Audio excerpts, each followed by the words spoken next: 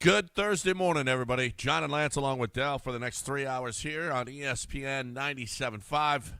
What the hell?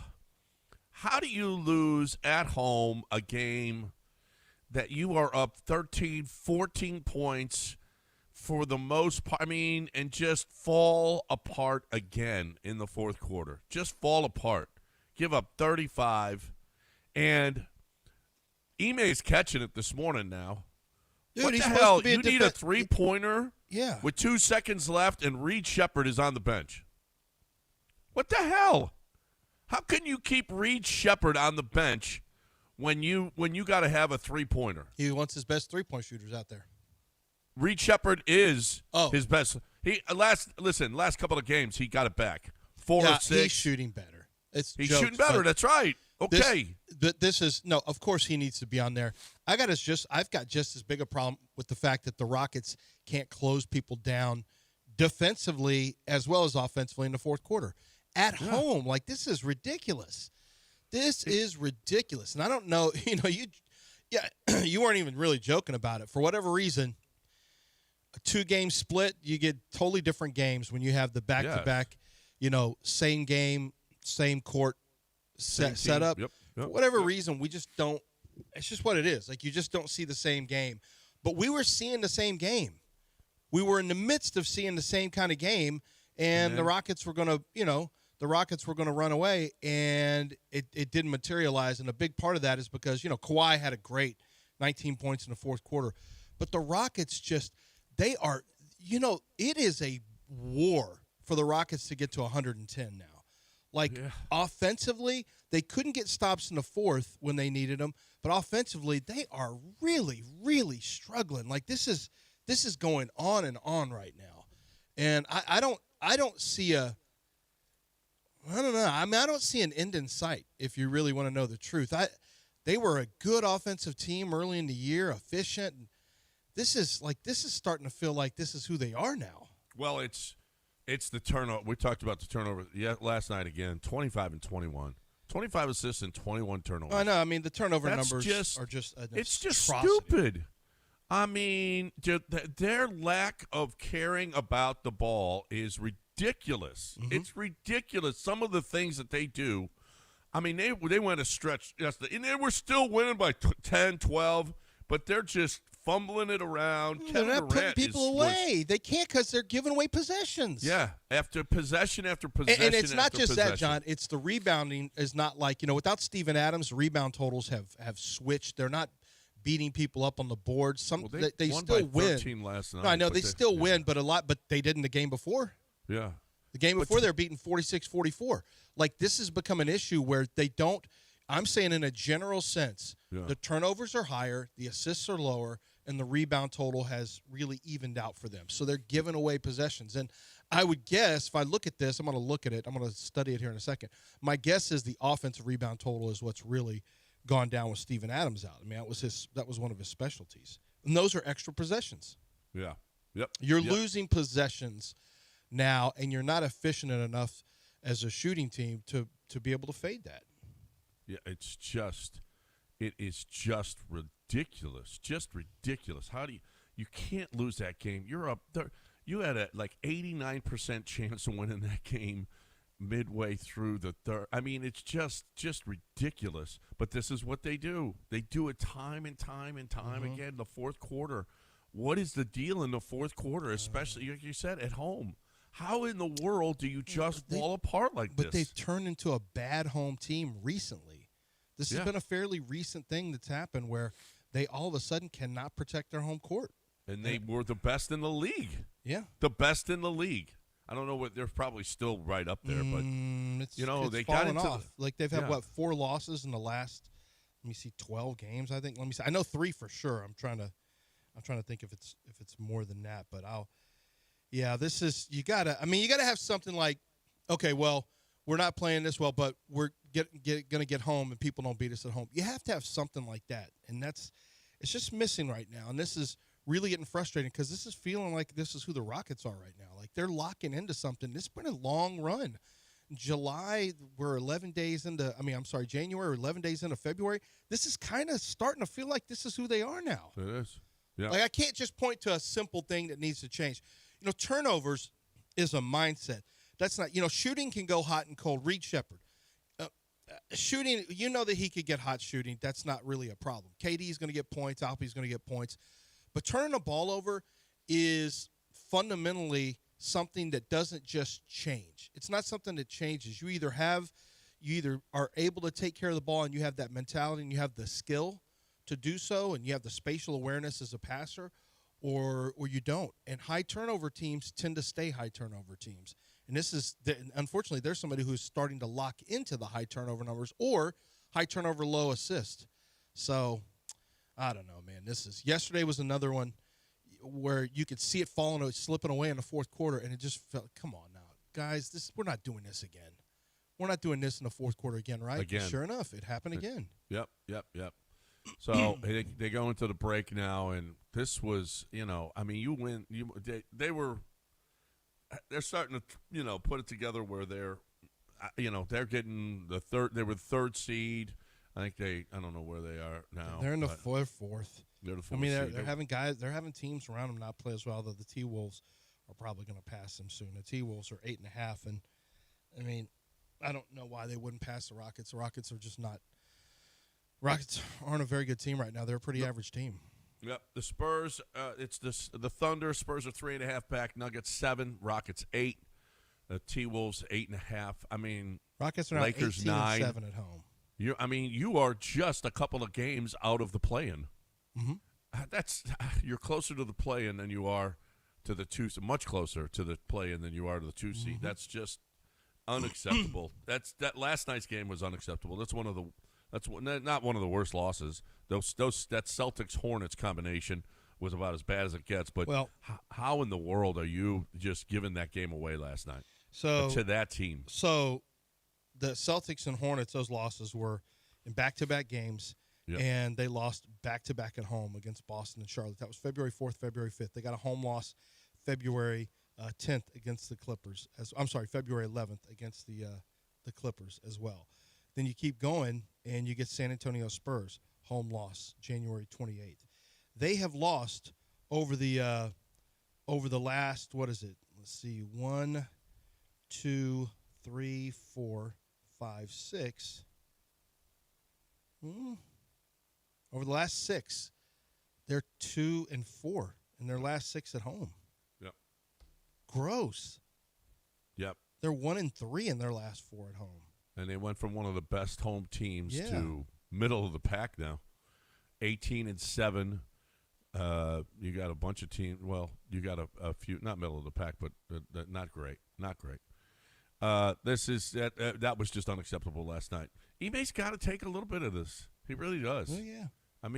This is totally unacceptable. First of all, and they're on a run, and or the Clips are on a run. The Rockets just go these stretches where they just can't score, and Kevin Durant was supposed to stop this. That's what Kevin Durant was brought here for. This is what plagued them last year. Yeah, he's not having the impact on this team that, I'm not blaming stuff on him, but he doesn't have the impact on this team that I was expecting him to. It felt like he was early in the year. We're like, look what he's doing for Jabari. Jabari's a different guy. This is great for Jabari. Oh, man, this is – and then we'd say, well, Alpe's taking a lot of shots in the last minute, but Kevin's supposed to be doing that. And then it was like, well, Kevin had some big misses at the end, and, he missed those free throws. And then now it's like it doesn't even get to the last minute. It's not about the last 5 seconds, 6 seconds of the possession. It's about falling apart in the fourth. And he and Alpe are not like taking the game and putting it on their back consistently enough. At least certainly not in the last few games where they say, well, I'm not letting this happen. Not on my watch. Like, that's what superstars need to do. Not on my watch. I'm taking over this game. And they've done it at times, but not nearly enough, and definitely not since mid-January they haven't. Like, they're not taking over and saying, this is not happening with us. It's not, I'm not letting this happen in the fourth quarter. That's what superstars do. Yeah. Right. And I don't know. He's worried That's more what your about guy James used to do. He was worried more about being called old head instead of OG, in the post-game press conference. Listen, this isn't on Kevin Durant. He's an MVP candidate. But he does. He's got to you know what? He's got to be a guy that everybody turns to when you're down or when you need him. He's got to be the guy that steps up. And I don't know what the hell is going on at home lately. It is just bad. Of course, the crowd was terrible. I mean, I guess because it's back-to-back, same team. I don't know. I mean, it's typical that everybody was late arriving, but a bunch of people didn't show up at all for this one. Because it's pre-Valentine's Day. What the hell does that have to do with Well, anything? that's become like a big thing where people get ready for Valentine's Day. They're getting ready for Valentine's Day? They're pre-Valentining, so that's probably why they didn't want to. They're like, I could go out or I can just relax and prepare for Valentine's Day. So that's probably, I'm assuming that's what it was. I'm assuming it's not because this team doesn't have any juice behind it right now. They don't feel like a team that's going to win at the highest level this year. I'm assuming that's not what it is. Yeah, it really does. You know, I know this. Hey, it's always been this way. This city will support a team it feels like can win championships, and it's just meh. Otherwise, it's just meh. That's the truth. And yeah, I mean, been in the whole life, and you guys know that's true. Don't be trying to bury me in the H. Stop it, guys. This is the H. Don't do your fingers and all that stuff. We get it. Been here forever. This is where I'm from. This is what it is. I mean, it's just you guys know that. This is what it is. When a team has some juice, everyone wants to be there. When it kind of falls off, or if they think that you got a season where you're not going to win, or you can't win at the highest level, you don't have a shot, people start to trail off, and that's, you got to get your juice back. I mean, it's still you got time, to get it back, but it's just we're in the midst of a disappointing run right now, and it's not just that you've lost 3 of the last 4 at home. It's that 4 of the last 5 games you haven't even hit 103 points. You're really struggling in a league that has become a high-scoring league. You are really trailing right now offensively. You're turning it over. Like the things that we don't like about basketball teams, inability to play clutch in the fourth quarter and to show grit and toughness. Like that's, the grit and toughness thing need to come back for Ime Udoka too. Kelvin Sampson would never let his team lose these games in the fourth quarter, and part of that's because they only have 2 halves. Well, yeah, part of that is why college basketball on the men's side has it's one of the most antiquated things in the history of sport.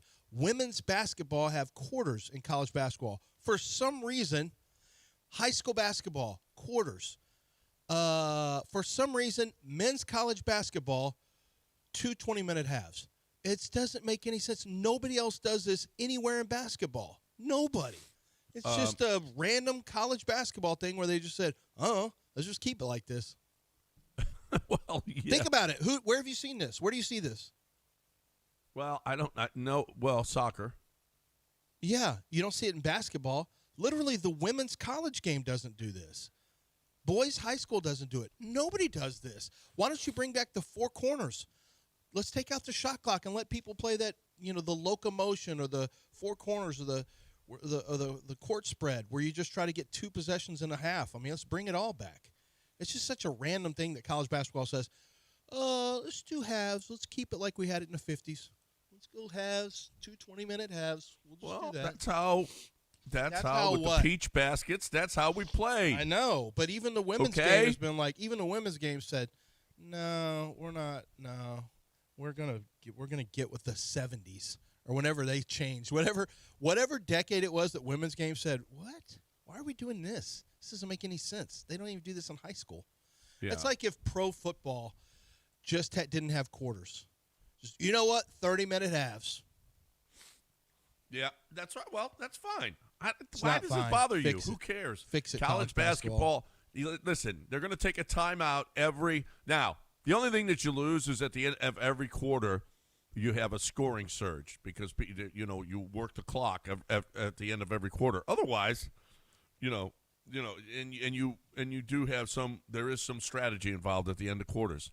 You want to take that away from college coaches. They're just not smart enough to be doing that. They're just they just don't. They decided we ain't about that life. Okay? I hope Kelvin Sampson doesn't hear that. Well, he will. He would be pissed. Holy crap! Yes, he would be pissed. It's college basketball, and they're going to do things different. Okay, that's all. And there is to obviously, it. Kelvin doesn't have a problem with it, or he would have said something. If Kelvin Sampson Yeah. doesn't like something, he's not gonna just going to say it. bite his tongue. No, Kelvin Sampson will Kelvin tell Sampson's good. Kelvin Sampson's older, and one thing I've learned about old people Yep. is they're not gonna do things they don't want to do, and they're going to tell you when they don't like things.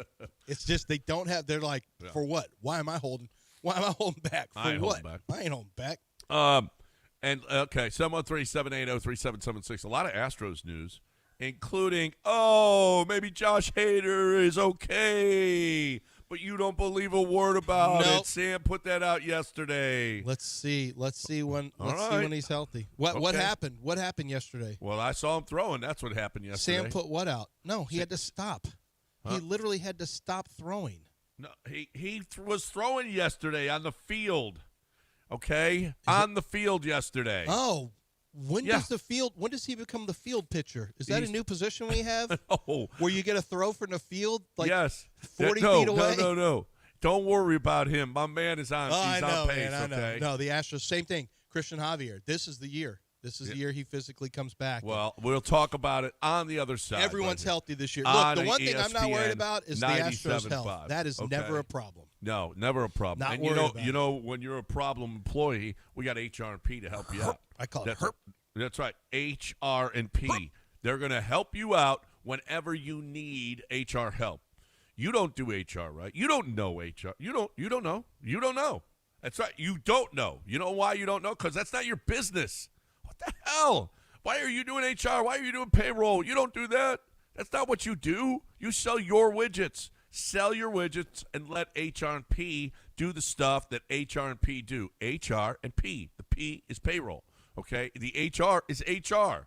So listen, you're looking for the best way to go about this. Okay?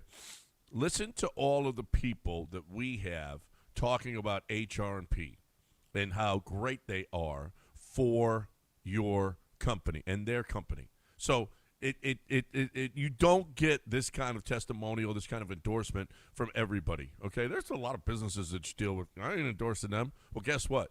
Everybody endorses HR&P because of the way that they handle it.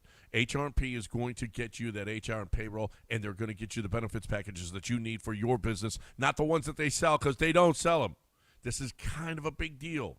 You're looking for the best way to get payroll to your people, do it more efficiently, do it economically, and do it technologically way better than you could do it. HRP.net. 281-880-6525.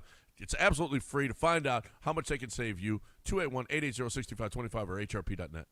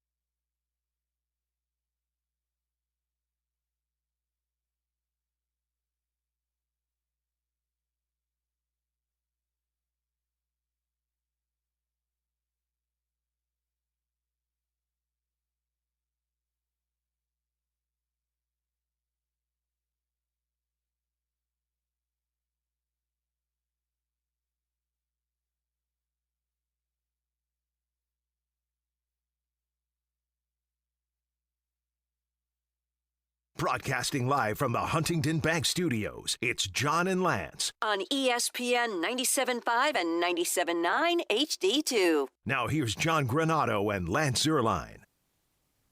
All right. Astro stuff. Josh Hader met the media yesterday after all the hubbub. Can you explain something to me? Like it was a big deal. We'll hear from Hunter Brown a little bit later and Joe Espada about Hunter Brown being the opening day starter. Was there ever any other option? Hunter Brown being the starter for opening day? Well, you told me the Burrows guy is pretty good. I kind of want to see Mike Burrows, who just got here from Pittsburgh. They say he's you good. You think he maybe was in the mix?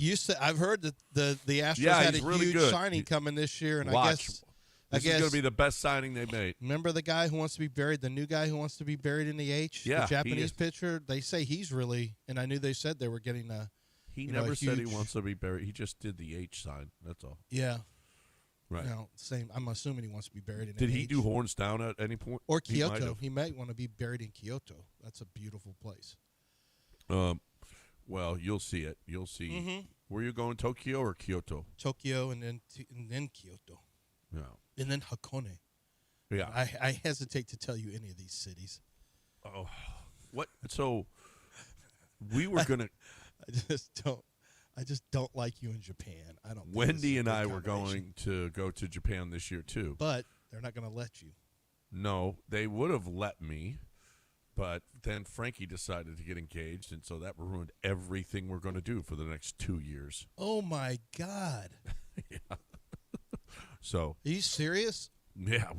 Are you? Do you have any idea what that's going to be?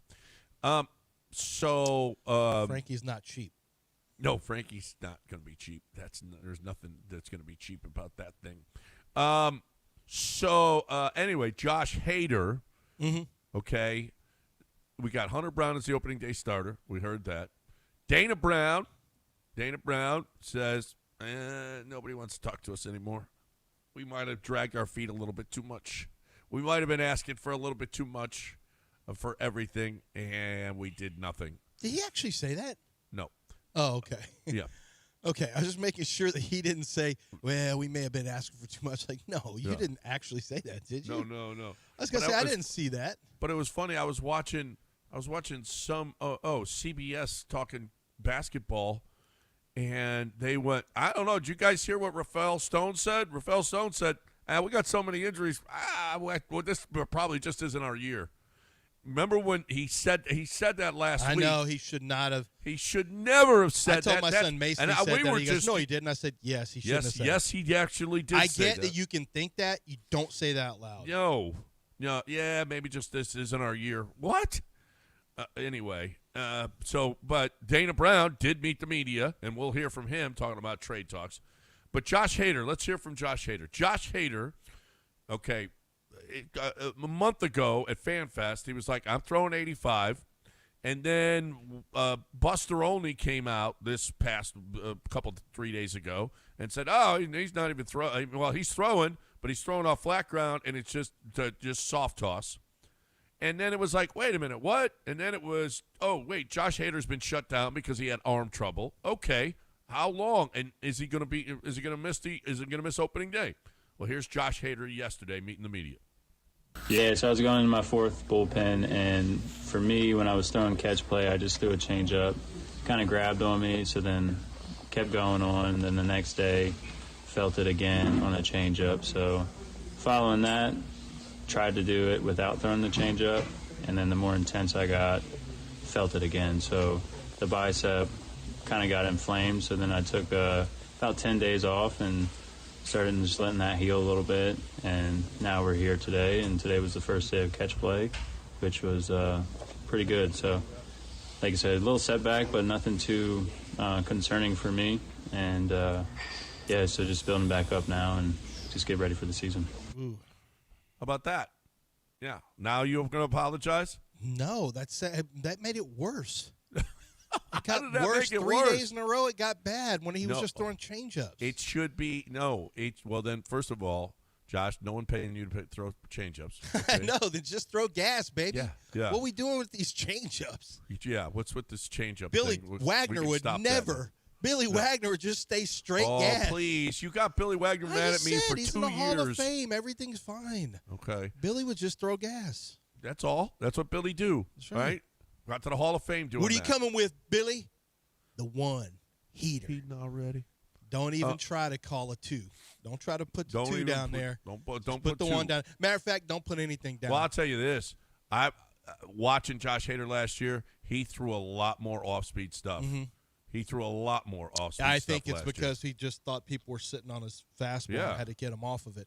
And that's admirable. I mean, you want to it's good for Josh Hader to develop the change. It's just we're a little gun shy about any injuries because it doesn't usually go well for the Astros, especially when there's a discomfort in the bicep or the forearm. It's usually terrible.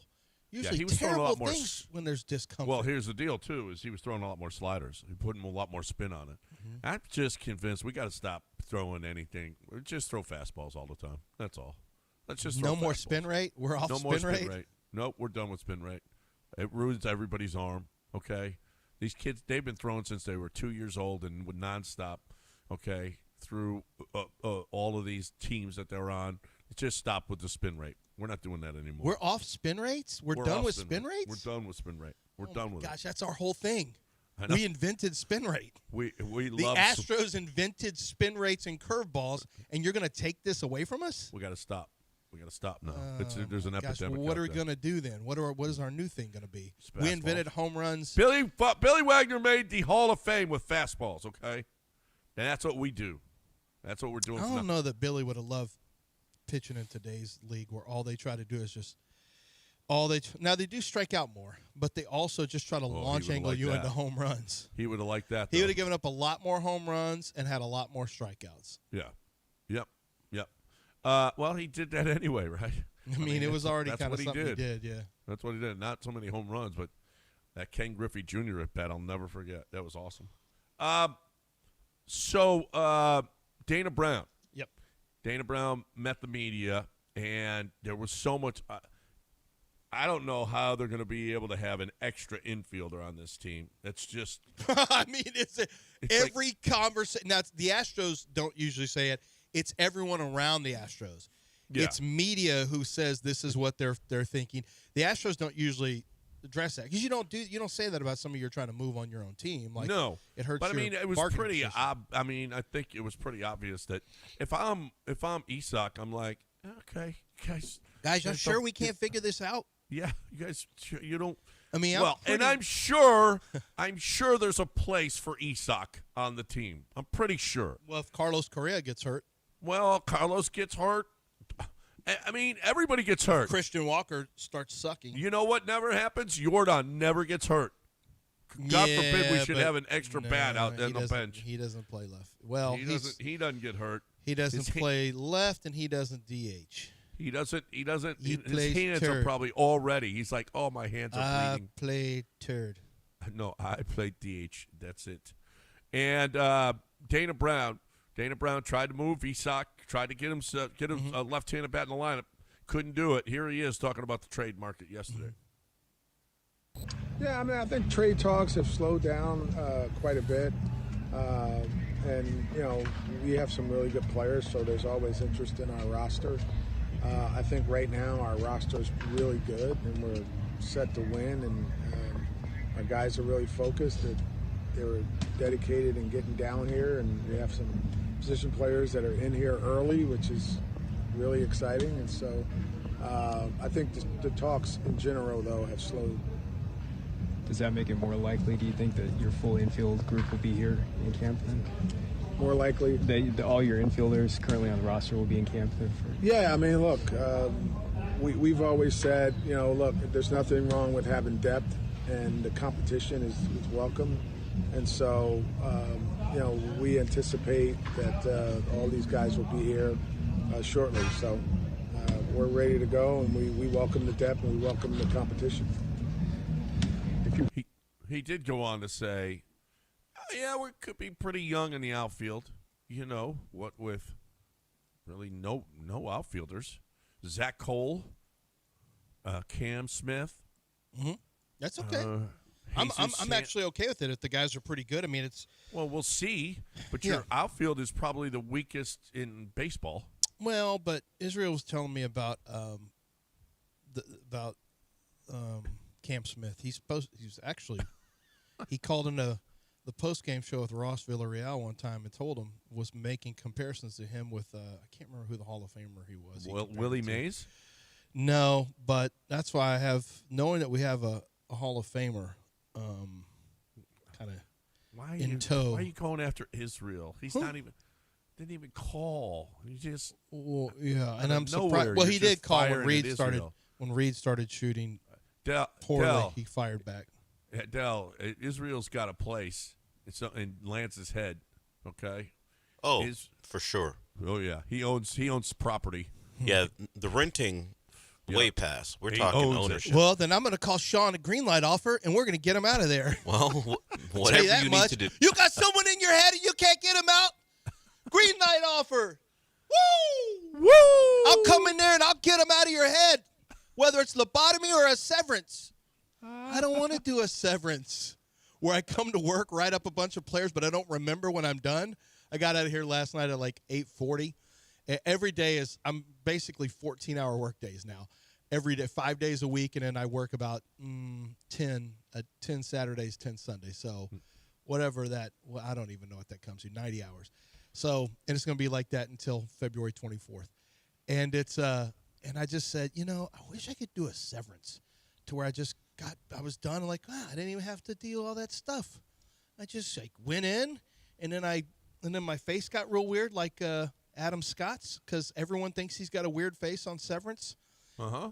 I mean, name somebody who hasn't said, what happened to Adam Scott's face? And I don't know if Severance has made. I've actually read. I Googled it and I said, what happened to Adam Scott's face? There was already a Reddit. There was already a whole Reddit string on this. Like, I think he's wearing prosthetics. I think they got prosthetics. I'm like, I don't think that's it. I think he just needs to wear a beard.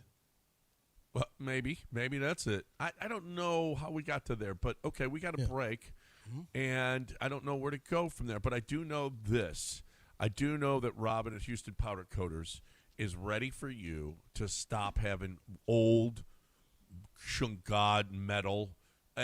Your patio furniture looks terrible, needs straps, slings, all this stuff. They fix it all. They make it look like it's brand new again. If you have stuff, well, I don't have a way to get it over to Houston Powder Coaters. No need. Houston Powder Coaters will pick it up and deliver it back to you absolutely free. It's what Houston Powder Coaters does. Houston Powder Coaters also is making our city. Now, you go look at other cities, and they got trash all the way up the sidewalk. They can't clear the snow. You know what we're doing? We got Houston Powder Coaters beautifying our city for the World Cup. We're going to have so many people coming to Houston, and we're going to look our best. And you know what the city did? They hired Houston Powder Coaters to make it look great.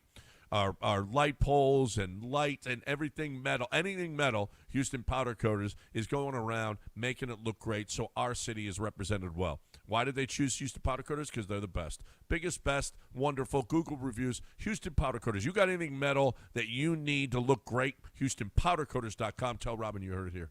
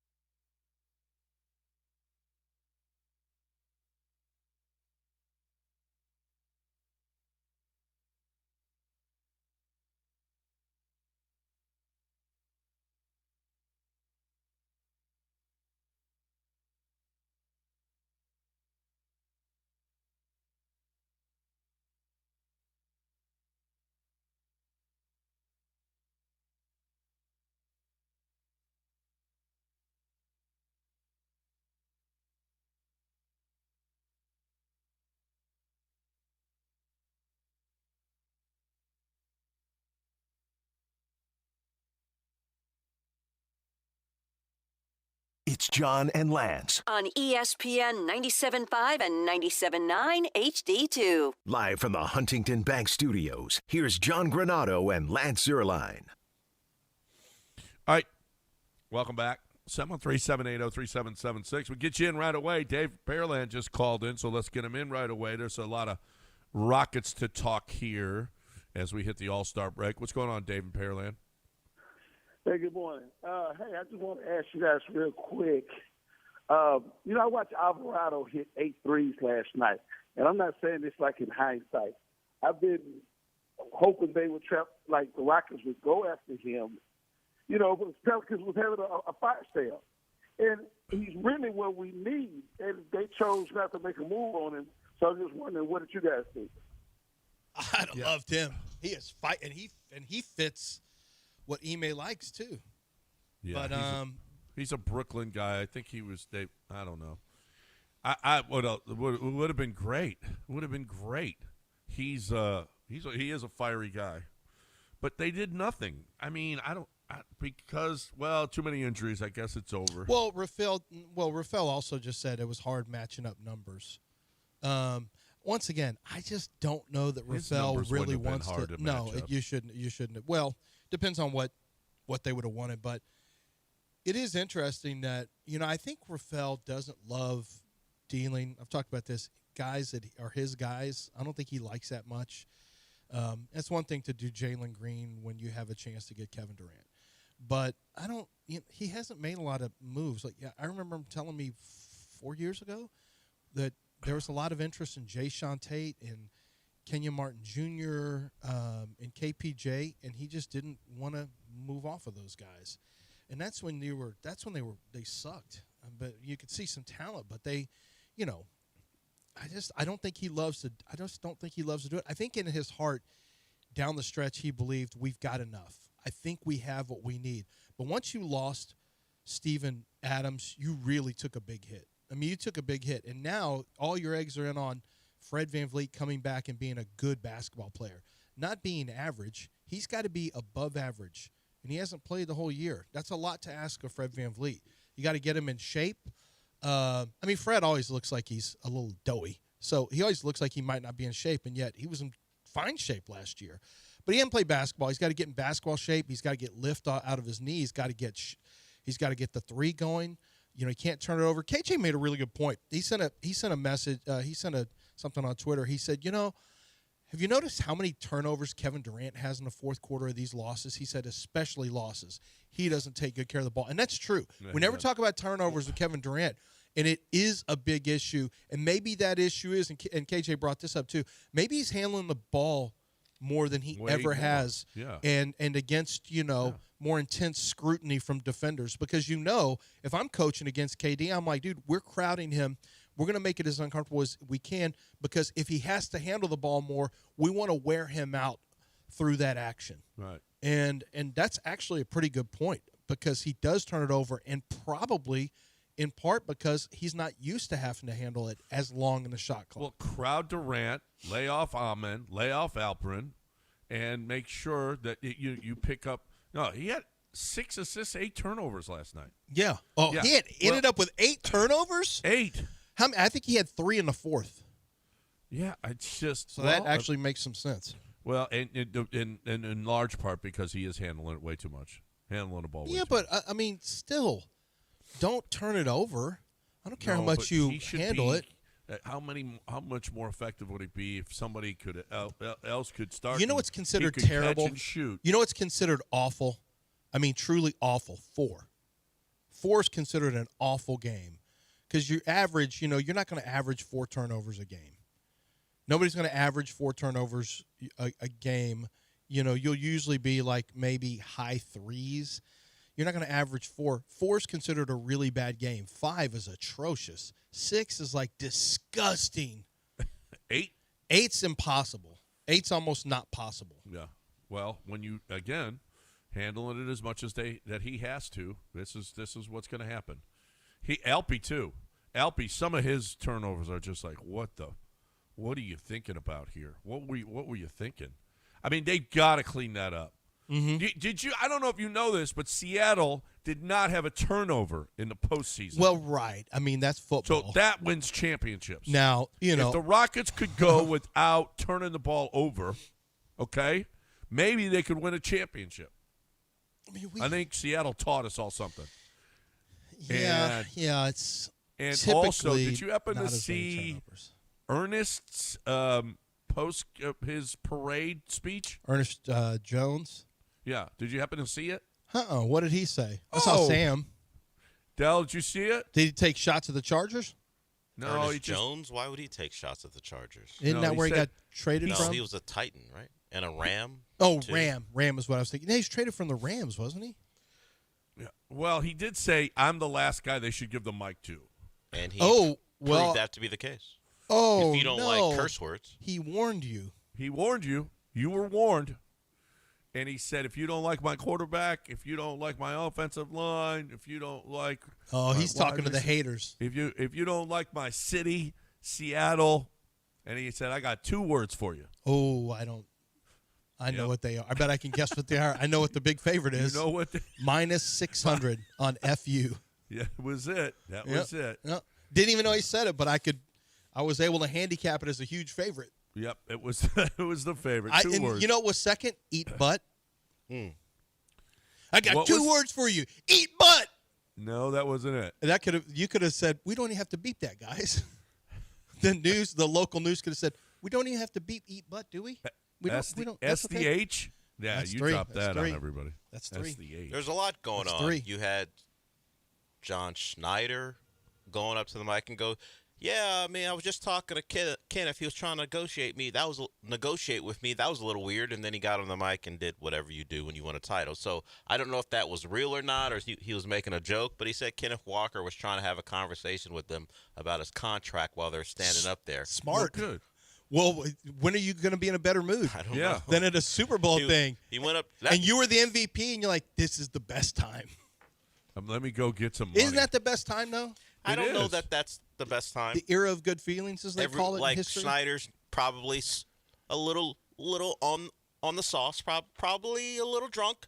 I'm not sure it's the best time considering. Seems like, wow, you're adding to this. But was it a great result when he goes well, up you to didn't the think he was going to microphone and snitch him out to the world? It's a little weird that he asked, but and then he went on to talk about how great everything is. So, yeah. By the way, just for an aside, we talked about the Jose Alvarado trade. They basically gave up Gershon Yabusele. They traded Yabusele for Dalen Terry. Dalen Terry then went to New Orleans for Alvarado.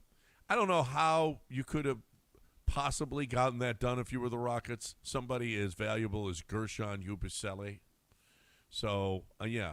I mean, why would you need a guy who can handle the ball and just knock down threes?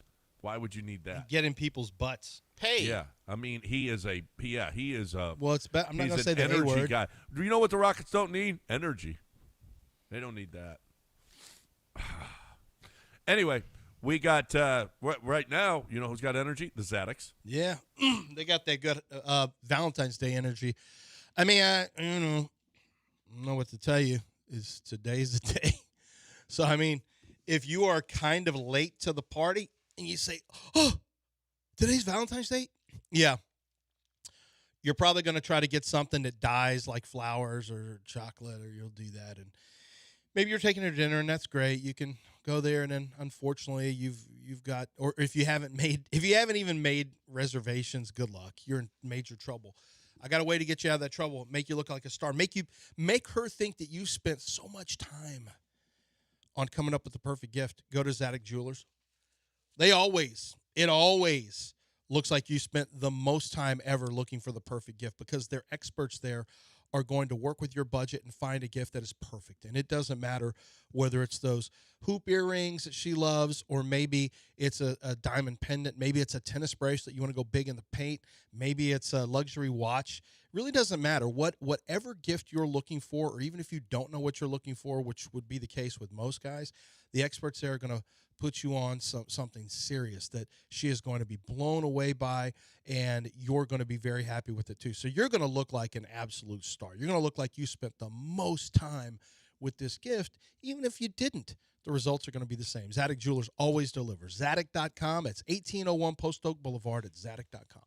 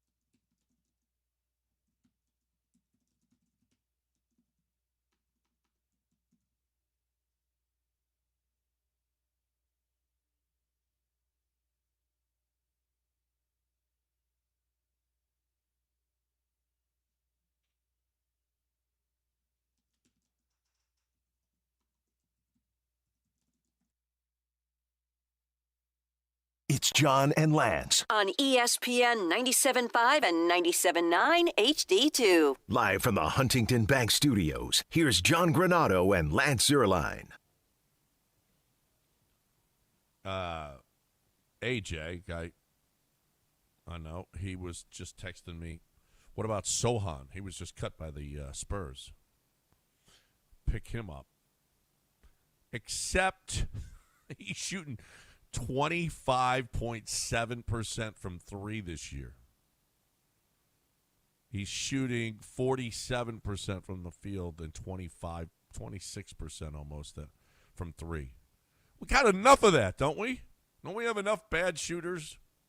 I think we're full up. I think we're full up on that. We don't need that. We're full. Tank is full on bad shooters. There's a reason. There's a reason the Spurs cut him. 713-78. We got a full board, so let's get to it. Did you say Stafford was first? All right, let's get Stafford in here. Hey, Stafford. Good morning, y'all.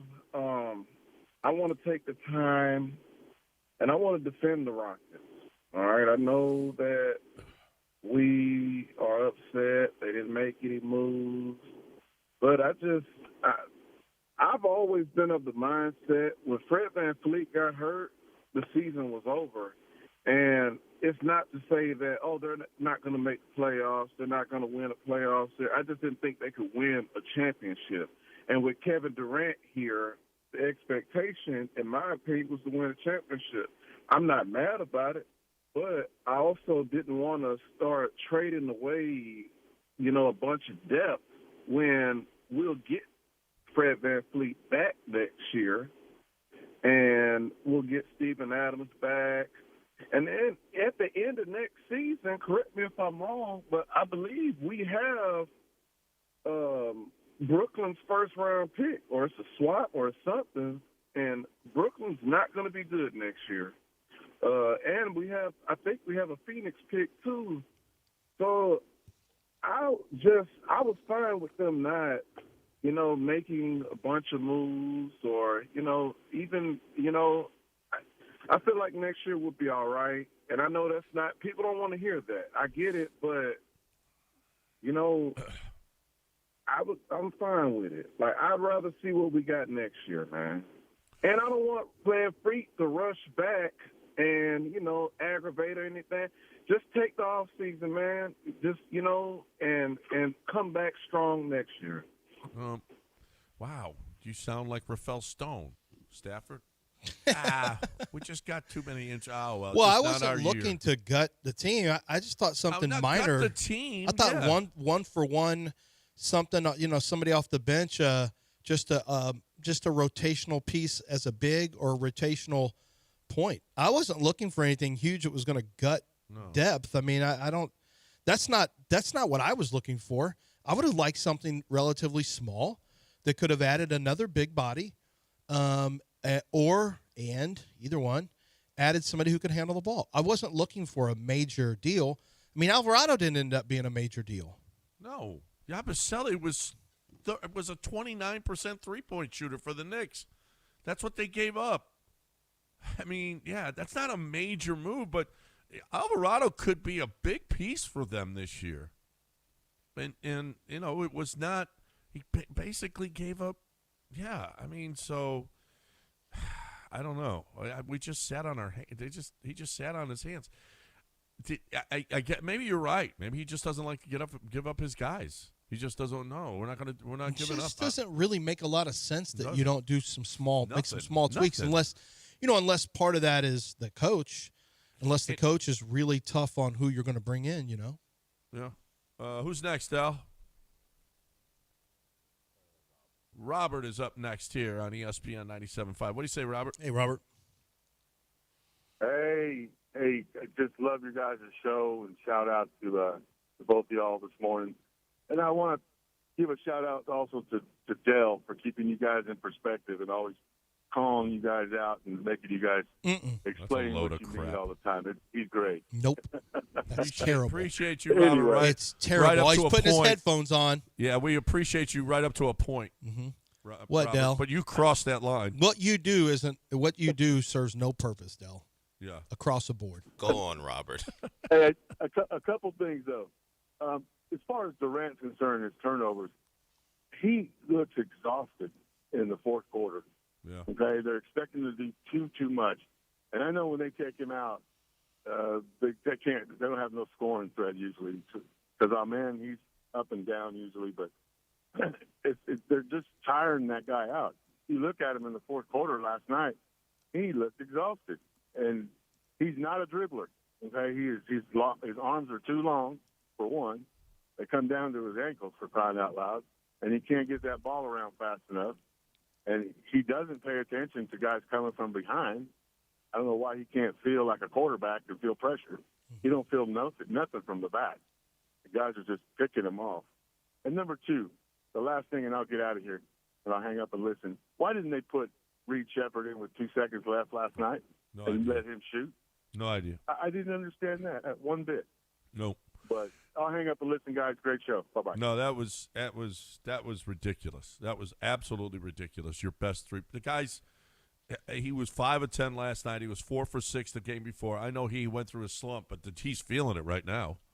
He's feeling it. And you needed a 3 to tie the game. Mm-hmm. You didn't even take the 3. Tari was on the line.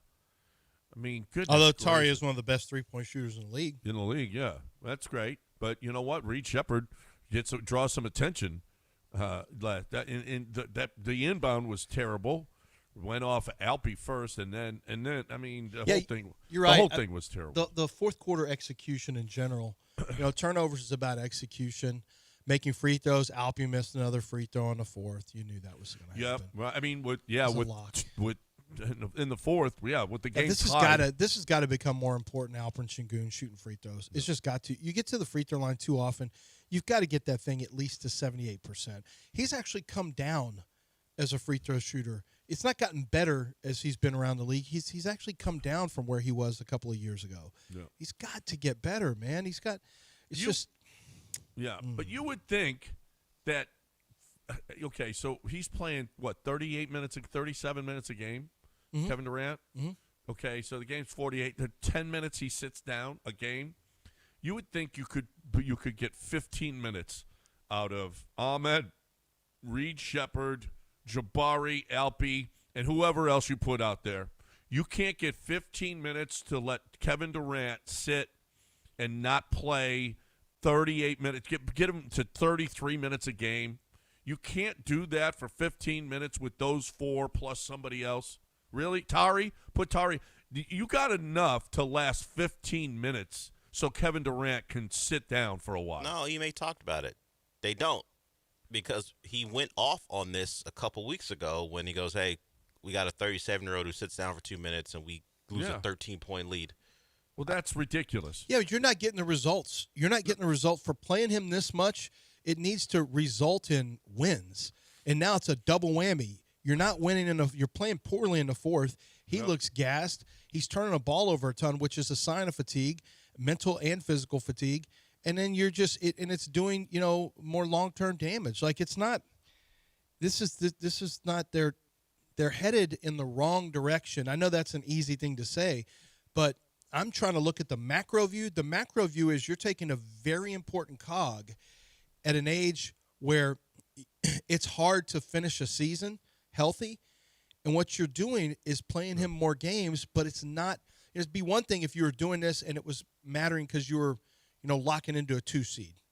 But you're not locking into a 2 seed. In fact, you're trending towards being closer to a 6 seed than you will be a 3 seed, frankly. 6 or 7. You're just a couple of games out of the Don't play-in. say 6, 7. All right, 713-780-3776. What T-shirt did Ernest Jones have at the parade? They had to blur it out.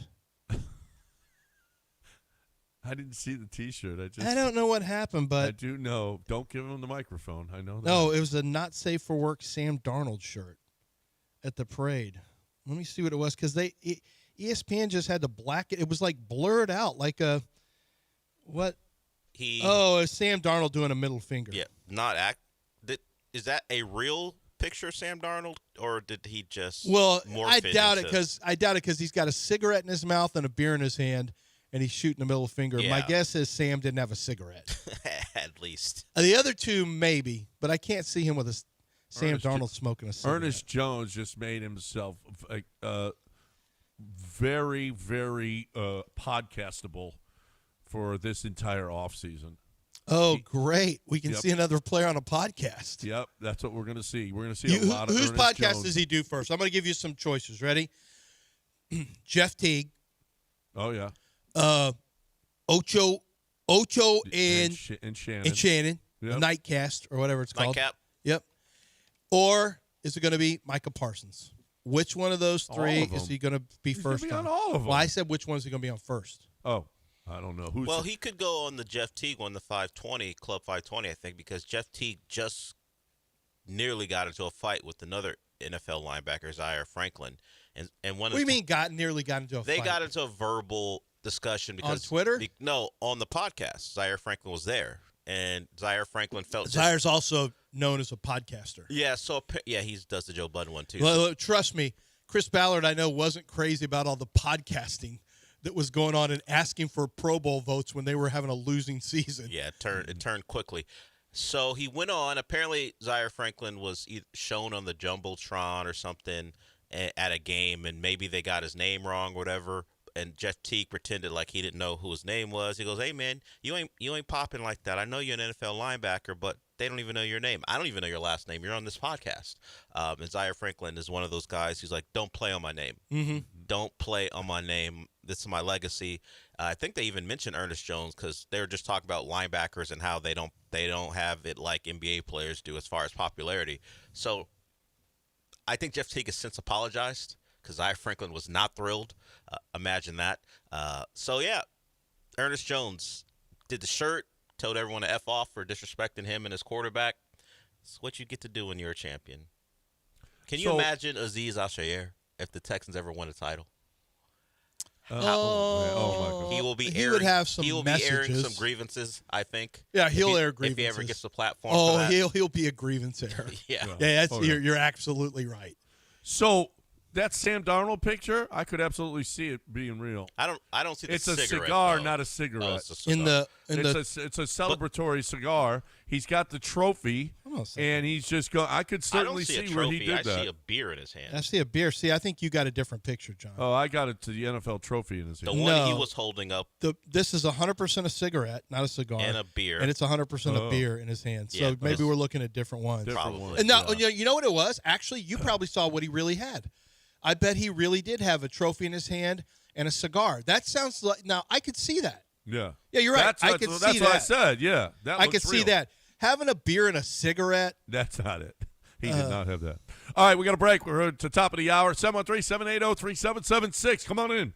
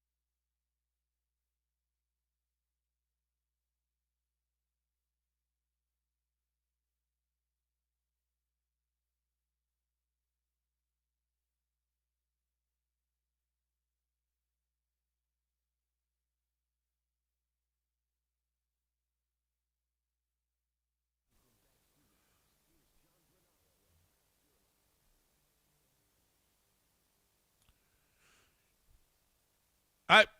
Welcome back. 713-780-3776 is the number to get in. Come on. We've got, for whatever reason, today, a lot of phone calls, and we like that. So if you want to get in here and voice your opinion, you're more than welcome. 713-780-3776. Chris, these are some of the best callers that we've ever had because they're all coming in. And maybe it's because it's Valentine's Day. What is Valentine's Day? It's not Valentine's Day. It's just people Day. are in a good mood. It's not Valentine's Day. Maybe people know that certain good things are going to happen today. It's not Valentine's Day. Oh, yeah. Today is the 12th. Yeah. Wait, which is Valentine's Day? The 14th. It's 14th. What's wrong with you? It's Wait the a minute. same every year. Oh, yeah, that's right. It's not the second So Thursday Valentine's of Day is on February. Saturday? Yes. Oh, I did a whole Zadig stuff like you're too late.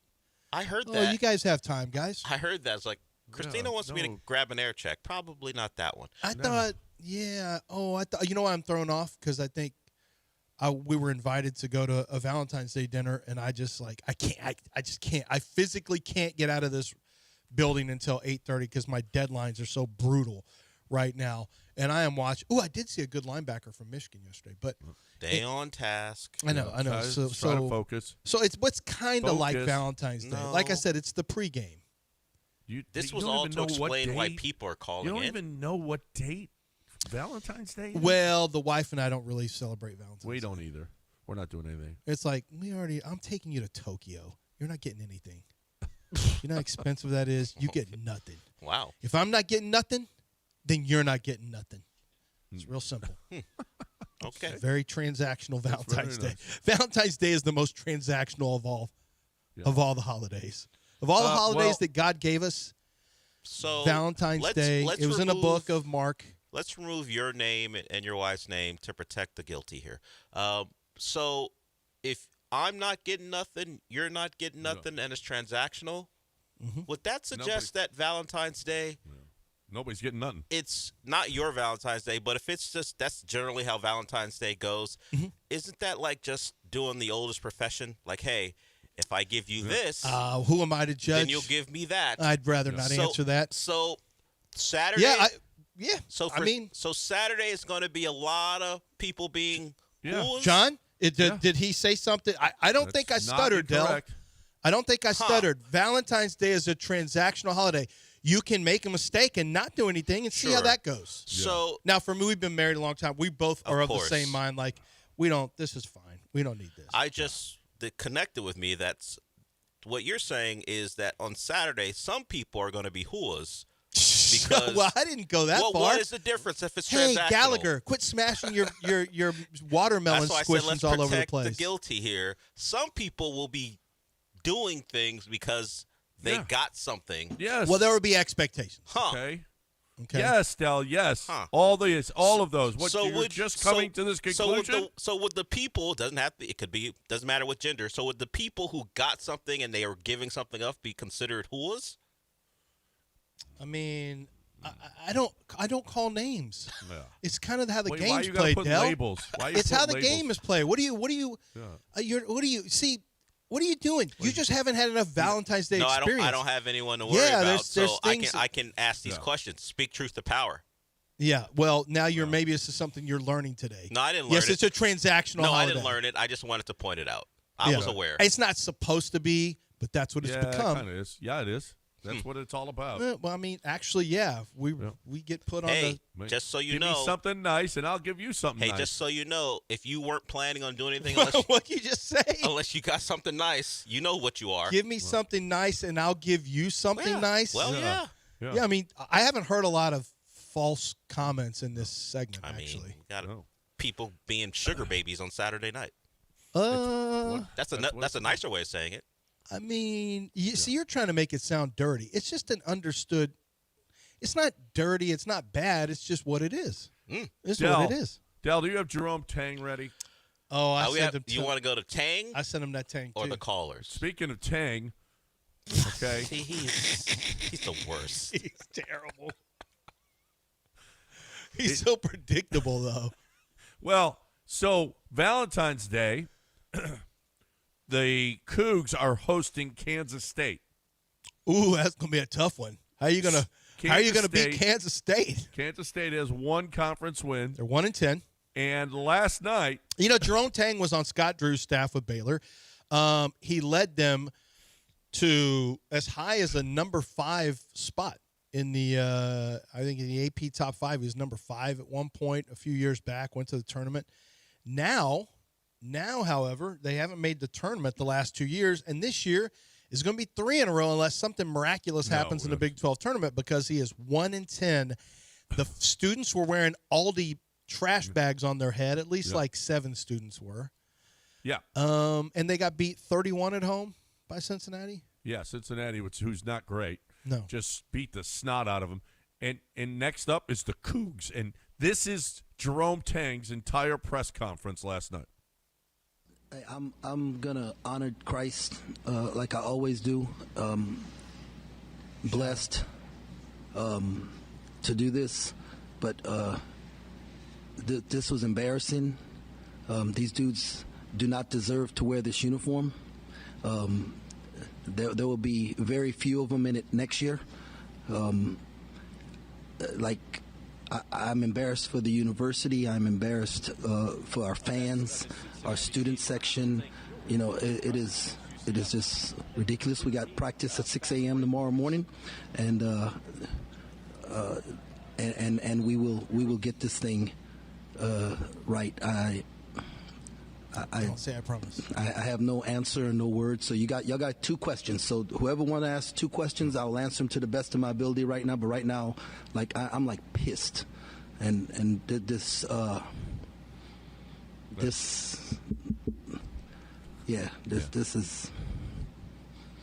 right. Questions. They got some pride, man. They got some pride. It means something to wear a K-State uniform. It means something to put on this purple, man. Our everything this university is about and all that it's been about. Why I love this place, man. Like they don't love this place, so they don't deserve to be here. Wow. He just failed that whole thing. Now he's got the Cougs on Saturday. So my bad. I misspoke. They got beat 29, not 31. But so here's what's not being said in that press conference. He's got a buyout that's the 12th highest buyout in college basketball. If they were to buy him out right now, it's to the tune of $14.7 million. It would be the highest in the history of college basketball if they buy him out. And what he basically said is his players don't deserve to wear the uniform. Now, let me tell you, when you air your players out like that publicly, that's a really bad look. You can say it to their faces. You don't go out on a press conference and try to distance yourself. We talked about this with Ime. This is way worse than Ime's ever done. He said his players don't deserve to wear the uniform, and most of them won't be in the uniform next year. You just don't say that publicly, not if you're a leader. That's not something you say. And even if you believe that, you don't say it publicly because you have to take a certain, some things have to stay in-house. This dude's got a $14.7 million buyout that Kansas State is going to have to fade. They may have to give it to him now because he's going to hit reset on the roster one way or another. He's going to have to bring in probably 10 new guys, either from their portaling out or he's portaling them out, one or the other, or they're leaving because they're seniors. He's probably going to have to come with at least 10 new players next year. And, good luck. Good luck trying to portal that many players in. But I can't believe he said that publicly about his team. Yeah, well, they don't deserve to wear the uniform, and most of them won't be here next year. Like, dude, you're still in the middle of tell that to their faces. I'm sure he will, but I'm just saying. Yeah, do you really want to say that to everybody? You really want to say that to parents? Everybody hears this. This is how you talk about their kids. So when you try to recruit, people can say, "You're going to Kansas State." Did you hear? I'm just Mr. and Mrs. Jones. That's fine, but we want to make sure that we're here for your child, for your son, and we want to have his back, even in the tough times with adversity. Did you hear what Coach Tang said about his teams? I'm going to show you something real quick on my phone. That's how easy that is. That's how easy it is to dirty recruit him. Is when things get tough, he's gonna blow your kid out in the publicly. That's what he's gonna do. Well, he's not the only one. Tad Boyle from Colorado. Colorado scored 44 last night. Got destroyed. Mm-hmm. And Tad Boyle's like, same thing. Well, was an all-time ass whooping. Well, I think some of these and we are terrible. Don't you think some of these coaches now are more frustrated because they have to deal with these players and their agents demanding, and then this is the result? Yeah. Now that I think about it, some of the frustration that's coming out is probably, man, F you. Your stupid-ass agent came to me and got all this money, and look how you're playing. Look at how you play. Probably there is actually – because you have to rev share too. Yeah. Probably there is some of that. Anytime you put a financial number next to someone's play, it becomes a really big deal.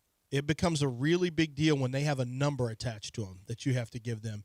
I'll bet you some of that frustration he just showed is because he thinks guys aren't, maybe have cared more about the money than the ball. I bet there's some of that going on. Well, that's the guy you recruited, though. I mean, Kelvin Sampson. Right, yeah. Yep, he says, we ain't got – if a guy's worried about the money, he's out. We ain't recruiting him. If he's worried about the money, he ain't coming here. And maybe you know what? You make a deal with the devil, and guess what? You dance with him. Time to talk a little Billy right now. My man, Aqueduct Plumbing Company. Billy is here for you, whatever plumbing issue you have, whatever you need, our guy Billy Brown is here for you. Our guy Billy Brown is going to make sure that your plumbing issues are taken care of. He's awesome. He always stands behind his work. He's going to make sure that whatever it is that his guys do, that they do it perfectly, that they do it correct, that it's done well, and you get a fair price for it. The man's in business, right? So I mean, yeah, you got to make a little bit, but doesn't have to kill you. Doesn't have to gouge you. You don't have to pay him just for showing up. That ain't happening. That ain't what Aqueduct Plumbing Company's about. I love the way Billy does it, and you will too. You got any plumbing issue, Lance? We've had plumbing issues. Billy's there. Yeah, Billy's there. And big jobs, small jobs. There's something my wife wanted. There's a leak in the toilet underneath. And I'm like, we're not calling Billy. We're not doing this. I call him all the time for everything. I'm just going to get a handyman on this one. I don't want to air Billy, but I know that Billy would, if he hears this, he's going, no, what do you need? Yeah. Let's do that. Let's get our guys out there. That's how they are with you. They'll get their guys out there. They got a lot of trucks. They get out to where you are very, very quickly, and they do an amazing job. And they're very transparent with fair pricing. And they never charge you just to come out and diagnose the issue. It's our good friend over at Aqueduct Plumbing Company. Billy Brown owns it, but the workers like family because we've had them out so much. AqueductPlumbingCompany.com.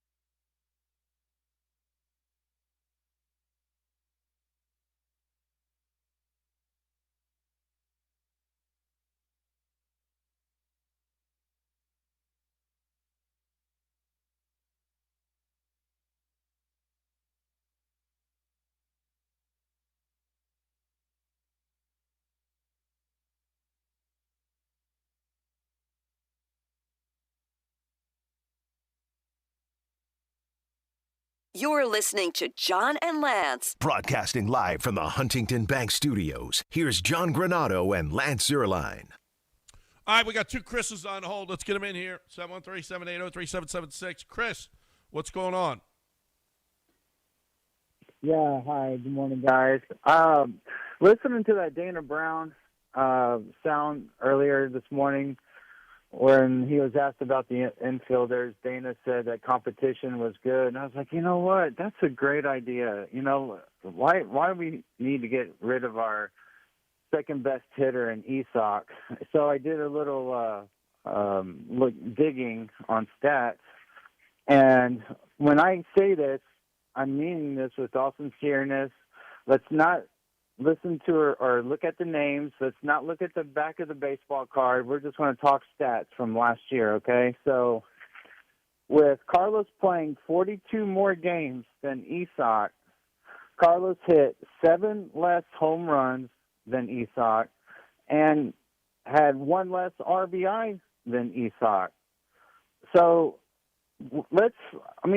I know Carlos is a lifelong Houston legend, but right now I think Esoc is the better player. I mean, why is it set in gold other than the valuable mound visits that Carlos has? You know, why is it set in gold that Carlos is going to be starting opening day? Don't hang up. Don't hang up. Don't hang up. What are you going to do with Carlos? Just put him on the bench? No. Well, I'm asking Chris. No, what do you want to do with him? it's a good question. It's a good question, but let's have our best infield starting, and then make it a competition, like he said. I mean, where are you going to put Esoc if you're gonna play Carlos? I mean, it can go both ways. You know, I kind of like to see Carlos do well this year, and maybe have Esoc over at first if Christian starts out slow again. Yeah, we would all love that. I mean, it shouldn't be Carlos versus Paredes, though. It should be, if we're going to do this game, if we're going to play this game, it should probably be Christian Walker versus Paredes. Well, there's plenty of at-bats to go around for everybody. Plenty of it. Well, there is, if you're willing to have Paredes on the bench as your new, I hate to say Dubon. I mean, he's not actually a utility player. No, but he can play second. He can play third. He can play first. Yeah, he's an infield utility player. He can DH. You know, this thing, competition, it ain't a competition. You need depth. You don't need just, we got 4 infielders, Carlos, Pena, Altuve, and Walker. No, you don't. You need more than that. You got it. And by the way, Jordan, he gets hurt. So this thing that, we got, it's what a glut. No, it's not a glut. You actually have a pretty, you know what? It's nice to have a little depth there. Yeah, but do you think that Jim Crane, and I don't know this, I'm just asking, because we're like, why in the world are you in a hurry to get rid of a guy who fits this, especially this building? Do you think that, I know it's a 1-year deal, but do you think any of it has to do with the fact that he's going to make $9.35 million and he's not a starter? Well, I mean, Doobie's, what, 5 or 6? You have a club option. You have a club option, so you're basically, that the club option means you can get out of it if you don't move him. It's $13.35 million, which maybe he becomes your full-time first baseman next year. I don't know. The Walker move, it seems like anybody you go and try to get at first base now is a problem. But, you could argue that this makes him more valuable. You have 2 years of club control at a grand total of $22.7 million. So maybe it makes him easier to trade. You and I both believe that that's why the Astros did what they did, why they came to an agreement, because it makes him easier to trade. He's a known commodity contractually over the next 2 years. But I wonder if Jim Crane just says, I don't want to just be paying a guy 9.35. No, they have a need. They have a roster left-handed need. bat, and they need an outfielder. Yeah, so I know. That's true. the main reason he's out there. Yeah, that's true. No, that's true. That's true. I'll bet you who they get back costs less than him. I don't know. They should. No. I mean, honestly, I'm looking for young players. I'm okay if the Astros don't. The all-in thing is over. We're done with that. This needs to be about trying to field the most competitive team you can relative to a big picture build up. because your old stuff, it's done. The old Astros, that run was great, but it doesn't mean you have to go in a tank like we've seen the Astros do before. You and I watched it after the 04 World Series. It was a slow decline into terribleness, into terribility. And it doesn't need to be that. You don't have to just bottom out. You can actually reset if you do it wisely, if you keep adding young players, hopefully Cole, hopefully Cam Smith. These guys are going to be, big factors this year, I'm hoping. You need a young arm or two to step up. So if you have a chance to make moves that add to your core of young players, I'm always good with that. Even if you don't win the division, even if you don't make the playoffs, I'm good with it as long as you're always working to try to become a championship team again. I would hate for them to become the Carlos Lee Astros. Yeah, it was awful. You had nowhere, but you had no future, and you were declining. You got some older players now. You got Altuve, Hader's up there, Christian Walker is up there. And they're expensive too. Yeah. Well, relatively speaking, Christian Walker doesn't cost you an arm and a leg, but still. No, you're yeah. No, you don't want to get older, but I don't know. They couldn't. They needed. I guess they needed to make a move. What they needed was Paredes to play left field. Is what they needed. I don't know why that's still not even in question. Why not put him out there and hit 1,000 balls at him a day and see what happens? I mean, he's better than Zach Cole. You know what? Put Cam Smith in center. Put Zach Cole in right, and let's go. If you could move Altuve to left field, you could certainly move Paredes to left field. Mm-hmm. That's just I don't get it. I don't get it. The other Chris is here. Chris in the Woodlands. What's up? Hey, what's up, guys? Love the show. Real quick, I don't about the Rockets. I don't like bringing up Tari Eason too much. Do you guys know how many games he's played this year? Tari Eason, of their 53, I would say 53 games. There's 53 total games. Well, do you have the answer? I can guess. Yeah, I do. Okay, he's played 50. There's been 53 total games. My guess is I'm going to say 33. I'm going to say less. 22, bro. 22. Well, that's not correct. Hold on. Dell just. It's 31. Yeah, pull it up. Dell said he's played 31. I got it on Basketball Reference. 31 games. All right, Google AI told me this morning 22. Can't trust it. That's 20. Yeah, that's like 40% of the games missed. And we talked about him being a good three-point shooter and how Rafael Stone wants to keep him around. But my bigger issue is this. When the Texans have bad offense, we do talk about TJ, but we also talk about the OCs.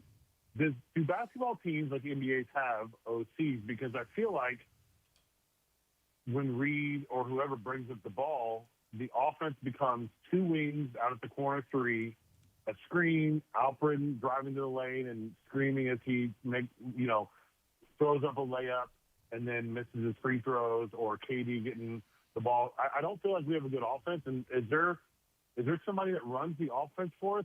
Can we maybe switch up what we're doing? I don't know. It just feels like I saw last night a few double screens for Reed to get threes, and that didn't work. And then KD turned the ball over. But I hate Tari Eason, man. I hope he's gone. If his mom puts out stuff on Twitter. Anyway, I just want to see, what do you guys – is there an OC for the Rockets? I'm frustrated with the Rockets right now.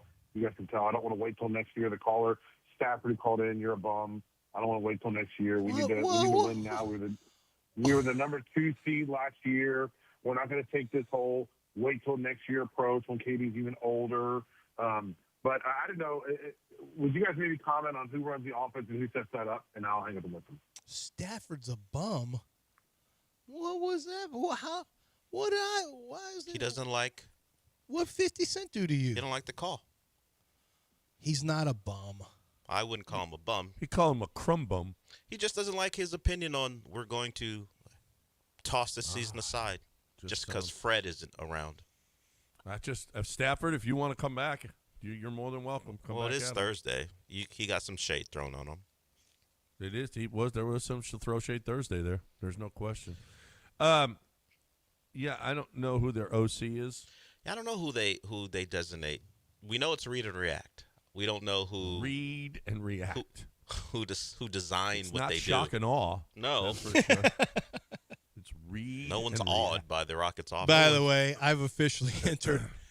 Ooh, this is not a good time in my life. I've officially entered Vietnam documentary Netflix Vietnam documentaries. And The Turning Point, it's a good one, but still, once you hit Vietnam documentaries, your Netflix algorithm just says, he's here, guys. You're done with World War II? He's here. He's Turning now Point. officially in documentary. Yeah, I'm done with World War II. That's why my wife, we're in Tokyo, she goes, we need to go to it's Hiroshima, by the way, not Hiroshima. We need to go to, she said Hiroshima. I had to tell her, I said, it's Hiroshima. She said, I want to go there. I said, I don't want to go there. I already watched the documentary. I'm good. Well, we need to go there. There's a museum. I don't care about dumb museums. I'm going to Osaka. That's where it's popping. Okay? That's where. I'm going to Osaka. You take a day trip to Hiroshima and sit in your museum the whole day and read about World War II. I already lived it on a documentary. On You think you're going to see Mara-san there, don't you? No, I just want to go see Osaka. Osaka's where it's popping. Bun told me you got to go to Osaka. Who am I going to listen to? Bun B or my wife? About something cool in Japan. Who am I listening to? My wife who's never been there or Bun who's been there multiple times? Bun B wins over my wife when it comes. What should we do? I don't know. Maybe go in a museum and just read stuff? No. What else is there to do? Osaka. It's going to be Osaka. That's my day trip. What was her name in Mariko Shogun? Maru-san? Mariko. Mariko. Yeah, I saw her.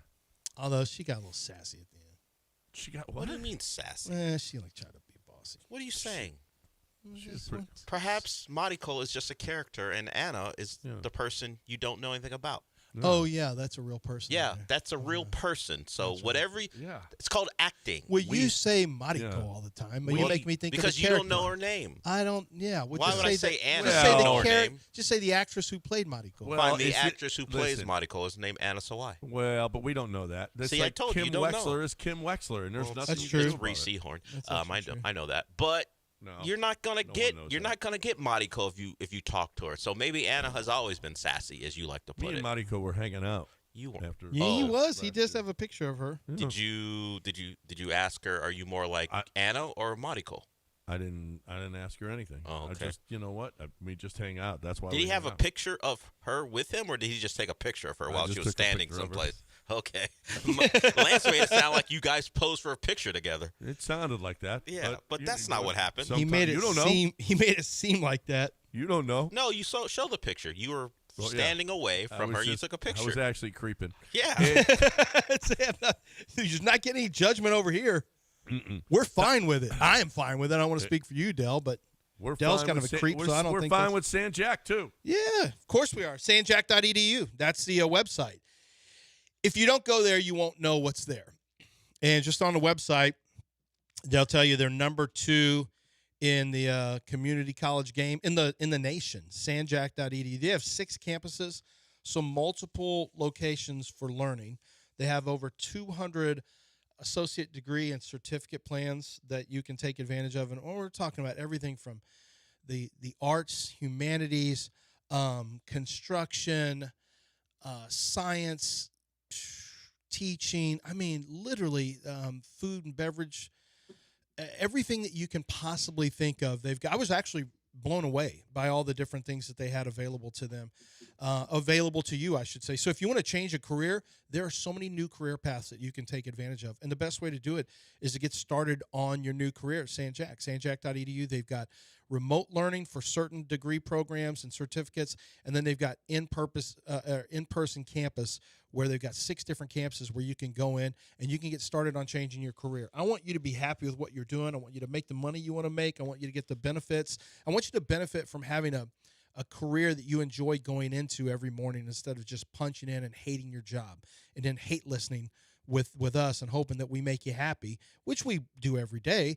But that's a lot of pressure on us. I just want you to be happy with the job you have, and that's where Sanjak can be a big game changer for you.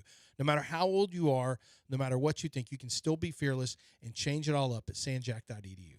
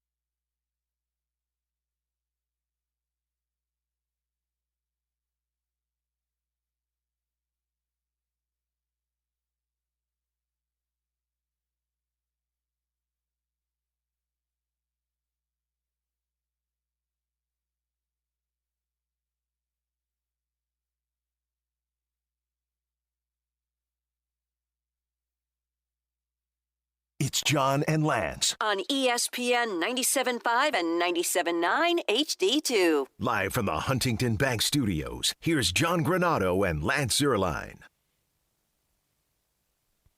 All right, welcome back. John and Lance along with Dell. Pretty much, you guys are running the show. Well, I don't know. We're calling each other bums now? Is that what we're doing on this show? I mean, we've called each other worse. It just seems a little aggressive. Nah, I think it's the right tone. You disagree with someone because you're a bum. You crumb bum. They've got more of a patient approach to a season, and you're like, you know what? I'm living and dying. How long are we going to have Kevin Durant at this level, and we're losing games to the Clippers? And quite frankly, that is the case here.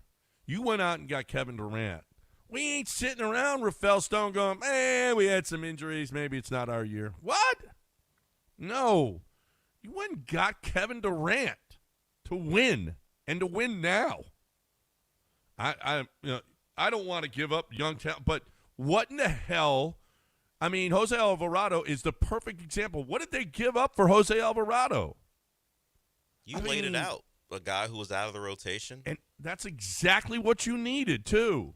I mean, goodness gracious. Oh, well. Who's up? We got is this another Julian, not the usual Julian? This is a different Julian. All right, we got a different Julian on the show. What's up, different Julian? Yeah, this is not that Julian. Yeah, I'm not the truck driving Julian. Now I was going to turn this into a travel show. Now that Lance started talking about Japan, let's go. I went last year. I got to tell you though, I'll keep it in sports a little bit. I don't know what time you're going, Lance, but went to see the Yomiuri Giants in the Tokyo Dome. Now, the dome itself is pretty boring. It's like the Astrodome on the inside. It's symmetrical and all that. But the way the fans, the way they interact with the game and playing, like, they have, like, drums, and they're always singing and chanting. Like, that's really cool. You got to check that out if you go to Japan. And I'll say also on Hiroshima, I know you don't want to go, but if you're going to be in Osaka, it's a quick trip down there. It's actually really cool. It's a really nice place. You know, you wouldn't think, but I would actually recommend going. Just maybe figured I'll I'd hit chime them both, in, yeah. man. I love the travel stuff. Yeah, maybe I'll hit them both. Yeah, Hit me it's up cool, in direct man. message. Hit me up in direct message on How Twitter. close to the cheerleaders were you, Julian, when you were at the game? Oh, yeah, they have cheerleaders. You're talking about the cheerleaders that walk around with the keg on their back? Yeah, they walk around constantly. It's really cool. They just fill your beer right there with the keg on their back. So wait, they got kegs of beer on their back? Yep, What? they walk around in you kind of like cheerleader outfits, and they have like a backpack with beer in it, and they just fill you up. And they just fill you up. Now that's an idea. Put girls in cheerleader outfits, put beer on their back, and let them walk around and fill your beer up. Now what the hell? I mean, that sounds like it's an awesome idea. Why aren't we Japan? I don't get it. Why we got to move to Japan if they got cheerleaders with beer on their back? They don't want you. That's the thing. Are you sure they about don't that? want you. But I think they might. No, you're a rude American. You are the epitome of what they don't want. Listen to what you do. Everything you do means I'm surprised. Japan's going to put a no travel. Don't ruin it for the rest of us. Let me just put it that way. So as I understand it, even if there's no cars on the street, if it doesn't say walk, they don't walk. They don't walk. They don't cross the street. Which immediately I would be like, oh no. Yeah, you don't. There's no trash cans. You're supposed to carry a plastic bag with you to put your trash in. You're not. It is considered extremely rude to eat or drink on the street, and definitely you're not supposed to do a lot of looking at your phone either. Yeah. Well, which you have to do some. I mean, if you're an American, you're trying to get around. There's no way around it. But you're not supposed to eat and drink on the street. You definitely don't have trash out on the street. And there's no English translations on the street. You got to find your way with just Japanese writing. It's not like not like here where we translate everything to Spanish. Ooh, not everything. I don't know about that. I don't have everything translated in Spanish. Well, we do have a lot of signs that we pretty much do our thing. You got to be in a certain area, maybe. Yeah, it's not too bad. I'd get your Google Maps going. You'll be all right. Yeah, I'm not worried about it, John. You shouldn't go. This is not for you. Well, I'm not going now because of Frankie. Good. Thanks, Frankie. No, I'm not going to go and be rude American. Yeah, send me a message. Send me. I don't doubt Wendy would be on her best behavior. You? Yeah. No one's. No. vouching for I you. think I should be. Maybe I should even be the ambassador to Japan. Who's ambassador? The U.S.'s ambassador? Literally have Yes. some kind of trade war immediately. Yes. No, me, ambassador to Japan. That would be sweet. Yeah, I got a feeling. Like I watch a lot of those intrigue, spy, thriller movies when you got people in different countries and you have to work with delegates and politicians. I gotta imagine if we're talking about trades, like if the Japanese government decides you are too reckless to let roam the streets, and they take you in and they talk to their American counterpart. The American counterpart's gonna be like, you know what, you can have him. Do what you want with him. Like there's nothing of. He's not really of value to us. So we're not going to give any concessions to you because you have them. Just do what you want. If you want to turn him into, I don't know, a factory worker, whatever it takes. Or a geisha girl. Oh, I don't know if they would like him as a geisha girl. I don't think so. Me? Too sassy. Yeah. Yeah, I'm not sure I'd Loud. be a good Not- geisha girl. You wouldn't submit, so they wouldn't do that. But hey, you can have him. Look, fine, take him. An American citizen trapped in Japan, we'll deal with the consequences. Yeah. Lance, I am looking right now at a 1972 curling competition, Olympic curling competition. Dude is rolling the stone with a cigarette in his mouth. I don't in doubt the that. Olympics. Now that was 72. That was not, but things have I'm changed. sure, Del, you're wrong on this. No, if yeah, a he's dude wrong. can roll the That's in stone, 1972. We're talking 50 years ago, over 50 years ago now. so that's all right. Lance could do it. The Well, game hasn't I'm not gonna have a changed. cigarette. He could Hey, do listen, deal. He could do it in it's 72, not like maybe. baseball. It's not like football, I don't know. basketball. Better The athletes. game hasn't The changed. athletes It's are the better. same. Changed. It's The the same equipment game. and the athletes are better. No, the No, equipment's it's the the same. same. We're still rolling the No. same stones. It's And the I'm used to same. this stone anyway instead of the other one. I mean, I would be if I did it, but you wouldn't I'm survive. not used to the other stone. You're not. So it doesn't matter. You don't have the ability. Guess we'll never know unless I take it up and go to Nicaragua. Well, that's the other thing. He has no drive. Nicaragua. You heard him talk about his life and job he has. He's got no drive. There's Yeah, nothing I inside have of drive. him. No, I you mean, I don't. sit in a chair most of the time, but yeah, listen if I'm to the one, him. but That's if I'm the his one job. doing this, if I'm the one doing this, He's got no how hard drive. is this? He's got no It's drive. easy. It's just touch. He doesn't have what it takes inside to be a great athlete. No. Yeah, I do. Well, but it's curling. He can't. He wouldn't not win. great athlete. He would Curling. break Curling. because when it I'm didn't looking go. at break. these guys that just won. See, you don't understand, John. You Keep played, telling them, John. John. As soon as Lance it went, could do it. as soon as I it could went, do no, it. he wouldn't, because as soon as it It's went the poorly, 2-1, for him- you're out. As soon the as it only went poorly, sport he could do. No, I he could wouldn't curl. be able to do that either. 100% curl. As soon as it went poorly, I'm he not would, the broomer. He would quit. You would quit. It wouldn't go poorly. You don't have it in you to fight through adversity. Yeah, I do. No, you don't. Easily. He doesn't. You know this, Remember John. when we didn't have What? microwave for a long time for Uh-huh. my factory meals? I just went and bought stuff from the See? conservatory downstairs. That's not an example. Yeah. That's I not an still example. got through it. That's not an example. John, you know he doesn't have any drive. When we didn't have water, our water thing is always out. What'd I do? Go downstairs and got some. We don't have water in the whole building. Or you could just bring water from home in a What jug. does this have to do with curling? I'm telling you, Getting he water? thinks he has. He's not making great points. He doesn't it respond upsets you to so adversity badly well. that I It doesn't believe and John upset- believes I could curl. John doesn't believe in you. He just believes likes- it. He just- keeps saying it. I actually believe He actually could believes curl. it. He couldn't curl. Yes. There's no Yeah. chance. No. It just He's the got absolute- bad- he's got- It's the only I got good thing form. he could It's possibly not. do. He couldn't. I've got ever. good form. I've got good touch. I've played shuffleboard before Shuffleboard. on the And you just slide. Hey, on Del, the- this you is know, the the one sand that you thing. put John, the sand on I the know wood. what the sport is, and I still don't think he can do it. It's not like it's a sport I don't know about. It's not like you're telling me something I You don't know don't about. watch any curling. You don't even know Yeah, whether you don't- the- yeah, I've don't seen know. it. Everyone has seen it because For those who don't know, Dell doesn't think mystified. I believe I could make a Latin American curling team. I'm not saying like no. one of the See, real curling This hotbeds. is a little racist, by the way. Well, because they don't curl much. But if they did get a team together, I you assume. wouldn't get on it. It's not racist. Yeah, he would. I'm I think he assuming could. that we're on The a level Nicaraguan- playing field. The Nicaraguan If team. the he could if the We country wouldn't of Nicaragua, qualify, I'm probably, not saying the but- word right. If that country decided 4 years from now they wanted a curling team, you wouldn't make the team. 100% would. No, you If wouldn't. I had 2 months, 3 months to You train, know it. 100%. I'll go with the Here's the problem. I just don't think that we'll qualify for the Olympics. I'll go with the if there's country's qualifying. name that I can say. Okay. If El Salvador 4 years Not a from now problem. decided Not they a wanted a problem. curling team, And I'm more you wouldn't make long-limbed it. than I the believe you can make Guatemalans. it.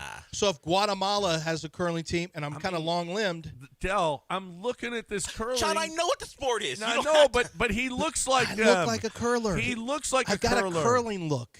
What, white and unathletic? Yeah. Yes, pretty much. Curl. But I'm telling you, you're insulting them. They would Curl, kick his baby, ass. curl. He would never make a They team. wouldn't. They pray I don't come out there and Yeah. wreck You're not Latin even- America or he's not South even a America great- with curling. He's not even a great frisbee golfer. Here's the problem. I'm okay. He's not- Here's the problem. he's I not- believe I'm okay. this. If Lance grew up in a curling family, Yes. Lance would be an 100%. A expert curling curler. family. Yes. Yes. Yes. You don't think in Minnesota and North Right. Dakota or places of But that he ilk? just grew up in a Kansas family. Yeah. that We do had football no stuff, but curling desire. We didn't curl there. You don't curl and farmers off of Kansas. My family didn't start with curling. Right. You know, could I irrigate a cornfield? Could I work in a wheat field? Yeah, I'm sure I on could. the Team I could USA drive a roster. combine if I wanted I'm to. on the Team USA roster well, I right can't now. make USA. I didn't start early enough. The majority. I haven't even technically started. Yeah, no chance. The majority of the Technically. team Yeah, was born technically. in Minnesota. Minnesota's Yeah, a no, that's curling curling hotbed. hotbed. That's yes. where curling is. That's yeah, where it's a it is. curling hotbed. See, he grew up in Houston. There's Yeah, he had no it's- chance. It's not my fault. I'm. You know what? If I grew up in the bocce ball family, right? Mm-hmm. I think I would have been I don't a know, great man. bocce. I'm looking at some of these curlers like Corey Dropkin of Southborough, Massachusetts. Yeah. You have no shot. This guy much more athletic than you. well, he's younger. I'm not young like Corey Dropkin anymore. He's 30. Yeah, he's 30. This You don't guy's have been to doing be it since he young, was though. probably 7. He's been curling for 23 years. I'm not comparing him to. I'm comparing myself to somebody from Nicaragua, Where they have zero from El experience Salvador. Yeah, they have zero experience. He Why wouldn't are you putting them ahead of me? You don't even know those He people. wouldn't beat them. I know would you. beat them. That's the They don't point. have the I don't curling have. genes. I would I don't beat have to them. have never met We're someone starting from ground El floor. Salvador, Guatemala. You can get as I mad as you know want. Why you mad, bro? I'm not mad. You I'm, mad, bro? I'm just talking over you. I'm You not mad, bro? They I'm pointing don't out. have I don't the have to meet him. curling gene. He doesn't Can either. you believe curling sets him off like this? Of all the things he we doesn't, talk about, He doesn't either. He doesn't have the curling gene either. the fact that does too. John He's white. co-signs, He's I white. kind of am my blood. I'm looking at it. We're You not just have to be Minnesota white. people, That's but the yeah, only it's a huge prerequisite advantage is you have being to be white. Don't. Do you ever see a doesn't movie China called have Black a Men curling Can't team? Curl? Does anyone say Black Men Can't Curl? Does China there was have- White Men Can't Jump? Does China have a curling team? Probably. No. Yeah, Yes, they're good they at do. everything. I never said I could play for China. Well, did China ever win a medal? I know. No. I don't keep track of curling. I don't know. no, they don't beat the white people. There's no way they're beating It's a white here's guy. here's the powerhouses. Without even knowing, I know Scandinavia, Norwegian. I would say Yeah. Denmark probably curls pretty well. Sweden is Oh, probably yeah. pretty good Great at curling. curlers. We're Great probably curlers. great curlers. You know, anyone Canada. Scandinavian, Oh, Canada's going to curl Oh, their you guys, asses so off. dumb and so uninformed. What? Japan won a silver in the last Olympics. Yeah, Japan's Wait, good at silver? everything. Wait, Silver? Oh, I said it. This And they Asian can also country, skate. You said it's for white people. An Asian country won a medal. Yeah, but I mostly, think- did I they win think a Asians gold? are- but Did I they think- win a gold? Who won the gold, They won Dell? Who won the gold? British. Nicaragua? No, The British. White as white can be. They're black. Well, What are you talking about? They're black people. not in as the many. American Britain. Not- and there's not it's heavily originally. there's a lot more Indian, South Asian have Yeah. moved there, but still, what are they known for? Pasty. But they're known I've for the already tea. debunked. They're known for tea. We've already debunked your Teeth. thought and your theory. If the No, I didn't. if the Japanese can win in curling, it's not No, the strictly Japanese a white can sport. do But good I have a theory. anything they wanna Japanese do are good. white. No, Japanese what? are white Oh people. boy, no. Oh, well, technically. Technically, what? Okay. Well, there's ethnicity and then there's race. Mm-hmm. right. Don't well, get started. my China. question is- China has won medals I'm in curling. sure because when they what? get after it, because they get after it. Again. They want to be great at everything. I want to go somewhere where we're like, yeah, this isn't really our thing. Because then I'll be like, good, I got a leg up. It shouldn't bother you this bad that does that John bother. believes in me. It shouldn't I bother believe- you I so don't bad. care that You're John such a believes. hater. I don't care that John believes This you. has shown everyone what a hater because you I are. don't think much of John's opinions on anything, so I don't care that he believes in you. In fact, the fact that John believes in you solidifies my belief. You have no shot. You know what? I'm used to people doubting me. That's fine. And the haters are right. You know what? The haters are right. You know what? The haters wrote to me, and guess what? I ain't writing back. I wouldn't use that. Haters. Look what happened to Gino. Look at Lance. You are popping right now. I am because you got Dell haters. Because I got haters. I know. I feel like the Robert Saleh of curling. Yeah. Look how that went for him in New York. Well, he got another job, didn't he? We'll see. We'll see how it goes in Tennessee. Got another job. It's going to go great. You know what else is going to go great? Underdog. That's right. Underdog fantasy. Lower height. Did you go higher turnovers for Kevin Durant? Well, he got there quick. He's averaging over 5 a game in the last 4. So continue pounding the higher on turnovers if that's an actual stat they have. You know, basketball's here. Underdog fantasy is awesome because you're watching these basketball games. You see a game that's going to be on Amazon, a Thursday night or Tuesday night basketball, I guess, and you see it like, oh, wow, or a Thursday night game on ESPN, and you say, I'm going to watch this. Oh, you know what I should do? I should open up my Underdog app, and that's what I'm going to do. I'm going to play on Underdog Fantasy. I'm going to download the app. I'm going to use promo code Lance, my first deposit. When you do, you're going to get $75 in bonus funds deposited into your account after you play your first $5. And it's so easy that you pick a variety of different stats, or you go higher or lower. The more players you put together, or you can do teams winning also, but the more you put together, 3, 4, 5, the higher the payouts go. And it can go as high as 5,000 times your original play. That's bananas. It's completely legal here in the state of Texas, and they're waiting for you. Just simply go to Underdog Fantasy, use promo code Lance. That's Underdog Fantasy, promo code Lance.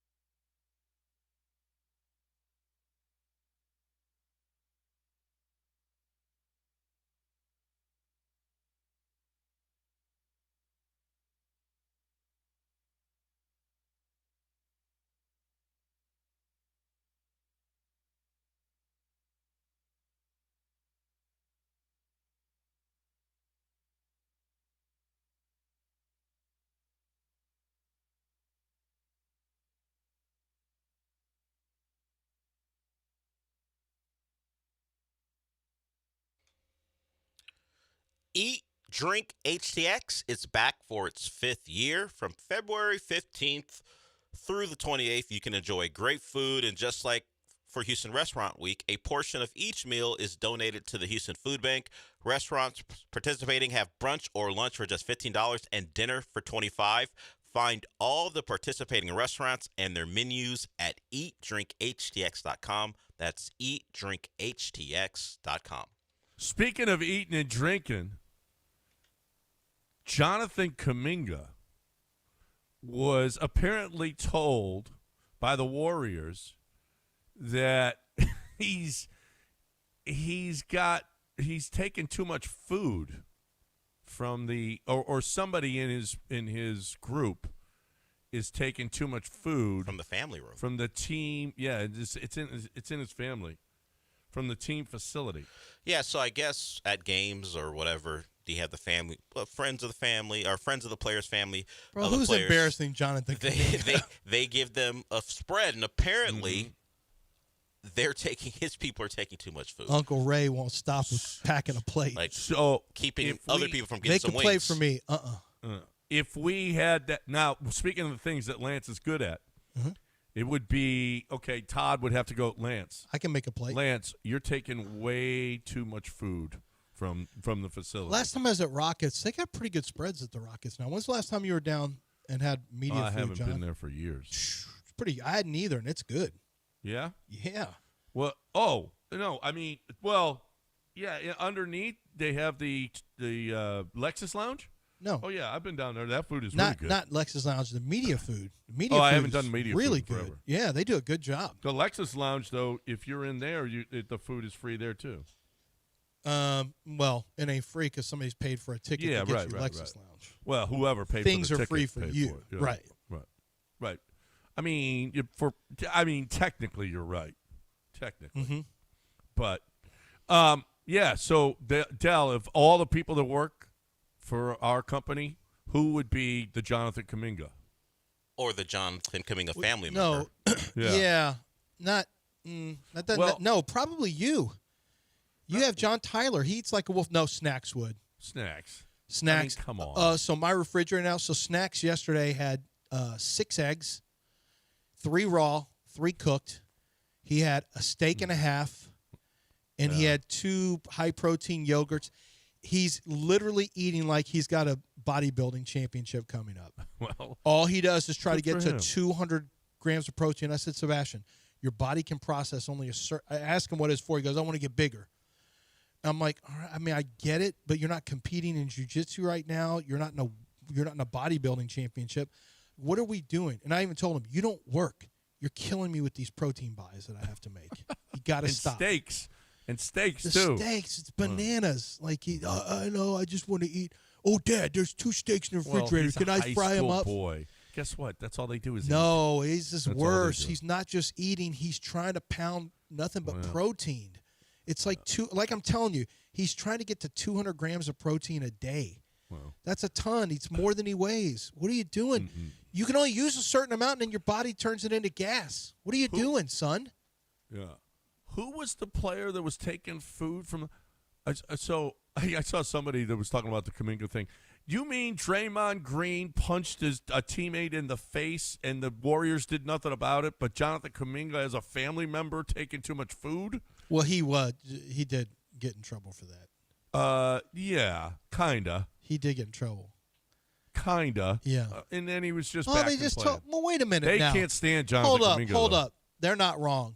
You got somebody piling on. Can you imagine how bad it is for them to go in? You don't see them the whole day, and then they just. It's got to be pretty bad, probably, for them to be saying something. It must be they just every can't game. Stand, they don't like Jonathan Kuminga. They're smearing Kuminga. That's all that is. He's already gone. They did move him. They traded So him. how did this story come out then? I'm sure somebody within that building told a reporter about it. He's out the door. Now let's release all the things we don't like about Jonathan Kuminga. Yeah. That's all this is. But whoever his guy was, or the lady, or whoever, they had to be piling it on now. Yeah. Well, I mean, for it to be considered a thing, that they had to say something like, "Hey, we can't." Like, we had people who weren't even able to eat. Didn't the Bengals have something with a player taking food? Yeah, the Bengals. I think they're Bengals. I thought they were charging for like Gatorades. What was their issue? Yeah, no. That somebody sounds said, more yeah, Bengals. That sounds more Bengals. Yeah, yeah. They didn't have. They wouldn't even put them in. They wouldn't even give up. Yeah, you had to pay for your Gatorades. Yeah, but there was a player that was that. I know that they had some issue. So I think Jonathan Joseph revealed when he first came here that they limited how much you could take home. So the Bengals had a number of Gatorades that you were allowed to take with you. Other NFL teams seem not to care. They just got Gatorade upon Gatorade upon Gatorade. But the Bengals let it be known, hey, at most you can take 3 home with you. I think that was what Jonathan Joseph told us.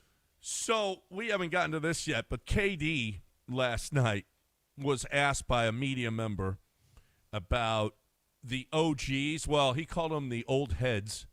And KD was calling them the OGs. His team is LeBron and a bunch of all the older players.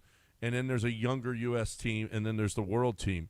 And here is the exchange with Kevin Durant last night about the old heads, he called them, and whether or not they would try to actually compete this year in the All-Star game. You should ask the Europeans and the world team if they're going to compete. I mean, because look at Luka Doncic and Nikola Jokic now. Let's go back and look at what they do at the All-Star game. Is that competition? So we haven't questioned what they've been doing, but we're going to question the old heads and the Americans. But these two dudes out there, Luka and Jokic, they don't care about the game at all. These dudes be laying on the floor, they shoot from half court, but you got to worry about the old heads playing hard. I can read between the lines, bro. And I just think a lot of times, I'm just saying that I can read between the lines.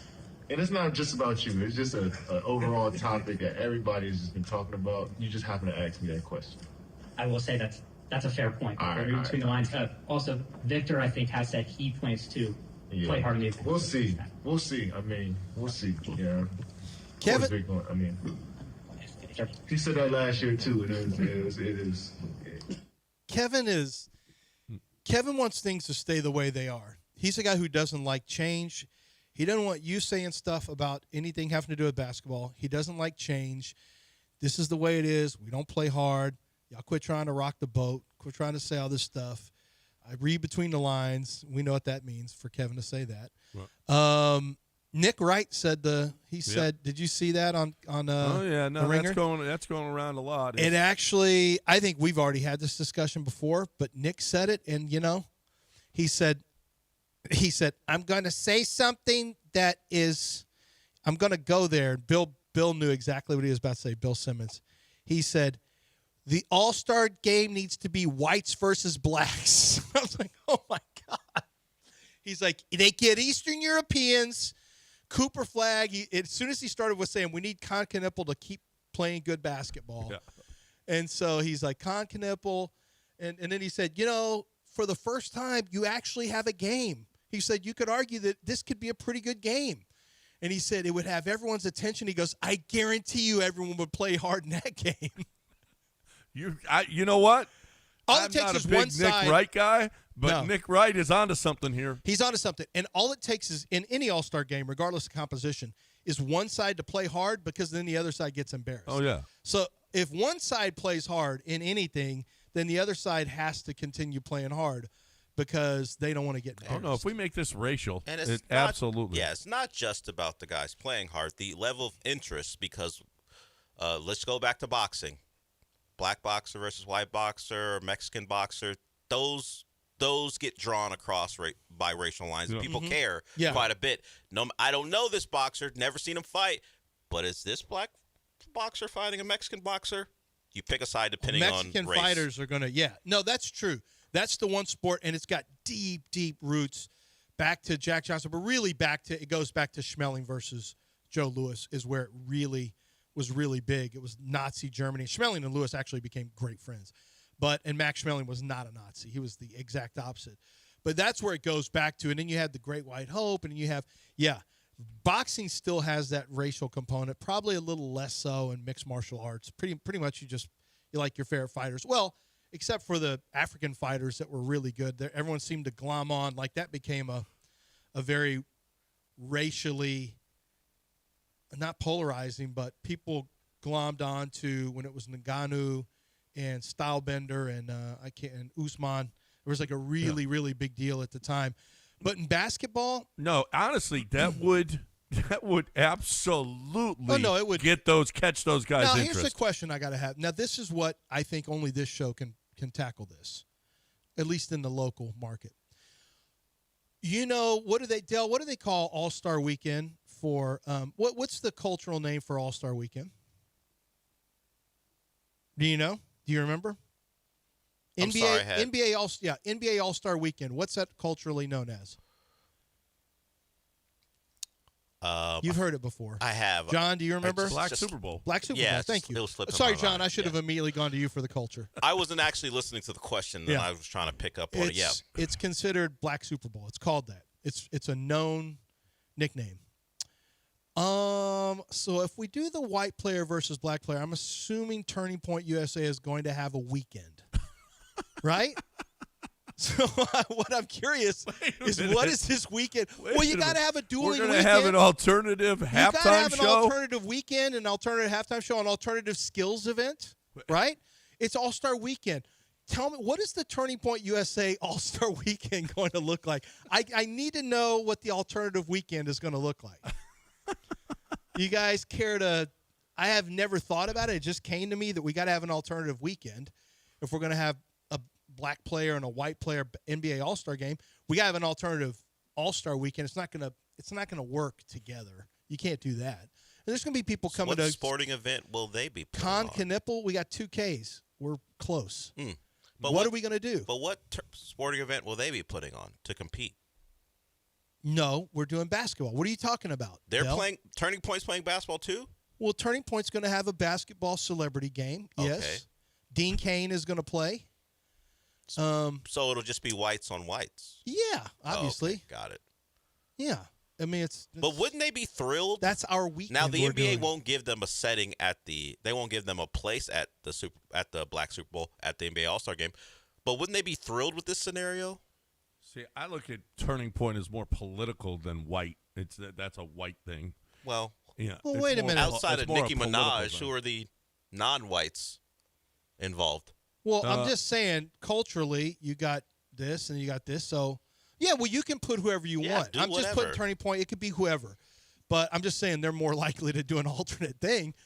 But yeah, you can put anyone you want. I know Jake Paul is going to do a celebrity boxing event, something like that. This is why we're here to kind of flesh this out. Musically, we're not doing Kid Rock. Musically, it could be anybody. Morgan Wallen is probably playing at that weekend. I would think, that. right? I don't know that. He's going to play. Wow. Wow. No, he's going to play. Well, yeah. Didn't he have a? Yeah, he's and it's Wallen. Yeah, he said some. He has said something in the past. Said something. Well, but it's fine. This is not about that. This is about good country music or rock. Mm-hmm. If we want, we could get somebody. I don't know if there's a new rock act that you want to throw out there. I'd be uncomfortable, but maybe Shabuzi does play. Our concert. Oh, our concert. Well, I mean, they're going to force sides on me. Are you putting yourself in the Turning Point? I like Con Knipple. Wait, but he's. I like Con Knipple. But he'd be at the NBA All-Star game. I don't like Cooper Flagg as much. I like Con Knipple. Well, we're there that weekend, Del. Are you part of Turning Point now? No, but I watch on. I have to watch on TV. I'm not allowed to. You have to watch your own thing. You have to watch your own weekend. So if we're doing closest to the hole, maybe we have a chip and putt contest. I don't know. Maybe we can't have Rory. Yeah, we can. Why not? He's European. If he Rory decided. McIlroy could be out there doing some kind of putting We could bring golfers out there. Guys from Rory could be there. We actually could put together a really great golf event. Think about that, John. Can you imagine the golfers we could get out there for our weekend? But you would exclude, oh my God, we event? would crush. Would you exclude Tony Finau? Yeah, Tony Finau can't play. Wow. Yeah. But the white guys can play in the basketball game. I saw him doing the Dougie and the Tiger Woods thing. He's out. But white guys can play in the basketball Tony game. Finau's not in. He's New Zealand anyway, I think. But no, Del, don't stay out of our thing. Okay, fine. Okay. Fine. Stay All out right. of our All-Star weekend. Is there a particular place you'd like me to drink to? What do you mean? No, I'm not telling. We're not going that far. Oh, okay. We're just doing You just competing All-Star told me to games. stay out of your thing. Okay, let me ask you. Do you think New England Patriot fans went to the Seattle fans Super Bowl parties? No, Unlikely. they didn't. Did the players go? No. Separate. What? Huh. But equal? But the same. Oh, the same. Okay. Okay. Okay. But equal. But separate for sure. Got it. New England and you don't mix parties Mm. like, the Cougars are in a national championship game against Florida. Let's all the Cougars go to Florida's big championship party. Understood. Absolutely not. You would never do that. And the same thing for this All-Star weekend. We're trying to take this serious, Dell. Yeah. Okay. Okay? We got Con Knipple and Cooper Flag. This is a really big deal for the culture. Oh, you know what else? You know who could come out there? Our All-Star game? Riley Moss and what's his name? Cooper DeJean. Yeah, Cooper DeJean. They're in our All-Star basketball game. They're in our dunk contest. Oh, I guarantee you both guys can dunk. But our dunk well, you got contest the dunk champion. What are you talking about? Is Max McClung Yes! at Mac this one? McClung. We get Or Mac McClung. Mac McClung. What? Yes, we get Mac McClung in our dunk contest. But not Ooh, our dunk contest is going to be lit. our. Yeah. Oh. We got to make Cooper Whitey. Flag. Cooper Flag's got to be in it. We But don't have a lot of choices. You think he's going to say no to the Our NBA? three-point shootout's going to be Reed Shepard and Peyton Pritchard and Jerry O'Connell or whatever his name is. Jerry with O'Connell. Well, not him. Not the The not the actor? actor. What's his name with the McConnell. Not Mitch McConnell. I don't want him in our T.J. game. McConnell? T.J. McConnell. Yeah. Who's not a great three-point shooter. Mitch McConnell okay. in our All-Star in our celebrity He might game. make an Peyton appearance. Pritchard. He mentioned Yeah, him. he's for sure. Is playing. Caitlin Clark there? Yeah. Caitlin Clark Whether is she there. wants to be or not, she's there. You're gonna. Yeah, she's We're not there. making political statements. This is not a political thing. It's just white. This is not political thing. What are you going to name it? That's a good one. Yeah, that's a good one. Because if the All-Star Game has the nickname of the Black Super Bowl, Vanilla Thunder. Oh, what would you call this one? Boy, I feel like anything I say could get me fired from NFL Network. You think this entire segment won't be troublesome for you? No, this is just basically we're just coming This up is with comedy. We're working off None of this is serious. Well, it's everyone. satire, but we are working off of what Nick Wright suggested. Sure. Well, you think of a name, and maybe you'll have it before the end of the show. All right. Guys, Let's if y'all have break. a name We got in time. We combine. We don't need to Twitch, break. if you have a name. Well, we got John Chill coming up at the bottom of the hour here on ESPN 97.5. Right now, Lance has got to talk a little San Jack. Yeah, San Jack. So I talked about what it means for you to change careers, and that's a big part of what San Jack is for people who are, they're not 18, they're not 19, they're people who are in their 20s, 30s, 40s, even 50s. I don't know, maybe even 60s. You want a new career? You want to step into a new life? San Jack is great for you with over 200 different associate degrees and certificates.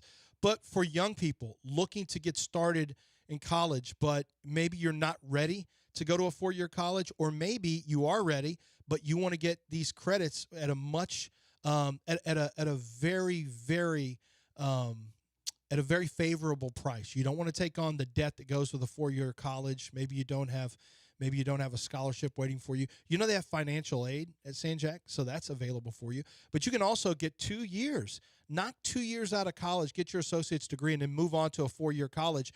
Transfer those credits. I think you'll find that a lot of these credits, if not all of them, will transfer over to a 4-year college here in the state of Texas, and you're good to go. You've avoided 2 years of that big-time college debt that could have been stacked on your back like a big sack of bricks for the next 30 years as you try to pay that off. Let San Jack help you out. It's sanjack.edu. Whether you're older, whether you're young, no matter what your lot in life is, you can change the direction of your life at sanjack.edu.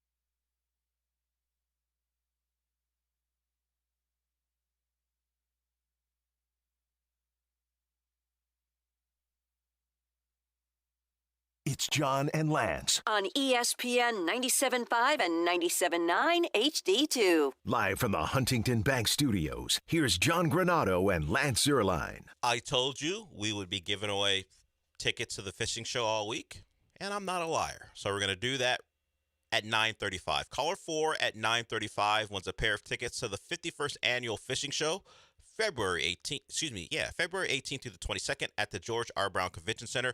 Everything for the fishermen: lures, rods, reels, boats, and continuous clinics by expert fishermen that cover salt and fresh water, and a kids clinic on Saturday and Sunday.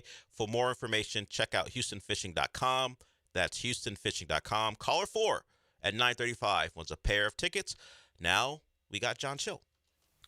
John Chill with us this morning here from the Golden Nugget Lake Charles DraftKings Sportsbook, where, John, you got to get in now if you want to get to if you want to watch the NCAA tournament the first few days. It doesn't get any better. First couple weekends, actually, it's just awesome because there's game after game after game, and you love. I mean, it is so much fun to have a little something, wet your beak a little bit on the game that you're watching, and the place going crazy for both sides. It's just great fun. Just great fun. So go to GoldenNuggetLC.com, GoldenNuggetLC.com, and get your NCAA tournament spot at the DraftKings Sportsbook. You got to make a reservation, otherwise you're not going to get in. How was the Super Bowl? Super Bowl was, I mean, it wasn't as bad as I thought. I know we talked Tuesday prior to that, and you just saw a bunch of Seattle money coming in. And then towards the end of the week, we saw New England come in a little bit, and then it jumped up to Seattle. What helped us, too, was a lot of people had the over on that game, and you knew that under was going to hit probably by after the first quarter. So we were a little worried about that, and then a lot of parlays and prop bets didn't come through. So as far as the book side, we didn't do as bad as I thought. I thought it'd be really lopsided earlier in the week, but it really was. We made a comeback. Yeah, it was an interesting game. I mean, as far as a betting perspective, it wasn't. There was nothing interesting about that game. There's nothing. The game sucked. I almost fell asleep in the second half, which I never thought I'd ever do in a Super Bowl. But yeah, it was awful. It was a bad matchup as far as a Super Bowl. And the most interesting one, John, was Gatorade. So Saturday was +2-1 for yellow, and went down to -260 probably about 2 hours prior. So it was interesting to see the yellow Gatorade make that change. So well, they showed in the pregame. I thought I know that I saw yellow Gatorade being stirred up, which is why probably it did go down. Yeah. Yeah. So do you guys got a circle around that, don't you? Yeah. We, as far as certain props and all that, we minimize the bets. It's mainly for fun. It's not, but yeah, there's definitely thresholds on prop bets that you can play. Did you see that $24 million was bet on Mark Wahlberg being at the game? Yeah, I heard about it. Yeah, that's crazy. Apparently, his daughter goes to Clemson, and apparently, one of the fraternities there put out on the internet that she said, "Yeah, my dad is going." And $24 million was bet on Mark Wahlberg being at the game, and he didn't go. And she put out there on TikTok or somewhere, she said, "You idiots, why do you listen to a fraternity that's saying that he's going to be there, and y'all lost that much money at it?" Yeah, it's the power of Instagram and, the prediction markets. There was a DiCaprio one out there too, I thought, as well. There was something with him, but yeah. Crazy stuff that you can bet now. You can bet anything, and it's out there now as far as the Super Bowl. But so overall recap for it, we got through it. We kind of I didn't think it would be as the interesting one was the MVP, and I think I was thinking about it in the third quarter, and there was a big run, and I said, he's going to get it then. Yeah. But yeah, it'd been interesting to see the kicker get the MVP. Kicker or a defensive player, right? Yeah. Yeah. You guys would have made out big time if there was a defensive or the kicker. Yeah, so that was interesting, but I figured in the fourth quarter it wasn't going to be the kicker. So, No. But other than that, the year's over. We got some odds up there for next year. Texans are at 20-1 right now to win it all. Some interesting ones. They still got the Patriots at the fourth favorite at 13-1. So yeah, odds are out there. If you do not put any money on the Patriots. Did you see their schedule? No. They're playing a first place brutal. schedule. They ain't getting. I would. Can you bet them not making the playoffs? You know, I was looking at that. Those usually will come out, I think, after the draft. But I'm with you on that. Yeah, I think that with their schedule and what they look like against good teams all year, I mean, you know, I think that might be a play that against them to even make the playoffs next year. I'm with you on that one, John. I'm going to hit their under, whatever their over number is. It's probably going to be around 9.5, 10.5, somewhere in there. I mean, that I don't know that they're going to hit their over next year with that first place schedule. We'll see. They do get the Jets and the Dolphins 4 times, so there is that. John Chill with us here. So you seeing NBA action now? You seeing college basketball? What fight? You got UFC. What's going on now? Yeah, USC's taking a day off. We're seeing some Olympic bets come in a little bit. Hockey starting up there for the Olympics. NBA, we're starting to see some future bets. Across the board, there's no one really they're heavy on right now. I think, you know, as we wind down the season here for the NBA, and to be honest, it's tough. I mean, this week was, you know, so many people sitting out and all that. So we get through the All-Star break, and I think it'll pick up then. But yeah, definitely seeing that. UFC starts next week. We got the Pebble Beach Pro-Am, and I was mentioning that's picking up. Golf play is definitely picking up. Scheffler's 2-1 to win it. I mean, you just almost got to take Scheffler. So yeah, so we're seeing some golf bets come through this weekend, and then it'll definitely pick up after this weekend. College basketball, NBA once we get through here, and you know, I think the Olympics kind of halted a little bit, but yeah, we got some hockey going on this weekend, so I'm excited for that. Yeah. Oh well, yeah. Are you getting what kind of Olympic play are you getting? Just to go through the lines, like Canada's on right now, they're minus 2.5 goals, and then the United States play at I think 2:00 today, and they're minus 3.5 goals against Latvia. So I think that's how you pronounce it. So we'll Latvia? see. It'll be interesting. Latvia. Yeah, Latvia. That's it. So, but I'm just waiting for the Canada-United States matchup, and let's see what happens there. It'll be interesting to see. I didn't realize that fighting is definitely not allowed compared to the prior matchup they had. So it'll see. Rumor is they're going to drop the gloves again and go at it. Oh, that'll be fun. Yeah, it'll be fun. Yeah, it'll be good. It'll be interesting to see our women kicked the Canadians' ass at 5-0. I think we won. Kicked their ass. Yeah, Hey, let's take care of Canada, okay? Canada's just our 51st state. Let's make sure that they don't get too high and mighty. Oh yeah, hockey's their sport. Whatevs. We beat you 5-0. Women beat you 5-0. Okay. Yeah. So suck on that. That's it. Anything else? Anything else going on?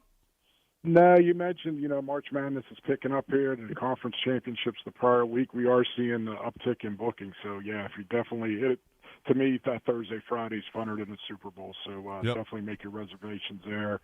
It's a blast down there, and it's a good time. So, but yeah, get your reservations early and get ready for March Madness here, and it's coming sooner than later. That's right. It's going to be here soon. So make your reservation now. GoldenNuggetLC.com. GoldenNuggetLC.com. John, as always, man, we appreciate it. Thanks for hanging, and we will talk to you again next week. All right. Thanks. Have a good weekend. John Chill, Golden Nugget Lake Charles, with us every week right here, talking about what was bet, and they got a little bit of money back.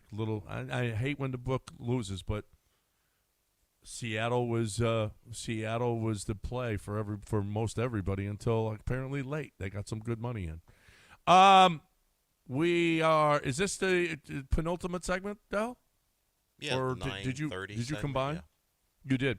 So I don't know James Vanderbeek. I didn't watch that show. What show was he on? He was on Dawson's Creek. Yeah. I never watched that show. I didn't know, Yeah, but apparently he left a message for everybody, huh? Well, he passes away at 48 years old. James Vanderbeek, of course, most famous for Dawson's Creek. If you were a CW kid like me, you certainly watched that show at the height of that network's popularity. He also is in a sports movie, Varsity Blues. He was in that show with Paul Walker, or that movie of Paul Walker, and then you had Billy Bob, the big offensive lineman. All three are dead. Paul Walker. Yeah, Paul Walker got in an Paul accident, Walker, though, right? James Vanderbeek, yes, and then Billy Bob, all deceased. The only Wow. one still left, I don't know what Wendell's up to, the running back, who John Voight's character, the head coach, was racist and wouldn't let him score touchdowns. Because like back then, I guess they were stats meant more than film, I guess. So if the running back didn't have touchdowns, then maybe he wouldn't go to the college he wanted to. So John Voight did that. Also, Scott Conn is still running around. He played the little receiver. He's been a long time I TV saw actor. Scott Conn at a concert. It was Cypress Hill, House of Pain, and somebody named the Hooligans. And the Hooligans, we were at Unicorn Ballroom, and Scott Conn was one of the rappers in the Hooligans. They were the opening set. Then some guy that was supposed to be our designated driver was stage diving and lost our keys. That wasn't the best night. Actually, it was a great night, but that part wasn't. So the actor Ron Lester, he played Billy Bob. He died at 45. We know Paul Walker died young, and then James Vanderbeek doesn't even make it to 50. It was rough, man. Yeah, There's something about that movie. Yeah, I don't know, but they all died younger than you would have thought. Cancer is. It got to him. Cancer's so bad. No one ever tells you how. Colorectal. Yeah. Yeah. 48 years old, passes away. Yikes.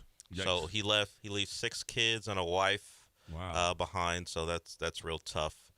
They got, and everyone's chiming in, talking about their stories, like his co-star from Dawson's Creek, Katie Holmes.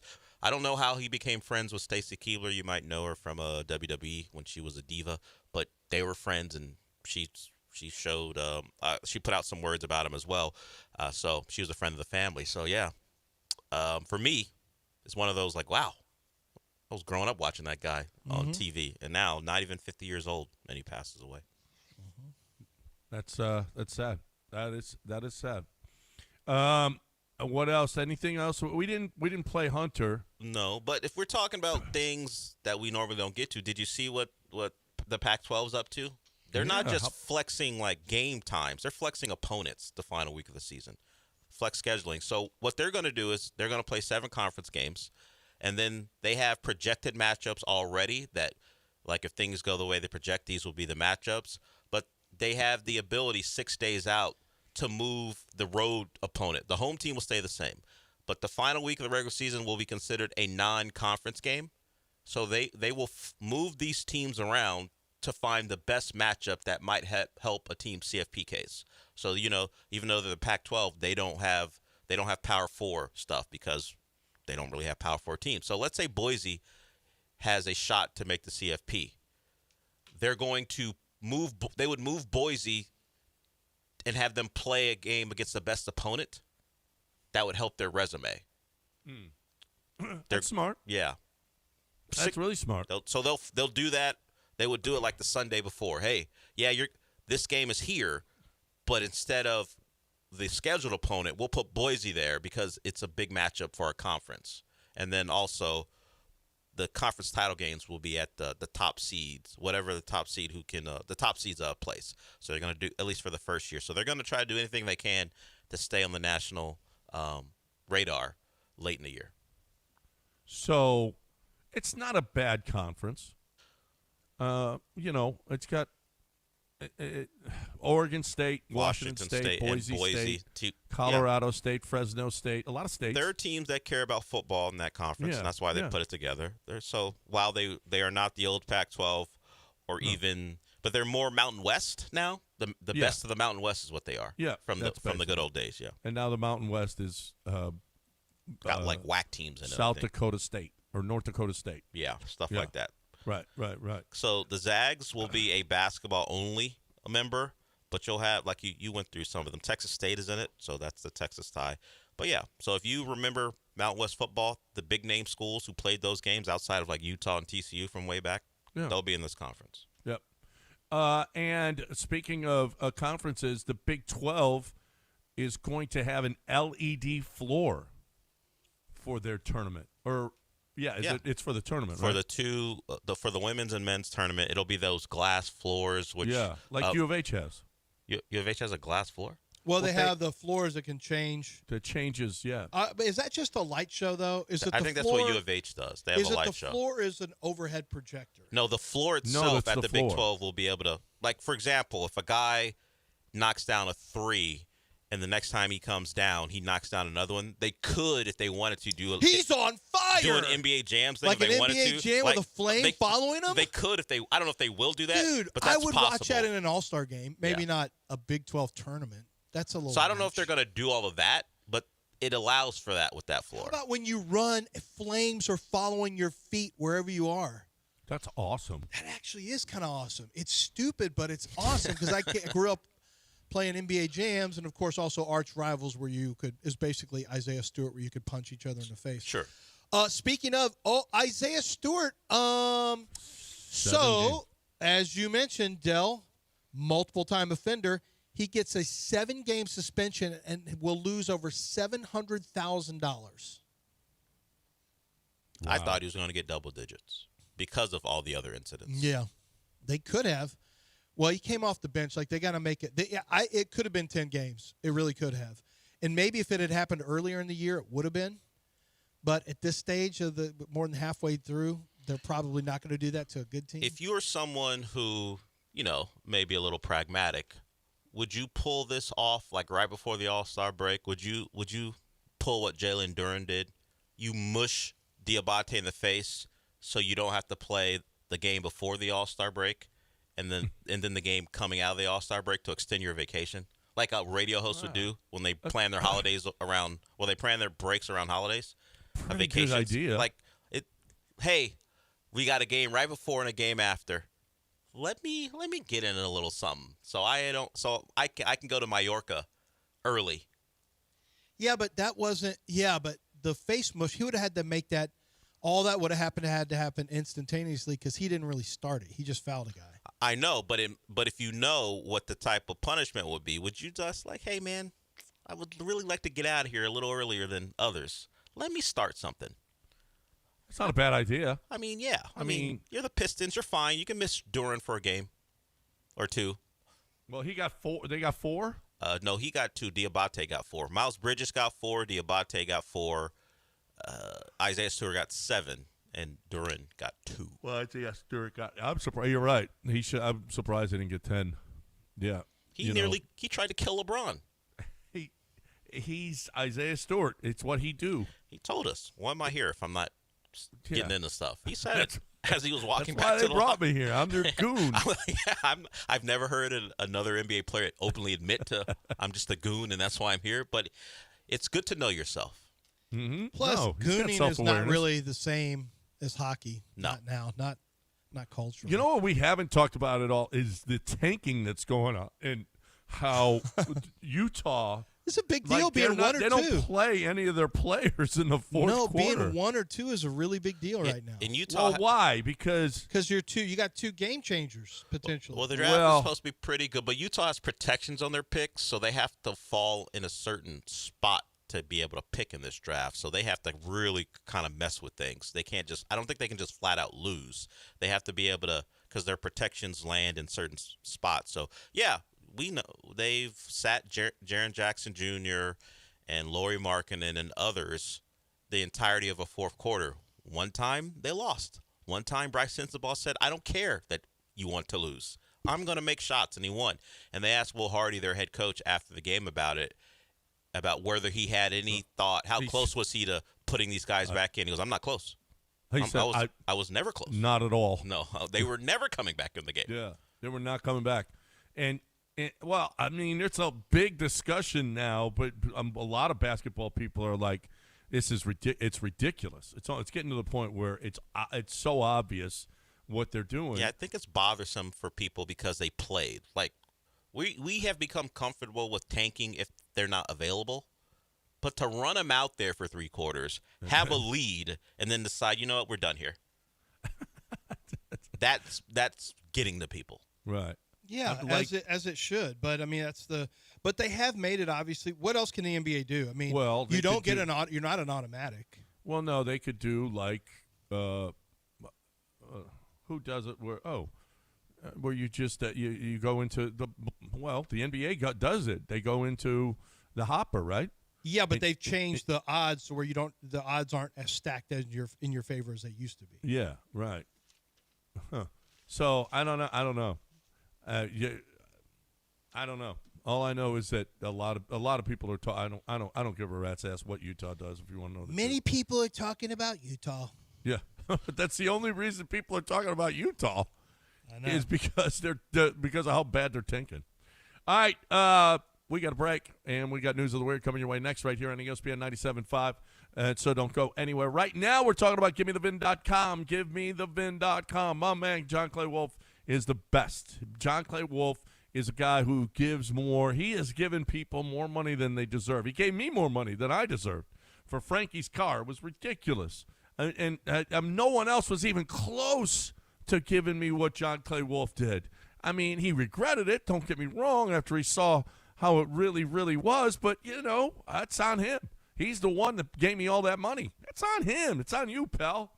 Here's the deal. If you're looking for the best way to sell your car, one place, and I keep saying this, that you have to go to because he sets the market. Setting the market is kind of a big deal. John Clay Wolf will give you what your car is worth to him. And then you take it to CarMax, you take it to your dealer, and you say, this is what I'm going to get over there. And if they can beat it, then you go back to John Clay Wolf and say, look, I've got a bona fide offer from CarMax. You want to beat it? And either he will or he won't. But you have got a way to set the market that, you have to go to. Selling your car, one place you have to go, because John Clay Wolf will give you more. It's what his business plan is. I'm going to pay more for that car, sell it for less at auction, and make less, but do more value. And that's what he does every time. GiveMeTheVin.com. You're selling your car, GiveMeTheVin.com.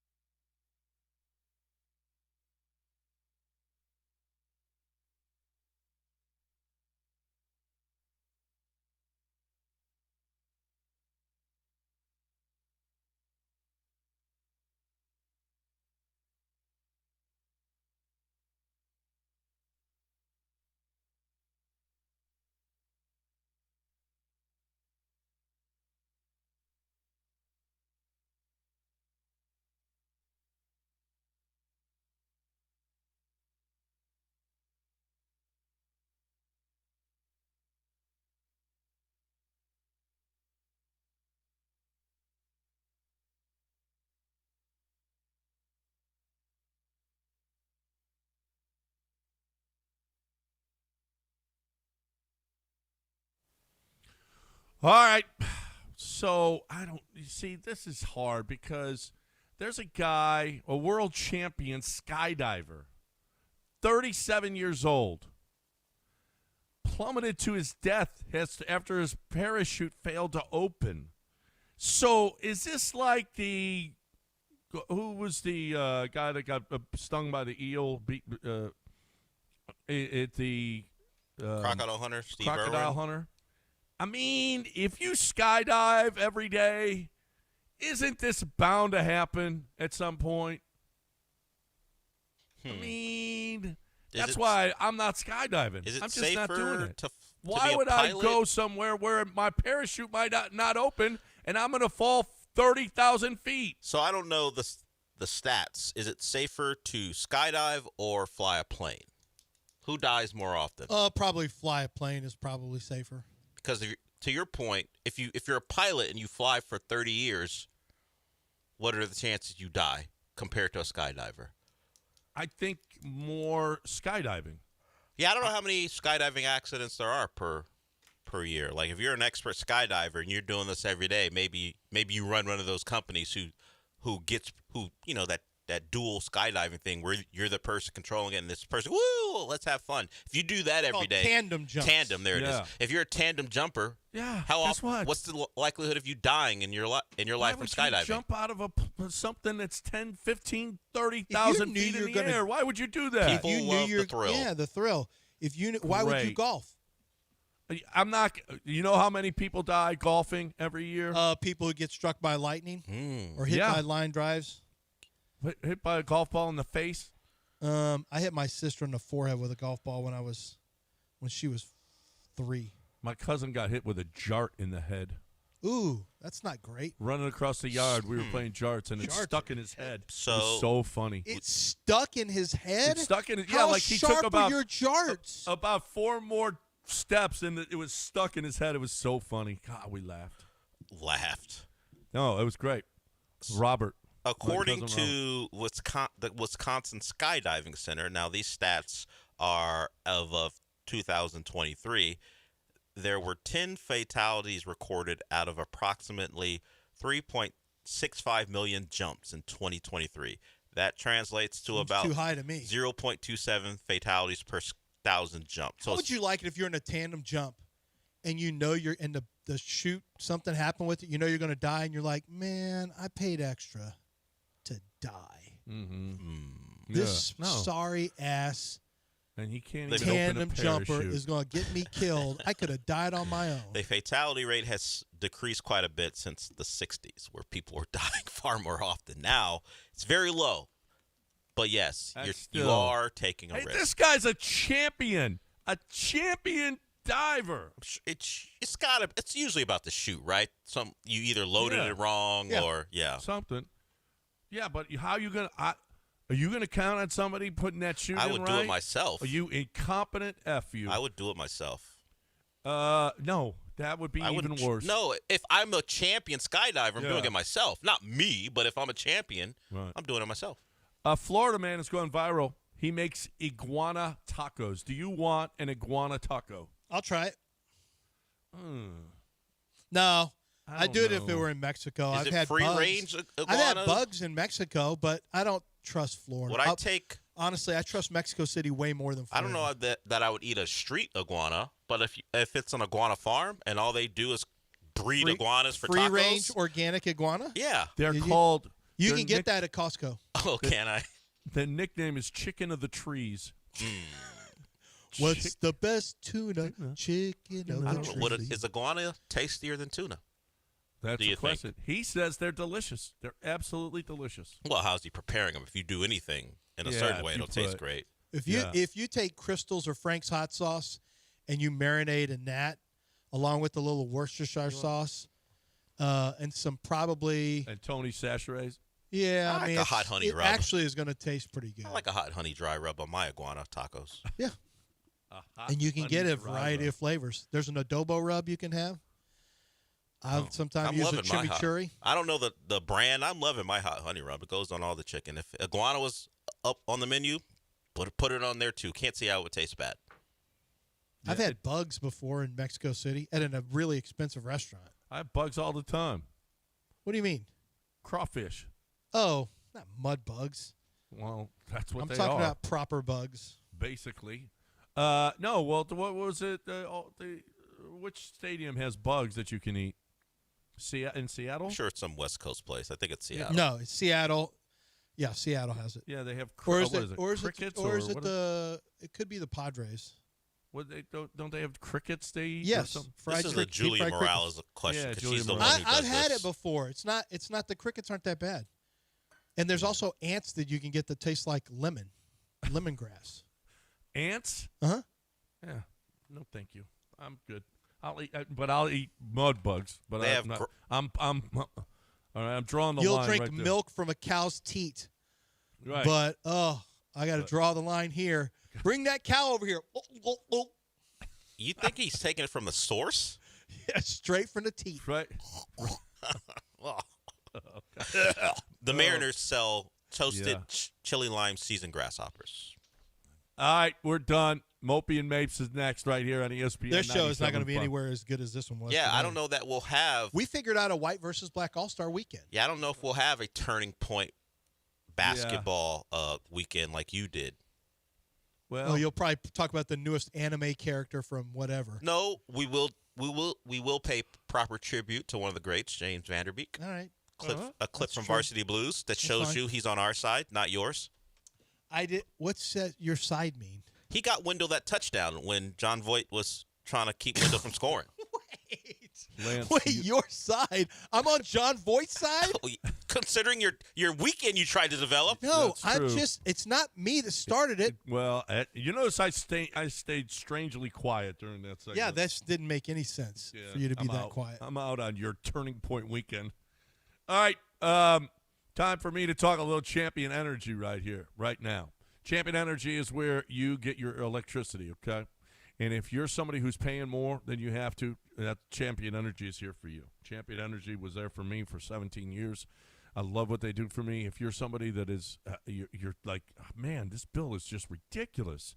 What are we doing? How in the world is this bill this high? Well, go to Champion Energy, and I'm telling you, it's going to be less. Champion Energy has saved a lot of people over the years. All you need to do right now is go to champion.energy/1560, sign up, and you're going to save money. Champion.energy/1560.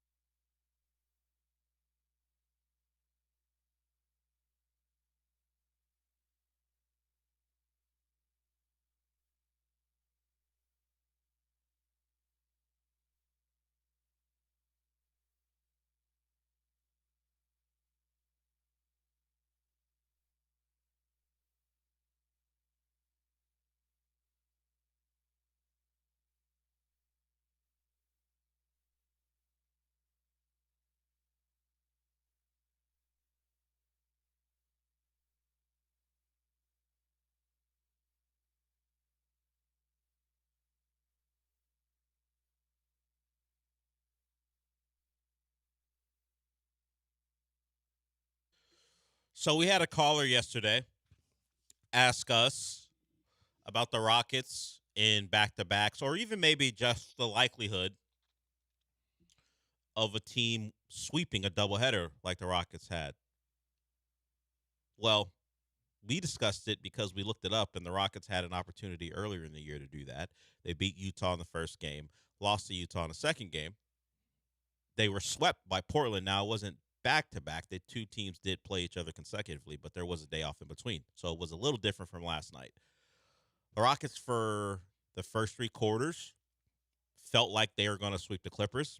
But then their old friend, the fourth quarter, popped up on them, and so did the turnovers in total and also in the fourth quarter. And then Kawhi decided to be the best player on the planet for 12 minutes. And that's why the Rockets lost. It's not the only reason. It's those three reasons aren't even the only reasons, but they played a giant factor in why the Rockets go into the All-Star break asking themselves, how the hell did we just lose that game to those Clippers? It certainly helps that Kawhi decided he was going to be great. He was great in that fourth quarter, had a very quiet first three quarters, and turned it on. He made the game-winning jumper, got fouled on it, knocked down the free throw, and the Clippers win that game 105-102. But the 21 turnovers for the Rockets, for a team who isn't great offensively as it is, who lives off offensive rebounds and extra possessions, then you mitigate some of that superiority on the boards by turning the ball over as much as they did. 6 turnovers in the fourth quarter, if I trust AI Overview. I use that caveat because I don't trust it. But I asked the question, how many turnovers for the Rockets in the fourth quarter? And it came back with 6. Kevin Durant had his own problems. 8 turnovers last night for him. It has been an issue in tight ball games when they put the ball in his hands as often as they do because they don't have any other trusted ball handlers. Things like this pop up. We've harped on the fact that they don't have a point guard. They weren't very interested in acquiring one at the deadline. Jose Alvarado was a topic of conversation this morning. A caller called in about him. Of course, it was probably prompted by the 8 3-pointers he made against the Sixers. That is not Jose Alvarado. He is a pest. He is a guy who scraps. He is not a guy who you give the ball to or give him the opportunity to knock down 8 threes. He just had a great night last night. But it just illustrates the fact that guys are out there that could have helped this team, and the Rockets stood pat. Whether it's because Rafael Stone was actually serious about the thought that this was a lost year because of injuries, whatever the case may be, it didn't cost a lot to get Jose Alvarado. My suggestion was to go get Ayo DeSumo. That would have cost a bit more, but you're trading with the Bulls. Who knows? You could have duped them and given you that for Jayshawn Tate and 2 second-rounders, for all we know. It's the Bulls. They do trades that don't seem to benefit them very much, at least when you look at the trade as it's happening. But the Rockets chose nothing, and this is what you're going to get. You don't have anyone to really settle you down. If you're asking Kevin Durant to play as many minutes as he does, and then also be a guy who has to take on ball pressure in fourth quarters of games, the turnovers are going to start to build. And in a game where they had control, they lost it. Their great player played great. Your great player didn't, and you lose 105-102. Of course, you had the Alperen Sengun missed free throw that would have given them a 1-point lead before the Clippers' final possession. Who knows? Maybe Kawhi makes the bucket anyway. But that's just the sliding doors. Maybe the Clippers have a different approach if they're down by 1, as opposed to being as patient as they could be and just give the ball to Kawhi, because at worst, you're going to overtime. Who knows? But Alperen Sengun misses another big free throw. He's under 70% from the line. Not great. Did anyone think he was making 2 there? No. Even my friend Kevin Joseph tweeted me as soon as I saw him go to the line. Like, I knew he was going to make 2. At least one of these. He was going to miss one. We know that's in his bag right now. Missing 1 out of 2 in that moment. I don't know how many Rockets I would have trusted to make 2. I guess Kevin Durant, although he has a miss on his resume from the first game of the season. If you told me game down 1, you get to the line, do I think a Rocket's going 2 for 2? I think it's a coin flip. Yeah, I'm pretty sure Kevin Durant missed one last night too. Yeah, he did miss one. He's 4 for 5. But particularly in those moments, Yeah. pick a Rocket, and I would say they're probably splitting here because that's just how the season has gone. And it went that way last night. And you drop a game you should have won. They're not as dominant as home as they have been. And, I saw after the first Clippers game, a lot of people, at least some Rocket fans, going, hey, look at all our injuries, and our record's very similar to what it was at this point last year. I think people forget that, sure, your records are similar, but we talked about it. Certainly, I forgot until we looked it up. Was it yesterday? Or maybe it was Tuesday? The Rockets ripped off 12 out of 13 at one point in March. So unless that's going to happen again, then you're not as good as you were last year. You're not going to have the same record you were last year because it took a big-time winning streak in the middle of March for that to happen. So while I understand that it's not all doom and gloom, and hey, the records are pretty much the same. The reason you won as many games as you did last year and were the 2 seed is because you got really hot for about 3 to 4 weeks. Is that in the cards? Maybe, but they're actually playing worse than they were early. So maybe the hot streak has already happened. They'll go into the All-Star break. Alperen and KD will go to the game. We'll see if Kevin Durant cares because that came up yesterday. It's part of the conversation we had yesterday. It came up with him last night after the game. He was asked a question about competition in the All-Star game. And I've made myself pretty clear on that. I don't think the format's going to elicit much care from players. And Kevin Durant called out a couple guys in particular because he didn't like all the questions being directed at the American-born OGs or old heads. And he said he was reading between the lines about the question. We'll see. We'll hear from him when we come back, and then we can discuss what he means. But as far as the season, it's been fine, right? Yeah, it honestly is just like if you actually sit down, take all things in consideration, you're like, this is about like what you would get here. It's just, I think part of it is that they just started off hot and then it's tailed off. If it was like flipped, I think people would be more encouraged. Yeah, I mean, like get the bad games out of the way first. And I think the manner of even the wins and losses is bothersome. It's just, it doesn't feel like a team. You're just never in control of a game. Even when you are, you know there could be a moment where you give up a 7-0 run, and now it's a game again. Ime Udoka talked about it now maybe a couple weeks ago. They were on the road. I think it might have been in Portland, so maybe more than a couple weeks ago, where he talked about, hey, Kevin Durant sits down for 2 minutes and we lose a 13-point lead because we can't somehow play without a 37-year-old on the floor. That's how fragile some of this stuff is with the Rockets, where you sit Kevin Durant down and you go from in control of the game to it's an all-out clutch game all of a sudden. Yeah, and just like the start of the fourth quarter where it's like, I know the Rockets probably did take a shot at some point before they lost the lead, but it felt like they lost the lead because they like just kept turning the ball over and didn't even get a shot up to take it from, what was it, going into the fourth, like a 6-point lead, 5-point lead into a 5-point deficit. It's like I'm sitting here, I'm like, I don't remember them taking a shot. To me, it's all bad passes and shot clock violations. Yeah, they went into the fourth quarter up by 6, and that was in a third quarter where they were after the third quarter. But in that third quarter, they're up by double digits. Yeah, I think 15 was the. Yeah, and at one point, even late in the third, if I just go by the play-by-play, late in the third with 2.5 minutes remaining, they're up by 13.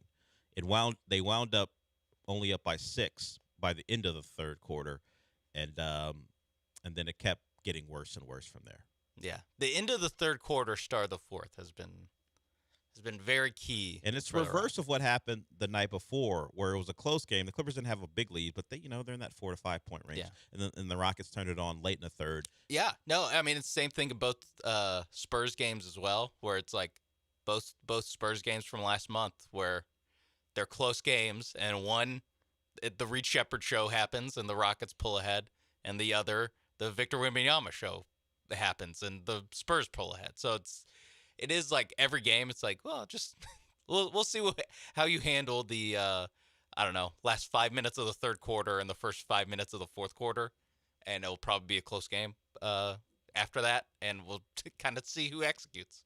The Reed Shepherd show was preempted last night, at least in the final seconds, and people weren't happy about that. We'll talk about that when we come back. You know, one of the more infuriating things when you watch your team play, and I remember it really top of my front of mind, excuse me, because of the Cougs against Florida, where either you don't get off a shot late because you just assume, like expectation wise, look, make or miss, at least I think we're going to get off a shot. Tari Eason got off a shot. It wouldn't have been a tying shot because his foot was on the line. So that's upsetting, particularly when you have called into question your head coach's ability to draw up plays and have an offense that's functional. A lot of things that have been issues with the Rockets all year long popped up in that fourth quarter, and that's why they lost. But we'll hear from Kevin Durant when we come back. He has thoughts on the All-Star game.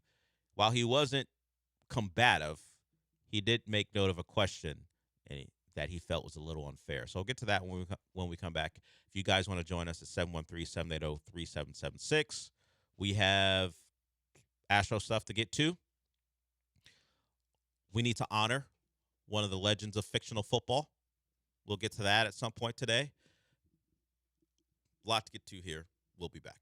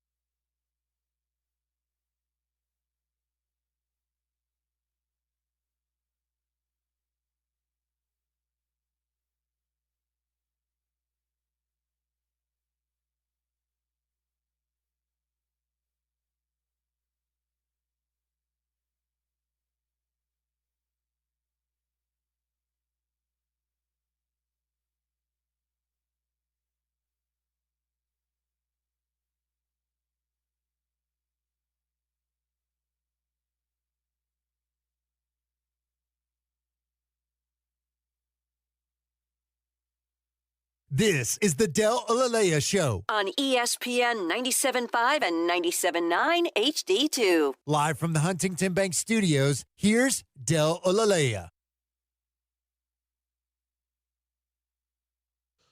After the game, after the Rockets loss, Kevin Durant was available, and he spoke, of course, about the game, but he got a question about the All-Star game and whether the teams will be competitive. It is one of the things Adam Silver has been unable to solve. Can he get not only the viewing audience to care, but can he even get the participants to care? And Kevin Durant took note of how the question was asked and had some pushback. Here's Kevin Durant. You should ask the Europeans and the world team if they're going to compete. I mean, because look at Luka Doncic and Nikola Jokic now. Let's go back and look at what they do at the All-Star game. Is that competition? So we haven't questioned what they've been doing, but we're going to question the old heads and the Americans. But these two dudes out there, Luka and Jokic, they don't care about the game at all. These dudes be laying on the floor, they shoot from half court, but you got to worry about the old heads playing hard. I can read between the lines, bro. And I just think a lot of times, I'm just saying that I can read between the lines. And it's not just about you. It's just an overall topic that everybody's just been talking about. You just happen to ask me that question. I will say that's a fair point. Between the lines. Also, Victor, I think, has said he plans to play hard in the We'll see. We'll see. I mean, we'll see. Yeah. Of course, Victor. I mean, he said that last year too. It is. They say it was the word All-Star game and people watched. You know, so we're gonna see. You know what I'm saying? And who knows what's gonna happen? This format might change the game, but who knows? Kevin Durant feels like a guy who's going to, I'll see what everyone else is doing. If someone, I don't know who it would be on the other side. If someone wants to challenge me, I'll take the challenge. But if no one's going to make it a thing, I'm not going to make it a thing. And I think that's what we're going to see. There has to be an inciting incident, and I don't suspect there will be one. I think we'll just get a casual game. The only thing that makes me pause on that is the fact that there is something to, I guess you want to say, play for, because there would be another game. So, of course, the one-off of the All-Star game, it's not like if you win, there's something else. You just, hey, game's over, I won, whatever. That's the only reason I think there might be any competitiveness is because if win and move on. Although it is round robin, so I guess you're guaranteed 2 games. I don't know. I'm just trying to figure out a way to maybe couch what I have been saying, where I think this is a nothing. This is going to be very exhibition-y. And then if someone happens to win, they win. But it won't be because they've tried any harder. It'll just be, hey, someone had to win this game. Yeah, and also, like, I don't know, there's times where one guy tries hard, and that team just wins. Like that the team where the guy tries hard wins. Yeah. And you know, also, I think some of it's also with how the game's played these days, where it's like they are just taking a ton of threes. Yeah. And so if one team just makes more of these wild, like 35-foot threes that they step into, like that team's just going to win. Like the other team can try to respond with that, but if they miss shots, they miss shots. It is like a normal game where it's like, oh, they're taking ridiculous shots, but they're not going in. So yeah, it's going to be a 25-point game. There won't be a coach all that furious when he's calling his timeouts. There's not going to be. We have to get a good shot on this. There's not going to be any of that. Yeah. So there it is. If that is one of the stars of the game saying, "Hey, what are you talking about us for? What about those other guys?" Yeah, and here's like, Jokic has like hilariously low levels of effort and give a bleep in these games, which is like I get it, or it's also in line with his character. It's in line with like everything that people say about him. This extra game that he has to play. Yeah, the guy who didn't want to go to the NBA championship parade. Yeah, now you're playing an all-star game, buddy. Have fun. All the things people say about him are exhibited in that game. Yes. Like if he looks fatter. He clearly cares about playing regular season games and, of course, the playoffs. But you think he doesn't care because of what his body looks like, doughy, all that stuff. All of that, it's distilled into the All-Star game. Like, yes, you see that. It shows up in the tape of the All-Star. Your view was validated by that All-Star game. So I also like the Victor Wembanyama said he would play hard last year too. Yeah, exactly. That is true. Like exactly. the whole like I'm gonna play hard. I'm gonna be the one. I feel like every year there is like a guy who's like I'm gonna be the one to play hard, and then I don't know, since 2020 there hasn't been a hard fought one. So good luck to all those involved, particularly Adam Silver, as he tries to make what was a marquee event that again. I have my doubts on that. Meanwhile, Reed Sheppard, who is supposed to be a sharpshooter, and maybe at some point he gets invited to be in an NBA All-Star Weekend 3-point contest. Yeah, he might have to tear his Achilles like Damian Lillard. Or the pushback for not having him invited. If someone gets upset, you could say, hey, your coach won't even put you in the game when you need a 3. How could you be a sharpshooter? That's what happened last night. Reed Sheppard not on the floor. Amen Thompson on the floor. I get it. Ime Udoka was asked earlier this week whether he would ever consider, because Reed Sheppard had a good game and Amen wasn't around and they won their game. Was it against OKC? Would you ever think about swapping one for the other as far as in the starting lineup? And he goes, not now, probably pretty much not ever. He would not that Reed Sheppard won't ever be a full-time starter for the Rockets. It just won't be in place of Amen Thompson. And while I kind of agree with that sentiment, Amen Thompson's ceiling is higher, even if the shooting is a problem right now. There's no reason for him to be on the floor instead of Reed Sheppard, or as opposed to Reed Sheppard in that situation.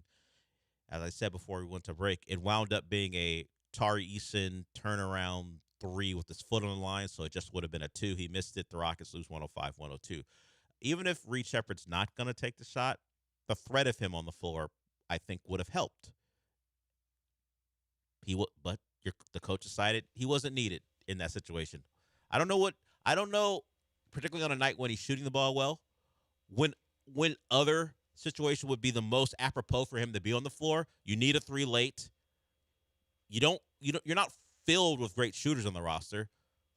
Just slide him out there for 2 seconds. Look, he can't cost you defensively, because even if you make the shot, it's overtime. So if you were concerned, like if you knock down a shot, the Clippers don't call timeout, and now you're at a disadvantage because they get Kawhi on him on a switch, that's not possible. That wouldn't have been possible last night. I don't know why. Maybe he just forgot. Maybe it didn't even cross his mind. Yeah, I mean, he's shorter, just didn't even. He just forgot that didn't even see. He's shorter than Ime Udoka.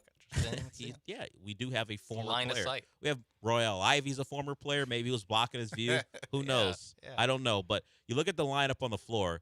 You had Jabari's not great, but Amen was an inbounder, so of course no chance of him taking the shot, I guess, with only 2 seconds left. But you had 2 non-shooters on the floor, Şengün and Amen Thompson inbounding, and Jabari. He's a shooter in name, but he's not a great 3-point shooter. And yet, Reed Sheppard, with his warm-up on and a towel around his neck, not on the floor. Seems like a missed opportunity. Yeah. Maybe Amen's a great inbounder. I don't know that to be the case, but maybe he is, and he had to be out there. But then Şengün didn't have to be out there. Yeah, no, I mean, it's just one of those. Yeah, there's nothing you can say other than, why? Why not? There's no pushback, only right? Only Ime Udoka has the defense for that. Yeah, there's no one who can think of why Reed Sheppard wasn't on the floor for that.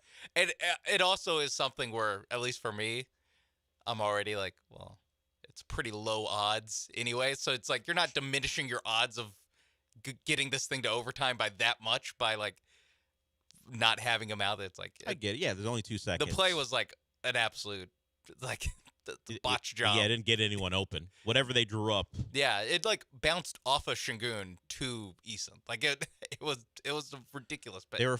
They were fortunate to even get a shot off. Yeah, so the ball was supposed to go to Durant. It bounces off Şengün's leg. Yeah, it almost looked like he like kicked it to winds up in the corner with Tari Eason, and he was able to get a shot off, but his foot was on the line. So yeah, it was a disaster from the go. So maybe I just answered my own question. Amen Thompson, not that great of an inbounder. Yeah, no, and then have Şengün. Like you have 2 guys that are 6'8", 6'9", that are good passers, that are probably the 2 best passers on your team. Have one of them be the inbounder, and then have, a top 3 shooter on your team. Now, the play was for Durant, but of course, the Clippers know that, so they denied him the basketball, and then they went with their second option, which was Şengün inside the 3-point line when he would have caught the pass. It was all messy. It's just disaster. Bad. Yeah. From not having Reed Shepherd on the court to what actually happened on the court, whatever. Whatever. You drop a game. Yeah, just you lost that game. It was all bad when you blew it late in the third and in the fourth quarter. That is like the truthful of just like that. That's when you lost the game, and Kawhi Leonard played like a top 2019 Kawhi Leonard. Yeah, like took over in that fourth quarter. Just to take a phrase from the Houston Astros, sometimes you just got to tip your cap. Mm-hmm. That these things happen in baseball, basketball too. Yeah. It happens. Certainly happens to the Rockets, blowing leads. 1 out of 162, last 2 years. Unfortunately, it's been more than one. It's been quite a few. That's why we take note of it. It's been too many out of the last 162. Yeah, momentum's next day starter, Dale. But the next day won't be for it'll be the Rising Stars Challenge on Friday. Yeah, which I will not watch at all. Dream Shake, noted KD fan, says KD is automatic. We were talking about missed free throws. The first game was shocking when he missed it. I'll take your word for it that he's one of the most clutch free throw shooters of all time. I'm not looking into it. Yeah, I mean he's just like a 90% guy for his career. Yeah, that's who he is. He's a great free throw shooter. That's why it was so appalling to everyone, at least as a Rocket fan, that he would miss it in his first game as a Rocket, the closer for the Rockets that they brought in. He misses the free throw, and of course fouls Shea on a play that sends Shea to the line to tie the game, right? I believe. Yes. So why do I remember something from the first game of the year? Because it was Kevin Durant, and it was a moment, hey, this is what this guy's here for, and it didn't work out. But that's fine. Their record's fine. They're not in a bad position. They just do things that they can't correct. Yes, and this is from my research from Rocket Power that you can hear Friday at 10 o'clock sharp. Rush over to YouTube to watch it. Of course. You can also hear it at 6 o'clock on the station if you want to listen to Dell in the morning. And then it's still at 10 o'clock, huh? It releases at 10 o'clock on Friday. I actually don't know if it still does that. Okay. I maybe you talk to the right people and there's like 2 people to talk to. Got that moved back an hour or 2. But the Rockets, 7th easiest schedule post All-Star break, and the Thunder, Nuggets, and T-Wolves are 3 of the top 4 toughest schedules in the league remaining. So you don't really have to play that much better to at least stay in a home court team in the playoffs and maybe even move up. Spurs, middle of the pack. Not a huge advantage there. But you play, I think, 9 teams that are the disgraces of basketball for the next 2 months. So. Speaking of one of those disgraces, the Jazz have decided, you know what? Let's stop with the whole benching Jaren Jackson Jr. to start fourth quarters when we have a lead and not bringing him back in.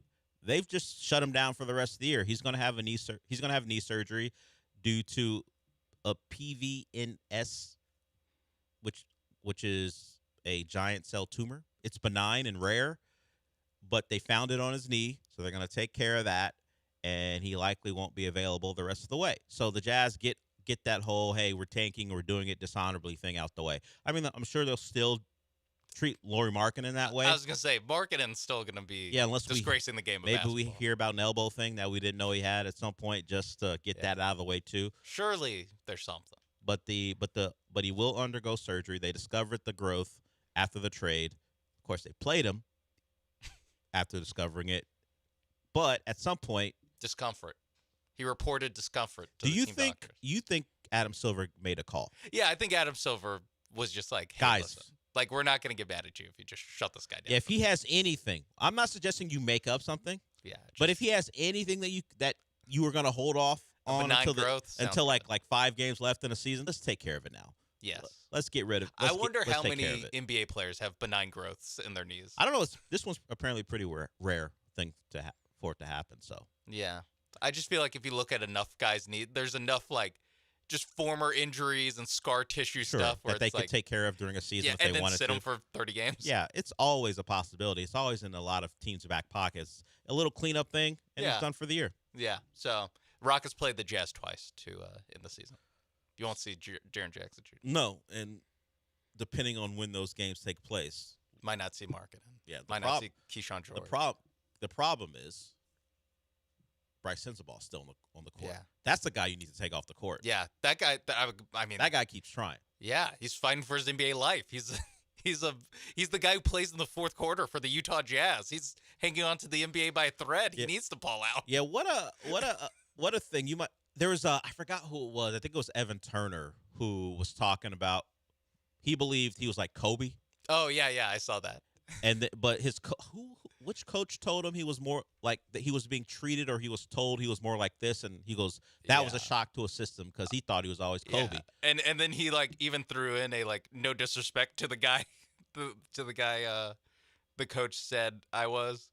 Hold on. He said I remember one time my coach said he viewed me as Richard Jefferson. Yes. And that was that was the first time I truly understood Latrell Sprewell. Who choked PJ Carlos upon. Yes. He goes, P.S. I traded the career I had for Richard Jefferson, so it ain't no shade. I just thought I was Kobe. And Bryce Sensabaugh at one point thought, you know what? I got a real shot to be a guy in this league. And then he realizes the Jazz won't bench me in the fourth quarter when they're trying to lose. They'll actually play me. I'm one of the guys the Jazz are trying to lose this game with. Yeah, they think I can help them lose this game. Me and Kyle Filipowski. But instead, I'm going to go out there and knock down shots and do things that the organization actually doesn't want me to do. But as you said, he's out there fighting for his life. So it's always good to be self-aware. Richard Jefferson got that information probably later than Evan Turner got that information a little bit later than maybe he should have.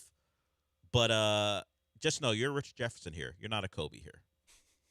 What, Bryce Sensabaugh? Bryce Sensabaugh, you're Deshaun Nix, not a Fred VanVleet, all right? See? That's ugly. Sorry, Bryce Sensabaugh. No, that's what the Jazz are saying. The Jazz are telling him, hey, listen, we need you to be the point guard that loses us these games, not the guy who wins those games. Got it. Fred VanVleet's absence has grown his stature so much more. Like, he would do worse for his reputation by coming back and playing this year. God. Like, just stay away. Especially being, like, 5'10", coming back from an ACL early. Stay away and come back next year. And particularly if the Rockets flame out, his reputation's only going to grow. Yeah. People are, Fred VanVleet, If what he's we lucky, would have they, been like, without him. Make another big move, and it's like it kind of gets lumped in with like his return with this other player that's probably better than him. Like return, it's like, oh my God, look how much better. See, that's what they're missing with Fred VanVleet. It's like They say absence makes the heart grow fonder, and the thought that Fred VanVleet is the difference between maybe this team winning a round or with him in the lineup, maybe making a run to the conference finals, is doing real credit to his reputation. Yeah, I mean they were bad without him last year when he missed games. So. It's true. He's very important to this team, and it is funny he though. Certainly would be more welcome. He certainly would be welcome in the fourth quarter. Yeah, of these games. I mean, people are calling into morning radio shows asking about Jose Alvarado. Like I think Fred VanVleet would be a welcome sight. Yeah, point guard play. The Rockets, compared to most teams, at a deficit there. All right, we'll go to break with that. The number is 713-780-3776. You need to remember that number because we got a giveaway coming up. We got tickets to the fishing show. We'll do that when we come back.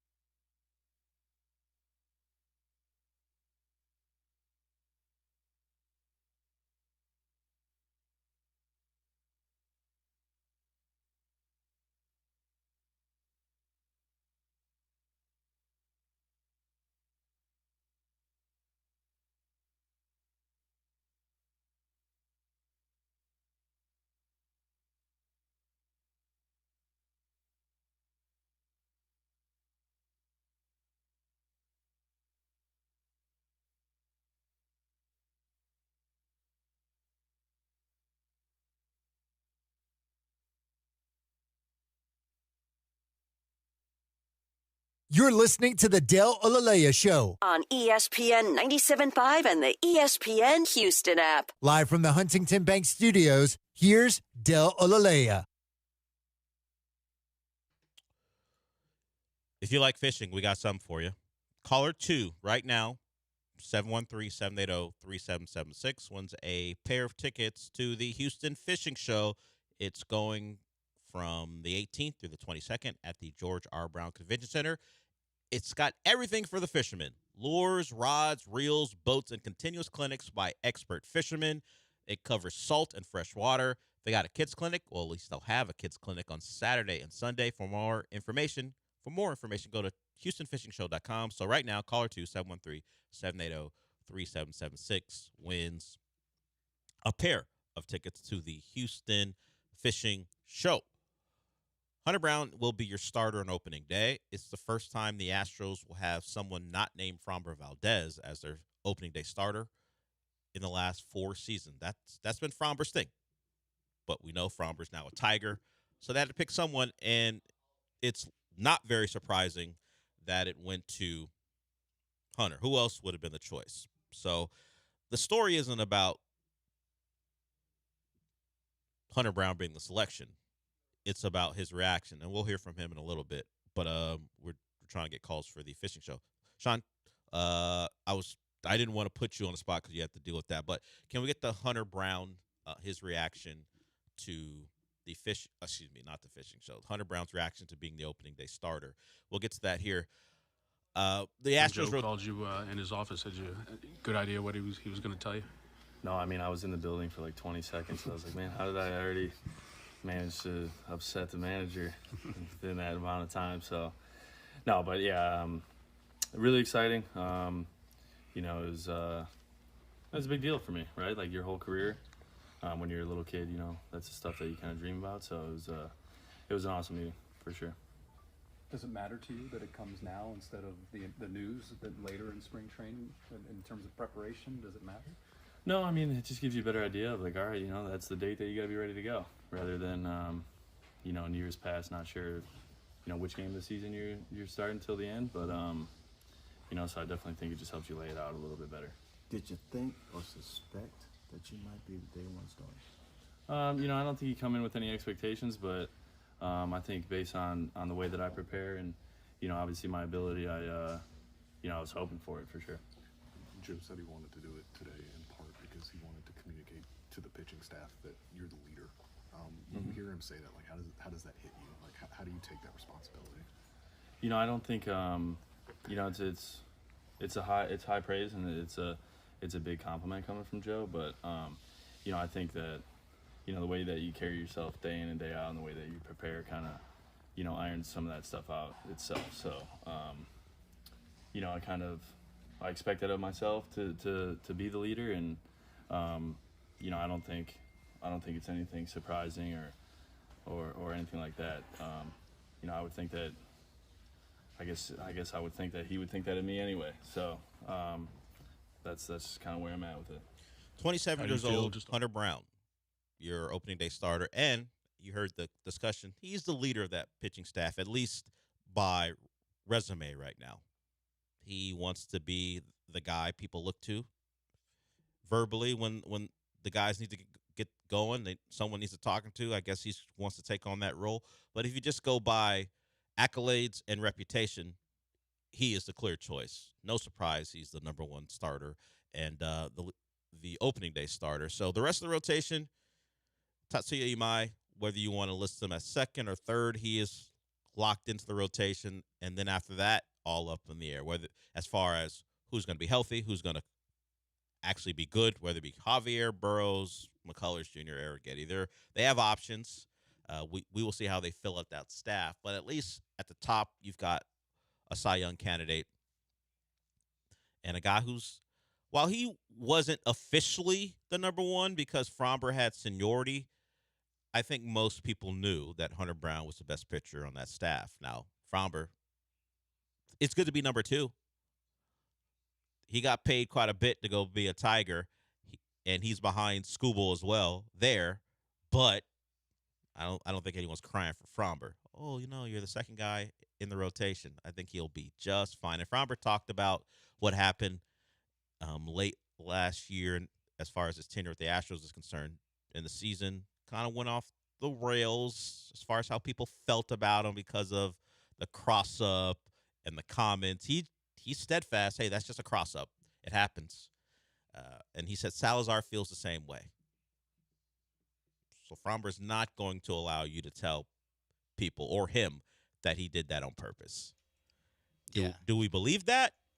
I mean, Salazar feels the same way, according to Fromber Valdez. Yeah, I don't know if Salazar, if he could be asked a question and respond in a way that wouldn't really bring more attention. I don't know if he would answer it that way. If he could be someone who wasn't just good baseball guy, if he could just answer it and as far as how he actually felt, would he back up Fromber? I don't know that to be the case, but he's the catcher. He's going to back up his guy. And look, man, hey, just a cross-up. I know it looked like he expected something else, and he did, but it wasn't because I wanted to fire a fastball at his chest. Yeah. It's also funny that it was like just like right down the middle, and the Yankees hitter just didn't swing at it, a fastball down the middle. Wasn't expecting it. No, Sometimes not only do you trick your catcher, you trick the opposing batter. It was so down the middle that the hitter was like, surely this is gonna break somewhere. Nope. Boom, right to his chest. He might have thought curveball too. Yeah. I almost think that the cross-up thing like distracts from the fact that he had a 5.6 ERA in August and a 6.51 ERA in September. It did him a favor. Maybe. Didn't do the Astros a favor. No, not at all. They would have preferred him to have a 2 ERA and won those months. Yeah, maybe they'd be in the playoffs. Make the playoffs, yeah. But yeah, it is funny. That's like, yeah, the cross-up, whatever. Who knows what happened there? It's like, well, I know what happened after that. Did anyone ask him about him stinking the last 2 months of the season? Yeah, on a team that missed the playoffs by one game. Yeah. Yeah. And he was a direct contributor to that. 2-7 over the last 2 months? So yeah, it didn't stop the Tigers from giving him 3 years, $115 million. But he did want the fans to know that these things happen. I got crossed up with the catcher. It was not intentional. It happened in a moment of adrenaline, a tense moment.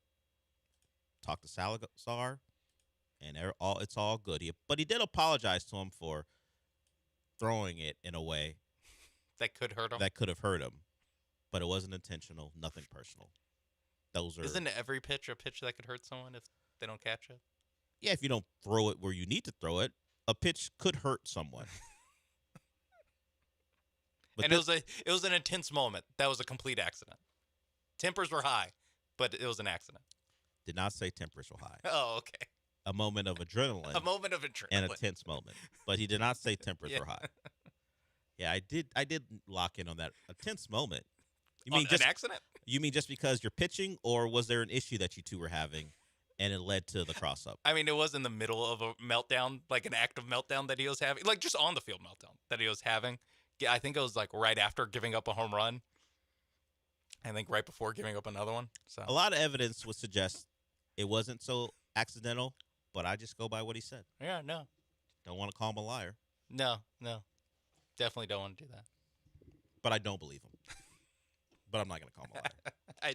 It's hard for me to believe. I'll just say this. It's hard for me to believe this. Considering what we know about the man in question and his blow-ups. And he was never the same after that, but who knows? I would like to take him at his word. It's just very difficult for me to.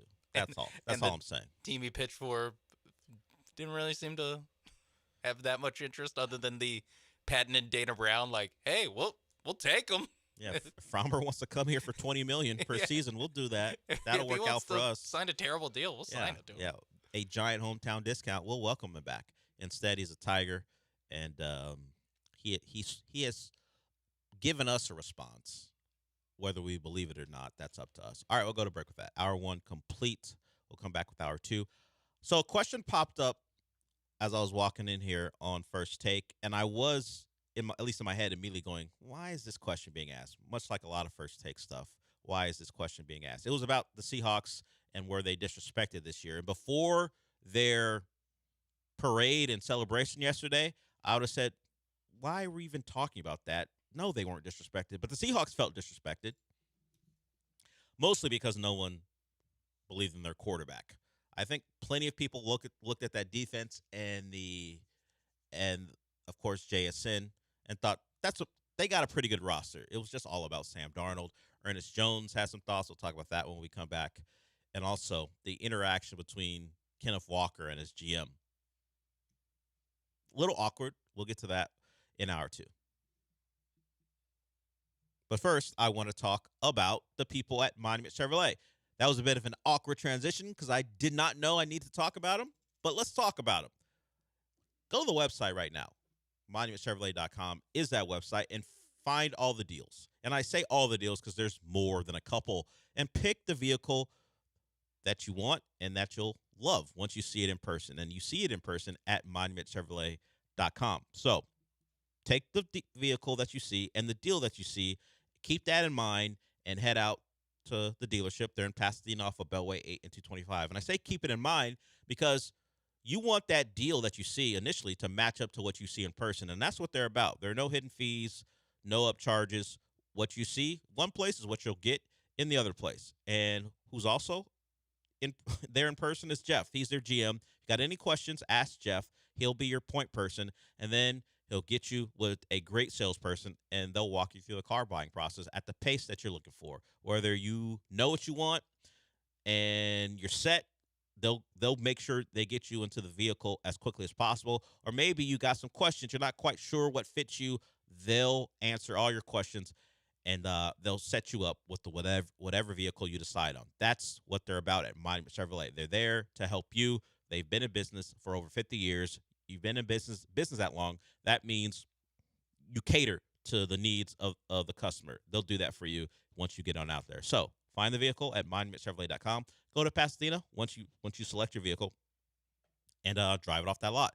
Off of Beltway 8 and 225 in Pasadena. That's Monument Chevrolet. Chevrolet, together let's drive.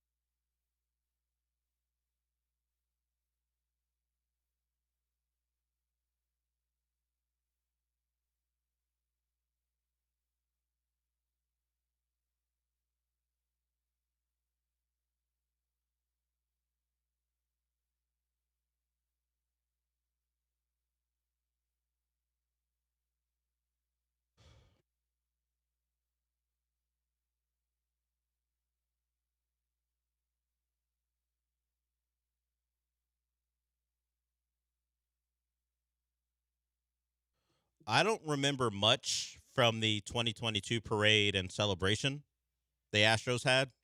Like, I remember people being excited, guys catching beers maybe, but that's about it. Once they got to the spot where they started talking, I don't know that anything came of it. I certainly don't think we had a moment where Red Solo Cup infused a general manager probably is making a joke that kind of falls flat, and the person in question he's making the joke about stands there and just shakes his head. So Kenneth Walker, MVP of the Super Bowl. He spent the day with Sam Darnold at Disneyland on the teacups. He's an impending free agent, a name because he's just the latest guy to do something is being connected to the Texans. Hey, you know who needs a running back? The Texans. How much would it cost to pay for Kenneth Walker? Probably more than the Texans are willing to pay, considering what the run he went on after Zach Charbonnet got hurt. Kenneth Walker likely made himself a lot of money somewhere. People are speculating that it won't be Seattle. Well, their general manager, as I said, Red Solo Cup infused, is John Snyder, and he made a comment in the middle of yesterday's celebration while Kenneth Walker was like 2 feet away from him. Here's John Snyder. To Ken Walker being the MVP, let's go! Woo!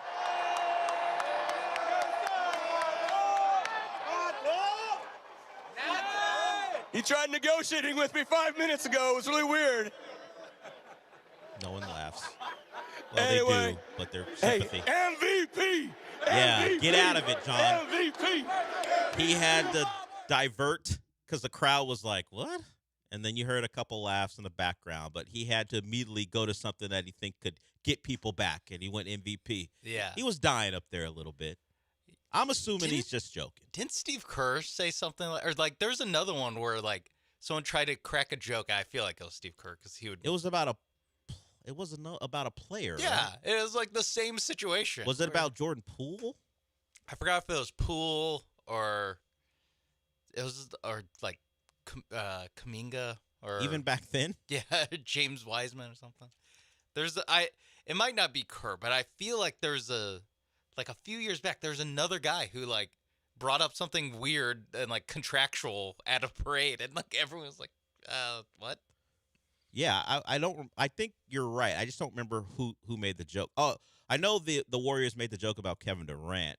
That Bob Myers, I think, made the joke. That might be what it was. Or it was maybe the play-by-play guy. I don't remember who it was. It was Bob Myers, the play-by-play guy, and Steve Kerr were up there talking. And I think it was about Kevin Durant.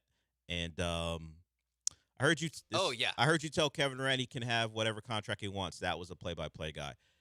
Myers said that was just for the media. He can't have anything like that at all. Kerr said mid-level. So they were making jokes then. There might have been something else, but I do remember that as well, where Kevin, why are you playing with my money? Huh? Yeah, hey. In my head, I'm like, why are you playing with my money? Future GMs of championship-winning teams at the parade. Don't Don't talk mention about the contracts. Who cares? We all know Kenneth Walker is in for a deal. Maybe not mention it at the parade when all you're doing is celebrating. Or if you do, you have to make the joke of and I guess this hurts your negotiating position, but a situation like this, no one expects him to come back anyway. Yeah. But just be like, man, he might have played himself out of next year. Some being on next year, something of oh man, he just made himself a lot of money that we won't be able to pay. Something like that. Yeah, stuff like that.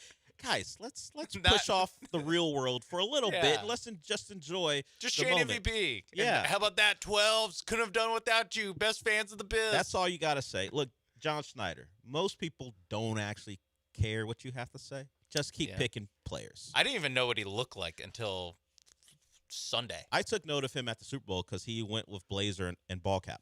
Yeah, I don't think for the previous 10, 15 years he had been Seahawks GM, including making 2 Super Bowls and winning one.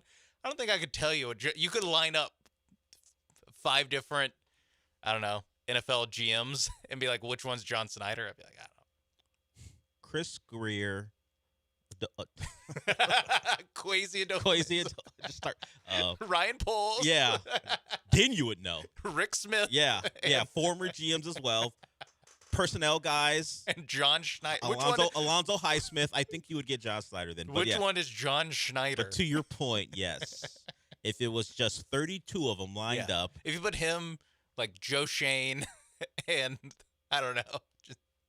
Who's the Jags GM? That guy. Yeah, Put him whoever. up I think there. it's like a wait, he's young the- dude, right? Yeah, he's the one that's like 30. Yeah, so I think you might Yeah. you would rule him out. But yeah, Yeah. to your point, they all kind of blend together, And just, unless whatever. Yeah, ball cap and blazer. All right. yeah. I don't Red know if Solo he, Cup. I don't know if he took that from Chris Greer or they came to that particular style choice by themselves. One guy independently. One guy multiple time champion. The other guy I don't know where he is right now. But so John Schneider, he's had a good run of draft picks of trades.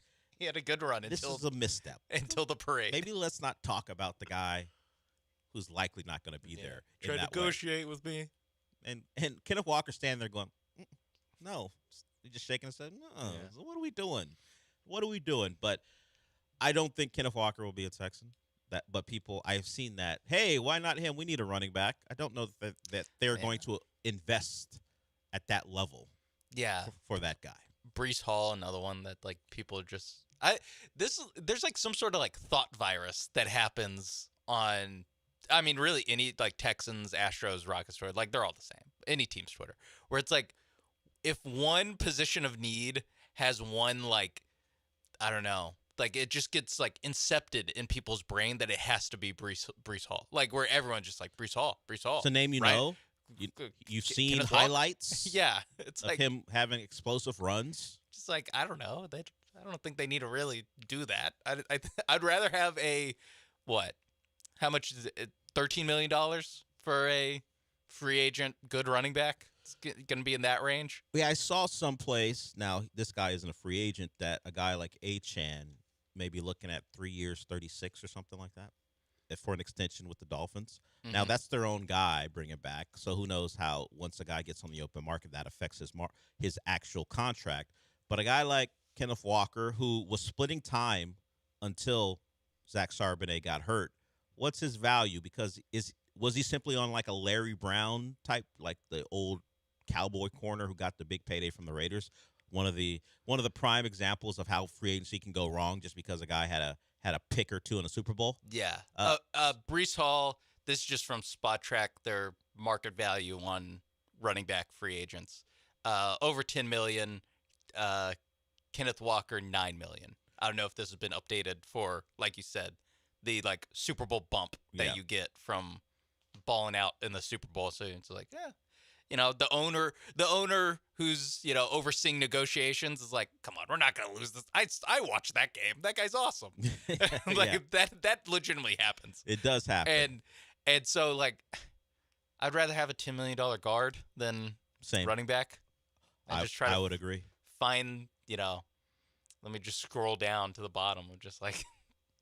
I do think the Texans and Kenneth Walker. Sure, give me Mostert. He's been around a long time. I don't know. Yeah. I do think the Texans need to find more ways to be explosive offensively, and I get why Kenneth Walker was appealing because he had multiple 20-plus yard runs in the Super Bowl, and he would have had a long touchdown run if not for a holding call later in the game. So I get that. You want more explosiveness. I don't know. I do know. I don't want to pay $10 million per year to get that out of the running back position when you've already invested multiple day 2 picks, but you traded a third rounder to move up in last year's draft to take Woody Marks. Now you have draft capital this year, but you traded a third rounder this year to move up last year to take Woody Marks. So you've invested in the position. Of course, it didn't cost you much to trade for Joe Mixon, and that question for super positive people is still up in the air whether he'll be a Texan and play again. I certainly have my doubts about Joe Mixon's availability going forward here. So maybe not pay $10 million to the running back from another team. That always goes well, right? Unless your name is like Saquon Barkley or Derrick Henry, paying big money to the other team's running back, poor decision. And those guys are all timers, at least as far as their talent. Kenneth Walker's a fine back. We saw it. But as I said, he wasn't even the full-time guy in Seattle until Zach Charbonnet got hurt. Yeah, he almost had the perfect timing of it to where it's like he got to be the bell cow back starting in the divisional round of the playoffs against a beat-up San Francisco team. Yes, and so and a Rams team was not great defensively. He got to have whatever 25 carries for 3 games. So it's like, see, proof of concept that he can be the bell cow back. It's like, well, And he went over 1,000 yards so in the regular season. So he wasn't bad, but he just wasn't a guy that the Seahawks were completely leaning on. And then are you going to pay him bell cow back money here to win his services? I would be a little apprehensive to do that. When you get production out of Woody Marks, but most importantly, that offensive line is a bigger hindrance to Woody Marks in your running game than actually Woody Marks is. If you could be more consistent in your run game, maybe you don't need to pay the running back, who is good but not special running back money. I don't think you need to do that if you can fix that O-line, and it's been documented quite a bit that they certainly struggle to draft O-linemen. I would say draft a running back if you choose and pay an offensive lineman. That would be my solve. And the bigger question is, who are the offensive linemen available? The good ones generally don't come available, and if they do, you're paying lots and lots of money to bring them in. So that certainly plays a part in the equation. So shout out to John Snyder for making it awkward. Yeah, and finding a way to not get applauded at your second Super Bowl parade. Yeah, I mean, you are responsible. It's pretty easy. Just he could go, "Hey, I'm John Snyder. I'm the GM," and that might get you applause. Yeah. Hey, this reminds me a lot of time of about 12 years ago. Woo! Yeah, remember when we did it that last time? Yeah. Woo! And then you're good. Instead, you gotta bring back the MVP chance to get people back to your speech because you had lost them pretty quickly outside of the courtesy laughs from behind you on stage. Yeah, it almost felt like laughing at how awkward it was. Hey, it didn't feel like it was laughing at the, What I found out? A lot of Seahawks can't deal with silence. No. So they had to laugh to fill it. No. We talked a lot about running backs in this segment. We're going to transition to a fictional running back when we come back because we did have some sad news. If you're like me and you're a fan of the CW, you probably watched this man on Dawson's Creek. James Vanderbeek passes away, but he also had one of the staple sports movies of that era as well. He was in that one, Johnny Moxon. We'll hear Johnny Moxon become a hero when we come back.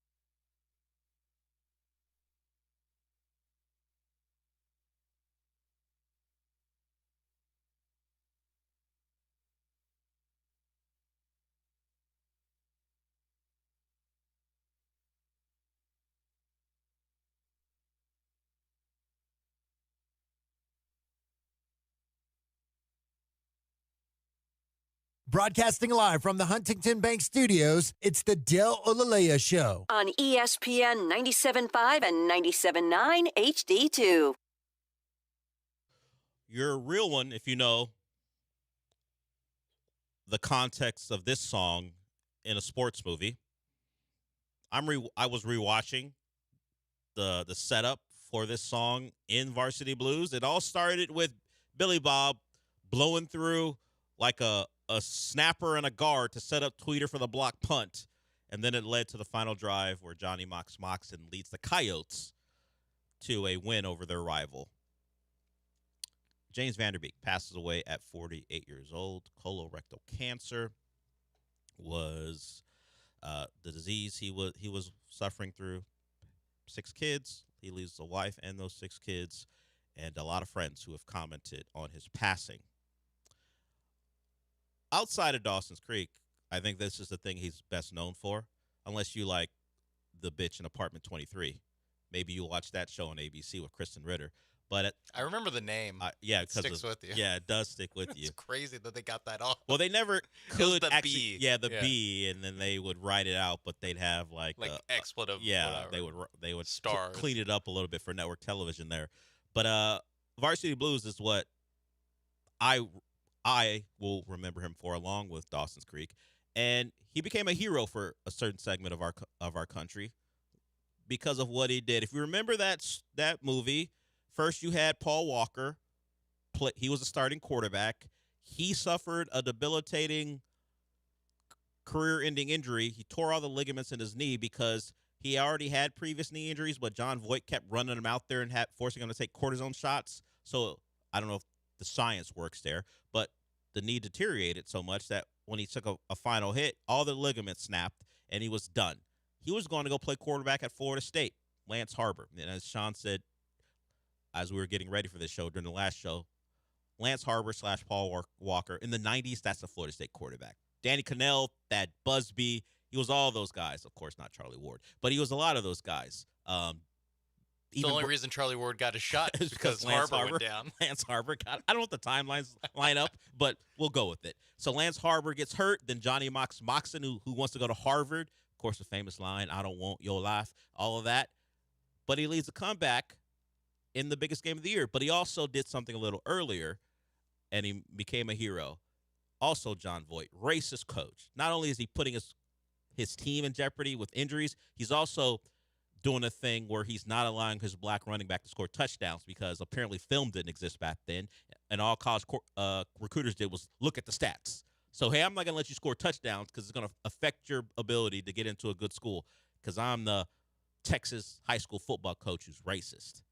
That was John Voight's character. He was so bad, if you remember, that the players decided we're not going to go out for the second half of the biggest game of the year unless you stay in, all led by our hero, Johnny Moxon.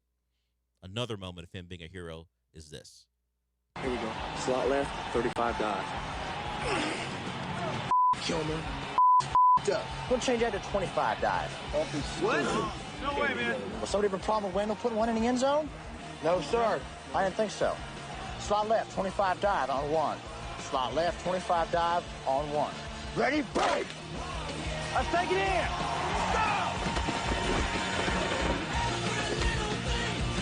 Of course, Wendell gets into the end zone.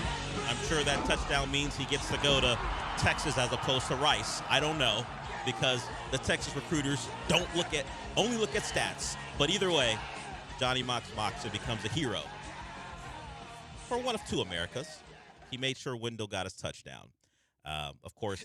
Do you think John Voight America is like, what a terrible thing Mox He did? changed the play call and went against his coach. That is true. Certain parts of America love when you just listen to the coach. What if the guy didn't get in? What if? Yeah. What if Wendell fumbled? What if he fumbled? You should have went with the fullback. So James Vanderbeek passed away, but Varsity Blues. I don't know if you want to call it a curse because Scott Kahn is still alive, but Paul Walker passed away young, car accident. Of course, James Vanderbeek and Billy Bob. I think his name was Paul Lester. He died at 46. He was much like a lot of those actors in these type of movies, much older than his age in the movie, because James Vanderbeek is dies at 48. I think Paul Lester died like a decade ago, and maybe it's Ron Lester. I'm combining Paul Walker. Ron Lester died in 2016, and he was 45. So when that movie came out, he was nearly 30 years old. Just what they did back then. Was 7 years older than James Vanderbeek. Yeah, it's just and they're on the same high school football Yeah, team. it's just what they did back then. James Vanderbeek, years, star of a yeah, sure. Well, we do have like 9-year guys in college football today, so Yeah, wait. So Billy Bob would have fit right in. Diego Pavia was third string on that team? Yeah, exactly. So it's been unfortunate. All those guys have died young. Scott Kahn's still making CBS TV shows, so thankfully he's okay. But that happened. James Vanderbeek passes away at 48 years old. The one thing as I was rewatching the clips of Varsity Blues that struck me at the time, and I commend them for it, because a lot of those movies, the football players have like baggy sleeves. That's not what a football player would look like. Even back then in the 90s, no real football player walked out there with baggy sleeves. Or when they have the single middle bar. Yeah, it's like, come on. That always catches my eye in these movies or TV shows. Yeah. Who's the technical director that makes them actually look like a football player? It's actually crazy that they don't have like sports movie consultant like as a job. I'm not even saying like for you and I, like that, like someone hasn't conned their way into having this job that's like like up there where it's like you don't actually need like, I don't know, Tom Brady to sit there and be like, that's not what would happen. Yeah, you don't have to design plays. Yeah, you just need like a guy to be like that's not how they would wear their sleeves. Yeah, that position's not wearing that type of face mask. Yeah, Stuff or, like that. I mean, sometimes it's even like that guy shouldn't be in a 3-point stance. Yeah. Like it's just crazy Yeah. what they get wrong. Simple things that anybody who's, of course, watching Ryan Reynolds should not, or Ryan Gosling should not be playing cornerback. Well, I wouldn't say that particularly back then. Oh yeah, at the time that Remember the Titans took place, and him at that age or that time period could have a baggy sleeve jersey. That was fine. I didn't have a problem with that. But in the 90s, no skill position guy, worth a damn. Particularly the late 90s when that movie was set was wearing that type of jersey. And Varsity Blues, at least for the Coyotes, they did that. Now the other team, the anonymous other team, they had the loose fitting jerseys. Yeah, come on. Yeah, who cares about them? But we need to buy whatever 50 of these jerseys. Yeah, we're not buying 50 of the good ones. Yeah, very very true. So unfortunately, Paul Walker passes away. James Vanderbeek as well, and then Ron Lester as well, who played Billy Bob in that movie. I'm trying to think of all the sports movies that I actually like, because I don't like a lot of them. Even if you exclude the Ali Larter portion of that movie, you know, you had the lovable girlfriend in Amy Smart, and then you had the sex pot in Ali Larter. Like I said, typical 90s movie. That movie stacks up for me even still. And then you have the Foo Fighters and My Hero to end it. So shout out to that movie and, of course, James Vanderbeek. Available on Peacock and Paramount Plus. Right now. I have Paramount Plus. Pluto TV as well. So a lot of places you can see it if you so choose. I don't know. I don't think I've seen a movie that's this available. Yeah, that's on like 3 different It's ones. usually something where multiple services have it, but you have to pay separately for it. But this one, I can just go home and watch Varsity Blues. Yeah, you have to choose which service you want to watch. Well, not much of a choice. I don't have Peacock, so it's also on YouTube TV. Well, I do have YouTube TV, so I can see it there too. I wonder how many people will watch it, or will they just go through a Dawson's Creek rewatch? All right, we got a couple more segments to go. When we get back, we'll do a giveaway again. If you missed out on the fishing show tickets, we'll do another giveaway. We'll give away another pair. The fishing show is at George R. Brown Convention Center from February 18th to the 22nd. If you want to go and experience all the fishing from the fishing show, call in when we come back.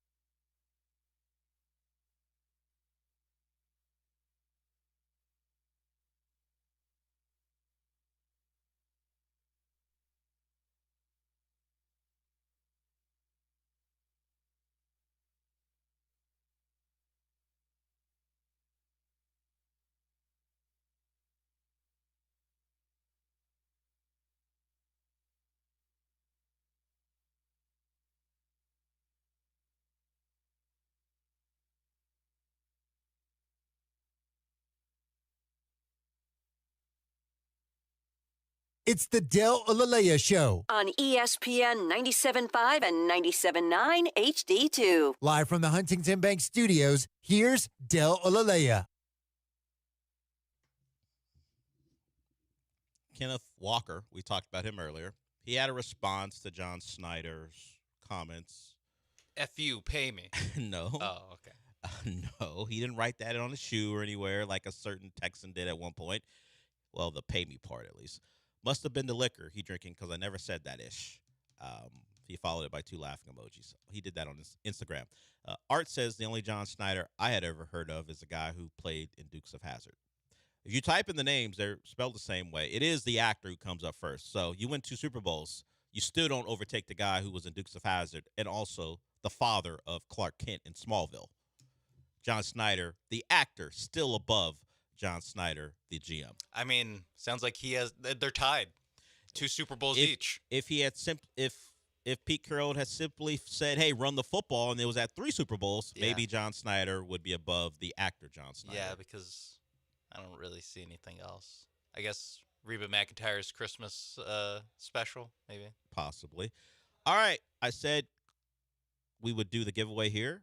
Caller 2, 713-780-3776 wins a pair of tickets to the fishing show. You can go to thefishingshow.com to find out more information. The fishing show is here at George R. Brown Convention Center. HoustonFishingShow.com is the website. HoustonFishingShow.com.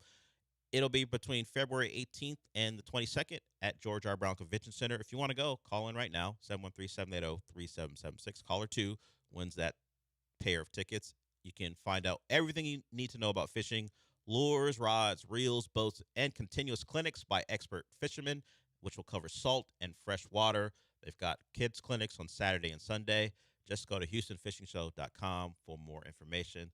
We'll be giving away tickets throughout the week, which is one more day. So we'll give away tickets on the John and Lance show tomorrow, my show. Jeremy and Joe have tickets to give away today and tomorrow as well. So you have your opportunity to win if you haven't won some already. Okay, a couple things to get to before we wrap it up for today.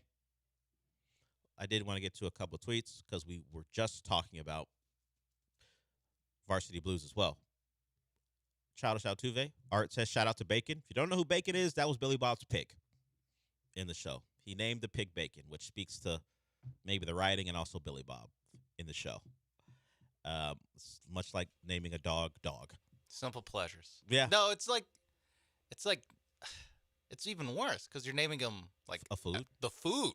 Like naming him pig is more respectful. Name a cow steak. Is what you're saying? Yeah, burger. Yeah. He loved bacon. His pet and the actual food itself. Also, Riley says he remembers his parents buying him Varsity Blues on pay-per-view. I don't know that his parents knew about the whipped cream bikini. He does mention that in the tweet. Yeah, R.I.P., man. Johnny Moxon, known as James Vanderbeek. Okay, so we haven't talked much college football since the title game, but the Pac-12 is back. They're a full conference again. Last year, it was Washington State and Oregon State masquerading as a conference. They didn't have an official conference title game, but they played each other, and whoever won that game was the pseudo champion. But now they'll have an actual conference, and they're doing something a little unique. You have to try to find a way to claw yourself into the national conversation, particularly when you are no longer the Power 4 conference that you were, and you're at some disadvantages. Well, the Pac-12 is doing this. They're going to have flex scheduling. And not like the NFL where they move a game from one time slot to another. They're doing it where opponents can be flexed depending on how beneficial it is to the conference. It's going to be a non-conference game because I think they're just going to play 7 conference games. So there will be an opportunity for rematches. But how it'll be set up is they've projected certain matchups already. So those are set. The home teams are set in those games. But what they can do is switch the opponent depending on how beneficial it'll be to that opponent in their chase for a CFP spot. So they'll already have played, because there's only 8 teams. And so they'll play their 7. Yes. And then this will be like a bonus. An extra game. Like the ACC will have games between two ACC opponents that aren't ACC games like they did this year. This will be like that, except the conference will control the matchup if it can help one of the teams make the CFP. And then they'll have their conference title game after that. You could also game it to get some bowl eligible teams in there too. Yeah, if they so choose. If they're at 5 and 6, and then you have two like 3 and 9 teams, like, well, match those two teams up. Now we just got 2 more bowl teams out of nowhere. Yeah, I don't know the Pac-12's bowl ties, but that might be something they try to do. But it's being positioned as, hey, let's say Boise, because they were in CFP. Yeah, Boise needs another win to help their cause, and Fresno State's pretty good. Maybe Fresno State has 8 wins, and Boise's current matchup is against a team who's not very good. We can flip Boise to go play Fresno State in a game that matters to voters, and maybe if Fresno State's competing as well for a berth, you put those two teams together, you have them play each other, and now a team has a good win as they head into to their conference title game. So they're going to try to find ways to manipulate it so their conference has its best shot. And then I wonder if it's like a year where it's like Boise's like far and away the group Do they of give 5 them a soft team to play so they soft can't lose? One. Yeah, maybe. like, I mean, because you could just you almost don't want to have, because they're already going to play, because everyone already plays everybody, and this is just game 2. It'll be a rematch it'll be a rematch the final week, unless either way. Yeah, so you almost don't want it to be like, oh no, there'll still be a championship game. Yeah, there'll be a championship game after this flex weekend. Oh, so yeah, you definitely don't want to do your 2 best. It all depends on what's going on around the country. Like if the American has a team that you're competing against for that final spot, how do you I guess the best way to say rig it, they would probably say manipulate it. Either way, how would you move things around so it best helps your contender for a CFP spot? Yeah. Do you give them an easy one, or do you think they need a win against a good opponent, because the American not only they would have their title game, which could be against another good opponent. Yeah. So that's what the Pac-12 is doing, and it's unique. We've never seen this before.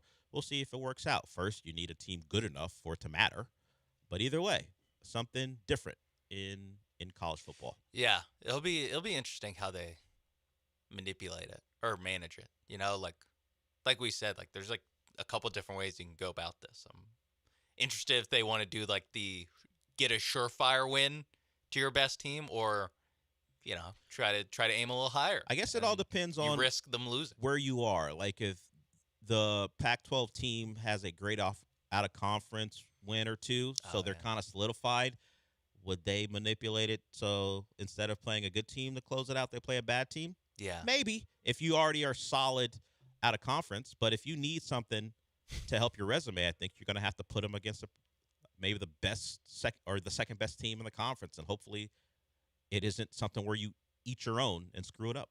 If Boise beats Oregon week 1, yeah, if they do that, then maybe Boise is 12-0, and they go, hey, just pick the worst team in the conference. Pass go, collect $200. Yeah, keep it moving. We don't want to screw this up. Let them play one of our worst teams, and then with the title game at home, they may have a runway to making the playoff again. So there it is. I don't know that other conferences will adopt that model.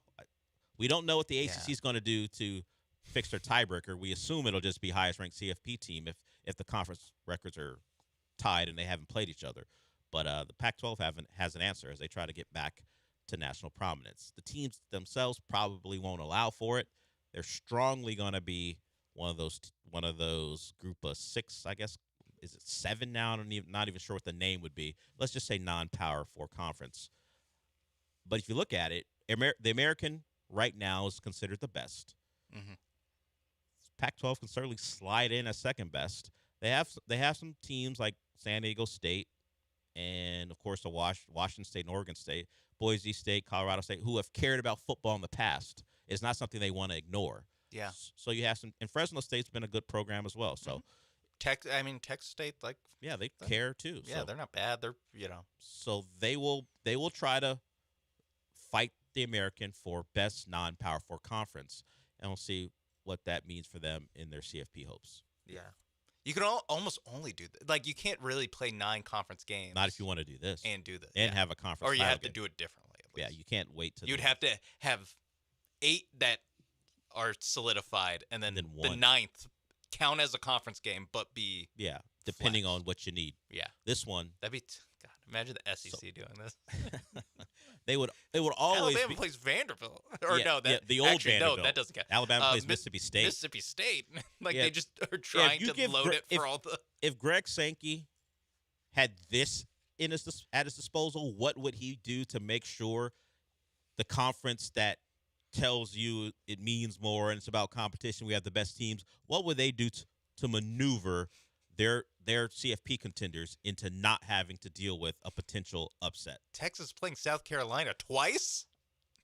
I think they would even go so far as to look at, is this quarterback going to play this week? They would do that stuff. Yeah. They would do that. Like, hey, is this quarterback hurt? Hey, don't you think you should hold him out? Who's opted out? Yeah. Did you just fire your coach? I think it would be a real deep dive as they make their matchups. Oh my God. Yeah, they're looking at the injury report, being like, "All right, this is who Georgia plays." These Georgia's playing. Oh, we do have them against Auburn, but Auburn's got a healthy offensive line this week. Yeah.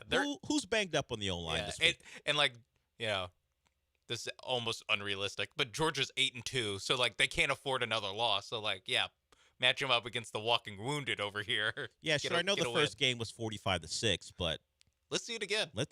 Hey, it's hard to beat a team twice. It is, and every week in the SEC is just so hard, man. It's just so. Meanwhile, we'll make sure. But if our top teams get to play the worst teams, if we could get a lighter, it's still so tough. Yeah, but if it's a little bit on the lighter side of tough, sometimes power shouldn't fall into the wrong hands. And if Greg Sankey had this power, those are the wrong hands. All right, we'll go to break. We got one more segment here if you want to join us. 713-780-3776. We will be back.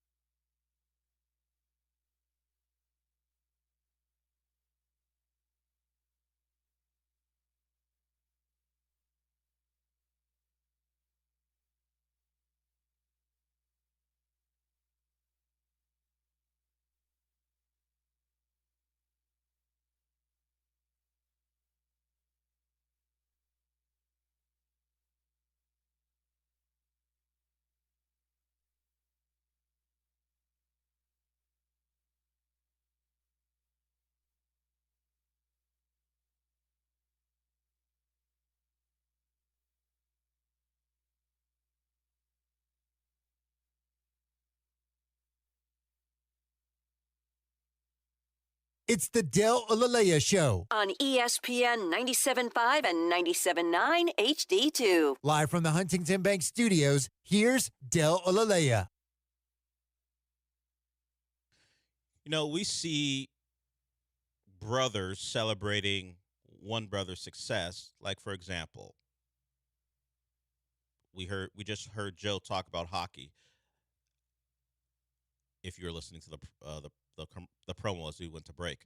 Like, there's a Keith Kachuk, and I think it's a Keith Kachuk's the dad. You got Matthew Kachuk, who plays for the Panthers, and then there's another Kachuk who plays for the Calgary Flames, I believe.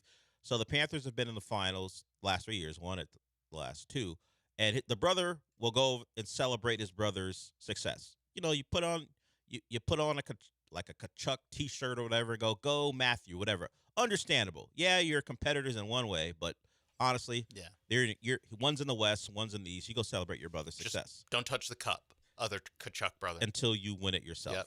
Yes, that seems fine. Everyone gets it. What about if you are a cornerback for one team and you fly to Seattle to celebrate the success of your former defensive coordinator like Marlon Humphrey did?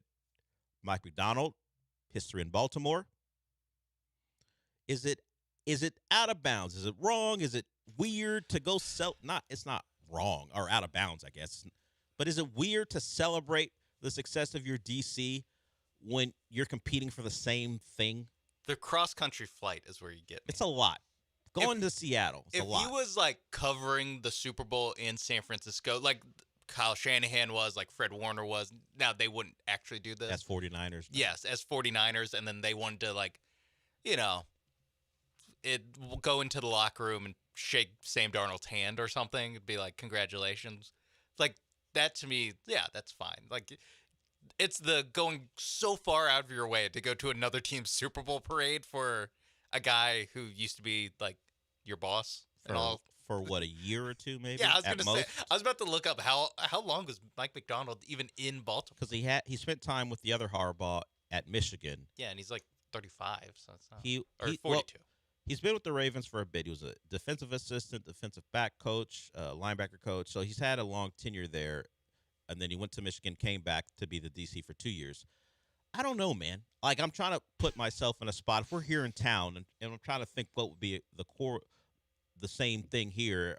I don't know if any Texans have any connections with Marlon Humphrey. With Mike McDonald. But if that played out here, if you find out that, I'm trying to think of if Aziz Al-Shaair wound up flying to, I don't even have an example. But fly to San Francisco to celebrate, like in the alternate universe where the Niners win the Super Bowl. Like, he flies out to celebrate Robert Saleh before he took the Titan job, obviously. Yeah. But he's the DC for the 49ers, and he flies out to celebrate with them, or just flies out because Kyle Shanahan was his head coach, and he wants to be a part of that. Are we thinking, huh?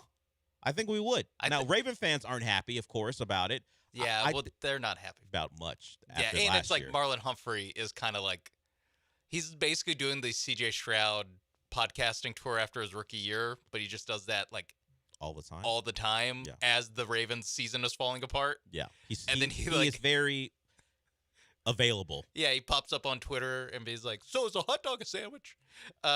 It's like, that would bother we're people. 3-5. Stop asking that dumb question. It's always like some sort of like engagement baity kind of like just asking questions. Yeah, so he was a Raven he started his career with the Ravens in 2017, and McDonald's been there through that run. So he's known him for a long time. But you know what? That helps. I'll say it helps. Even still. It's not great. No, I'm still, but it does make it a little bit better. Yeah, that he's had a long-standing relationship with them. So what is like, he's of course not on the dais. He's not up on stage. He's like part of the crowd. And I guess maybe he'll shake hands with McDonald when he sees him. It's an odd choice. Just to fly to Seattle to celebrate that guy. Maybe they're really close. Maybe they're like, McDonald's young. He's closer to Humphrey's age than normal defensive coordinators are, you would think, to his DB. I think Humphrey's like 29, McDonald's 38 or something like that. Yeah. So it's not a giant age gap. I just found maybe they're really good friends. But when you're an acting pro, maybe you don't broadcast it. Maybe you don't put it on social media that you're flying to Seattle to celebrate a title for another guy when the city that you play for is desperate for another one, and they've been close and haven't been able to get over the hump. But either way, that happened. I don't know. It's not nuts for me. I just think it would be a little twinge. Like, hey, cut that out. What are you up to? At least don't show me that you're there when all I want is for you to win one because you're on my favorite team. I'm on his Twitter, and he does have like 3 different posts about Yeah, man, he made it known. He was no rain in Washington. ... A vibe, and then 3 pictures and a video of. It looks like his hotel, maybe. I don't know what actually this is. It's a fountain of some sort. Move in silence, Marlon Humphrey. For this one, at least. I like Seattle, but I don't want any AFC team to win. There you go. A man who stands for something. Because if you don't stand for anything, you fall for anything. Yeah, you don't stand for something, you fall for anything. Yeah. Why I came to Seattle without a rain jacket is unknown, but I shall shop tomorrow. That was 4 days ago. He tweeted that. So he's been there he got there the day after the Super Bowl, 4 days ago. Yeah, it looks like it. Maybe it just worked out. Maybe he was going to Seattle either way.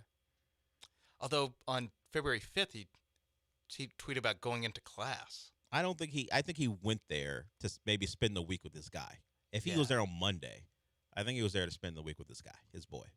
Either way, Baltimore Raven fans aren't thrilled.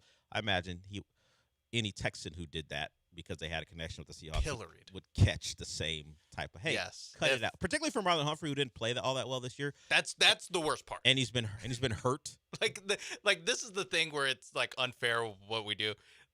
That is actually the worst part, is that he's played poorly. If Myles Garrett wanted to fly to, you're like, you know what, Myles. Go with God. Go for it. Go with God, Miles. If Will Anderson wanted to, yeah, sure. Sounds good. Yeah, there's not a lot you would say to Will Anderson. You know what? You're great. You know what? It's not your fault we didn't win. Go ahead. But CJ Stroud, well, the quarterback can't. The quarterback can't.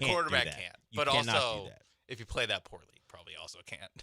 Yeah, you're the reason we weren't playing them. Ed Ingram can't fly. Well, Ed Ingram or Laken Tomlinson. Tomlinson. Yeah, he is Ed Ingram certainly can't. Although it would bother people less because if you just go by the numbers, he played well. Yeah, he did. But PFL. But C.J. Stroud flies out there. Like, you're the reason we didn't play them in the first place. He can't be there. I don't think. Yeah, he can't fly anywhere. He can't post about flying anywhere. Well, I'll give Marlon Humphrey credit. He did play 15 games this year, so at least he was available. He wasn't great, but at least he was available. But that's the best ability, isn't it? Not when you play corner, and it's pretty clear when you're not playing well. We are done for the day. Since we're done for the day, Sean, what does that mean?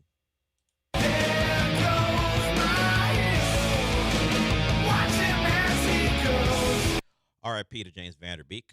We'll talk to you tomorrow.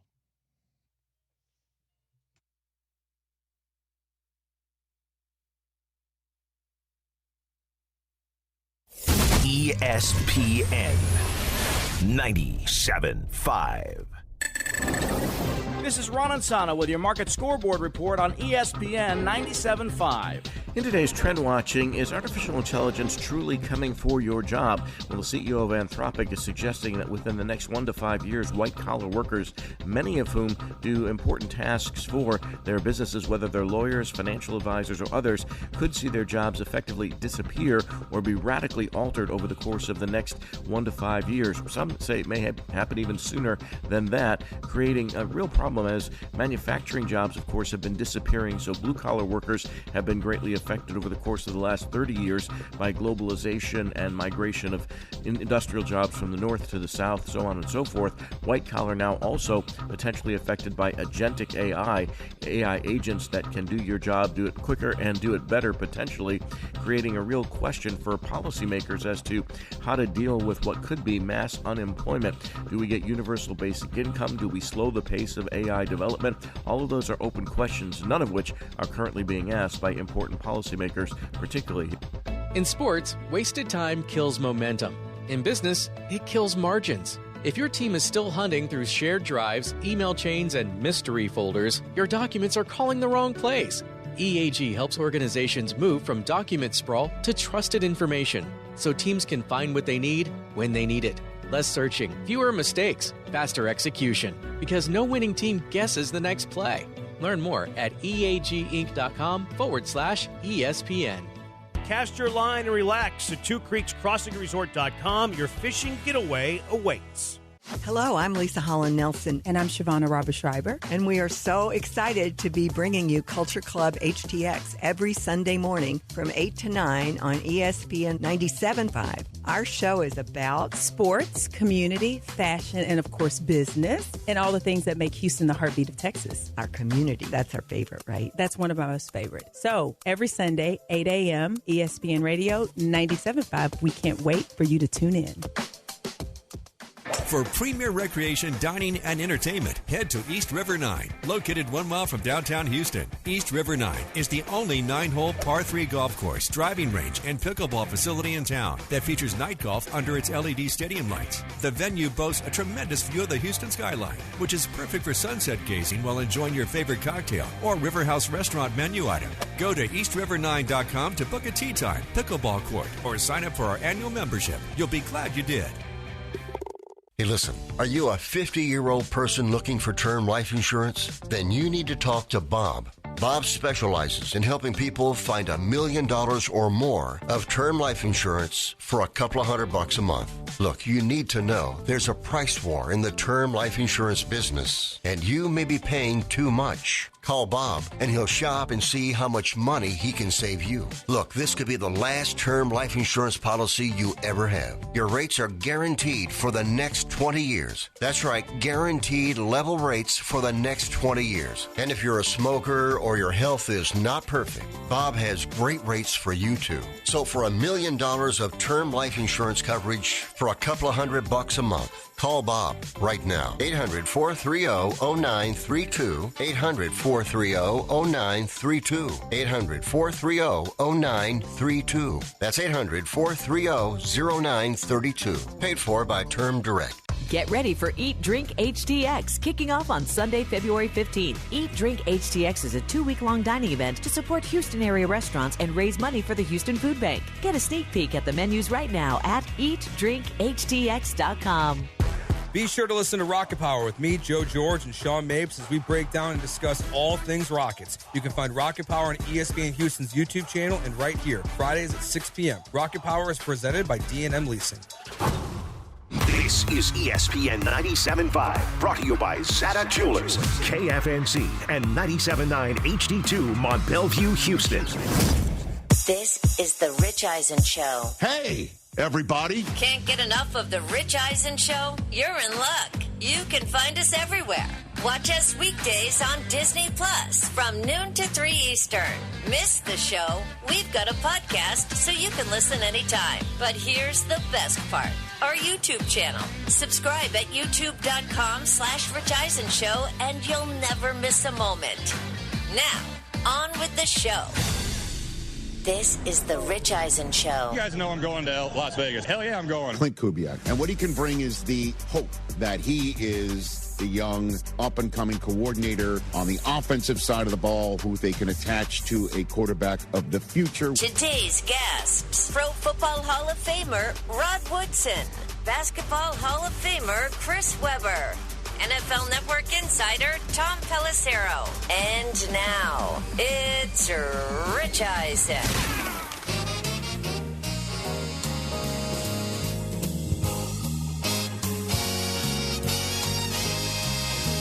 All right, hour number one of day 4 since Super Bowl 60 right here on the Rich Eisen Show. Live on ESPN once again for the first 2 hours, on ESPN2 in hour number 2. That's when Tom Pelissero, my buddy from NFL Network and the NFL Media Group, is going to be joining us to start turning the page to what we'll be talking about over the next several months while we wait for football to be played again. What's going on with the Vegas Raiders and Max Crosby? The quarterback carousel is going to start to spin in earnest. We've got the Combine coming up 2 weeks from today. Will be the first day of on-field drills at the NFL Scouting Combine. And so Tom's going to get us started on that piece of business. We've got a Pro Football Hall of Famer on this show, Rod Woodson. And then we also have a basketball big-time guy on this program. And that's when I'm going to bust this out later on. My celebrity, I'm sorry, that was yesterday with Dwight Howard. Wow. I didn't kick Chris Webber's behind in Celebrity Wheel of Fortune. But C-Web will be on this program. later on in And the if you show. did, you'd feel bad about it, right? Well, of course, because he's a Michigan Wolverine. And we'll talk about the current Michigan Wolverines surviving Northwestern last night to maintain a 2-game lead in the Big Ten regular season. But obviously, there's other things going on in the world of basketball. Chris Webber will be joining us in hour number 2. He's one of our favorites. There's you at 844-204-RICH, number to dial. Did I tell you I won in Celebrity Wheel of Fortune a couple of months ago? Did I? Okay. Good to see you over there, Christopher. How are you, Chris Brockman? Hey, man, how's it going? DJ Mikey D is in D's nuts in his spot. What's up, Mike? Good morning, Rich. Are you multitasking right now? That's a problem. No. Because you can task. We can. I just looked over to the. Okay, good to see you. How are you? What's up, TJ Jefferson? Good to see you. Look at you all flanneled out over there. I'll tell you what's up. Earlier, you said my friend Tom Pelissero, right? Yes, yeah. Well, I was just thinking, like, since you're here and we're here, doesn't that make Tom like our friend? Okay, Mr. Hahn. Very good. Saying. Okay, very good. Nice. Good to see you over there. We don't have an in-studio guest. Normally, you dress very nicely when somebody of a certain standard comes into this studio. You're looking very good. You just decided to. I just decided it was Shawn Michaels' day today. Okay, good. Oh man, good to see you. Heartbreak Kid. Good to see you over there. We got. Plus, it's ESPN. You know, there's people out there that are saying this. Okay, good. That's right. Hey, what's up, ESPN? Yeah, we're back. How are you guys doing? Hey, the Biggie. Hey. Okay, guys, keep it down because if there's a lot of hungover people all the way up the Pacific Northwest right now. You know, we don't want to. They were getting it in. They were getting in. They were dick hammered at the parade yesterday. Can you say that? Well, I just did. Well done. They were hammered. They were all sorts of having fun, and why not? The Seattle Seahawks, champions of the National Football League, man. And nobody saw that one coming. Have we found anybody in the national media or anywhere preseasons like Seattle's winning the Super Bowl?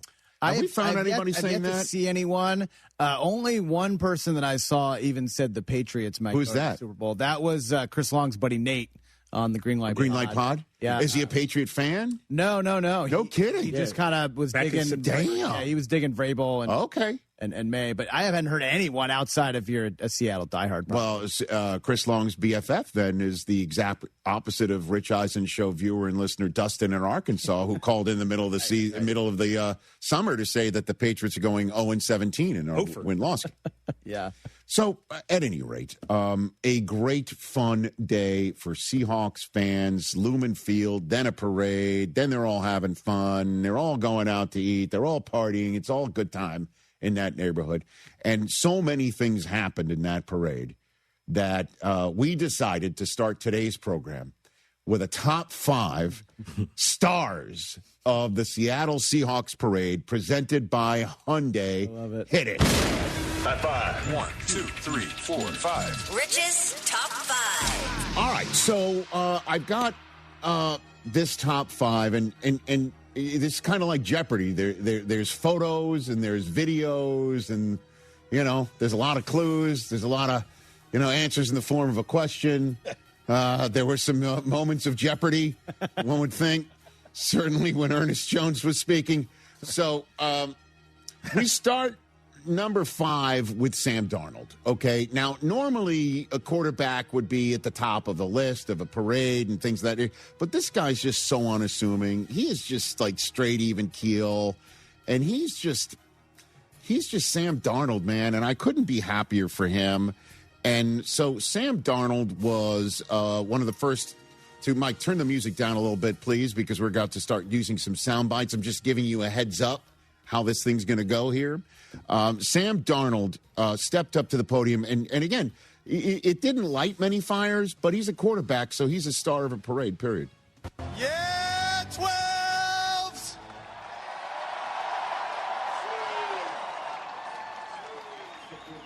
Yeah, I just want to say I've talked a lot this last week about belief. A lot of people, didn't believe in me, but it didn't matter because the ones that are close believed in me, including y'all. I appreciate y'all so much.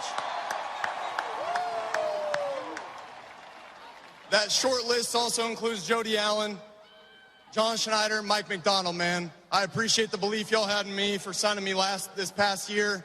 And last but certainly not least, these players, man, for believing in me. I wouldn't be here without these guys. Yeah, and so, he's just so unassuming. he's so, again, apparently externally motivated. So it was kind of weird for him to actually talk about outside noise and who believed in him and who didn't believe in him right there, And so, at the end of the day, he's one to root for. And boy, when he thanks the owner and the general manager and the coach for believing in him, did he give them return on their investment in their belief in him or what? Right? So good for him. And again, just so everybody knows, his grandfather was once upon a time the Marlboro Man. And his grandfather's name is Dick Hammer. Yeah, that's real. Okay. So that comes out of the world of Marlboro, not Boogie Nights. But and Sam Darnold showed it. He was a bright, shining star at the end of the day. So give it up to the strength coach, Mark Phillip. At the NFL tweeted out this video right here.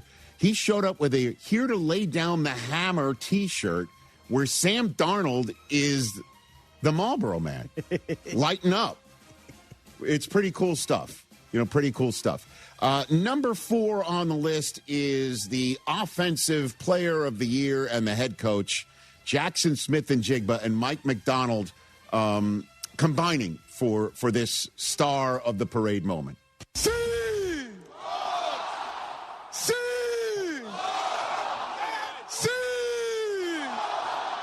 We're the best in the world. You hear me? Hey, best in the world. Sam Darnold, Mike McDonald. It don't matter. Best defense in the world. Hey, we had one goal, and that was to bring this home. And that's what we did to the best fans in the world. This is for y'all. Love.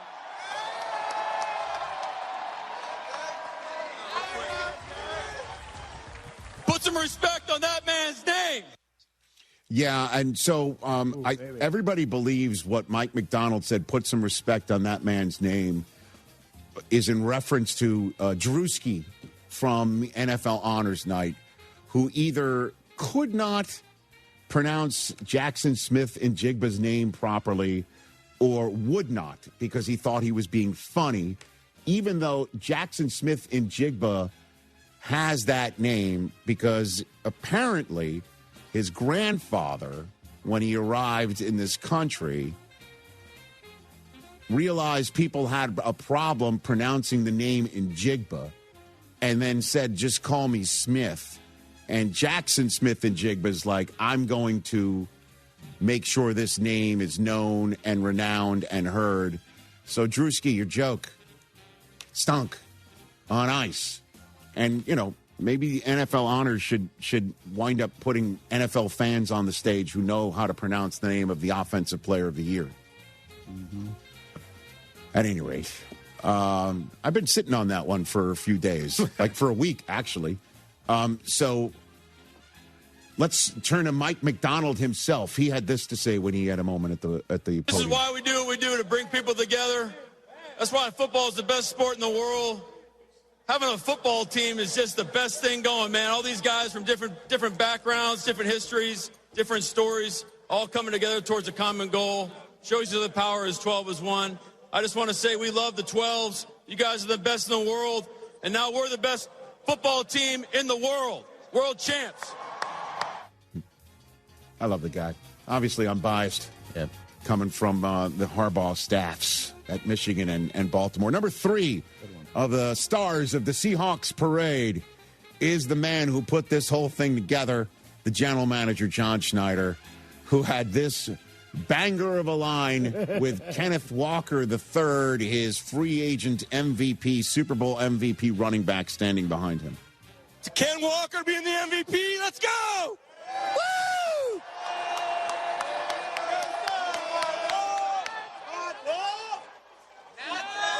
You tried negotiating with me 5 minutes ago. It was really weird.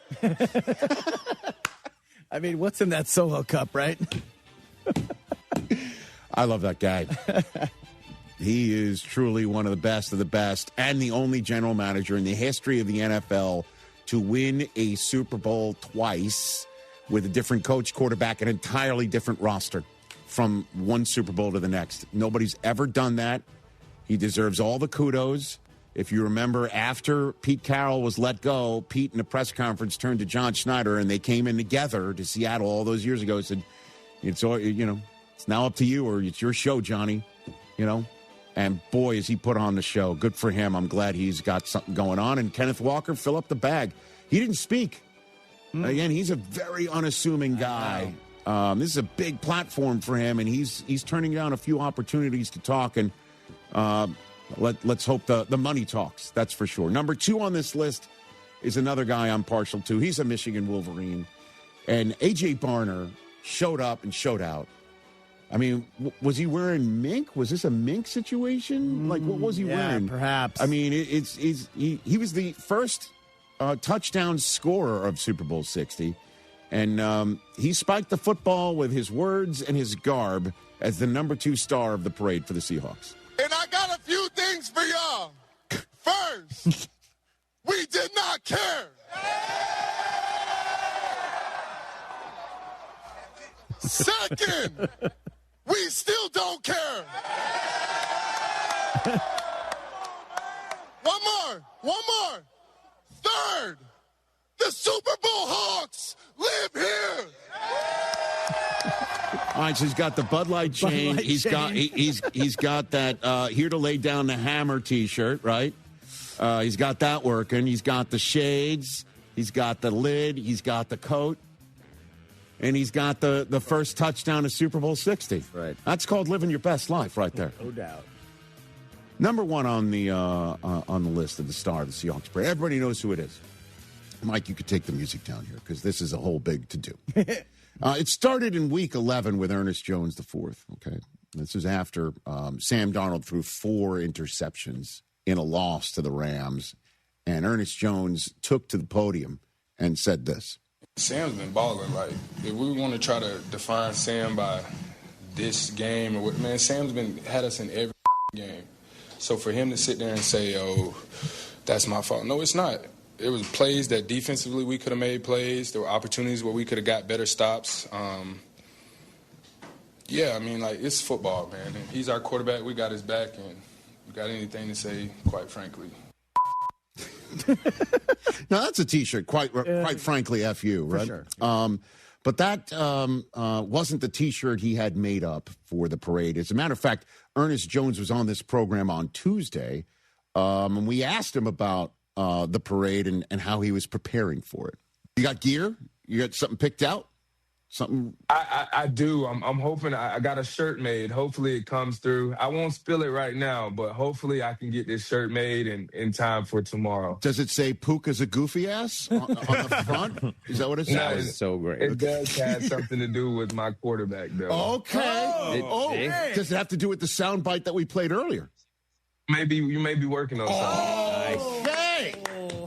Okay. So that was a hint. And his package clearly had arrived in time for the parade. Because you see in the parade route, we digitized it. It's Sam Darnold showing everybody that he's number 1. I love that. And I think you can figure it out on all this. And clearly he had multiple made because many of his teammates were wearing that shirt. And Ernest Jones, has to have his shirt digitized out when he gave his speech, which occasionally sounded like a truck backing up. The number 1 star of the Seattle parade for the Seahawks, Ernest Jones IV. I'm gonna keep it a buck. I'm probably the last person they should have gave the mic to. But we finna turn up, man. First off, I want to say shout out to Jody Allen, shout out to John Schneider for making this all possible, man. Shout out to Coach Mike McDonald for helping us get to this point. Man, but also, shout out to these badass who play this game the right way. Hey! Not only do we have the best defense in the world, we got the best team in the world. And quite frankly, If you got anything to say about my quarterback, you got anything to say about my defense, you got anything to say about my O-line, and you got anything to say about the city of Seattle, I got 2 words for you. You. Thought he was going to go DX there. Normally I like to have the brow a little higher, but you gotta give it up. Sometimes the brow can be off clap. I don't. By the way, I don't know if you noticed throughout many of the speeches that we've shown, drunk people. You've had to digitize. Yeah, they had stuff going on because a lot of his teammates were holding up the shirt. That's when Sam was talking. Interestingly enough, I don't think you could see over Sam's left shoulder, but on the right side of the screen, I don't think Leslie Frazier was wearing that shirt. Yeah, there he is. The sunglasses. I don't think Leslie just wore the hat. Give me the one more, Mikey. I got one more. Thank you very much. There's not much to be said about his play other than he's awesome.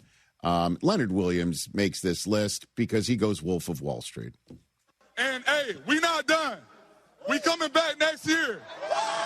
Yeah. I'm not leaving. Yeah. Championship belt on? Yeah, just yet another former Jet celebrating a championship elsewhere. But, hey, that is always part of the parade. Somebody saying, oh, yeah. We're repeating. We're coming back next year. And isn't that where Pat Riley threw that out once upon a time on the Lakers, saying we're going to do it again next year? And then he turned everybody like, and that was like a big, stunning moment. I think now, in this day and age, people are saying F you, and we're like, hey, that's very good. Hey, what up? You're right, F you. Different sensibilities about what shocks people or not. F me. That's the top 5 parade, Seahawks parade moments. Again, presented by our friends at Hyundai. 844-204-RICH is the number to dial. Phone lines are lit. We're here on ESPN. We're here on Disney Plus and the ESPN app, ESPN Radio, and Sirius XM Channel 80. When we come back, Pro Football Hall of Famer Rod Woodson. I said that very Gus Johnson style.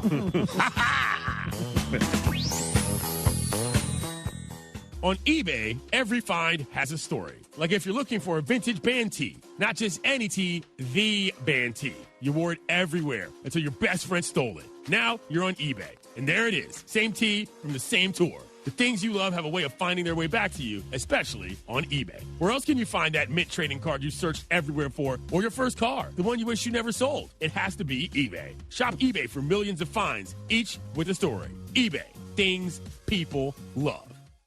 A SoFi personal loan is here to help you achieve something once thought impossible: overcoming high-interest credit card debt. Walk the tightrope of your finances with one low, fixed-rate monthly payment, no fees required, and as soon as the same-day funding. That's right. Pull off your own debt-defying stunt with a SoFi personal loan. Visit SoFi.com/trick to learn more. Loans originated by SoFi Bank, N.A., member FDIC. Terms and conditions apply. NMLS 696891. In pressure situations, execution matters. When something breaks, you don't want delays, scripts, or handoffs. You want answers. At EAG, our IT outsourcing model puts experienced engineers on the front line, focused on fast first-call resolution when time matters most. Less escalation, less downtime, less frustration for your team and leadership. As an IT managed service provider, we measure success by problems solved, not tickets closed. EAG, built to execute. Visit EAGinc.com/ESPN.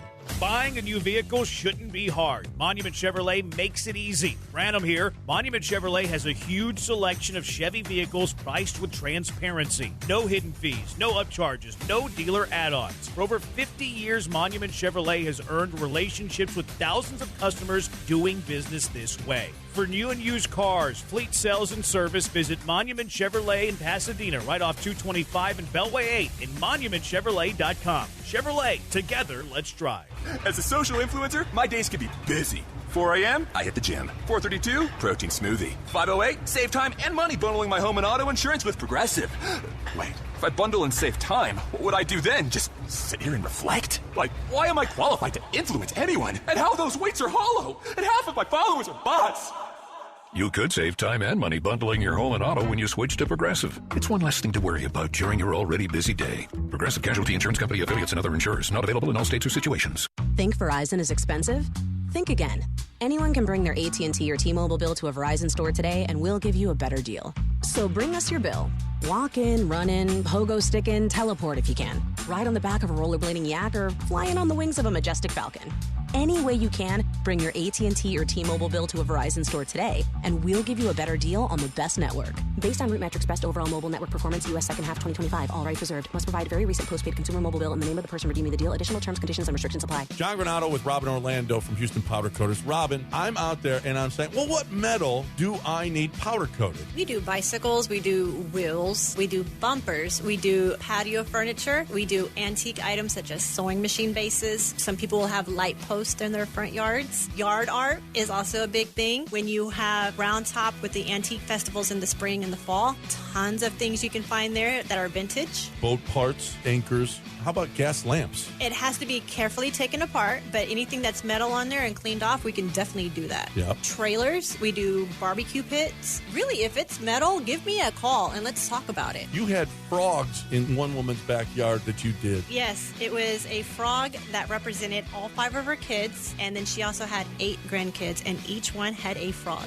For all your powder coating needs, there's only one place to go, Houston Powder Coaters. HoustonPowderCoaters.com or 281-676-3888 and ask for Robin. That is me. Fast breaks, buzzer beaters, and block parties are back, and Underdog is the best place to get in on all the action all season long. You can make picks and win money right now in Texas. Playing on Underdog is so easy. Just pick whether your favorite players or go higher or lower on a bunch of different stats. You know the drill. Points, rebounds, steals, blocks. They got it all on Underdog. Kevin Durant, higher or lower on his points. Alpi Şengün, higher or lower on his points and rebounds. Amin Thompson, higher or lower points plus assists. You can do all of that on Underdog. Get your picks right. You can win up to 5,000 times your cash. You know ball. Go prove it right now. Download the Underdog app today and use promo code KILLERB to score $75 in bonus entries when you play your first $5. That's promo code KILLERB, KILLERB. Underdog. Make picks, win money. Must be 18 or older and present in Texas. Terms apply. See assets.underdogfantasy.com/web/play and get terms _DFS_.html for details. Concerned with your play, call 1-800-GAMBLER. Visit ncpgambling.org.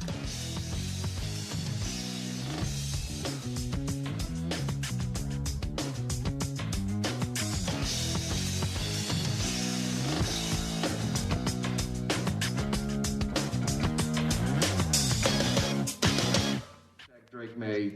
They didn't really have a running game. So, what I thought is Sam Darnold doesn't have to play great for Seattle to win. Drake May needs to play great for New England to win. And that's a bad recipe normally in the Super Bowl. Rod Woodson here on the Rich Eisen Show. Our radio audience has returned on ESPN Radio as well as Sirius XM Channel 80, breaking down Super Bowl 60 with one of the greats of all time, Pro Football Hall of Famer Rod Woodson. And I figured you are a perfect person to ask this question because if I'm not mistaken, when you first arrived from Purdue, there were still some steel curtain guys in that Steeler locker room when you first walked in there? It was. Right? Well, not on the defensive side. Mean Joe Green was coaching the defensive line. Stallworth was still there. Mike Webby was still there on the offensive side.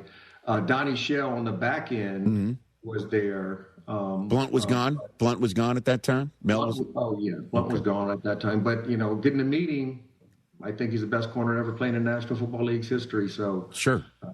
I can call him a friend. Well, Chuck Noll obviously was the head coach. So I'm kind of saying you're bridging the Steel Curtain era to the, era in which you were still maintaining the Steelers' defense. And then obviously part of that Ravens team that won it all with a defensive standout performance from beginning to end. Folks are saying the Seattle defense is in those leagues, Rod. Would you agree with that?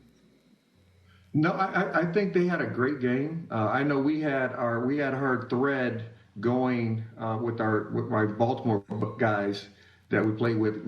We want to see what we were like rooting for New England to score a touchdown, right? So we're like, come on, score. Because we're technically, we didn't give up the touchdown, right? It was a kick return. but they give it to the defense. So they say it was, but if you look at it from our perspective, in the modern football, we're the team that had the first shutout in Super Bowl history. I know they had a kick return, but so we were rooting, we were texting each other back and forth, and then when they scored, we're like, yeah, we're the best.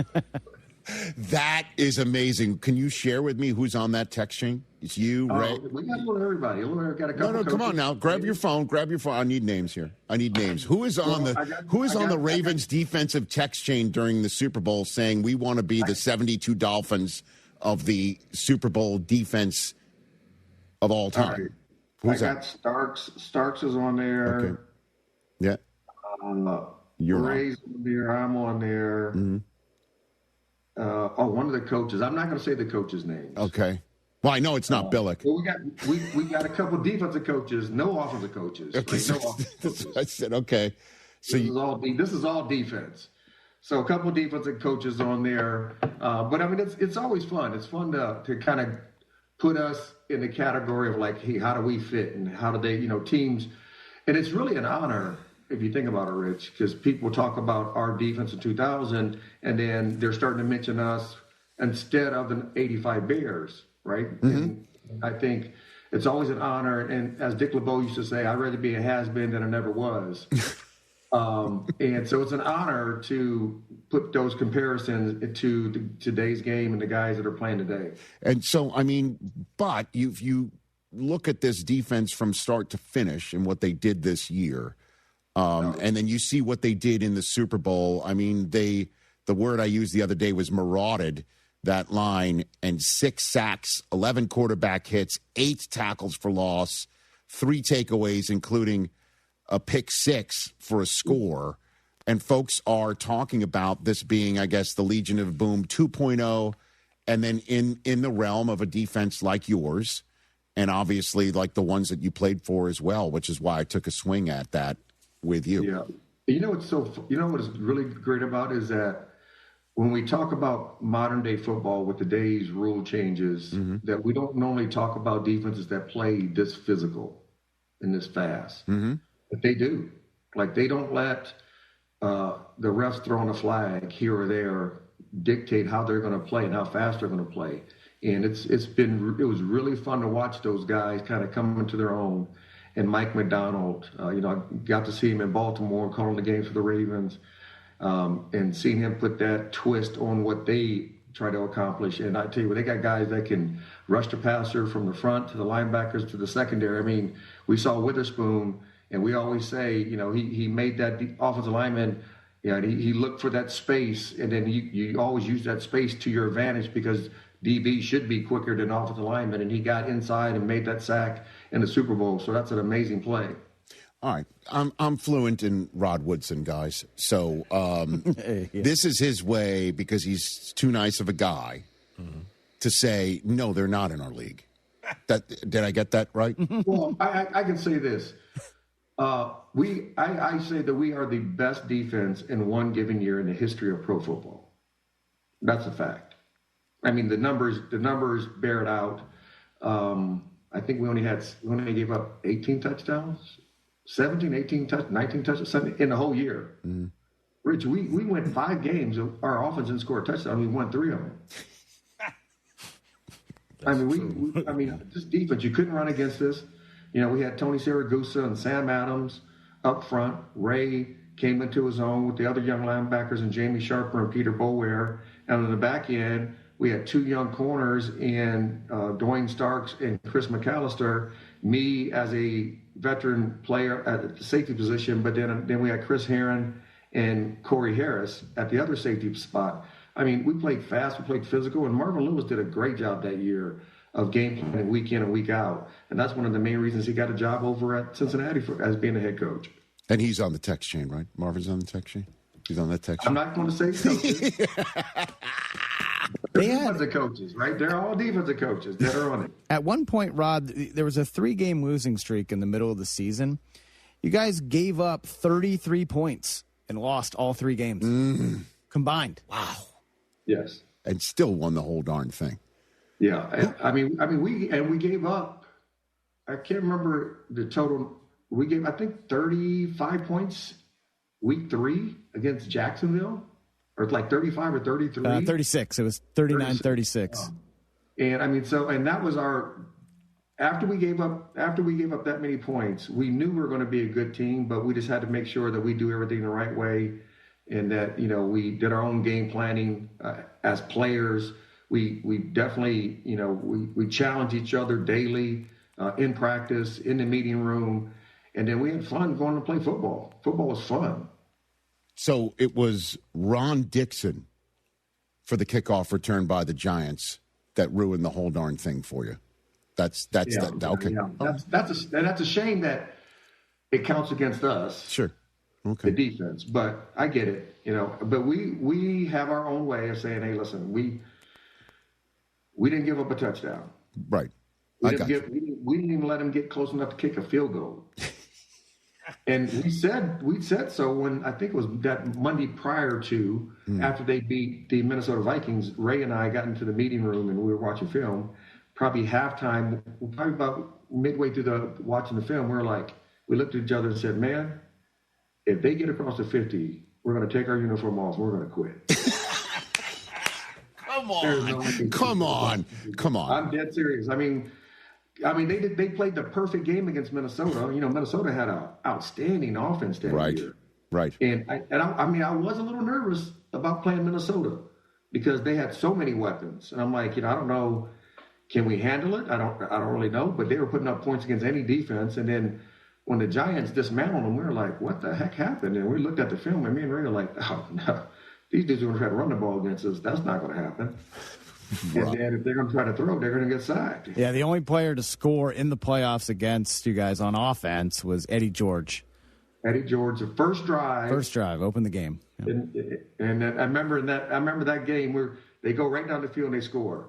And Brian Billick is like frantic, and he's coming over to us to get ready to give us this pep talk. And Ray Lewis looked at him and said, "Don't, I got this." And he came over and we talked, and we played outstanding after that, and we got the victory. Man, Eddie and Ray used to go at it.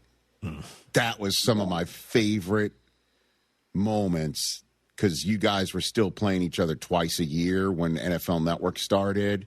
And Rich, I wish this one hit. If the show wasn't PG, if this wasn't on ESPN and Disney, yes, I can tell you some of the things that Ray used to say to Eddie. It was some crazy stuff. Next time I see you in person, okay. All right, we'll take notes and I'll pass it along. I'll put it through the safe for work meter and filter and deliver it to you. Rod Woodson here on the Rich Eisen Show. But that said, what voice can you give knowing McDonald coming from the Ravens and what he did and what this team was able to do to New England? That also shows this is a team that can be even on the rise next year too. Rob, yeah, I mean, I am surprised he did it so fast. I thought Mike was a really good defensive coach. Mm-hmm. I wasn't in the locker room, so I didn't really get to see him interact with the players on a daily basis, but talking to the guys, they all loved him in Baltimore. And I think he keeps it real. He's always on their side, but he holds them accountable to the things they do and they don't do. And I think players can respect that. And when you have a coach like that, and that attitude and that mindset, it's easy to play great football for him. All right, now let's turn the page to the Ravens and the Steelers before I let you go, Rod. Were you surprised John Harbaugh was fired by Steve Bisciotti? Did that surprise you? Yeah, was surprised. I mean, you know, the rumor is that Mr. Bisciotti wanted him to fire or get rid of a couple coaches, and John is very loyal to his guys. And he's basically said no, and Steve just decided to go in a different direction, which is his prerogative, right? But you know, when it did happen, I was shocked. I texted a couple people that was in the building and was like, "What had just happened?" And you know, that's unfortunate for them, but hopefully, you know, Jesse comes in with that same vigor as a young John Harbaugh and holds everybody accountable on both sides of the ball, makes them work, and he puts a good staff together for the players, because coaching matters in the National Football League. And, people don't think it really does, but having coaches that hold you accountable, that makes you build a great foundation per position, and then you can do it collectively as a unit, those are how you get great teams and great defenses and great offenses put together. So I hope he does that. The one thing I do understand is that if he puts a good staff together, I think all the pieces are there. Not knowing what's going to happen with Matabike, they're going to probably have to get an interior pass rusher and some edge guys who can sit there on a daily basis, kind of similar to what Seattle did, and get after quarterbacks on the opposite side. Well, they hired a guy who was on the staff with Mike McDonald, with John Harbaugh, who then went with Jim Harbaugh, won a national championship at Michigan, and you've seen what Jesse Minter's defenses have done with the Chargers. So that's kind of in the family, if you will. It's the offense, right? He hired a 29-year-old assistant from the Ben Johnson staff, so maybe taking some of what Ben Johnson's cooking up in Chicago and in Detroit and bringing that to, Baltimore outside of the Roman Todd Monken coordinated system might be the jolt of what Lamar and the rest of this offense needs. Rod, is that the roadmap here, do you think? As long as he highlights Lamar's gifts, right, his natural talent. And Lamar has gotten so much better over the years with throwing the football. The intermediate passes are he's always been really good. But the deep ball was inconsistent at the very beginning when he first started. And over the last couple of years, it's gotten better and better and better. And every year 2 years ago when Josh Allen got the MVP, I thought Lamar Jackson should have won the MVP. But having him, Derrick Henry, a running game, there's going to be a new offensive line coach. Because 2 years ago, the offensive line played outstanding. Offensive line coach, Coach D, passes away. They get a new offensive line coach that comes in, and then the offensive line doesn't play well the following year. So I said coaching does matter. I'm not going to blame that all on the offensive line coach, but it's a combination of both. So I think bringing in those coaches who hold the players accountable, because I think they have the talent on the roster. And if they can do that, and Jesse does that, and hopefully, the coordinator highlights Lamar's skill set, because he is very talented. But you want to also hold Lamar accountable for him not having good footwork at times, him maybe holding onto the ball too long. So I think if you can do that and find the best version of Lamar Jackson in 2026, the Baltimore Ravens can have a good football team. And then if I had told you that Super Bowl in Dallas between the Packers and the Steelers, that one day Mike McCarthy would succeed Mike Tomlin as head coach in Pittsburgh in 2026, you'd have said what to me, Ron? Get the heck out of here. That's right. Think about it. Think about it. Yeah. Chuck Noll, young. Bill Cowher, young. Mike Tomlin, young. Mike McCarthy, not so young. Mm-hmm. So it's a little surprising. I know he has some ties there, and he's going to be given time. But at the end of the day, no matter who was going to be the coach, even if Mike came back, the question was still going to be, who's your quarterback? Who's the quarterback for the Pittsburgh Steelers? Who's your future franchise quarterback for the Pittsburgh Steelers? And since Ben left, that's what they've been looking for.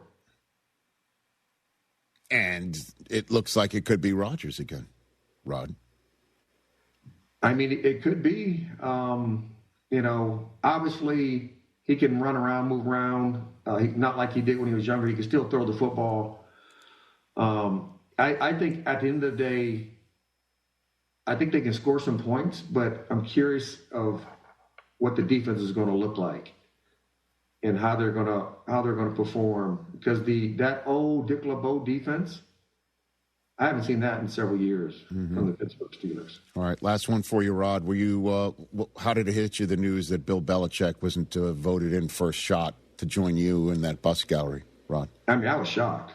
I mean, okay, I get 2 issues with 2 different Super Bowls, right? 2 different things that they said that they didn't do right. He still won 4 more.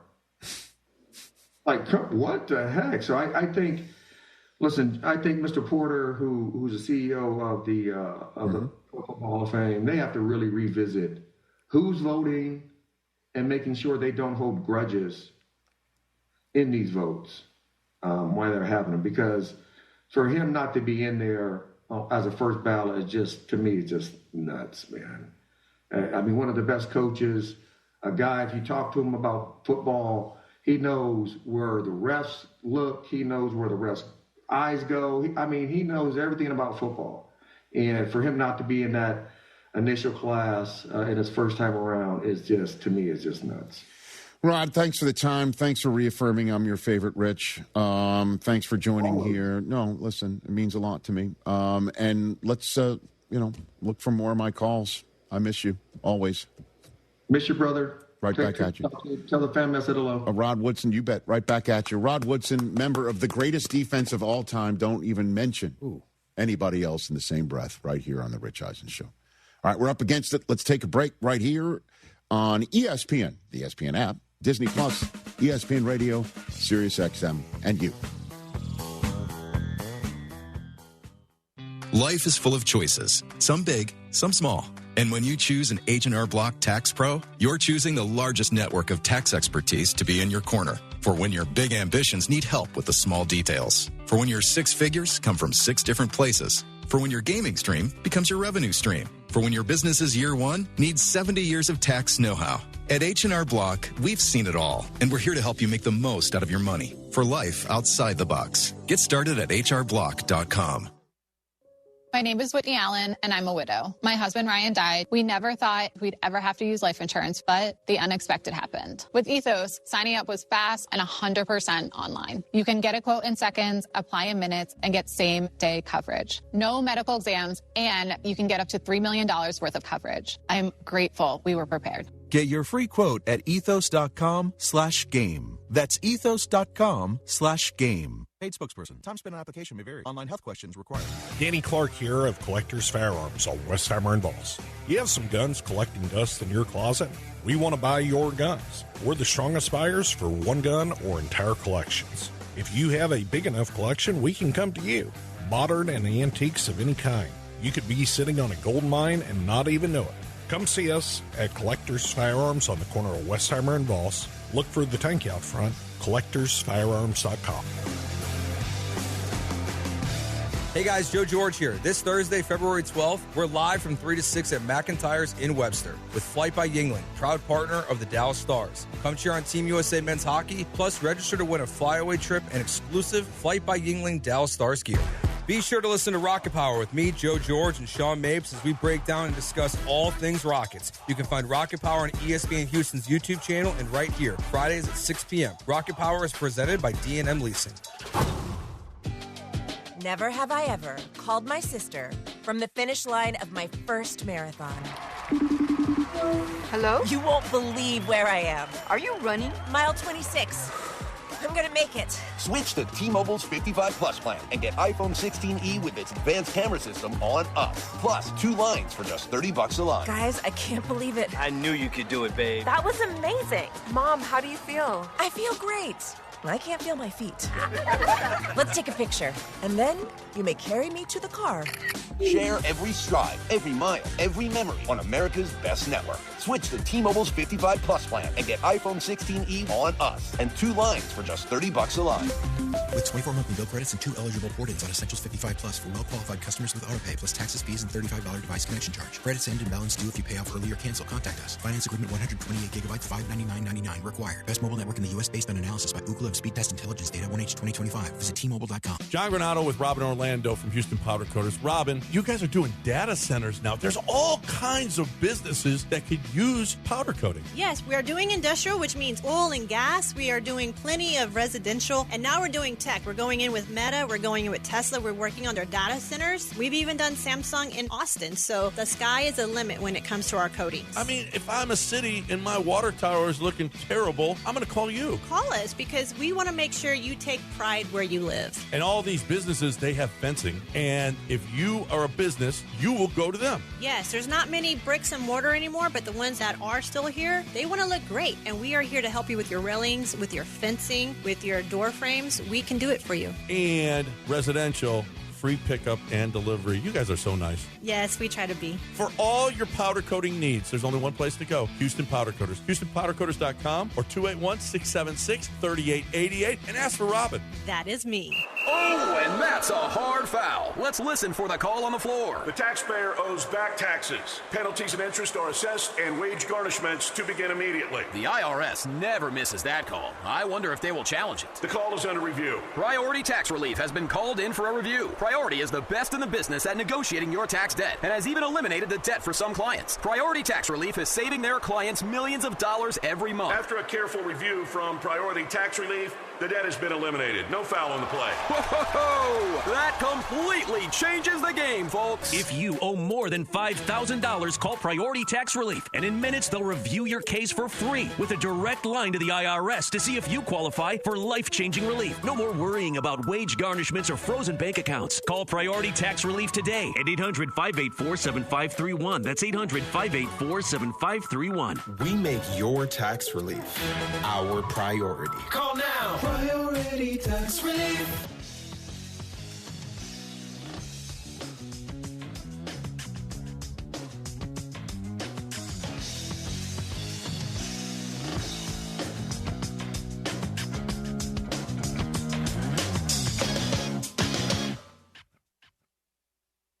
ESPN Radio, along with our feed on ESPN cable. We're always excited to be here. Let's take some phone calls right here on ESPN and Disney Plus and everybody else. Bo in Washington, D.C., first in, first up. I think he's along the same lines of thinking with you, TJ. What's up, Bo?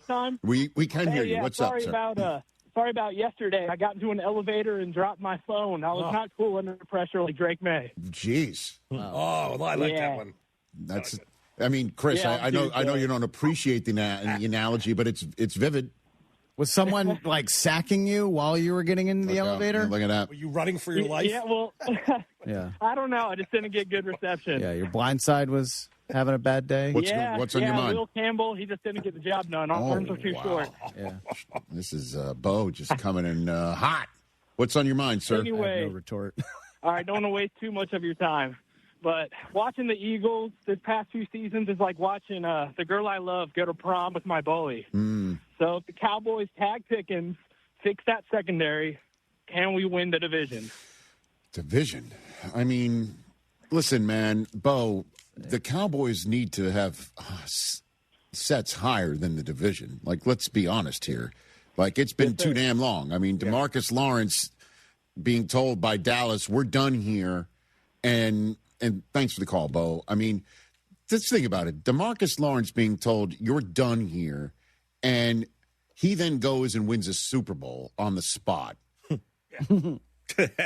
And all Dallas does after not signing DeMarcus Lawrence is have Jerry create a situation. I'm sure Jerry and the Cowboys would push back and say Micah had something to do with creating the situation. But the two of them having their relationship, as Micah said at the Super Bowl when he was there for the Pro Bowl, that their relationship fell to S.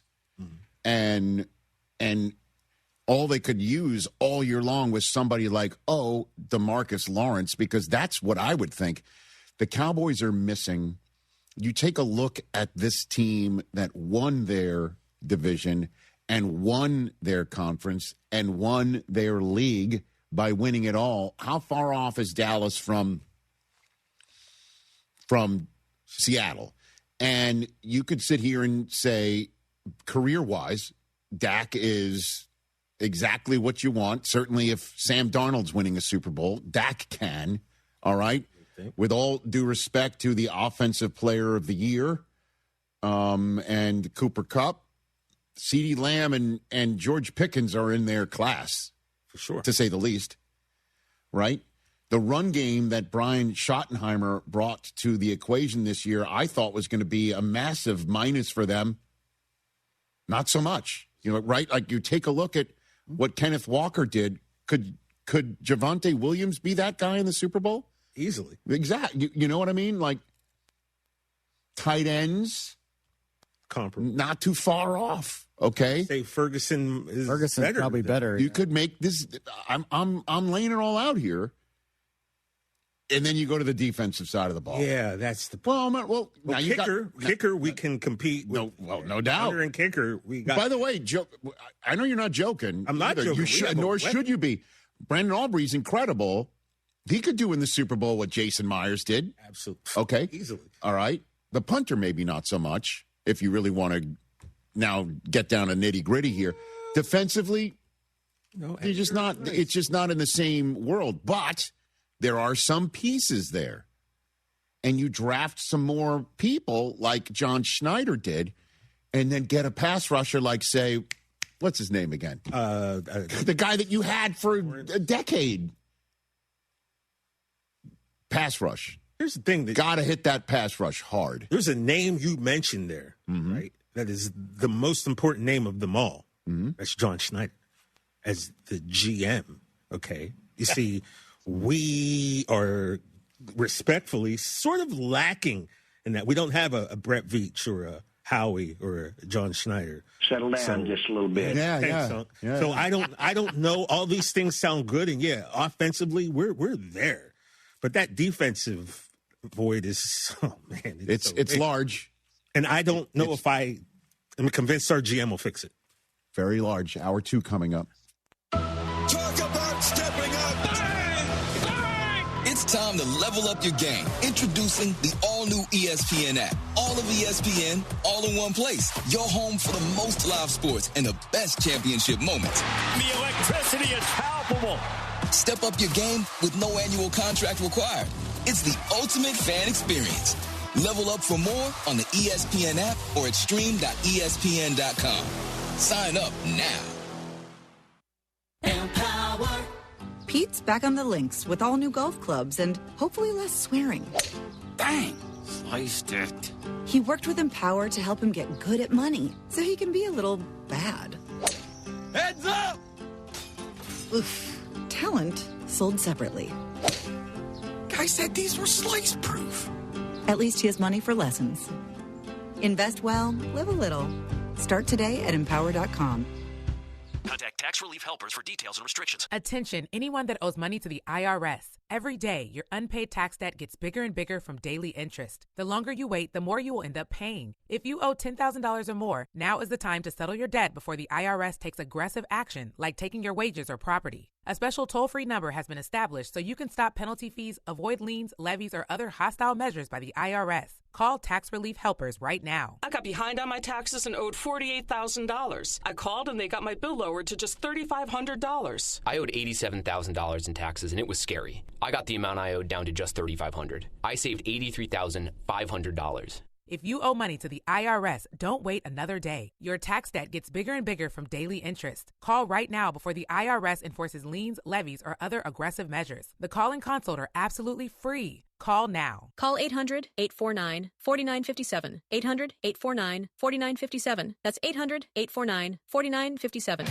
All right, guys, football is over. It's time to turn our attention to basketball. Actually, our attention is already on basketball. We can multitask. But now we are taking a look at Underdog Fantasy with basketball because you can make picks and win money right now in the state of Texas, completely legal. Playing Underdog is really easy. You download the app, and then what we're going to do is we're going to start looking for players to go higher or lower on statistics like rebounds, points, assists, a combination of those statistics, steals, block shots, three-pointers made, and many, many more. Now, what you have to do, though, is you download the app and you use promo code Lance on your first deposit. What that's going to do is unlock $75 of bonus entries when you play your first $5. That's promo code Lance to unlock that. It's never been more fun. You're watching the games anyway. Play along with them using your sports knowledge knowledge. Pick higher or lower on stats. The more players you pick, the higher dollars you win. It's Underdog Fantasy. Must be 18 plus in present Texas. Terms apply. See assets.underdogfantasy.com/web/playing. Get terms _DFS_HTML for details. Conservative play. Call 1-800-GAMBLER. Visit ncpgambling.org. Keep listening for details on how to get up to $300 airline credit. Sky Holidays introduces a one-of-a-kind air credit program. Our buying team got a little too aggressive in getting hotel and air deals, so now we have to liquidate our prices. Here's how. Whether you want to go to Paris, Las Vegas, London, Atlanta, Hawaii, or anywhere else in the world, we have amazing deals. Book a selected hotel and we'll give you up to $300 airline credit. Now you can book your vacation and get a free credit to use towards airline travel. We'll book both, airline and hotel, with one simple phone call. We have access to most airlines and deals on thousands and thousands of places to stay. Call right now, book your hotel rooms, claim your airline credit. You can change or modify it at any time. 800-245-1697. 800-245-1697. That's 800-245-1697. Hi, my name is Lisa. When my mom passed away, I inherited her house in Houston. I thought I could handle it, but it quickly became too much. The tenants stopped paying, the house needed work, the mortgage kept piling up on top of my own. I didn't know how to handle the paperwork or even where to start. I was terrified I was going to lose the house my mom worked her whole life for. Then I called Sean and his team at Greenlight Offer. They stepped in and handled everything. They handled the probate, dealt with the lender we were delinquent with, took care of the tenant situation, and walked me through every single step. Within weeks, we had closed a house, cash in my pocket, and a peace of mind I didn't think was possible. Houston, it's your guy Sean with Greenlight Offer. Inherited houses, bad tenants, behind on payments, vacant houses, we buy it all and help sellers like Lisa every single week. No repairs, no clean out, and no fees. We'll handle the paperwork and get you to the closing table, even pay for movers at no cost to you. Call us at 832-779-5000. That's greenlightoffer.com. Quick, fair, and local. Let's get your Greenlight number today. That's 832-779-5000. Woo! ESPN 97.5, presented by Zadok Jewelers. KFNC 97.9 HD2 Mont Bellevue, Houston, a Gal media station. This is The Rich Eisen Show. Hey, everybody. Can't get enough of The Rich Eisen Show? You're in luck. You can find us everywhere. Watch us weekdays on Disney Plus from noon to 3 Eastern. Miss the show? We've got a podcast so you can listen anytime. But here's the best part. Our YouTube channel. Subscribe at youtube.com/Rich Eisen Show and you'll never miss a moment. Now, on with the show. This is The Rich Eisen Show. You guys know I'm going to Las Vegas. Hell yeah, I'm going. Clint Kubiak. And what he can bring is the hope that he is the young, up-and-coming coordinator on the offensive side of the ball who they can attach to a quarterback of the future. Earlier on the show, Pro Football Hall of Famer Rod Woodson. Coming up, Basketball Hall of Famer Chris Webber. NFL Network insider Tom Pelissero. And now, it's Rich Eisen.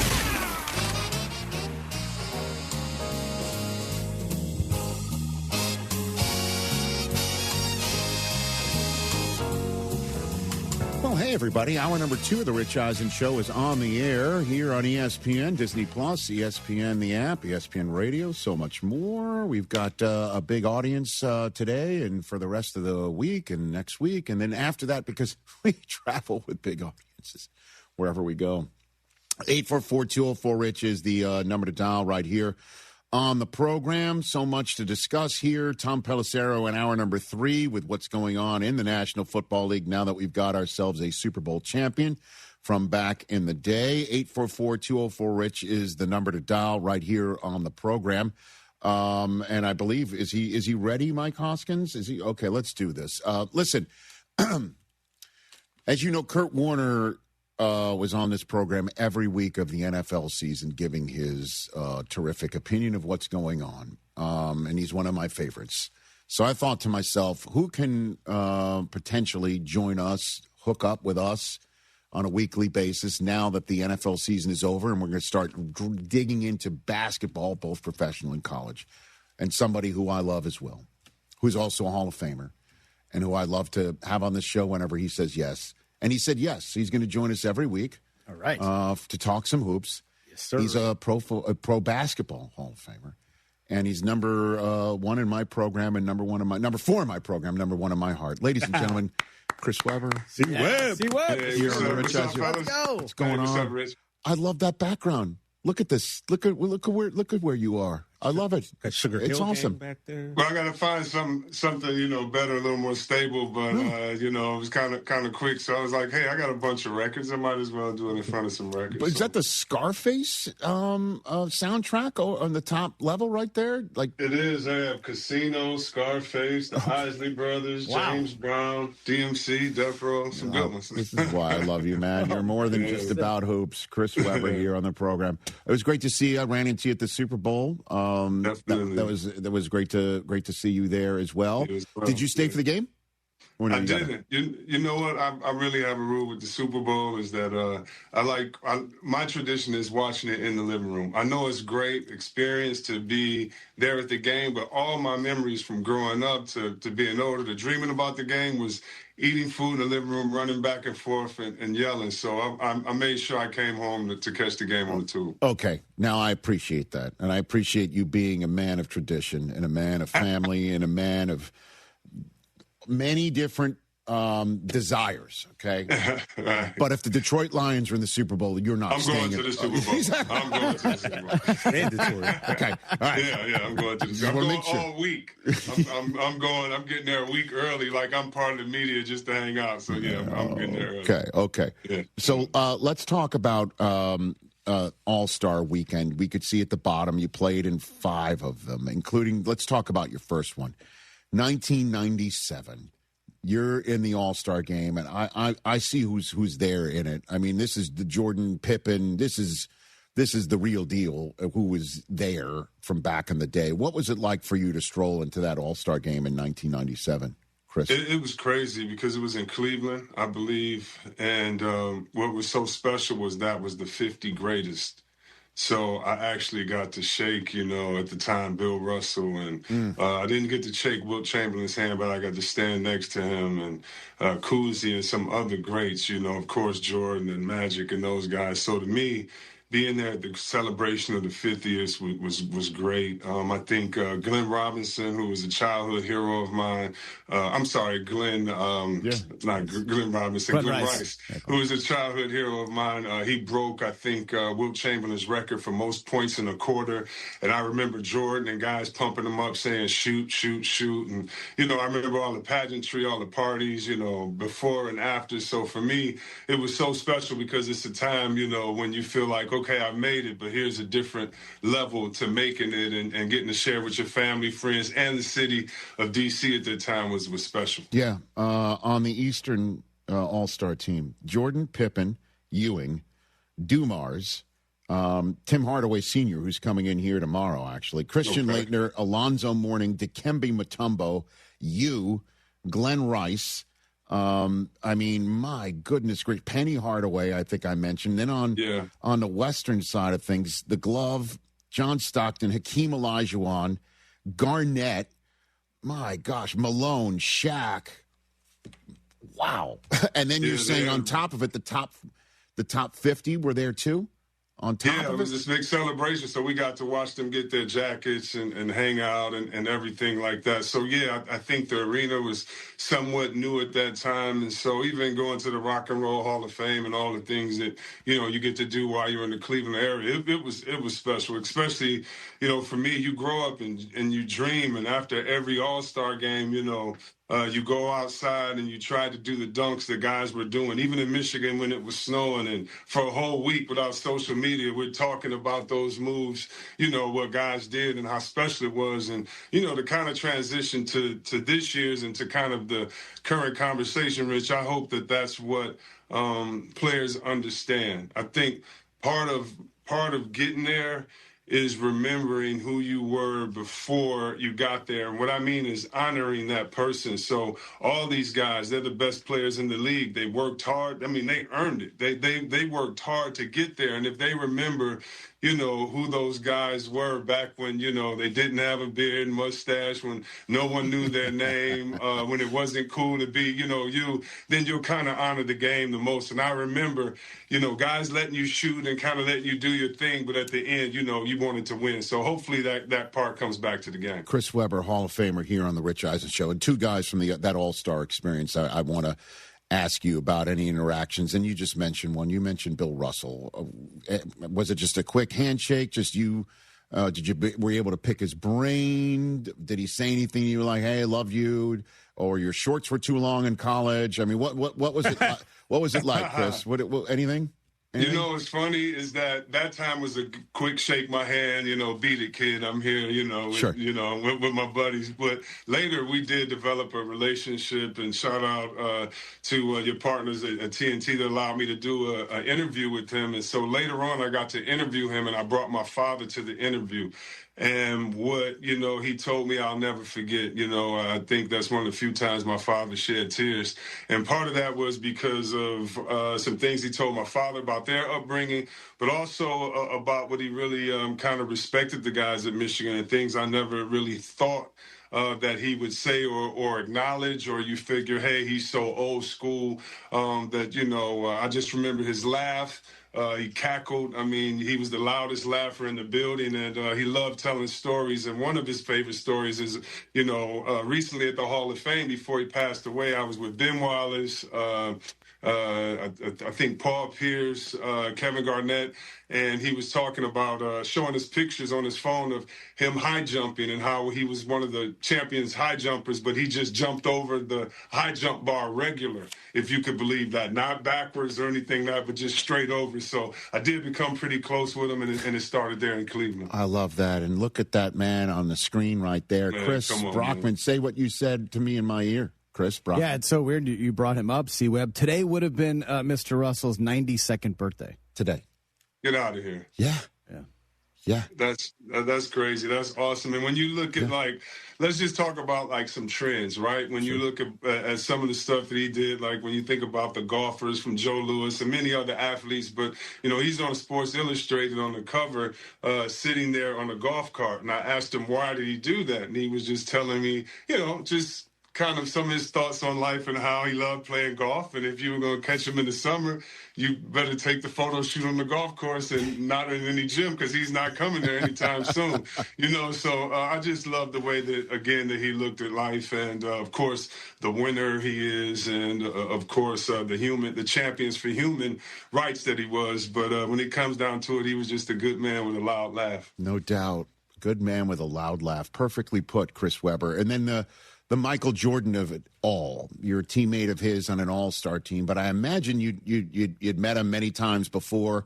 Certainly, if I'm not mistaken, didn't Juwan have a connection with him, working out with him when he was doing Space Jam and stuff like that? Chris, am I not mistaken about that? Yeah, Juwan was privileged. He's from Chicago. He had the same agent and all that good stuff. But yeah, Juwan was close with him. However, I never had that opportunity except, from afar playing and things like that. And so for me, it was a special day. One, he understood my game, because he kind of told me, suggested some things in the game, like, you should do this and that. And I'm like, wow, I could do that. And, but he knew our competitiveness, and he knew we were going to talk junk to him, because, even when we were in Washington, we were like, if we're going to go down, we're going to go down swinging. Our parents are here, our friends are here. So let's talk junk and go at Jordan, and then he would score 55 in the playoffs. But those are the type of things that that would happen. So no, it was cool sitting next to him and watching him encourage all the other guys. Now, I know, Chris, you're known for your brashness and known for speaking things into existence and known for your confidence.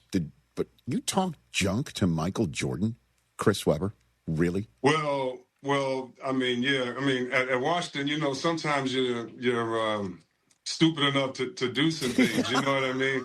But also it was, the day that we grew up, my favorite player was Barkley or Dominique Wilkins or Jordan or Isaiah Thomas. And, we didn't have 24-hour access to these guys, but we did know their messaging. And part of their messaging was, You're going to miss every shot you don't take. You better work your butt off. And fear is nothing. And so whether it was, talking to Jordan then or trying to do it during the Olympic practices, we thought that we were honoring them by being part of the game, because that's the one thing. I mean, he's one of the greatest that's ever played. But part of that is, we all put our shoes on the same way. And for him to be the greatest is he has to respect everyone else in that room, or how can you be the greatest if you don't respect that? And so part of his whole thing is he didn't want guys playing against him scared and timid.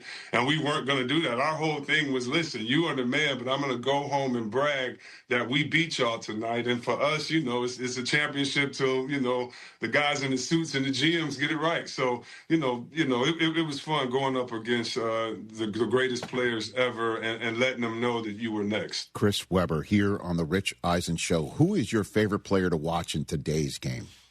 Who's that guy? Where you're I can't give you one, but I would start with Kevin Durant and Booker, and I'll tell you why. And Gilgeous-Alexander. I feel that the greatest players in the game have to have a mid-range game. And I'm going to put Curry with that, too. Curry is the greatest three-point shooter ever. And I would challenge anyone, and I would say part of that, of course, is because he makes the shot. But part of that is because he's the greatest cutter ever. What does he and Reggie Miller have in common? Their footwork and their cutting. And so let's just say, Steph, his threat is he can make the next three-pointer, and you better get up on him. As soon as you do, he's going to back cut you and he's going to finish with a layup. And so to me, players that have the nuance, players that can score anytime. I do not like specialists.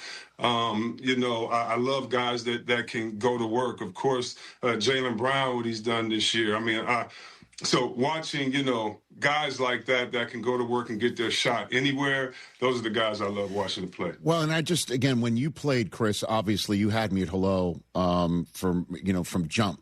But the thing that I was always marveling watching you play was a man of your size being able to move the way that you did, the way that you could run the floor, the way that you could finish, certainly with ferocity around the rim. What do you think of when you see Victor Wembanyama play, Chris?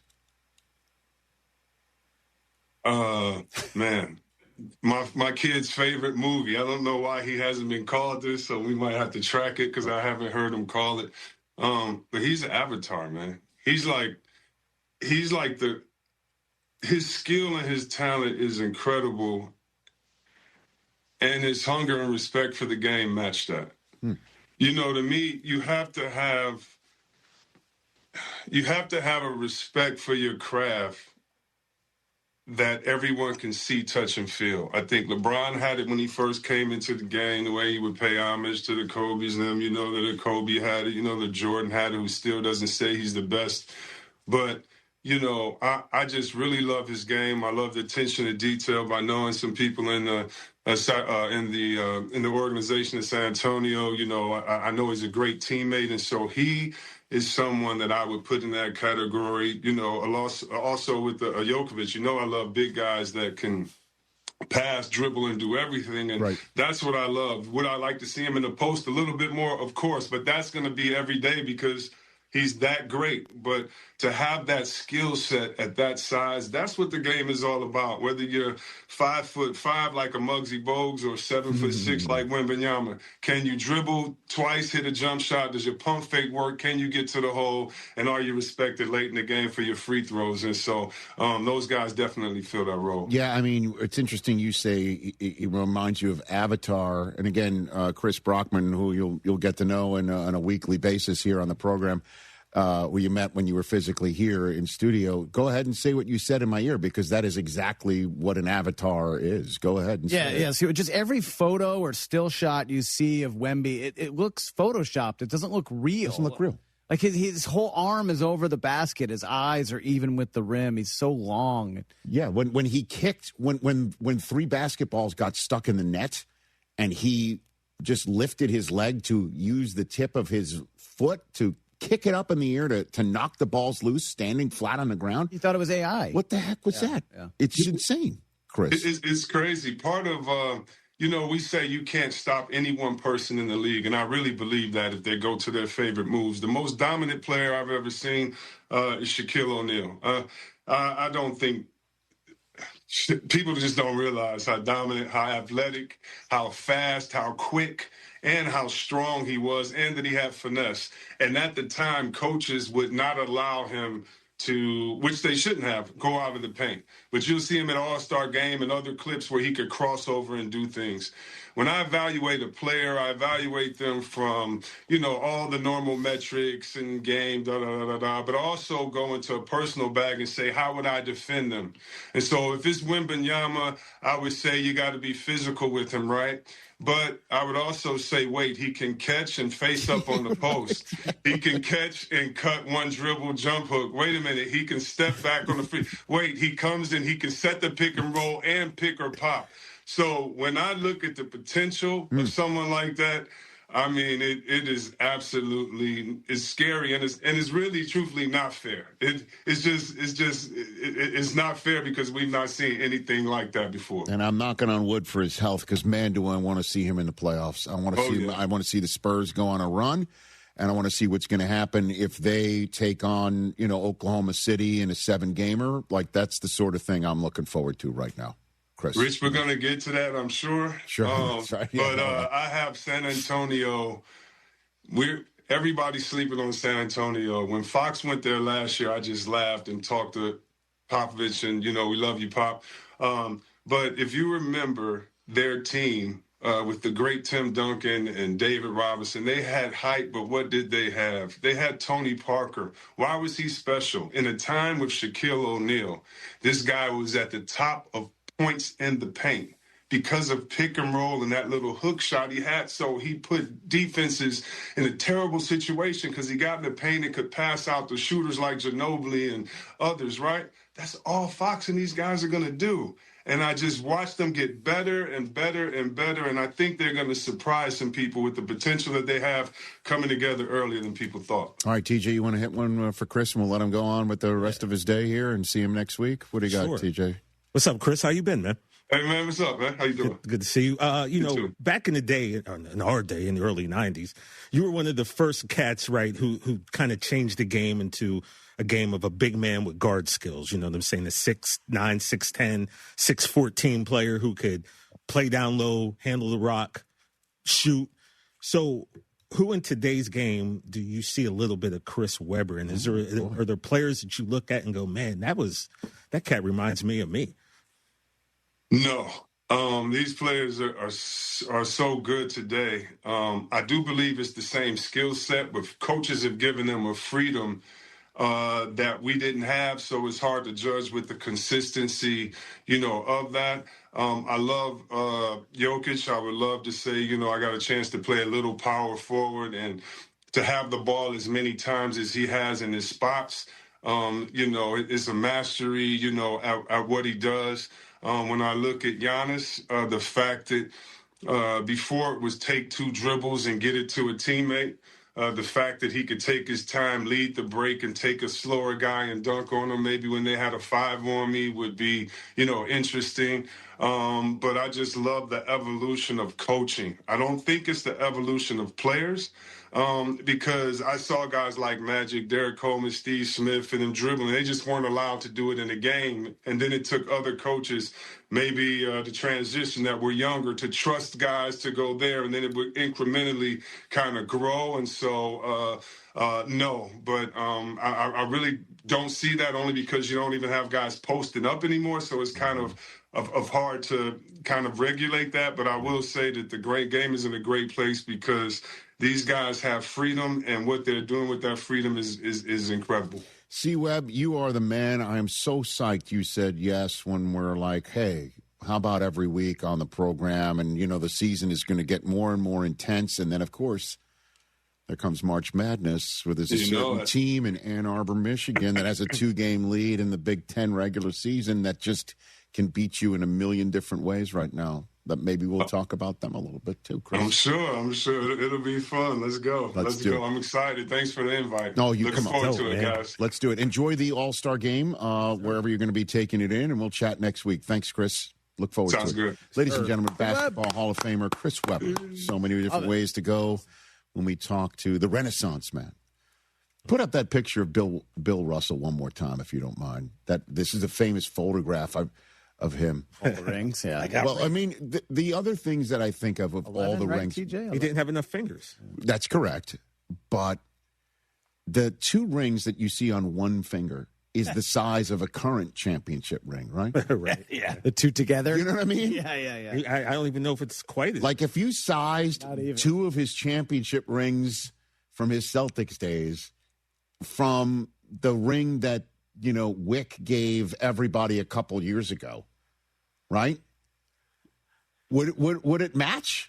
Or would the current ring be bigger than the footprint of 2 rings on top of each other? I think the current ones are bigger. That's one of my favorite things at Super Bowl Experience or when you go to the Hall of Fame. Right. You see the evolution of the championship rings over the course of NFL history. Yeah. The Packers' original ones are so small, much like the ones that Bill is wearing right now. Joe Namath is like a pinky ring. Yeah, Joe Namath is so, and then all of a sudden, I don't know when it started, but they're just enormous now. Right. I mean, now some of them. Now there's a ring inside the ring. Right. Like you can snap it open like or twist it. Right, It was Russian nesting. Right. You open up one, and now you can put the top on the chain. Yeah, the Eagles ring this year have wings on it? Yeah. Could you, if the Celtics did have one of those rings that you could twist open, put those rings inside. Could you put one of Bill Russell's rings in it? 2 of them in. 100%. Yo, I said we gotta give a shout out to my man Jason of Beverly Hills. He makes a lot of these rings. Jason, here's an idea. Put an old ring inside of a new ring, and that way they can have 2 rings. Yeah. So you could keep it. One for parties and one to wear all the time. Yeah, because you can't wear it around all the time. You know what I'm saying? It's too crazy out in them streets. So you need like a dummy ring just so you confront them. Dummy ring. But you don't really want to wear ring. a real one. Look at the number of rings, the size of the rings, and of course the man. Happy 92nd heavenly birthday. Yeah. Wow, crazy. To Bill Russell. Legend. Let's take a break. We're back with more here on The Rich Eisen Show in a moment.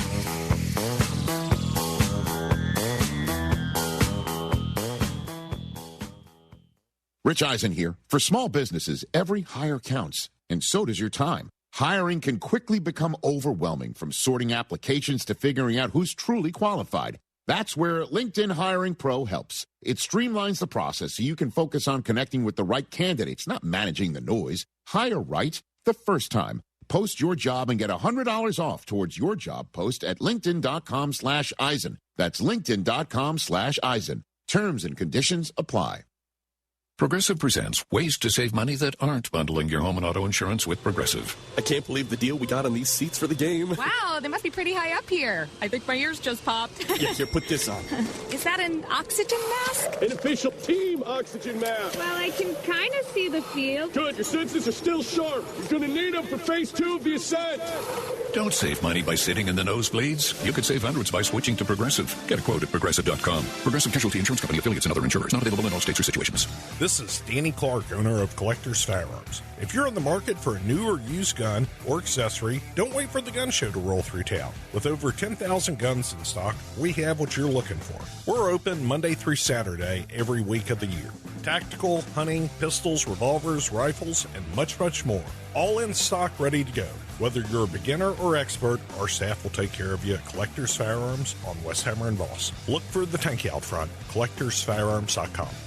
Oh, and that's a hard foul. Let's listen for the call on the floor. The taxpayer owes back taxes. Penalties and interest are assessed and wage garnishments to begin immediately. The IRS never misses that call. I wonder if they will challenge it. The call is under review. Priority Tax Relief has been called in for a review. Priority is the best in the business at negotiating your tax debt and has even eliminated the debt for some clients. Priority Tax Relief is saving their clients millions of dollars every month. After a careful review from Priority Tax Relief, the debt has been eliminated. No foul on the play. Whoa! That completely changes the game, folks. If you owe more than $5,000, call Priority Tax Relief, and in minutes they'll review your case for free with a direct line to the IRS to see if you qualify for life-changing relief. No more worrying about wage garnishments or frozen bank accounts. Call Priority Tax Relief today at 800-584-7531. That's 800-584-7531. We make your tax relief our priority. Call now. Priority Tax Relief. Federal American Grill, my favorite spot for a bite, and it should be yours too, whether you're enjoying social hour every day from 3 till 7, $10 apps and drink specials, their world-class whiskey and bourbon selection, or how about Valentine's Day where you can get a 3-course dinner for just $75. Reservations are open now. Join the reward system, Club Fed, where you can get early access to all things Federal American Grill. Keep your eyes and ears peeled for the River Oaks location opening in Q1 of the new year. That's at Federal American Grill. John Granado with Robin Orlando from Houston Powder Coaters. Robin, I'm out there and I'm saying, well, what metal do I need powder coated? We do bicycles, we do wheels, we do bumpers, we do patio furniture, we do antique items such as sewing machine bases. Some people will have light posts in their front yards. Yard art is also a big thing. When you have Round Top with the antique festivals in the spring and the fall, tons of things you can find there that are vintage. Boat parts, anchors. How about gas lamps? It has to be carefully taken apart, but anything that's metal on there and cleaned off, we can definitely do that. Yep. Trailers, we do barbecue pits. Really, if it's metal, give me a call and let's talk about it. You had frogs in one woman's backyard that you did. Yes, it was a frog that represented all 5 of her kids, and then she also had 8 grandkids, and each one had a frog. For all your powder coating needs, there's only one place to go, Houston Powder Coaters. HoustonPowderCoaters.com or 281-676-3888 and ask for Robin. That is me. My perfect day has sand, salt water, and friends. But my moderate to severe plaque psoriasis can take me out of the moment. Now I'm all in with clearer skin thanks to Skyrizi. Risankizumab Riza, a prescription-only 150 milligram injection for adults who are candidates for systemic or phototherapy. With Skyrizi, most people saw 90% clearer skin, and many were even 100% plaque-free at 4 months. Skyrizi is just 4 doses a year after 2 starter doses.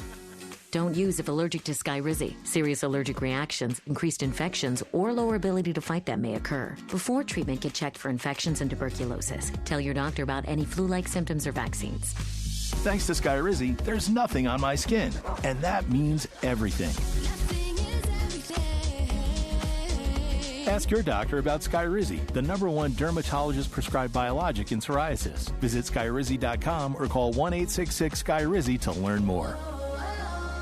Hey, listen, are you a 50-year-old person looking for term life insurance? Then you need to talk to Bob. Bob specializes in helping people find $1 million or more of term life insurance for a couple of $100 a month. Look, you need to know there's a price war in the term life insurance business, and you may be paying too much. Call Bob, and he'll shop and see how much money he can save you. Look, this could be the last term life insurance policy you ever have. Your rates are guaranteed for the next 20 years. That's right, guaranteed level rates for the next 20 years. And if you're a smoker or your health is not perfect, Bob has great rates for you too. So for $1 million of term life insurance coverage for a couple of $100 a month, call Bob right now. 800-430-0932. 800-430-0932. 800-430-0932. That's 800-430-0932. Paid for by Term Direct.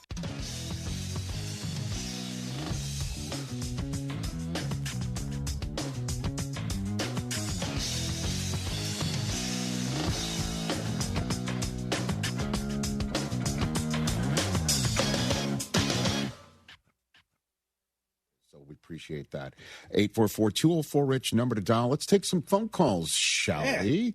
Let's go to Swamp Dog in Waycross, Georgia. What's up, Swamp Dog? How you been? What's going on, Mr. Rich Eisen? It's a real pleasure to talk to you. Right again. back at you, Mr. Swamp Dog. What's going on? Well, listen, hold on a second. Before you get started, I want to make sure graphically that this is supported. Is it Swamp D-A-W-G or D-O-G? How would you like to have it spelled on the screen here? It's on ESPN? D-A-W-G. Okay, dog, let's correct this because right now it's just straight up D-O-G. Okay, like Georgia and Go the Dogs. Swamp, that's why because Waycross, Georgia, is known for the Okefenokee Swamp Park. Very good. I combine the swamp and the dog. We have now corrected it graphically on the screen, so you have the floor, Swamp Dog. Okay. Well, Ernest Jones is from Waycross, Georgia. Mm-hmm. I don't know if you knew that or not, but he played high school football right here in Waycross. Mm-hmm. I know he was dropping a bunch of 4-letter words yesterday and everything, emotions and excitement. Yes. winning the Super Bowl. Of course he would. Mm-hmm. It's not uncommon people do that. Mm-hmm. Let me tell you this about it. That's his second Super Bowl that he's won, and he won one with the Rams with Matthew Stafford. Yep. The Georgia dog there. But when he comes, his family still lives here in Waycross. It's a small town, you know. But when he comes back, we have a parade for him here too. Do you really? Back. Do you really? Yes. Okay. Yes, because and what he does when he comes back here, he goes into the poorer side of town, and he showers people with gifts. No kidding. I'd like people to know that he does that kind of thing. You always hear the bad stuff about these millionaire football players and everything. You know, they're so selfish and they don't care about. He cares about where he comes from. Every time you see him introduced on TV, he says Ernest Jones, Waycross, Georgia. He don't say the Ohio State University or anything like that. Right. He says Waycross, Georgia. That's all he says. And he's proud of where he's from. Like I said, his family still lives here, and we know who he is. And it's really we're very proud of what he's been able to accomplish. I didn't think he was going to be as good as he is. He's really one of the best linebackers in the NFL, in my opinion. So I just want to give him a shout out. I didn't like his language that much. Neither. By the way, Swamp Dog, he said, and I appreciate. Thanks for the call. He also said his grandfather didn't like the language too, and so hopefully Grandpa had earmuffs on yesterday because boy. Well, that's pretty neat. I'm glad that Swamp Dog shared that. That's awesome. I hope next football season we can do a little bit of that, just chase the good stories. Because like you said, there's always so much negative around these guys, and yet the positive definitely outweighs the negative. Well, and that's hopefully we can, shine a light on stuff and that's like this a little bit. And that's why I love the, if you will, best picture of the NFL honors is the Walter Payton Man of the Year Award. It's not the MVP. And that's, it was funny. A few years ago when we realized, wow, that just closed the show. Does that mean this is bigger than the MVP? And it kind of. Well, there's no patch for the MVP, is there? Yeah, no. Maybe there should be. That's kind of a cool idea. What, a patch for the MVP? Yeah, that would be. I think that's kind of cool. Mahomes has one that's got two-time. I know. Like Rodgers wears a 4-time one. The Walter Payton is special with its patch. No,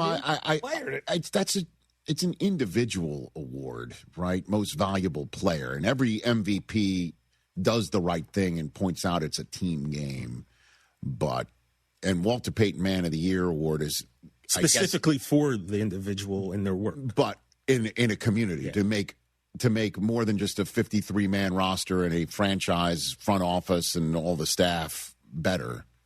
I mean, to make a city and a community. I do love the patch. I do too. Yeah. And they put the sticker on the helmet of all the nominees as well. I didn't even notice that. Yeah, they do that, and it's a great idea. By the way, I'd walk around with that patch all the time. Didn't the year Witt won, it was the year they were in the Super Bowl, right? And they put the patch on for the game? Yes. They started doing that. Yeah. Yeah. If you're fortunate enough to be in the Super Bowl. Right, but I think that's the only time I think someone will break out the needle and thread for you. Yeah. If that's the case. Bobby Wagner won it this year. Yep. So I guess technically a Seahawk won it. I understand he's been with the Washington franchise, the Commanders, for a bit. Yeah, but when he makes his way to that bus room, people are going to think of him as a... Well, I mean, yeah, that's for sure. Let's take another phone call here, shall we? Let's go to Alex in New York City, where we're on ESPN radio there as well. What's going on, Alex? Hey, Rich, can you hear me? We can. What's up? Awesome. How you doing? Where in New York City are you calling in from? Manhattan? Manhattan, and I'm originally from the Southern California area, so I'm a big Lakers fan. Okay, okay. You're in the wrong city now, pal. I'll tell you that. I've personally given up, on a finals run this season, like a lot of us have. It's pretty clear we don't have a championship team. We didn't make those moves at the trade deadline. So, going into this offseason, given the Lakers, I believe, are projected to, have the most cap space in the league, do you think it's important for us to prioritize re-signing LeBron and paying him that asking price of what, even if it is that $50 million, or is it time for us to maybe move on and start building this team around that Luka and Austin Reeves backcourt?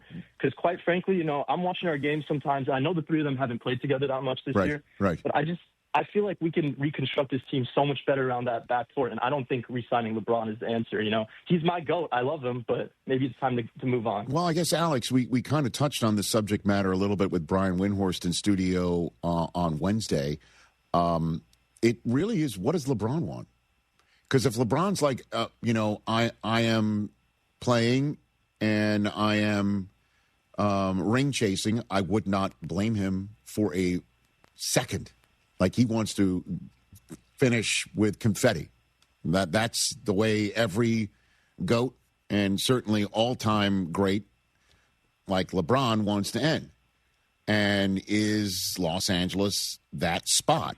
And the answer is potentially yes, but at his current financial freight, and maybe not. Now, will he say, I'm LeBron James and I deserve to be paid like I am LeBron James with the gate that I provide and all of this stuff? Would he have every right to do that? Absolutely. Would he be, I guess, a better ring chaser if he's more affordable? Yeah, I think so. And we talked about it again with Windhorst on Wednesday.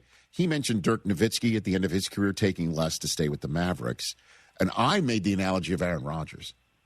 Rodgers made, what, $12 million this year? Something like that, yeah, 14. Aaron Rodgers could easily have said to the Steelers, you know, I'm not leaving Malibu for anything less than $40 million.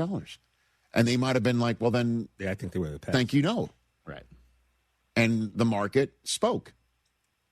How will the market speak for LeBron? I don't know. Nobody knows.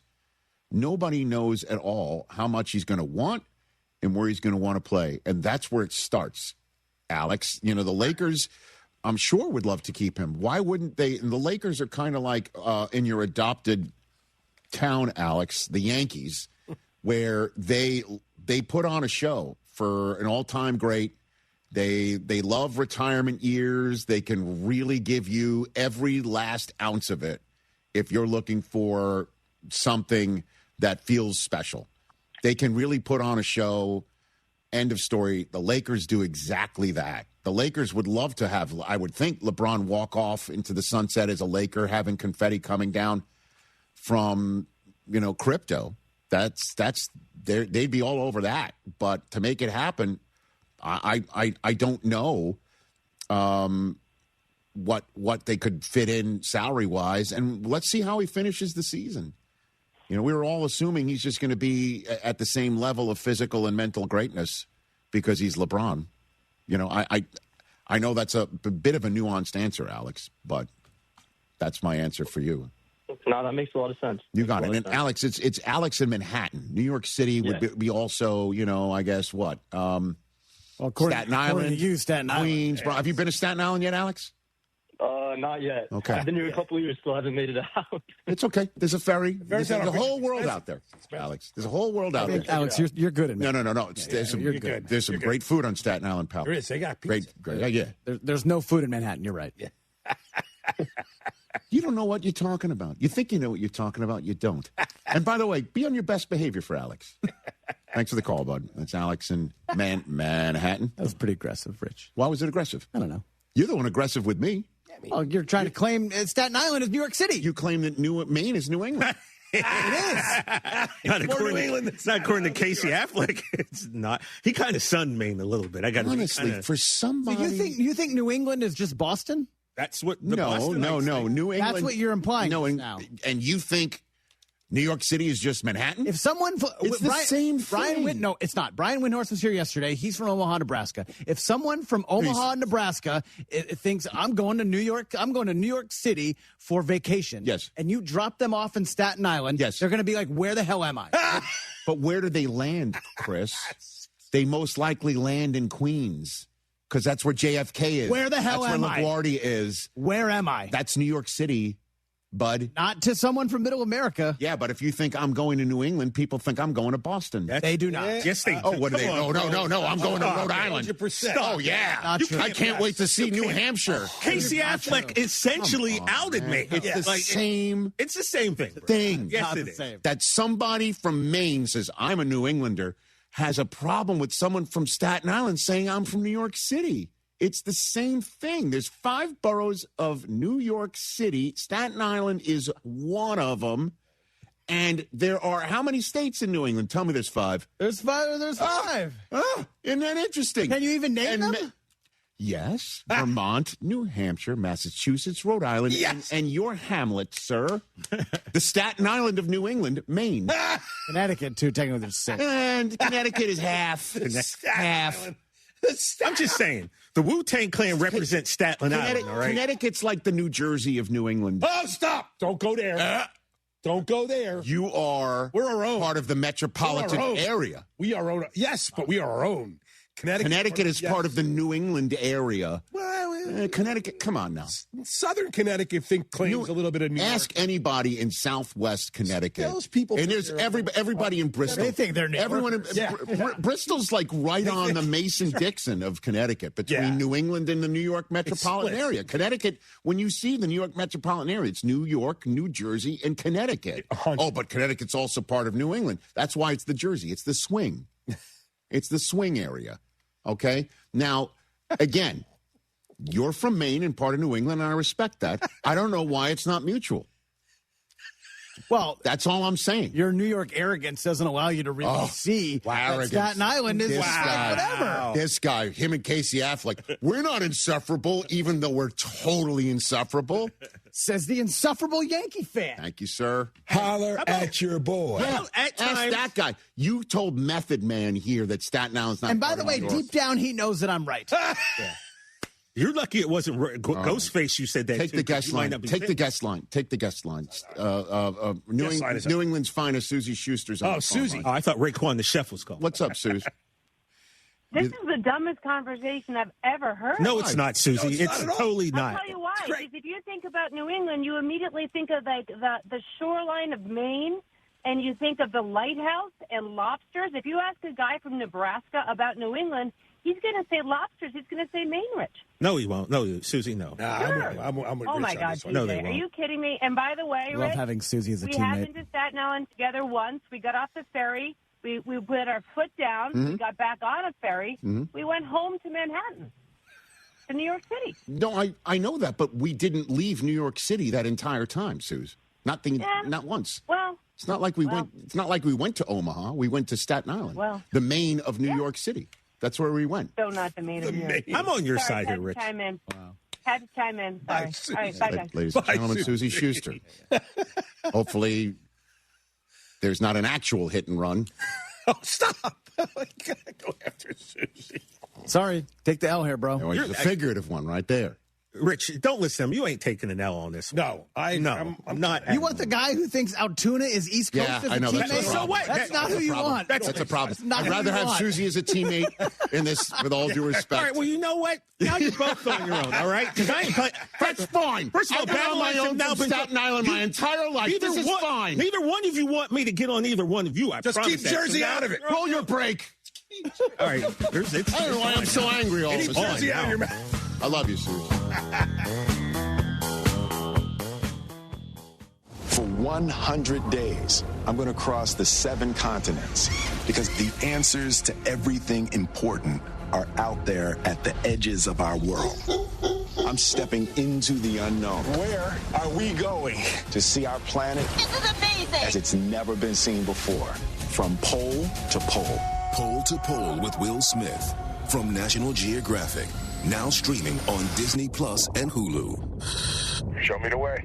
Individuals and businesses with tax problems, listen carefully. If you owe over $10,000 in back taxes or have unfiled tax returns, U.S. Tax Shield can help you take back control. The IRS can seize your bank accounts, garnish your paycheck, close your business, and file criminal charges. Our team of tax attorneys can stop collections and get you protected. U.S. Tax Shield offers a price protection guaranteed quote to get you protected today. U.S. Tax Shield is A+ rated with the BBB, so call 800-494-6139. U.S. Tax Shield, 800-494-6139. Hey guys, Joe George George here to tell you about TNT Shirts. TNT Shirts has been a family-owned business since 1983 with 2 locations, 1145 West 19th in the Heights and 2400 Taft in Montrose. There's no minimums for custom T-shirts. They printed 300 for us for the ESPN listener party. They also do embroidery, screen printing, and promo products. So why go somewhere else when you can support local? They're also officially licensed with Rice and the University of Houston. Check them out at tntshirts.com and tell them you heard about it on ESPN 97.5. Hey guys, Joe George here. This Thursday, February 12th, we're live from 3 to 6 at McIntyre's in Webster with Flight by Yingling, proud partner of the Dallas Stars. Come cheer on Team USA men's hockey, plus register to win a flyaway trip and exclusive Flight by Yingling Dallas Stars gear. I love a day on the water with friends, but my moderate to severe plaque psoriasis sometimes holds me back. Now I'm all in with clearer skin thanks to Skyrizi. Risankizumab Riza, a prescription-only 150 milligram injection for adults who are candidates for systemic or phototherapy. Teaching music is my passion, but my active psoriatic arthritis can limit me at times. Now I'm treating my joint symptoms with Skyrizi. With Skyrizi, most people with plaque psoriasis saw 90% clearer skin at 4 months. Or if you are an adult with active psoriatic arthritis, Skyrizi helps you move with less joint pain, stiffness, swelling, and fatigue. Don't use if allergic to Skyrizi. Serious allergic reactions, increased infections, or lower ability to fight them may occur. Before treatment, get checked for infections and tuberculosis. Tell your doctor about any flu-like symptoms or vaccines. There's nothing like clearer skin. There's nothing like better movement, and that means everything. Ask your doctor about Skyrizi. Visit Skyrizi.com or call 1-866-SKY-RIZZI to learn more. Hi, I'm Kirsten Stokes, third-generation neighborhood hardware store owner. For 72 years, Stokes Hardware has proudly served our community with everything from plumbing to paint and power tools and more. We're family-owned, 3 generations strong, a small business with competitive pricing. Come see our knowledgeable team today. Hablamos Español. Shop local, save more. Follow Stokes Hardware on Instagram, Facebook, and TikTok. Stokes Hardware, your neighborhood store since 1954. Hello, I'm Lisa Holland Nelson. And I'm Shavonna Robert-Schreiber. And we are so excited to be bringing you Culture Club HTX every Sunday morning from 8 to 9 on ESPN 97.5. Our show is about sports, community, fashion, and of course business, and all the things that make Houston the heartbeat of Texas. Our community. That's our favorite, right? That's one of our most favorite. So every Sunday, 8 a.m., ESPN Radio 97.5. We can't wait for you to tune in. Get ready for Eat Drink HTX, kicking off on Sunday, February 15th. Eat Drink HTX is a 2-week-long dining event to support Houston area restaurants and raise money for the Houston Food Bank. Get a sneak peek at the menus right now at eatdrinkhtx.com. Oh, and that's a hard foul. Let's listen for the call on the floor. The taxpayer owes back taxes. Penalties and interest are assessed and wage garnishments to begin immediately. The IRS never misses that call. I wonder if they will challenge it. The call is under review. Priority Tax Relief has been called in for a review. Priority is the best in the business at negotiating your tax debt and has even eliminated the debt for some clients. Priority Tax Relief is saving their clients millions of dollars every month. After a careful review from Priority Tax Relief, the debt has been eliminated. No foul on the play. Whoa! That completely changes the game, folks. If you owe more than $5,000, call Priority Tax Relief, and in minutes they'll review your case for free with a direct line to the IRS to see if you qualify for life-changing relief. No more worrying about wage garnishments or frozen bank accounts. Call Priority Tax Relief today at 800-584-7531. That's 800-584-7531. We make your tax relief our priority. Call now. Priority Tax Relief.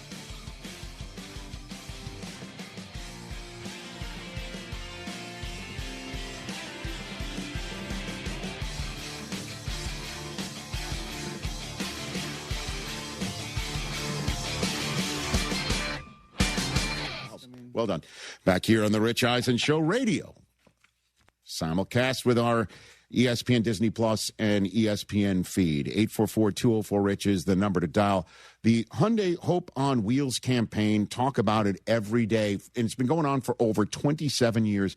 850 dealers nationwide together have raised more than $277 million supporting over 25,000 kids in their fight against cancer because did you know every Hyundai sold has helped fund life-saving pediatric cancer research to that amount. Visit HyundaiUSA.com and search Hyundai Hope on Wheels to learn more, please. At Hyundai, hope isn't optional. It comes standard. Tom Pelissero is about to join us here on the program, and one of the first item up for bids, to use the phrase of Price is Right, is going to be, what in the world was that coffee like between Clint Kubiak, the new HC of the Las Vegas Raiders, and Max Crosby? Ooh, baby. What were they talking about? How far of a bridge needs to be mended, or none at all? Well, Max Crosby appeared on the Let's Go podcast. Oh. Yeah. It's with TB12 and Jim Gray. Or is the official name of that, Let's Go. Let's go. This is what Max had to say. People are going to have rumors. I just looked at my phone. I've been working all morning. I got another, everyone's hit me up. Did you say this? Did you? I can't control that. You earn that as a player. If I wasn't doing the right things and if I wasn't the person and player I was, people wouldn't be talking about all the nonsense. But that's what comes with it. If you have drama, if you have a losing season, they just try to throw gasoline on the fire and make, things a certain way. And for me, I know what I'm about. I know what I represent. You know what I mean? I really don't care what everybody has to say. I used to a lot as a young guy. I really don't give a damn. If people could have their own opinions. I know what's going on. I know my truth. And I don't need to sit here and keep, rehashing it to people that don't know what's going on. So I don't even waste time with it. All right. So fittingly, Jim Gray asked the follow-up question of all right, so say all right. What do you want? What do you want? I have a lot of goals, but I do want to win. That's all that matters ultimately. But I want to be in a place where mentally I'm 100% myself. I just want to focus on football. That's truly what I want. People that know me know I'm about the work and football. I just want to play football and be left the alone. Period. And if people that don't understand that don't know me. People can say whatever they want. I truly, and I've said this, well, you had to get on the show and talk about it. Yeah, that's my obligation. I have to do that. But truly, I don't give a besides playing football and winning football games. Oh, I didn't know this was the LFG podcast. He's like Kevin Durant. He's like Ernest Jones. Like all he wants to do is play basketball, and that's it. I don't think that's in dispute. The question is does he want to be a Raider while doing that? Does he want to be left the F alone? To do that. Or, unless that's his way of saying, leave me alone. I'm a Raider, so just leave me alone and end the story. I mean, these reports aren't coming out of thin air. I don't know. We'll ask Tom Pelissero what is the genesis of all this. Wow. Okay. Heck of a coffee. Well, it's still, we know it was caffeinated. Are you ready to make a difference for the environment while helping the visually impaired at the same time? Then donate your vehicle to Heritage for the Blind today by calling 1-800-983-6530. Every donated vehicle will either be properly recycled in an eco-friendly manner or given a new life through reuse. Donating your vehicle is easy. Simply call 1-800-983-6530 and Heritage for the Blind will do the rest. They'll even arrange for your vehicle to be picked up at no cost to you. And for a limited time, when you donate your car, you'll receive a $200 restaurant voucher and a 2-night, 3-day hotel stay at one of 50 locations. Call 1-800-983-6530 right now to schedule your vehicle donation and make a positive impact on the environment while helping others. Heritage for the Blind, where every car donation counts and every person makes a difference. Call 1-800-983-6530 now. This advertisement is paid for by Heritage for the Blind. Buying a new vehicle shouldn't be hard. Monument Chevrolet makes it easy. Del Olalea here. Monument Chevrolet has a huge selection of Chevy vehicles priced with transparency. No hidden fees, no upcharges, no dealer add-ons. For over 50 years, Monument Chevrolet has earned relationships with thousands of customers doing business this way. For new and used cars, fleet sales, and service, visit Monument Chevrolet in Pasadena at 225 and Beltway 8 and monumentchevrolet.com. Chevrolet. Together, let's drive. You don't have to be fearless to take the first step. You just need a place that gives you every reason to keep going. A college that's nationally recognized for student success, you can be fearless at San Jacinto College. Here, our graduation rate is higher than the other colleges. Our job placement rate is higher. Our transfer rate to universities is higher. That track record is why San Jac is the #1 community college in Texas. Be sure your hard work will take you even further and fear less every step of the way. John Granado with Robin Orlando from Houston Powder Coaters. Robin, you guys are doing data centers now. There's all kinds of businesses that could use powder coating. Yes, we are doing industrial, which means oil and gas. We are doing plenty of residential, and now we're doing tech. We're going in with Meta. We're going in with Tesla. We're working on their data centers. We've even done Samsung in Austin. So the sky is the limit when it comes to our coatings. I mean, if I'm a city and my water tower is looking terrible, I'm going to call you. Call us because we want to make sure you take pride where you live. And all these businesses, they have fencing. And if you are a business, you will go to them. Yes, there's not many bricks and mortar anymore, but the ones that are still here, they want to look great. And we are here to help you with your railings, with your fencing, with your door frames. We can do it for you. And residential, free pickup and delivery. You guys are so nice. Yes, we try to be. For all your powder coating needs, there's only one place to go. Houston Powder Coaters. HoustonPowderCoaters.com or 281-676-3888 and ask for Robin. That is me. It's your guy Sean with Greenlight Offer, Houston's #1 house buyers. Let me tell you about David from Baytown. He lost his job, fell behind on his mortgage, and his house needed repairs that he couldn't afford to make. He tried listing it, tried getting caught up, but the bills kept piling up, and the stress was crushing him. That's when he called Green Light Offer. We stepped in, gave him a fair cash offer within 24 hours, and guess what? He didn't even have to lift a finger. No clean-out repairs, no realtor fees, and no closing costs. Within a few weeks, David had cash in his pockets. Every single week, every single month, we help homeowners like David who need to sell fast, skip the repairs, and start fresh. If your mortgage is behind, your house needs work, vacant, inherited, probate, divorce, tenant just won't pay me the rent houses, or do you just need a way out? Green Light Offer is your solution. 832-779-5000. That's 832-779-5000. Greenlightoffer.com. Let's get your green light number today. That's 832-779-5000. Woo! Attention, fellow conservative investors. What does the name Reagan mean to you? It stands for being the ultimate conservative. It also stands for the Reagan Gold Group. Do you see storm clouds approaching? The stock market hates uncertainty, and there are plenty of reasons to be concerned. High inflation, unstable debt, and economic uncertainty are just a few. You have car insurance, homeowners insurance, and life insurance. But do you have insurance for your retirement savings and your 401k?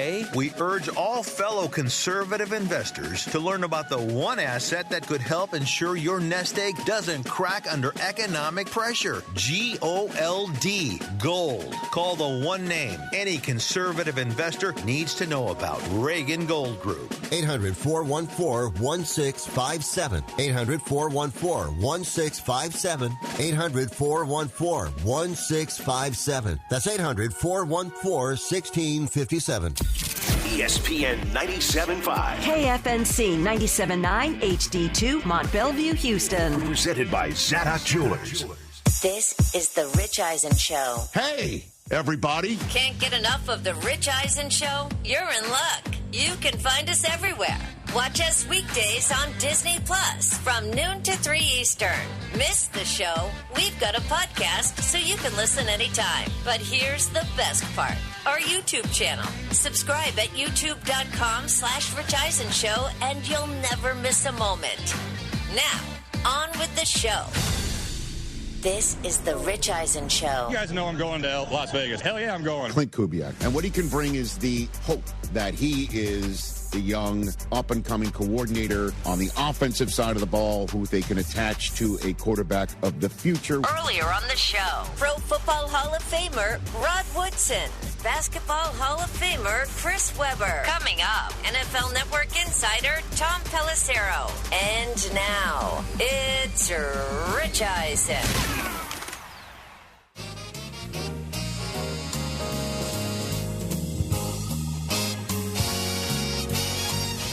Hour number 3 of the Rich Eisen Show is on the air. We're now on ESPN2 Everybody. We're also on Disney Plus and the ESPN app and ESPN Radio, as we are every single day between 12 and 3 Eastern.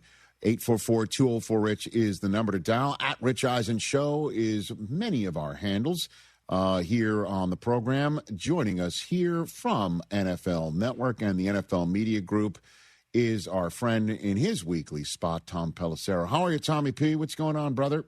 Doing great, Rich. What's up to the boys back in studio? Great. How are you? What up, Tom? Okay. Let's go. Isn't that lovely? All right, Tom, let's just jump into it. Super Bowl 60, what's in your reporter's notebook coming off of it that you'd love to share, your 2 cents as this game still echoes for us here? It was a fascinating game because going in, so much of the storyline was Sam Darnold versus Drake May. My main takeaway watching it live and then talking to people after was just that neither Drake May nor Sam Darnold played particularly well in that game. Obviously, Drake May was under duress basically from go. He and the offense just never seemed to find any type of comfort level. I'm happy just personally for Sam Darnold, a guy I've gotten to know a little bit over the years, for himself to be in that position. But like if you're drawing up, Super Bowl quarterback performances, you're not missing some of the throws that Darnold missed. You're taking advantage. That game could easily have been a blowout, but they missed some opportunities within that game. But Darnold did what he did throughout the playoffs, which was he avoided the big mistake. Obviously, Kenneth Walker running wild and winning the MVP was a huge piece of their success. I thought Mike Macdonald's game plan was brilliant, the way that they attacked the Patriots defensively, and particularly, you feel for Will Campbell, but it seemed like, they had come to the conclusion, whether it was Campbell coming back from, a ligament tear in his knee, or Campbell just, his body type, the shorter arms. It was basically, we're just going to bull rush the guy over and over in the early going. We're going to physically take control of this game. And that's absolutely what they did. The other piece of it, just watching the parade yesterday, Rich, was I don't think that we have said enough about John Schneider, who accomplished something that very few GMs in NFL history have done, which is winning 2 Super Bowls with 2 completely different rosters. I know that Howie Roseman did it with the Eagles, after the 17 season. And then last year, there were a few carryover types of players, the Brandon Grahams of the world. But for the Seahawks, these are 2 Super Bowls, 12 years apart, 2 Super Bowls for a GM. I mean, that's Hall of Fame caliber stuff. And the way that Schneider did it, the way that he maneuvered with a coaching change, moving on from a legend in Pete Carroll, plucking a guy, Mike Macdonald, who at the time he was hired was the youngest head coach in the NFL. After 1 year, those guys collectively deciding to pull the plug and make an offensive coordinator change, trading away your starting quarterback in Geno Smith to sign Sam Darnold, trading away your top receiver in DK Metcalf, and on and on and on. That's one of the things that's made John one of the best in the game for a long time, which is he's very aggressive in every single avenue of roster building. You can go back and find all the tweets. There were a number of things that he did over the last couple of years that everyone was going like, what in the world are the Seahawks doing? It all came together. They're Super Bowl champs again. Schneider, Mike, those guys, really the front office, which is still largely the same for 2013. Those guys deserve a ton of credit for putting the Seahawks in a really rare position. Yeah, the nugget, Tom, that was in our NFL Network research packet coming out of Super Bowl 60 is Howie Roseman and Ozzie Newsome were the only general managers to win a Super Bowl with a different head coach and a different quarterback.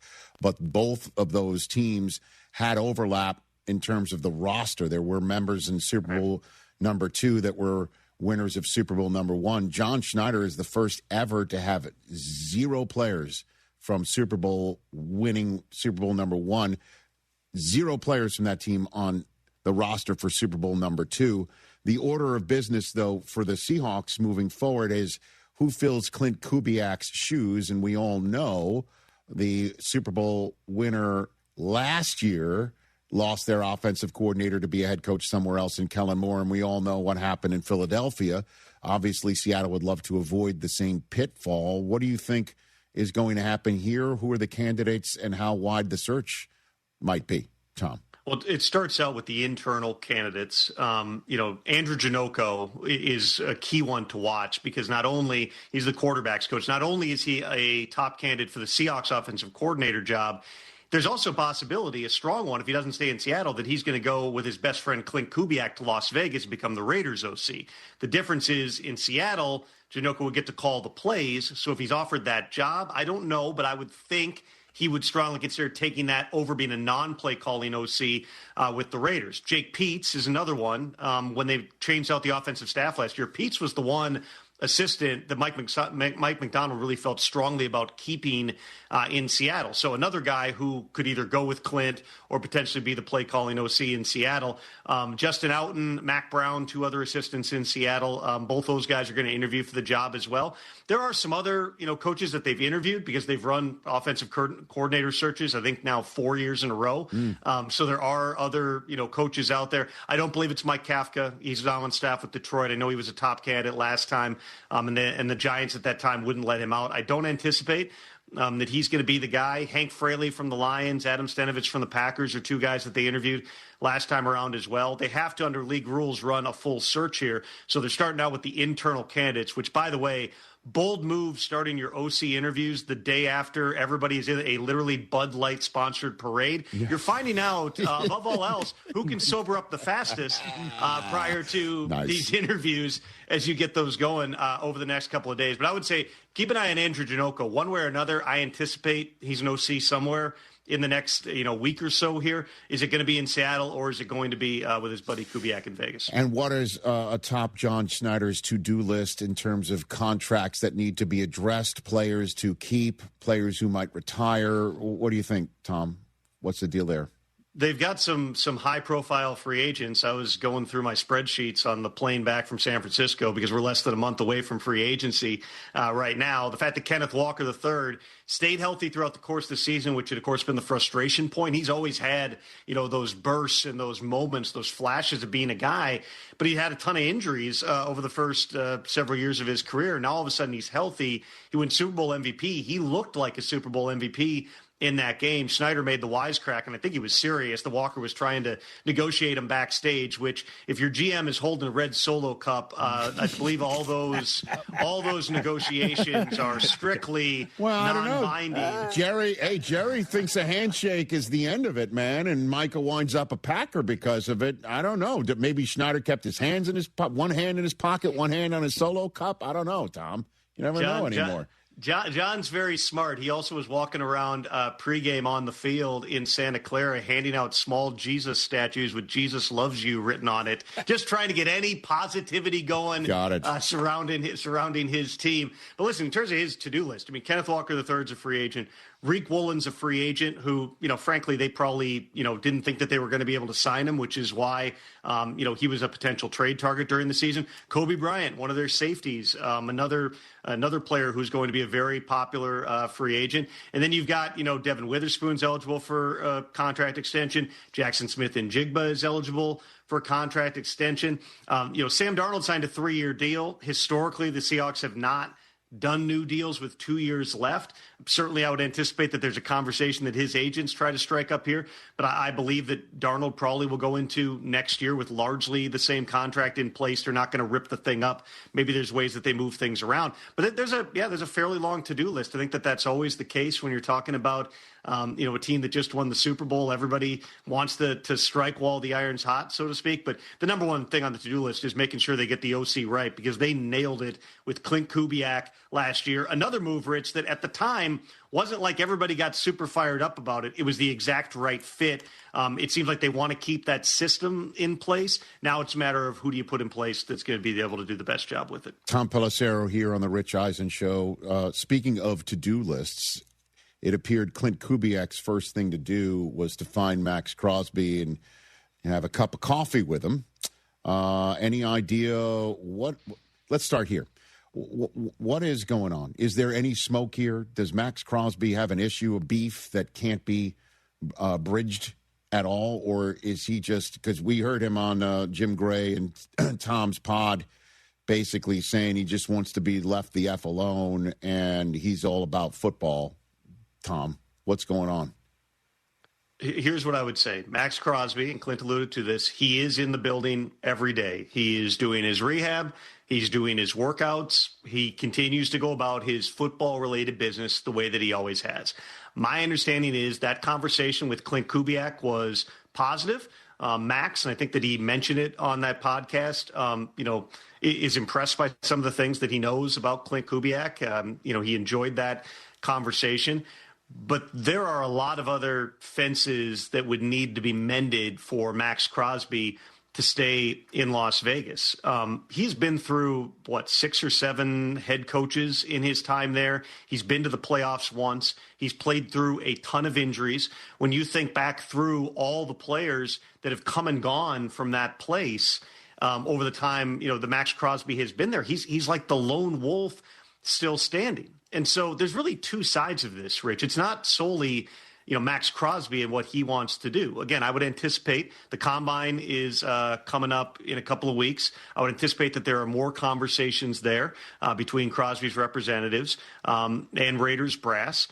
Certainly Max, has some decisions to make after the way that things ended last year, shut down at a time that he did not want to be shut down. He's got to decide whether or not he can be all in once again after taking so many leaps through the years with different coaches and different regimes and then seeing the plug pulled within a year or two. He does have a great relationship and an affinity for Mark Davis. And so, there's some part of him that's always wanted to be, and he said that before, wants to be a Raider. On the flip side of it, too, you have a Raiders team that has to decide, does it even make sense for us to hang on to Max Crosby, particularly if at some point he very clearly and decisively says, I don't want to be here. If the Raiders, as Clint Kubiak evaluates this roster, comes to the conclusion that, hey, in the next year or two, we can do the quick flip. We can get this thing on track. We can be competing to go to the playoffs. You might say, we want Max here. We need him. He's 27, about to turn 28 years old. He's still in his prime. We think we can flip this fast enough that he can continue to be the cultural center of everything we're doing, particularly on defense. We're going to grow, and he's going to be a part of the turnaround.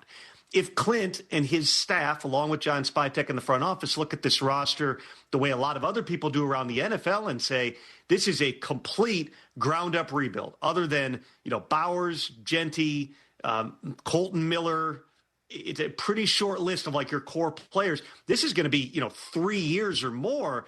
The best way to hasten that rebuild is to trade Max Crosby, who at this point can still command, if not 2 first-round picks, certainly a first-round pick and more. Mm-hmm. There are many teams that would be salivating over getting Max Crosby. You could have a bidding war that plays out up until the start of free agency on March 11th, max out his value, no pun intended, and move on. So you have moving parts on both sides of this thing. It is not an impossibility, Rich, that Max Crosby is back with the Raiders. It is certainly a possibility that he is not, but there are multiple voices here, including Max and Clint Kubiak, all the way up to Mark Davis, who are going to be a part of this decision. Absolutely, this is going to be one to follow in the weeks to come. Listen, I know the way you go about your business, and the fact that you didn't hit this directly on the head means, it's something that you don't want to talk about, whatever you do know. And I know you're already cocking your head, like, where are you going with this? But I said a lot there, so I'm wondering which one you're going to poke out. Like, why? Like, what's the issue? Like, what's the problem? The way these last year ended, he wanted to finish on the field, or is it really, he's pissed that they sent him home, and he wanted to finish the season because he's that sort of a lion-hearted type of guy, or he's sick and tired of the losing and the changing and all that stuff. All the above. It is all the above. They have been bad for most of his time there. They have had endless change, scheme changes, coaching changes, front office changes. And he was upset. Absolutely. He was upset when they shut him down. I mean, you got to remember, Max was playing through that injury like half the season. He's played through a ton of different stuff. And then when you're the Raiders, you're Tom Brady, you're John Spytek, whoever, coming to him and saying, we think it's in your best interest to shut it down now, that's going to strike a competitor a certain type of way. Right. They could have shut him down in November. They shut him down with 2 games to go. And everybody can read into that what they will about a team that may have wanted to preserve the number 1 pick and ultimately did preserve the number 1 pick that they can now use to go and in all likelihood get Fernando Mendoza, the Indiana quarterback. That's all part of the broader tapestry of this thing. But absolutely, he was mad about that. But that was not the only issue. It's not as if everything was great and then he was told, hey, we're shutting you down for 2 games, and he lost his mind. He was very upset about it, but it was everything that led up to that. It was the perpetual losing. Think about the number of coaches, Rich, that they've had there, from Gruden to Bisaccia to Josh McDaniels to Antonio Pierce to Pete Carroll to now Clint Kubiak. You've had several different front office changes, all the players that Max was there with. I talked with Gruden about this recently. He was going down the list of players that they had in his last year. Like, you had like a dozen legit players on that team, and every one of them is gone. You can imagine it's the Will Smith Fresh Prince gif of him looking around the empty room. Max, at some point, it's like, not only do I not recognize the guys around me, I don't recognize the guys that came before the guys around me. That's how many times this thing is turned over. He knows he's got a limited amount of time with this thing. He wants to be great. He wants to be a Hall of Famer. He's headed that direction, but he also wants to win. The fact that he got pulled for the last 2 games last year, it was the proverbial straw that broke the camel's back. It put it in a dark spot. I can't sit here and tell you that it's irreparable, but there is a lot to repair. Tom Pelissero here on the Rich Eisen Show. All right, so last one for you, the quarterback carousel, Tom. This would have spun off its wheels if Stafford said, I'm done. If he's like, I'm the MVP and, I'm finished. But he's staying. So that job is secure. Because in my mind, Tom, there's a bunch of players in the NFL that would be calling agents, that would be calling people up saying, get me there, get me out of here, get me there. Mm-hmm. So we're removing that. But so which quarterback are we watching to change teams in the next few weeks here, Tom? Let's start out with the ones that have the early triggers, so to speak, where decisions are going to have to be made sometime in the next month here. Right. Tua Tagovailoa, all signs are pointing toward him not being back in Miami, whether that's via a trade, which would be very complicated, or via a cut, which would be less complicated and in some ways provide more flexibility to the salary cap. Kyler Murray, it's nothing is final or firm on that front yet, but certainly I would say it is likely that Kyler Murray has played his last down for the Arizona Cardinals. He's got an even more complicated contract because he's got a rolling guarantee in 2027 that would vest if he's still on the roster next month. Arizona's got decisions to make, new coaching staff with Mike LaFleur. I ultimately believe that Kyler Murray is going to be someplace else. Geno Smith with the Raiders. If they take Fernando Mendoza at number 1, Geno also has an additional vesting that comes up next month. They just hired Mike LaFleur officially a couple of days ago, so they're working through that process. But I would tell you teams within the league are anticipating that Geno Smith is going to be available. Mac Jones, high bar in terms of what it would take. I know that there have been reports that the 49ers will absolutely not trade him. I would just say there's maybe only a couple of dozen players in the entire league that don't have a price tag at which someone would be willing to would not be willing to trade him. So for Mac, is that a second-round pick? It's probably something like that. It would be significant because he's a great value backup player on a team in Brock Purdy, who showed you the second half of last season once he got healthy how good he can be, but also historically has missed some time. And so you're not going to be sitting there going, we just want to get anything we can and move on from Mac. He's a huge value to the 49ers. You've got some other quarterbacks, former starters, who potentially could be available in this offseason. What do the Colts do with Anthony Richardson? If presumably they get Daniel Jones back, which we talked about this on game day morning, every plan is that he's going to be back in Indy. He wants to be there. The Colts want to work out a deal. It'll be a complicated deal, as they often are, particularly with a player coming off of a season-ending injury like the Achilles tear that Daniel Jones had. If they can't get a deal done, the franchise tag is an option. One way or another, I anticipate Daniel Jones being back in Indianapolis. You then still have about, when I redid my board this morning, you got like 8 or 9 teams. Kirk Cousins, I didn't mention that one. That's another who has a trigger in his contract. He's going to get released prior to the second day of the league year, but that doesn't preclude him from going back to Atlanta. It's just a contractual thing that was done by the prior regime.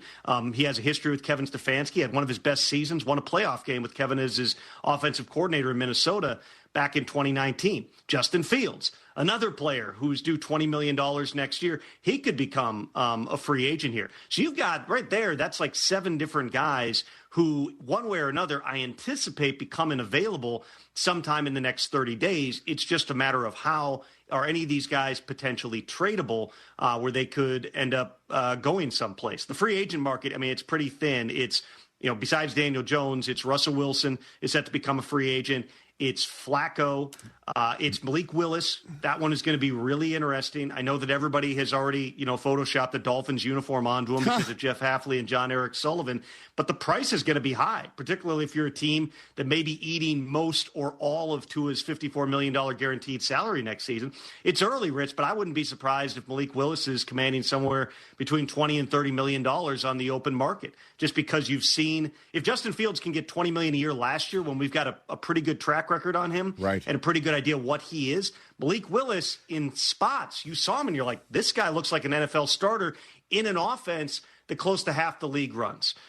Beyond that, in free agency, you're down into the Jimmy Garoppolos and Marcus Mariotas of the world. So the trade market and the cut market is going to be a big piece of what teams are looking at. And then, you have to look at the draft and what's going to happen there. Aaron Rodgers, by the way, I should mention, also set to be a free agent. If he comes back, I anticipate that's going to be with the Steelers. Him and Mike McCarthy have talked often.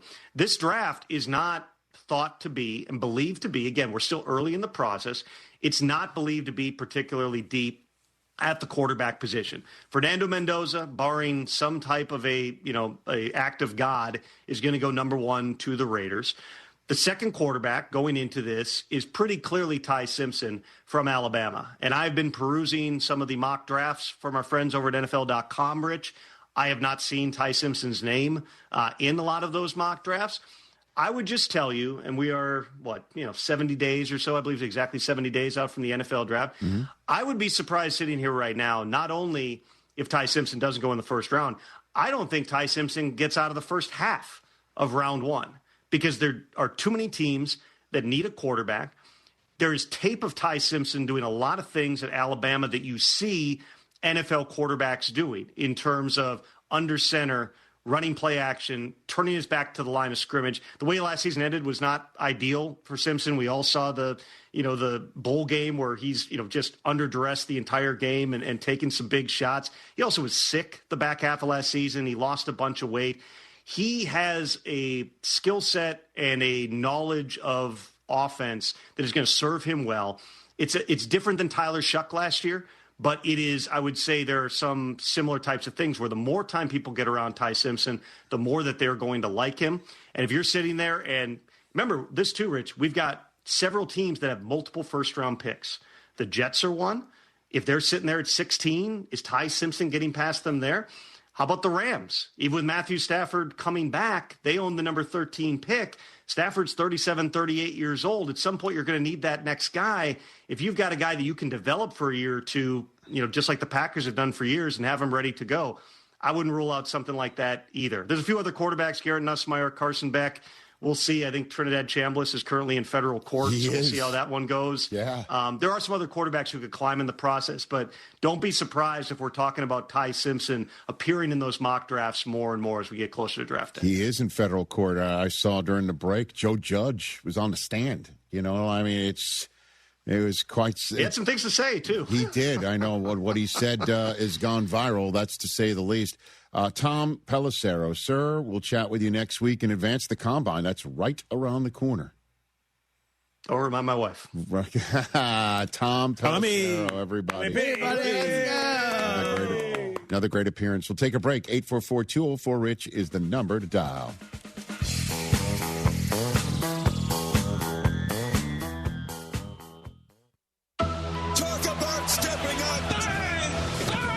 It's time to level up your game. Introducing the all-new ESPN app. All of ESPN, all in one place. Your home for the most live sports and the best championship moments. The electricity is palpable. Step up your game with no annual contract required. It's the ultimate fan experience. Level up for more on the ESPN app or at stream.espn.com. Sign up now. He's coming. Here he comes. Surprise! Your table saw broke. Also, the warranty expired weeks ago, so you need to pay for a new one out of pocket. At Progressive, we know small business owners don't usually like surprises because they cost you money. But a good surprise that could save you money? Getting a commercial auto quote from Progressive. Oh, and the replacement part you ordered doesn't fit, so it's completely useless. What a waste. Surprise yourself. See if you can save in as little as 8 minutes at ProgressiveCommercial.com. Progressive Casualty Insurance Company and Affiliates. Attention Texas hockey fans. Join Flight by Yingling, proud partner of the Dallas Stars, at McIntyre's Webster off NASA Parkway Thursday, February 12th, to cheer on Team USA men's hockey. Register to win a flyaway trip to see the Stars take on the Philadelphia Flyers March 29th, plus exclusive Flight by Yingling Dallas Stars gear. Trip includes 2 tickets, airfare, and hotel. Must be 21 or older to enter. Flight by Yingling, proud partner of the Dallas Stars. Enjoy responsibly. DG, Yingling, Pottsville, Pennsylvania. Oh, and that's a hard foul. Let's listen for the call on the floor. The taxpayer owes back taxes. Penalties and interest are assessed and wage garnishments to begin immediately. The IRS never misses that call. I wonder if they will challenge it. The call is under review. Priority Tax Relief has been called in for a review. Priority is the best in the business at negotiating your tax debt and has even eliminated the debt for some clients. Priority Tax Relief is saving their clients millions of dollars every month. After a careful review from Priority Tax Relief, the debt has been eliminated. No foul on the play. Whoa! That completely changes the game, folks. If you owe more than $5,000, call Priority Tax Relief, and in minutes they'll review your case for free with a direct line to the IRS to see if you qualify for life-changing relief. No more worrying about wage garnishments or frozen bank accounts. Call Priority Tax Relief today at 800-584-7531. That's 800-584-7531. We make your tax relief our priority. Call now. Priority Tax Relief. It's game day.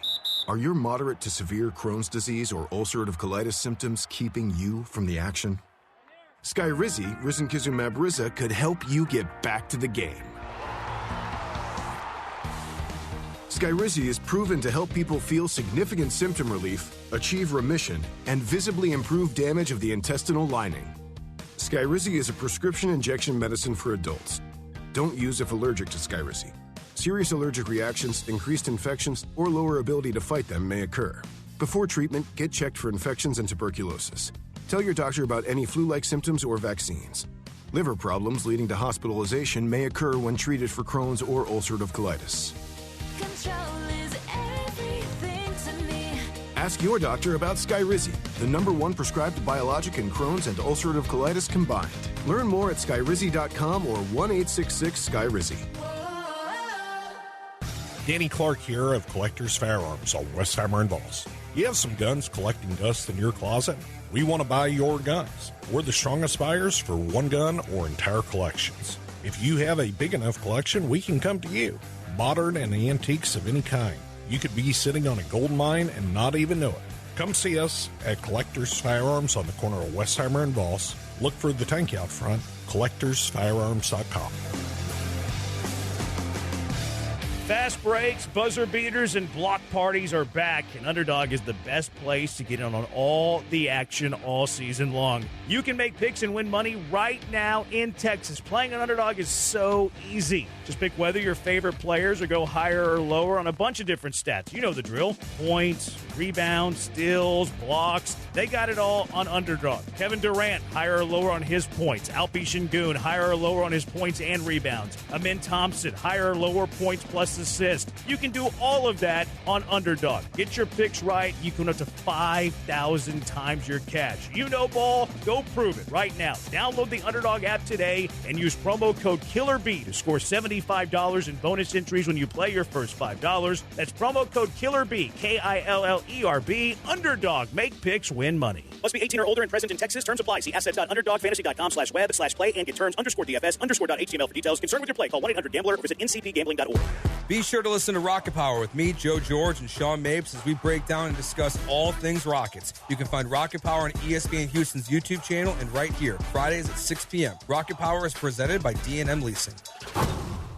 I'm Hector with Laporte Roofing and Remodeling. My team and I take pride in giving homeowners real peace of mind. Whether it's an honest assessment, a repair done right, a full replacement, or guiding you through the insurance claims process. No pressure, no gimmicks, just genuine care of the people in our community. This work means something to me. We're not storm chasers. We're your neighbors, right here, year-round. Laporte Roofing and Remodeling, the name you can trust. Call 281-699-9123 or visit us at laporteroofing.com. Again, that's 281-699-9123. Get ready for Eat Drink HTX, kicking off on Sunday, February 15th. Eat Drink HTX is a 2-week-long dining event to support Houston area restaurants and raise money for the Houston Food Bank. Get a sneak peek at the menus right now at eatdrinkhtx.com.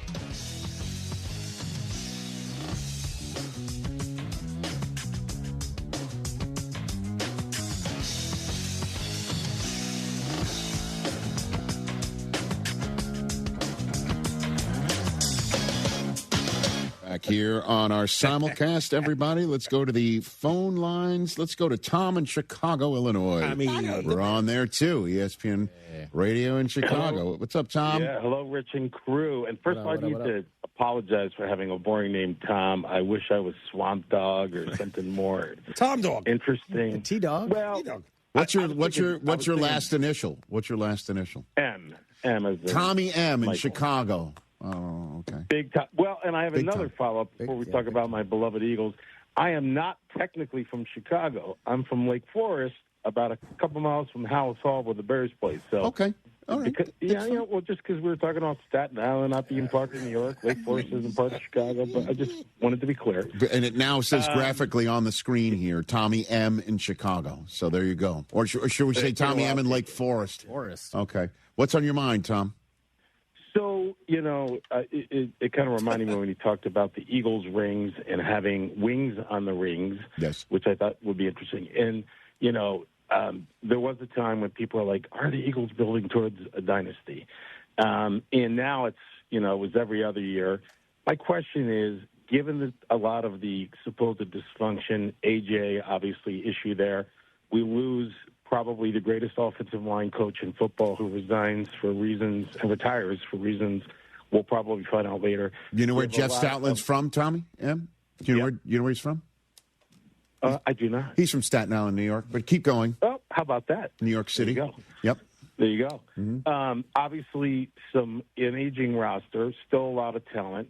The question is, love to know your opinion. Will the Eagles figure it together? Will Howie Roseman pull out his magic wand and, exceed expectations in the draft? And where do you see the Eagles? Tom, very rarely do I answer a question with a question.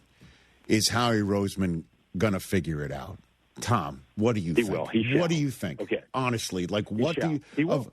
of all the general managers in the league to wonder, he can self-scout, he can figure it out, and he can also find out what he needs and Jedi mind trick somebody in the league to give it to him. He does it all the time, and Jalen Phillips was an outstanding acquisition. Unfortunately, though, it just didn't work out this year. And whatever the hell's going on an offense, he knows. I don't know what's going on with Stoutland. I don't know if this is all Sirianni related. I don't know anything about that. But I do know that it's oxygen for this team and this franchise, and he's the perfect guy to figure it out. Will he do it? I don't know. Does he have the skill set to do it? 1,000,000%, Tom. 1,000,000%. Well, and he'll probably, we do have a pick in the end of the first round. He'll probably end up trading it down and doing just as well with other picks. Well, whoever is still sitting there that you're like, how the hell is that guy still there? He'll draft him. Certainly if he's from Georgia. Thanks for the call. It's Tom in Lake Forest. Tommy M in Lake Forest. He's Tom in Chicago, but he's Tommy M in Lake Forest to us. I'll tell you this. We were just talking about the Eagles there, Chris Brockman. Yes, sir. Jalen Hurts is somebody who you should take heart in. Why am I saying this? I have this piece of information. Drake May, your Patriots quarterback, Chris, became the 37th quarterback all time to lose his first career Super Bowl start. Of the previous 36, only 7 went on to start another Super Bowl. Wow. Yeah, it's not great. And of the 36, only 4 went on to start and win another Super Bowl. The 4 guys who, after losing their first career Super Bowl start, to actually be so fortunate to make it back to start another one and win. The most recent one is? Jalen Hurts. Correct. Right. Kurt. Nope. No, Kurt won the first one. Kurt never went on to win another one. Yeah, he won. Yeah. Thanks to you and Brady, and then obviously Big Ben and the Steelers. Oh, right. Oh, no. Right. Start and win another one. His name, last one before Jalen Hurts, was John Elway. Oh, wow. Geez. Yeah, that's right. Before that, Bob Greasy. Oof. And before that, Len Dawson. Wow. Yeah. That's it. Yeah. It's a short list. It's a short list. Yeah. So. It's like I said a few weeks ago, it is hard to win this. So Jalen Hurts is the only quarterback in the last 30 years to do it. He's also the only quarterback all time to lose their first career Super Bowl start at age 25 or younger and make it back to another Super Bowl start in their career. Marino didn't do it. David Woodley didn't do it. Goff is yet to do it. Bledsoe never did it. Burrow's yet to do it. Kaepernick is not going to get the chance to do it. Vince Ferragamo never did it. Brock Purdy has a chance to do it. So there's that. Drake May was asked this week if any Super Bowl experience that he just got, does he think it will help him down the road? I think 100%. I think you can use it as a learning experience and an experience that I have a chance to remember for the rest of my career, the rest of my life, and it's a chance to battle back for something that didn't go your way or you wish would have gone different and give you fuel to remember that, and that's what you give me something to work for. And I think it's something for this team to work for in this organization and these coaches. And we left it all out there. I know that, and we came up short, and we didn't execute or play how we wanted to. But there's a lot of things that this team did well, and we can use it down the road. What else are you going to say? I don't think I picked anything up. Well, the only thing he picked up was his own self off the turf. Yeah, I don't know if you've seen the NFL films. The NFL film stuff is so amazing. Amazing. and it comes out, day after day after day. Sort of, it resonates kind of like Bad Bunny's halftime show where the Easter eggs are still coming out. You talk about the Vrabel in the locker room? Well, there's that, which I'll get to that in a second. There's footage of May standing next to Vrabel on the sidelines. And Vrabel's like trying to keep him pumped up. And May's like, I'm not giving up, like I'm going to keep going out there. And then we see him late in the game rolling to his right, getting rid of the football and getting absolutely smoked by a Seattle defender. And May falls down, gets taken down to the ground. He's lying on his back. And he lands right at the feet of Vrabel, who basically asks him if he wants to stay in. And May's like, yeah, I'll get up. Because Vrabel, Steve Young doesn't just throw out on Monday's show, I think he's hurt. I think he was hurt. He was hurt. Afterwards, he was also asked about surgery. Is he going to need surgery on that shoulder? Just get some time off. Time off. Time's the best healer, and definitely just need time off. Nothing that needs any thing to be done. Just some time away and time to get some rest and just time away from football. Time away from football. I mean, he got an injection before the game, so clearly something was going on there. Yeah, but And this is why take heart. Of the last 10 Super Bowl losers, 5 went on to miss the playoffs the following season. The last team to make the Super Bowl again after Super Bowl loss was the 2018 Patriots. And so Vrabel's the right guy, man. I mean, again, everyone should seek out the video of him welcoming everyone back to the locker room, which he's done all year in a loss and in a win. It was only the 4th time all year he did it in a loss. He did it in a win 17 times, where he welcomes everybody back to the locker room. Seek it out because he's mic'd up. And you hear him basically tell everybody that comes back to stay pissed together. Yep. And what does that mean? Stay pissed together, which is don't go in that locker room and point a finger. Do not point fingers at anybody. We are collective, and we are going to use this collectively to get better. Do not go in there. We are a team. If you're pissed, we're pissed together. That's the way I took that to mean. And the other thing he was telling everybody, again, seek this out. It is awesome. We can't play it on the air. We don't have the rights to it. He says it was 307 days. Did you see that too, Chris? Yeah. 307 days. he knew the exact number of days from the minute that they got together as a team to that day that they just got beaten thoroughly in Super Bowl 60. Just 307 days. There's more days to come. Yeah. They're just at the beginning of their journey. This is not over. Yeah, that's what he told Milton Williams. Yeah. And he told that to others, too. Yeah. 307 days. That's all it is. We've just gotten started. Now, obviously, listen, Super Bowl teams, you look around in the locker room, you'd love to do it in a win rather than a loss. You know there's people not coming back. There'll be players who are done playing. There's people that are, in terms of the franchise's way of looking at them, done playing for them. And then there's other players that are thinking, well, I'm done playing for you. Whatever. But collectively, don't point a finger. And for those who are staying, you know, to use the Michigan phrase, those who will stay but will be champions. And 307 days feels like a long time, but in the grand scheme of things, it isn't. And don't worry about it. I mean, you got the right guy. You got the right guy at the top. You got the right guy shopping groceries. You got the right guy coaching. And I think you got the right guy at quarterback. I know I just read this list of players who get back to the Super Bowl, who lose their first. 7 of 36, but only 4 of 36 have gotten back to win it and to start and win it. And it's a small list, but why can't Drake May be the fifth? How many of those guys were arguably the MVP of the league?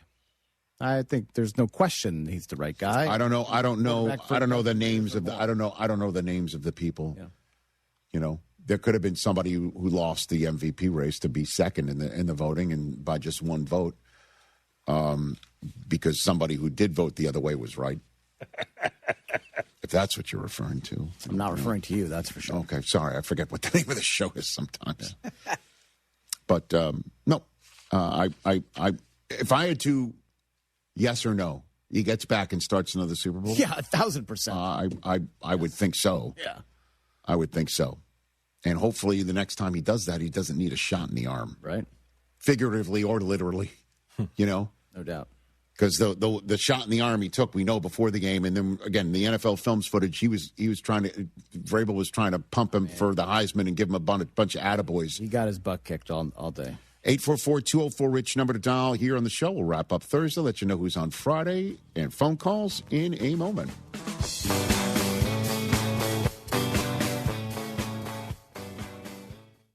Individuals and businesses with tax problems, listen carefully. Do you feel like you're losing control of your finances? If you owe over $10,000 in back taxes or have unfiled tax returns, we can help you take back control. The IRS is the largest and most aggressive collection agency in the world, and they can seize your bank accounts, garnish your paycheck, close your business, and file criminal charges. Take control of your tax problem now by calling the experts at U.S. Tax Shield and take advantage of the Fresh Start program and new laws that may allow us to negotiate a settlement for the lowest amount possible. Our team of tax attorneys and enrolled agents can stop collections and get you protected so you can take control of your financial future. U.S. Tax Shield offers a price protection guaranteed quote to get you protected today. U.S. Tax Shield is A+ rated with the Better Business Bureau, so call now. 800-687-5192. That's 800-687-5192. U.S. Tax Shield. 800-687-5192. Oh, and that's a hard foul. Let's listen for the call on the floor. The taxpayer owes back taxes. Penalties and interest are assessed and wage garnishments to begin immediately. The IRS never misses that call. I wonder if they will challenge it. The call is under review. Priority Tax Relief has been called in for a review. Priority is the best in the business at negotiating your tax debt and has even eliminated the debt for some clients. Priority Tax Relief is saving their clients millions of dollars every month. After a careful review from Priority Tax Relief, the debt has been eliminated. No foul on the play. Whoa! That completely changes the game, folks. If you owe more than $5,000, call Priority Tax Relief, and in minutes they'll review your case for free with a direct line to the IRS to see if you qualify for life-changing relief. No more worrying about wage garnishments or frozen bank accounts. Call Priority Tax Relief today at 800-584-7531. That's 800-584-7531. We make your tax relief our priority. Call now. Priority tax relief. Buying a new vehicle shouldn't be hard. Monument Chevrolet makes it easy. Random here. Monument Chevrolet has a huge selection of Chevy vehicles priced with transparency. No hidden fees, no upcharges, no dealer add-ons. For over 50 years, Monument Chevrolet has earned relationships with thousands of customers doing business this way. For new and used cars, fleet sales, and service, visit Monument Chevrolet in Pasadena, right off 225 and Beltway 8, and monumentchevrolet.com. Chevrolet, together, let's drive. You don't have to be fearless to take the first step. You just need a place that gives you every reason to keep going. A college that's nationally recognized for student success, you can be fearless at San Jacinto College. Here, our graduation rate is higher than the other colleges. Our job placement rate is higher. Our transfer rate to universities is higher.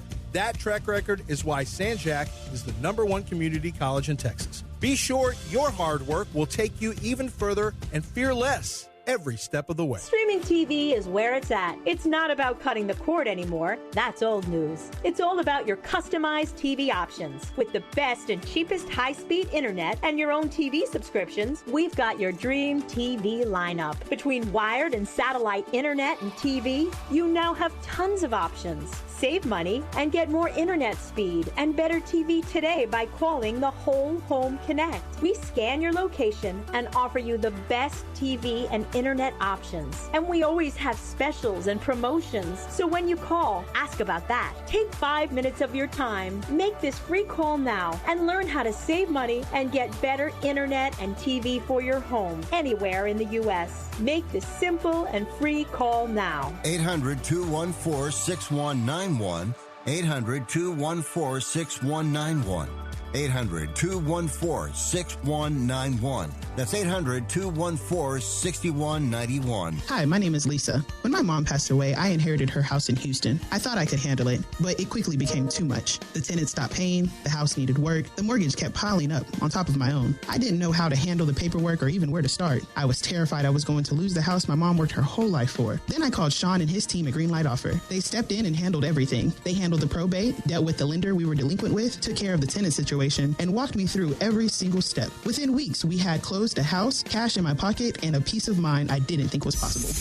Houston, it's your guy Sean with Greenlight Offer. Inherited houses, bad tenants, behind on payments, vacant houses. We buy it all and help sellers like Lisa every single week. No repairs, no clean out, and no fees. We'll handle the paperwork and get you to the closing table. Even pay for movers at no cost to you. Call us at 832-779-5000. That's greenlightoffer.com. Quick, fair, and local. Let's get your Greenlight number today. That's 832-779-5000. Woo!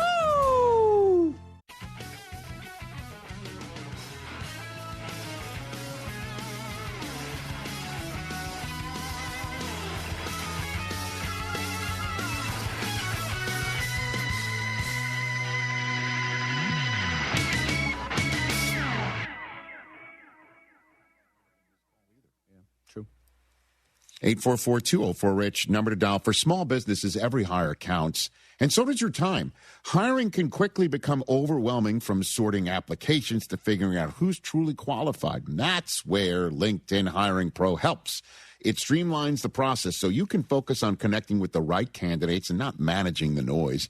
Hire right the first time. Post your job and get $100 off towards your job post at linkedin.com/Eisen. That's linkedin.com/Eisens. Terms and conditions apply. Joe in Houston, Texas, has been hanging on for quite some time. What's up, Joe? What's going on, Rich? How y'all doing? What's going on? Man, what up? Man, look, let me say this. As a Raider fan of 50 years, now that tells you something. Yep. I'm originally from L.A., so I've been a fan of this team for a long time. I've seen a lot of the Max Crosby's come and go. So we've lost players and this, that, and the third. I get it. But as I was telling your producer, man, most Raider fans don't understand this, because a lot of them haven't lived through it. But this is the first time since John Gruden, and I'm talking about the first stint, John Gruden, that this Raider team has honestly and truthfully blown it up to the point where we will have a system. And what I mean by having a system, the Raiders have always been known to draft the fastest, the biggest, the most athletic. That's the Heisman Trophy winners, everything that brings and put asses in the seats. But it doesn't mean or replicate good football players. When you come to a system like you have with this Shanahan system, which Kubiak is a portion of, or basically a product of. That system is built on drafting football players that fit a system. That's why I'm glad, Rich, that you've been on here, proponent of, no, don't trade that pick, get Mendoza. Don't do this, do that.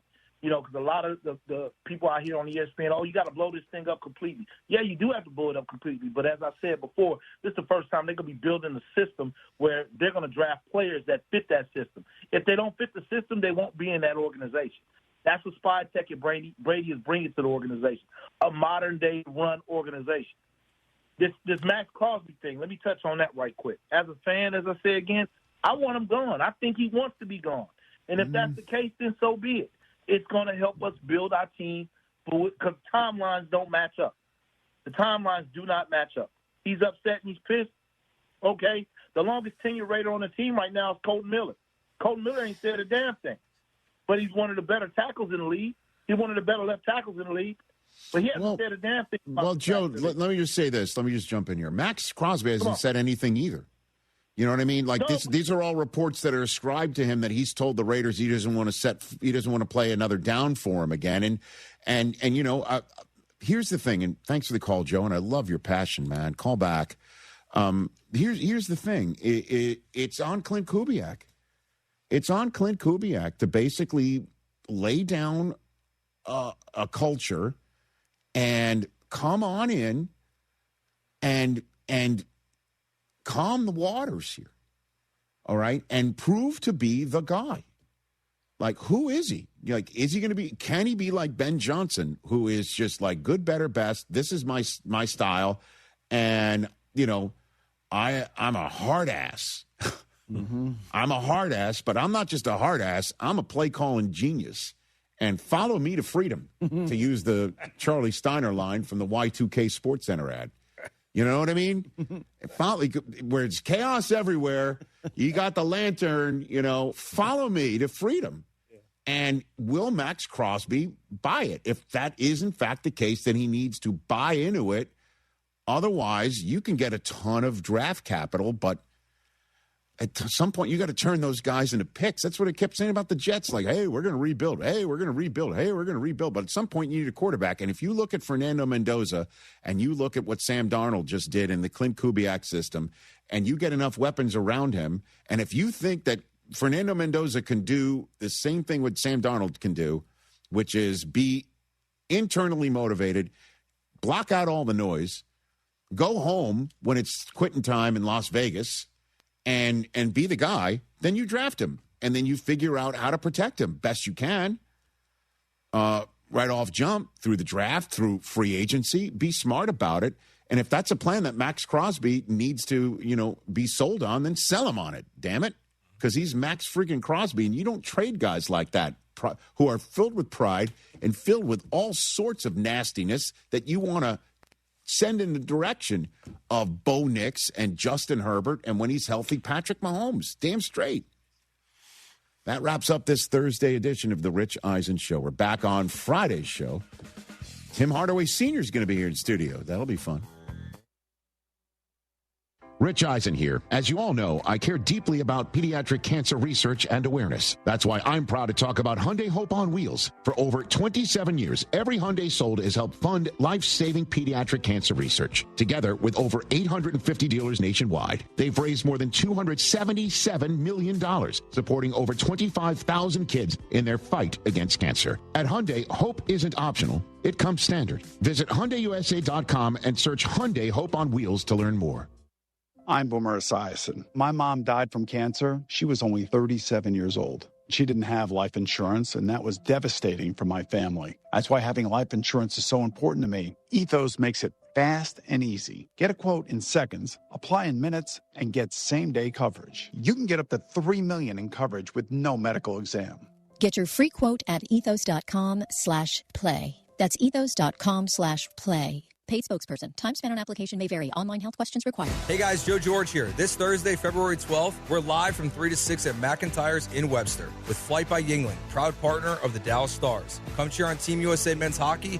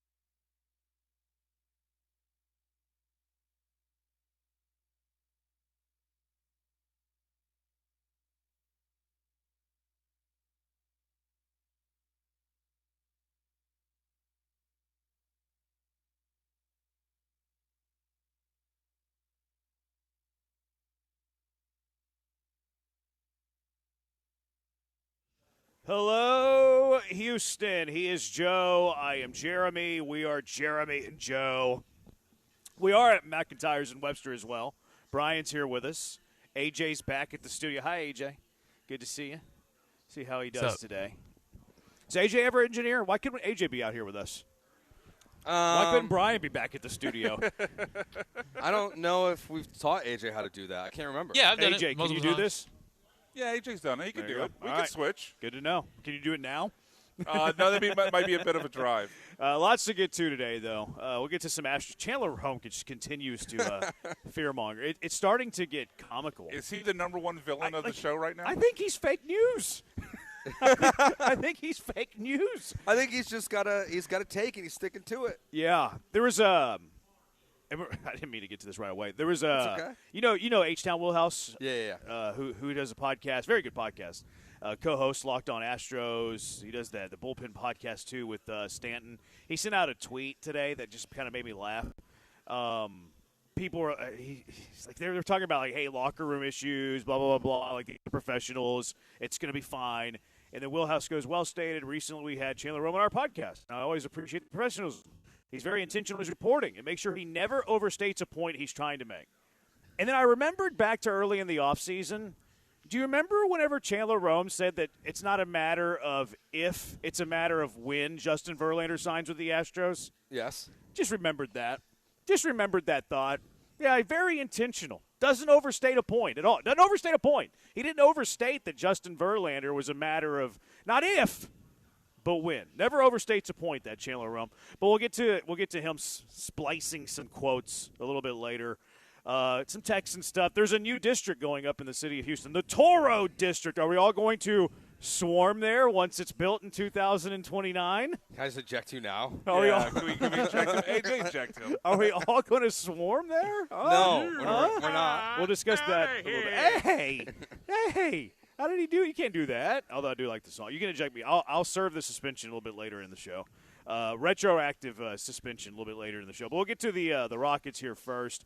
Actually, you know what the lead story in the city is when it comes to basketball? Kelvin Sampson, a finalist for the Naismith Basketball Hall of Fame. Brian over here yesterday was acting like he knew more than a finalist for the Naismith Basketball Hall of Fame. Big deal for the Houston Cougar head coach. I mean, I think it's strange to me still that that coaches are able to get into the Hall of Fame, but it's obviously well deserved. Like I don't know if he gets in this first run, Jeremy, but he's going to be a Hall of Fame coach. He's one of the best coaches in college basketball. He's been one of the best coaches in college basketball. So it's congrats to him. Yeah, I was reading more about – I didn't know how the process worked, like how you become a finalist. Apparently there's now – I forget the exact number. I want to say that there's 10, maybe 12, but there's like 10 or 12 people who vote on the panel for the finalists. Okay. And they comprise of like Hall of Famers, former executives, members of the media, but it's secretive. Like they don't tell people who it is, and it's either 10 or 12. I can't remember. And then you need like 7 or 8 of the 10, 9 of the 12, something like that. Sure. And then it's a yes or no vote for those guys that are now finalists. So all the people that are finalists, they will go to this final committee, 10, 12-man committee, whatever it is. Maybe it's a woman on the committee too. I don't know, but they have to hit that threshold, and then it's a yes or no vote. So. Congratulations to Kelvin Sampson. That's awesome news. Certainly way more important than whatever that was at Toyota Center yesterday. I'll say congrats to Joey Crawford as well. Great referee. Is he a finalist? Yeah, he is. I used to love his feud with Tim Duncan. Oh, yeah. And I also used to love whenever he would call a blocking foul on the block charges, like the officials would like say it with conviction. Yeah. Because you're supposed to have conviction. You don't want to like be pussyfooting around there like on these calls, right? You know, be like, I think that was a block. I don't know, because they'll eat you alive. So you got to have it with conviction. You got to own the call. You got to sell it. And I used to love how he would like Texas two-step tippy-toe to the top of the key. He would do like a little He would do like a prance, like he was a deer running along the road. He and would block. He would lead up and then hit you with the block. He had I didn't love him as an official or whatever, but he had the best sells. Yes. He had the best conviction calls ever. 50-50 block charge. He would prance up to the top of the key. That's a block. Give you a nice hip thrust. He was like the DX before the DX. He was ahead of his time. I will say, looking at this list, if Kelvin doesn't get in this year. But that has nothing to do with it now that he's a finalist. No, I know, but it's not a great group of people around him. What do you mean by that? Like the best players on this list for this year for the players are Blake Griffin, Amari Stoudemire, Kevin Johnson, Buck Williams. There's some other good coaches that are up. Amari had a great career. Mark Few's nominated this year. He's a finalist. Doc Rivers is a finalist. It's not really like a who's who. Bruce Burrow is too, isn't he? I don't see Pearl on here this year. Is it? Oh, really? I thought maybe he didn't get to that next step. Is it Ella Deladon? Yes, Elena Deladon. You know where she went to school? Delaware. That's right. You know their mascot. The Blue Hen? That's right. That's right. Where was she drafted in the WNBA? No idea. Chicago Sky. Oh, really? Yeah. Do you know what disease she had? I don't remember. Lyme. She had Lyme disease. All right. Well, thanks for that fact, Yeah. Jeremy. She had Lyme disease. I called one of her games back in the day. Houston played Delaware when Ella Deladon was there in Fort Collins, Colorado. Well, Fort Collins is the home of Colorado State. Yeah, there was a tournament. There's They played a like a tournament 4-game there? tournament. Okay. Yeah, it was a 4-team tournament. You played a 2-game guarantee. Played Delaware and Ella Deladon, and she was good. She was very good. She was a pretty good basketball player. Yeah, Probably shouldn't have been at Delaware. Probably No. should have been at UConn. Probably. But I think she stayed close to home because she has like a sister with like disabilities. I think it was. I think she went somewhere else and then transferred to Delaware. That might be right. I don't remember that. I don't remember if she was transferred there. Anyways, enough about Ella That's Deladon. WNBA. Well, I mean, that was Hall of Fame adjacent. Yeah. It's just a sidebar. You never know where you're going to go with Jeremy and Joe. All right, Rockets-Clippers yesterday. Rockets fall. Close game, nip-tuck at the end. Rockets had a big lead, 15-point lead, and then they're like 1-2-3 Cancun, 1-2-3 All-Star break. But not the best finish for the Rockets as they limp into the break. No, it was. I mean, you're up 15. You got to win that game. They've been a bad fourth-quarter team throughout the season at times. And you look at their efficiency, like they're lower in the NBA compared to a lot of the good teams, at least. So it's disappointing. Like Kawhi just dominated you in the fourth quarter. Like he showed he's still one of the best players in the NBA last night. It's like part of me is just like, why did the Clippers trade everyone? Like if Kawhi's playing at this level, are you sure you couldn't have made some noise in the playoffs? But he just bullied the Rockets in the fourth quarter, and then they did everything they possibly could themselves to lose this game. Bad turnover after bad turnover, missed free throws, questionable coaching decisions. It was all bad in the fourth quarter, honestly. Kawhi was still lower than 27.5 points, underdog, promo code KillerB, KILLERB. I nailed the Clippers side of my picks. He did it, what, 27? He was 27. Okay. I had lower 27.5. Matherin hit the higher. The Rockets screwed me. Well, the Rockets screwed me, so it didn't matter. Amin and Alpi were both lower than their point totals. Can never trust those two. No, I mean, you hit the nail right on the head. Most of the I guess the conversation after the game was why wasn't Reed Shepherd on the floor on that final possession where you needed a three? And it was a terrible play. The execution of the play, rather, was not good. Awful. Like you couldn't get it to Durant. They were able to double team off the pick and roll. Alpi Şengün runs to the ball. Pass goes off his shin. Kicks it out of bounds like he was messy. Like it was, and the play was messy for the Rockets. And no Reed Shepherd either, which a lot of people were very critical of.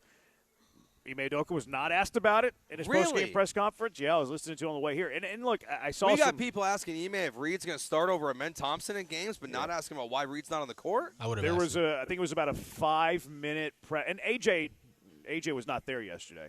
AJ a lot of times will go to the Rockets games. He's gone to more Rocket games than Cougar games, but who's counting? Go next Saturday. Yeah, he's cherry picking big games, isn't he? I don't blame him. AJ, you said you're going when? Next Saturday. You're not going this Saturday? No, because I have to film high school basketball. Yeah. It's just convenient that Arizona is 2 Saturdays away and Kansas State's this Saturday. I see what you're doing, AJ. I can read between the lines. But he wasn't asked about it. Ime Udoka was not asked why Reed Shepherd wasn't on the floor. So don't get mad at us. What did Ime Udoka say about it? We don't know. He wasn't asked about it. He was asked about like turnovers and like even benching. I don't want to call it benching. That's too strong of a stance. But he was even talked about his substitution pattern with Alpi Şengün. He was like, well, Alpi hurt his calf a little bit in the first game against the Clippers. They were monitoring his minutes a little bit. Was not asked about Reed Shepherd's absence from the floor on that final possession, which I've defended Ime Udoka in his usage of Reed Shepherd because I think I see a lot of the things in Reed Shepherd that Ime does. Like, he doesn't play much defense. Whenever he is trying to play defense, he gets abused and gets picked on. He turns it over, I think, at a pretty high rate considering how much the ball is in his hands. I would have had Reed Shepherd on the floor needing a three-pointer in that final possession yesterday. Absolutely, like he's your best three-point shooter. Like why is he not on the court? And he was having a good game. He's having a good game. In the game, he hits a three with 0.6 seconds left on a shot clock, drains it from the corner. Now, they ran the same play like a couple possessions later, and he airballed it from the other side of the court. But why is he not out there? It makes no logical sense to why you need a 3 because your best player can't hit a free throw, and Jayshawn Tate had one of the worst foul calls I've ever seen. I don't know what he's doing on that play. But where is Reed? Like, why is he not on the court? It's like you have a guy like Reed Shepherd. He's built for that moment, just to be a distraction. I mean, like you said, the play call is awful. They've had issues all year with their inbounds plays. And Amen, I don't know if it's on him. I guess it's mostly on Ime, which is like the design of it. But they struggle to get the ball in these big moments. Like, that's a huge problem. Like, if you can't get a clean pass and to even just get a look that's worth anything, it's terrible. But, yeah, Reed should be out there. It's not even a question. Just as a distraction. Just running around, trying to pull guys away. The Clippers would recognize him as a threat. Yeah. Not just the way he played, but just his prototype as a player. So it makes no sense why he's not on the court. Is he your second most wanted player on the floor in that spot? I mean, Kevin Durant's number 1. Like, to throw the three-point shooting percentages out the window, I want Kevin Durant to take that shot. If it's not Kevin Durant, I think you have a 3-legged race. Jabari, maybe. Jabari shoots the 3 fine. Tari shoots the 3 fine. Reed Shepherd shoots the 3 fine. I think just pure shooting, Reed Shepherd's probably better than the other 2. Is he the second most wanted guy you want taking that shot? Yes. I think he is for me, I would too. say, like the guys I want on the court there, the 5, just you have the best shot possible. Yeah. Are Kevin Durant, Reed Shepherd, Jabari, I guess Tari. Yeah, and then really 5 is irrelevant. It's really 4 Well, because you really, need an inbounder. Yeah, I guess. And with, what was there, 2 seconds? Like, you don't have a whole lot of time to pass it in, get it bad. I guess you do have the time, but not. You'd like a little bit more than 2 seconds for that. No, I'm starting to question if, like, this is where you're really missing Fred, I think, in a way, where having him with the guy with the ball in his hands in that moment, it feels like it's just going to have like that veteran presence there. I don't mind Amin being the inbounder. But that's the only place for him to be, right? I don't mind Amin being the inbounder there. Like, he's taller. Like, he's going to be able to handle length on the ball better. If you had Fred VanVleet, I'd want him to be one of the 4 options to shoot the ball. Yeah. So I don't mind that Amin was the inbounder.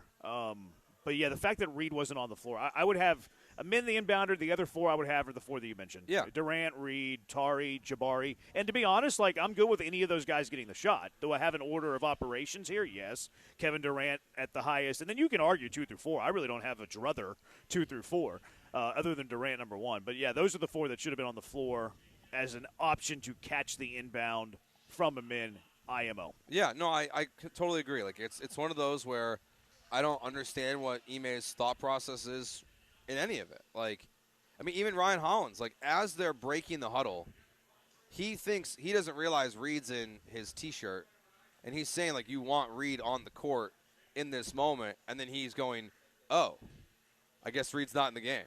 So, like, you're, even like Ryan is a guy, like, you have to give credit, like, he played in the NBA, so it's not just us saying it. Like, in the moment, he's assuming Reed Shepherd's taking off his practice T-shirt, and he's getting into the game to be out there. So, yeah, I think it's not the only reason why they lost, obviously. I just think you set yourself up for less success not having him out there. Yeah. Questionable decision-making. Get your thoughts on it, 713-780-ESPN, the HR&P listener line. We'll get to some more of this Rocker game when we come back. Somebody's already eliminating the Houston Rockets from NBA title contendership. We'll get to that a little bit later. Kevin Durant's getting after people on the internet as well. We'll get to the fearmonger Rome here in a little bit. Astros, what's their roster going to look like on opening day in the Toro District? People are going to be swarming there in 2029. 713-780-3776, HRP listener line. You can watch along on Twitch, twitch.tv/ESPN975, on YouTube at ESPN Houston, TikTok ESPN975, Twitter ESPN975 as well. Joe's at Joe George Radio on the Twitter. Brian's at Sackbit BMAC. I'm at Jeremy Branham. 713-780-3776. Rockets All-Star break report card. Kevin Durant going after people. And who has eliminated the Rockets from title contendership? 713-780-3776. Jeremy and Joe live from McIntyre's and Webster on ESPN 97.5 and 97.9 HD2.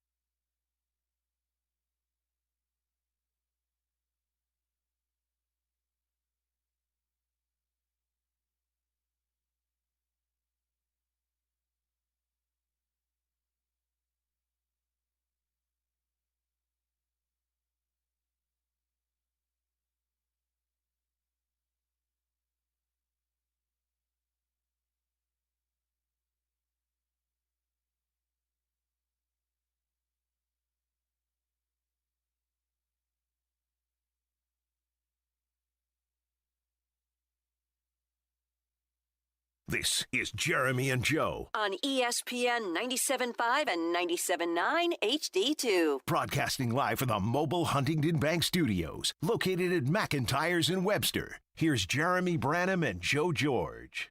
It's a great spot. This is Joe's home game. I'm playing a road game today. This is just a few miles away from Joe George's home. I don't want to dox you. Should I have said that? No, I think I've said that. Yeah, you're just a few miles away. A 10-minute drive to work was so nice. Yeah, I could get used to that. It was so nice. Yeah. I ran into two different wrecks. Yeah. They had two lanes shut down, right, kind of 6:10:45, and then right here before the NASA exit, they had one lane shut down from that blown up thing. Normally I can come on that way, but I avoided it. I went a back way. I hear you. To get that. Great spot, though. This is a good spot. You ever been here before? Yeah, I've been here a couple times. Great spot. It used to be great TV, great views. What do you think it used to be? Putt-putt. Putt-putt. Oh, AJ. Oh, my bad. You ruined it. I think it used to be putt-putt, Joe. It did used to be putt-putt. I like you putt-putt. You weren't even living here when it was No, putt-putt. It my- closed down by then. My wife tells me. What was that. it, like a celebration station? No, it was literally called putt-putt, like fun and games, something like that. Is that aging myself when I said celebration station? I don't know what that is. So a little bit, yeah. Yeah, but they have happy hour here. Good happy hour. I'm looking at the menu now. They got Valentine's Day tomorrow. Valentine's Day on the 13th. You might like this, Joe. From 2 to 6, although you'll be working. They have Chick Flicks from 2 to 6 tomorrow. That's sad that you're going to miss that. From 7 to 9, Mean Girl Trivia. Okay. Mean Girl. And I know that you like to make fetch happen. 6 to 10, they're going to have vendors. Okay. So you might like that. And then 9 to 2, Joe, I think you're going to love this. All female DJs. Oh. You should bring Dana out. She'll probably be working. Bring Mrs. George. This is your Galentine. Oh, it's Galentine's. Yeah. Yeah, that's not. Well, it's covered up, Brian. I couldn't see the first letter. I can send her and stay at home. Yeah. That's what I can do. Or you can come and enjoy it. Yeah, I mean, who doesn't like Mean Girl Trivia? Look. Who's the lead actor in Mean Girls? Lindsay Lohan. There you go. Look at Good one job. for one. It's a good movie. Leader in the clubhouse. It is a good movie. It's a good movie. I say that with no irony. Leader It's a in the good movie. clubhouse. Look at you. Look at here. You might win. You might be the heavy favorite. But Yingling has us out here. Great Yingling. You know the oldest brewery in America? Yingling. Yeah. Yingling, And starting in Philadelphia. They ventured across the country. the Yingling crew will be out here at 4 o'clock, and that's when you can register for the flyaway for the Dallas Stars. There you So go. we'll be here at 4. They'll have QR codes you can scan. We're giving out some free Dallas Stars merch with Yingling on it, Yingling logo on it, so that'll be coming up. By my math, that's in less than 40 minutes. Fact. So get on out here. I can do that math. McIntyre's Webster, have a Yingling, and sign up for the flyaway as we watch the hockey game. We do. Is this Latvia? Yeah, it's It is. Latvia. Yeah. USA was 3.5 goal favorites. Oh. But they had 2 goals taken off the board by That interference. doesn't matter. It's 1-1. Well, I'm just stating a fact. It's 1-1, 12 minutes left to play in the second period. Yep. Where's Herb Brooks when you need him? He wouldn't stand for this. He'd be having him on the line. Who do you play for? 713-780 ESPN. Alpi Shingun, he had a chance down the stretch to knock in 2 free. I'm not sure it mattered because Kawhi Leonard still hit the shot. But I just knew that he was going to split the 2 free throws. I just knew he was going to go 1 for 2 from the line. But if he goes 2 for 2 and Kawhi still has the exact same play, like how different is the final play? Because then you can go for a 2 or a 3. Yeah, I don't think it mattered. So, but it's probably just, not. But yes, it felt mattered like if Kawhi missed the shot. Yeah, it felt like a guarantee that he was going to miss those. Yeah, I just had a feeling. I do have one compliment because I like to compliment people after I've been critical of those people. Jabari, all of a sudden, has had double-digit rebounding games in his last 3. And the real reason that I'm bringing it up is not so much to compliment Jabari, although I do want to compliment Jabari. I mean that sincerely. But is also to clap back at all the people that were clapping at me when I said Jabari needed to improve his rebounding. Oh, he's playing on the wing. He's not coming in. He's not crashing into the paint. No. He's 6'10". He should be averaging 10 rebounds a game. And in his last 3, he's doing just that. Double-digit rebounding in the last 3. Keep that up, Jabari. I like to see it. Did you see? You might know this. What do you think of Phil Jackson?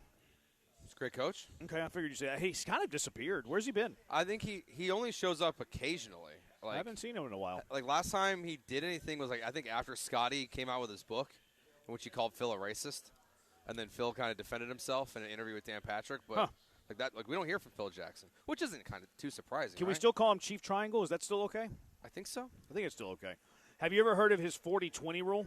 Yeah, you have to. It's like to win a championship, you have to win 40 before you lose 20. Yeah, which is kind of weird that, like, instead of being like 40 and 20 at the 6-way mark or better, that you have to win 40 before you lose 20. I thought that was kind of odd. Because, I mean, the Rockets right now after yesterday's loss are 33 and 20. They could technically win 7 games in a row and be 40 and 20. Like, what's the difference there? But his rule is that you have to win 40 games before you lose the 20th game in order to be an NBA contender.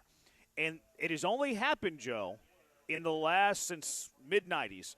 The Houston Rockets in 94-95 did it. Okay. The 03-04 Pistons did it. The 05-06 Heat did it. And the most recent team, the 2021 Bucks, have done it. So it's only happened once in the last roughly 20 years. So it's not a real thing. I mean, it's pretty real. Only 4 teams have won the championship ever. Oh, that haven't been 40-20? Yeah. Oh, okay. I misheard. Ever since the NBA added the three-point line in the 1979-80 season, all but 4 champions won 40 games before losing 20. Yeah, I mean, I guess I can't tell. I guess it's not an anomaly if it happens all the time, but it's still, like you said, it feels so weird. Like their next 7 games are not the most challenging. They play Charlotte, New York, Utah, Sacramento, Orlando, Miami. Like, if they go on a run here and they're 40 and 20 still, it feels like it's the same exact thing. No, Phil Jackson has eliminated them. But Phil Jackson It's a says race. no. It's a race to 40 wins or 20 losses. And because they've hit the 20-loss threshold before the 40-win threshold, the Houston Rockets are eliminated from their NBA championship dreams. So that it's means, only happened 4 times. So right now, that means this season, the Pistons are secure. They're safe. The Thunder are safe. Okay. The Spurs are pretty close. They're 38 and 16, so you can't. They haven't decided yet. Yep. Which side of the fence they're going to be on here. Boston's going to have a hard time getting there. They have a shot. They're 35 and 19. So this has all been determined except for 2 teams. Boston and the Spurs are the only 2 teams that can go either way. Yeah. Boston 35 and 19, Spurs 38 and 16. So I think the other reasoning behind this typically is that when you have a team that starts off that strong, they're also always so clearly the best teams in the league. And like we've had these dominant teams like the Thunder where it's like, yes, the 40-20 rule counts. Even if they didn't get it this year, they'd still be the betting favorite to win the championship this season because they're just so damn good. Same thing with his Bulls teams or his Lakers teams that achieve that all the time. They're just damn good basketball teams. So, like, I don't think the Pistons really count this year. I mean, I guess they do, but I don't think they're going to win a championship this season. I don't think the Spurs are going to win a championship this season either. I think Phil Jackson's going to be right. I'm gonna take his teams versus the field. Give me his teams versus the field. Give me Detroit. Okay. Give me Oklahoma City. Give me either San Antonio or Boston if they do it. Maybe both. It could be both and or. I love it look good and or. I'll take them versus the field. See, because you have OKC, I don't want to bet against you. I don't want to bet against you. Like, if you didn't have OKC, I would take that bet. But I feel like OKC's soft boy. I don't want to take it. Brian's into this hockey match. I didn't realize Brian was into hockey like this. Brian just delivered a Tiger Woods right-handed fist pump whenever USA took a commanding 2-1 lead at the 9:22 mark in the second period. Unapologetically support my country, Jeremy. How did they score? Was it a slap shot? No, it was closer to the net than that. I don't know what the technical term would be. There we go. Let's go, USA. Joe's not giving me the field. That's disappointing. Kevin Durant's going after people on the Twitter again. Again? Actually, he's been on very active on Twitter today, but so they were kind of irrelevant. The person he's going after today, the Zach Lowe podcast. Oh yeah. Here's what Zach Lowe had to say about Kevin Durant, and then we'll hear won't hear it. I'll read to you what Kevin Durant said in response. I'm not loving some of the body language I'm seeing on the floor. Some of the Durant sulkiness is seeping back into his body language. Like against the Thunder the other day, there were 2 or 3 possessions in like maybe a 6-possession span where the Rockets threw bad entry passes to him. And you could see him visibly just throw his arms up and, roll his eyes and all that stuff. And we've seen that movie before. And Durant's been great. He's an all-star. He's an all-NBA player. I've always been on the Kevin Durant, his historically underrated train. So, don't take offense at this. But I will say I've heard from agents, players, whatever over the years, when he gets like that, young players revere him and are somewhat intimidated by him. And that kind of stuff can seep into the ether of a team. And they need to just snap out of it because they're really good. All right. I mean, I get where Zach Lowe is going with this because, I get the intimidating presence that is Kevin Durant. He is one of the best players of all time.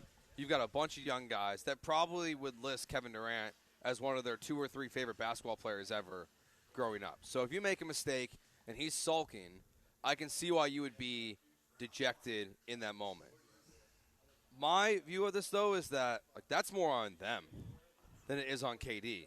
Like, if someone else's body language is going to affect you that much that you can't man up and just play your game and play better and make sure he's not sulking because your pass into the paint sucked, then that's a you problem.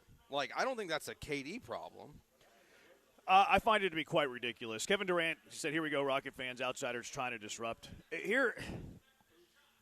This is usually where I always land. Like, if this soft stuff is true, then I really don't want you on my team. Like, everybody on your team is going to be, like, they're not all going to be dogs. You're going to have some soft boys. You just hope that the dogs are prevailing and, they can make the overall tenor of your team dog versus soft. If you have soft boys that are so intimidated by Kevin Durant, do you think that you have a team that can actually go deep in the playoffs? No. When things get hard and you got tough fouls and you have to handle adversity and you got to handle a bad call in a rough spot, you have to handle a rough shooting game. If you have soft boys who are intimidated by a future Hall of Famer, then I don't like the team anyways. So if that is indeed true, and I mean, look, maybe Zach Lowe's right. Maybe and I don't think he is. Alpi Şengün is cowering down at the legend of Kevin Durant, Amin Thompson, Jabari, and they aren't, and very clearly are not doing that. If they are, though, then that's not a nucleus that is championship-worthy anyways. So I find the narrative to be wrong, Zach Lowe's opinion to be wrong. If he is right, I don't really have confidence in the team anyways because you have a bunch of softies that won't be able to really, go deep into the postseason or stand up whenever adversity comes their way. So I find the narrative to be wrong, and I find it to be pretty stupid. And in the off chance that he is right, well, so what? You're not going deep anyways with those guys. Yeah, and I think Ime would agree with you that if that's happening, Ime is not going to be thrilled with it, and his message would be the same as just play basketball. It's okay. It's not the end of the world. You make a mistake. The Rockets do make costly mistakes. Kevin Durant makes a lot of them. He makes a lot of the costly mistakes. His turnovers last night were atrocious in that loss. So I'm glad you brought that up. It all kind of goes around at this point. But, yeah, I get where Zach Lowe's coming from, and maybe players and agents say that, but I would want to know who the players are. If it's these guys who are – I don't think that's something you would admit to your agent, though. No, I would hope not because – I don't want that getting out. By Kevin Durant. I don't love his presence. Yeah, I don't want my agent calling a team and being like, "Hey, just so you know, if your best player starts pouting, he kind of shuts down a little bit." Yeah. And I haven't noticed it. I haven't noticed anybody, being intimidated by Kevin Durant. I haven't not noticed it at all. You mentioned the turnovers, 8 turnovers for Kevin Durant. It's 21 in total. Way too many. And one thing that I'm proud of us as a show, Joe. What's that? Is that we talk about things that people might not like before it actually becomes a thing, right? Like, we've been talking about the Houston Rocket turnovers all season long. Yeah. And then they have a game where they turn it over 21 times, Durant has 8, and they lose by 3. And now people are like, oh, it's the turnovers. It's the turnovers. Okay, well, we've been talking about the turnovers for 53 games. It's been the turnovers. Same thing with the Texans' offense. Same thing with the scheme misfit with Stroud and Nick Caley. We were on that. People are getting mad at us because we're bringing it up. Well, don't bring that up. We don't want it to be true. Well, it is true. You're going to eventually see it, and then you eventually see it in the worst time. So I am proud of us as a show, Joe. And Brian, you're involved in this too. I'm proud of us. I'm proud that that's what I want to hang my hat on as a show, guys. Is that we're in front of the news? I want to hang my hat on no, not that we're in front of the news, that we're honest. Even when things are great. That's why we do Don't Ignore in Victories what you wouldn't in defeat. Because things are going to still be ugly at times. Not wins. Those are never ugly. But things can still be ugly at times. We're going to point out those things because we're going to have honest observations. And don't be sensitive because we might have an honest observation that you don't like. Because you know what's going to happen with that honest observation? You're eventually going to come around to it. Mm-hmm. Never wrong, just early. Yeah, I don't get why people, at the beginning of the season didn't recognize it right away. They always have way too many turnovers. It's Kevin Durant. He's been so sloppy with the basketball this season. And he's made some of the worst passes that we've seen, honestly, on the team. Reed's careless. Okogie was careless last night. It's not like it's also – if it was one person, maybe we wouldn't focus in on it so much, but it's just such a collective problem with this team. And ultimately, it feels like that's what's going to hold them back from making a run in the playoffs. Not just not having a point guard, but the fact that collectively as a unit, no matter who's out there, they're sloppy with the basketball. You have a 15-point lead. As the Clippers are going on their 10-0 run to tighten this game up last night, a lot of it's turnover-based. Yeah. They had 23 points off turnovers last night. Too many. Stinky. Too many. Stinky basketball. Stinky basketball. Maybe we say this for the All-Star game or break or whatever. Looks like expansion could be coming. It does. Seattle and Vegas, which that's fun. That's cool. Do you think one team would have to move to the East? So my only thought was, I was talking about this with Sean, so I guess you'll hear it tomorrow on Rocket Power. Rocket Power. I know you're a P1 listener. I love that. Well, the name has hooked me. I know. But do you think there's any chance they don't expand to Vegas just to have that chip over Memphis, New Orleans? No. Just to have something? Because the other... Shams is reporting that Seattle and Vegas are the front runners. They're the front runners? The only thing I don't like about it personally is I don't love that the West would have two expansion teams. If there was a way to put one of them in the East, which I know there's really not with where you're expanding, but you can't do that. I don't love that. Like that's a good point. It's gonna be weird. You're gonna have a 32-team league. Counterpoint. Yes. The West is stronger than the East, so it can kind of balance it a little bit. Now it doesn't really balance the top, the top heaviness of the conference, but it does. It just makes the disparity even greater. There's a way bigger gap. Yeah. But maybe, I guess record-wise, it would kind of even things up. So, like, Minnesota leaves? I think it's Memphis. You think it's Memphis? I just looked at a calendar, actually. I think you have three options. Calendar? A map. Yeah, I think I saw, someone put out why it's a calendar. It was Memphis joining the Southeastern Conference teams? With the Hawks, the Magic. That's what you saw. See, I think there's three that's options. What I saw. I think Memphis, New Orleans, and Minnesota would be the three options. If you expanded four, Houston might be the fourth. Oh, it has New Orleans with them? Because the one I saw was... No, I'm just looking at the map. Oh, okay. I haven't seen a report on this at all. Yeah, I'm just looking at a map and trying to be common sense here. I actually like the way they did the Rockets' new division, some of the projections I've seen, because there was obviously the three Texas teams plus New Orleans. I think that makes sense. I also wouldn't be opposed to a total teardown of East versus West and trying to do more like what the NBA has of an American League and a National League. Where NBA has that? Major League Baseball, sorry. Where, you split the LA teams up. You split the New York teams up. I don't think we have to go East and West. That made me cringe a little bit. That's how you can have your two expansion teams in different conferences.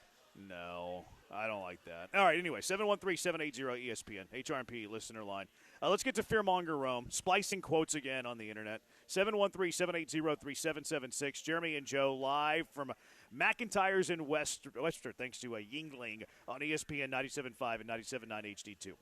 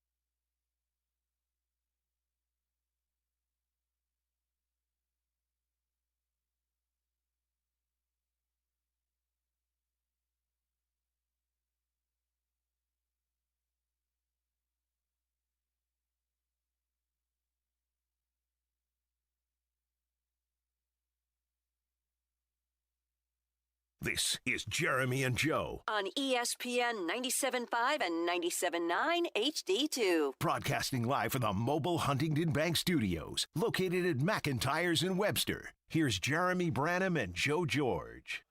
Great spot here. Great cold beer. Yingling Fly Baby. These are, I love Yingling. I'm a big Yingling guy. The black and tan, awesome. What's great about the flights, Joe?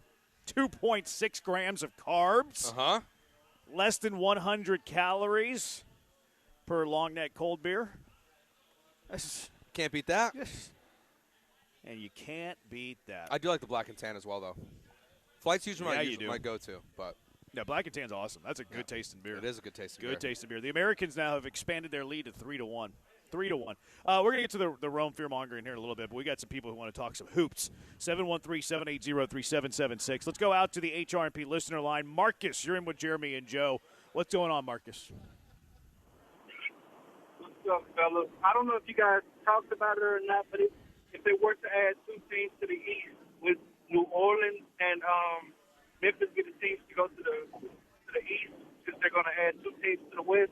And with the climate of basketball, do you guys think that's a good idea? We already have problems with the product being boring and a lack of star power. Adding two more teams, do you think that solves the problem or waters it down?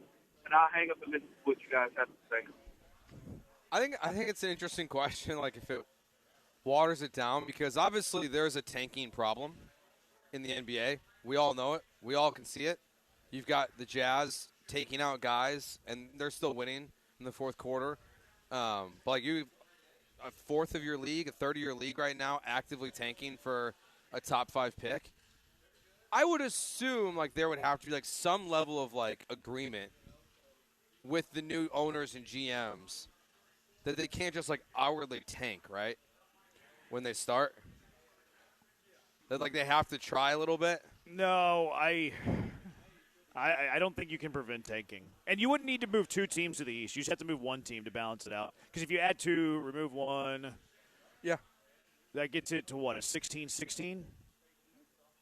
Because currently you're at 15-15. Yes, yeah. So if you move one of the Western Conference teams to the East, now they have 16. It makes it 14. Two expansion teams in the West, 16. That's Cougar math, baby.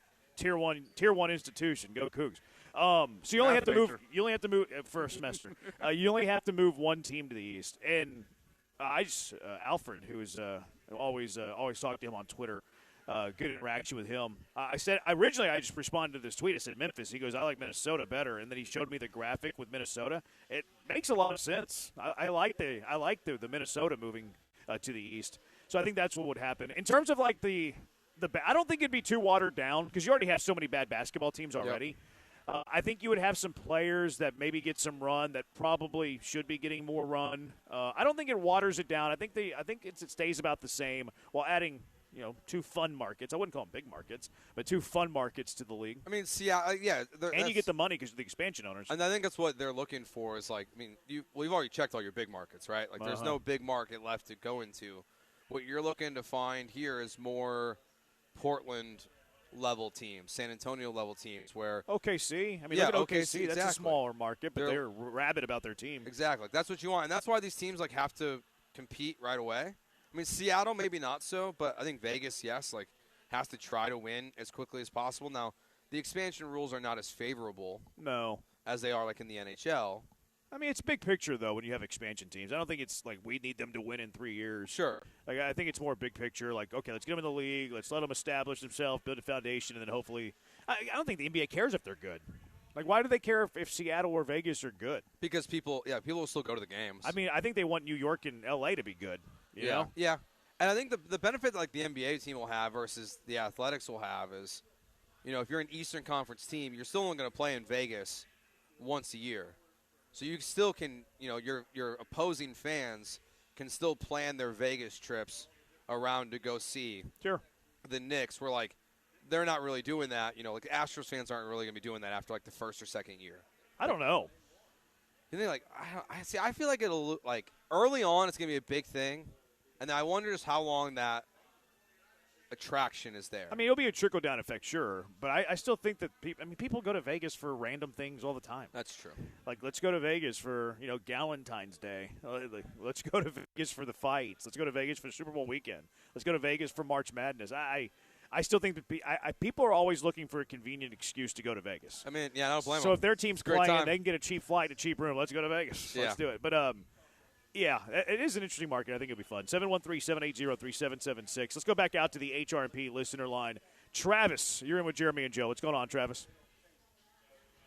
Hey, gentlemen. Y'all are talking a lot of basketball. I'm talking, did y'all hear about or read about the Texans' new complex? What I did not hear on that is a new stadium.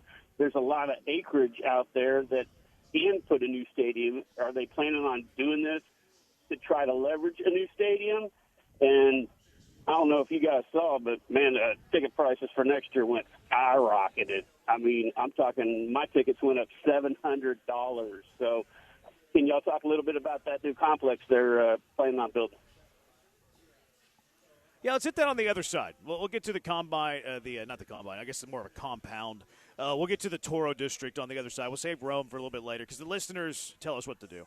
And the junkies, the dozens of them, are way more sophisticated. I almost said way more smarter, which would have proven the point. Are way more smarter than we are. So we'll talk about that on the other side. 713-780-3776. Jeremy and Joe live from McIntyre's in Webster. Thanks to Yingling on ESPN 97.5 and 97.9 HD2.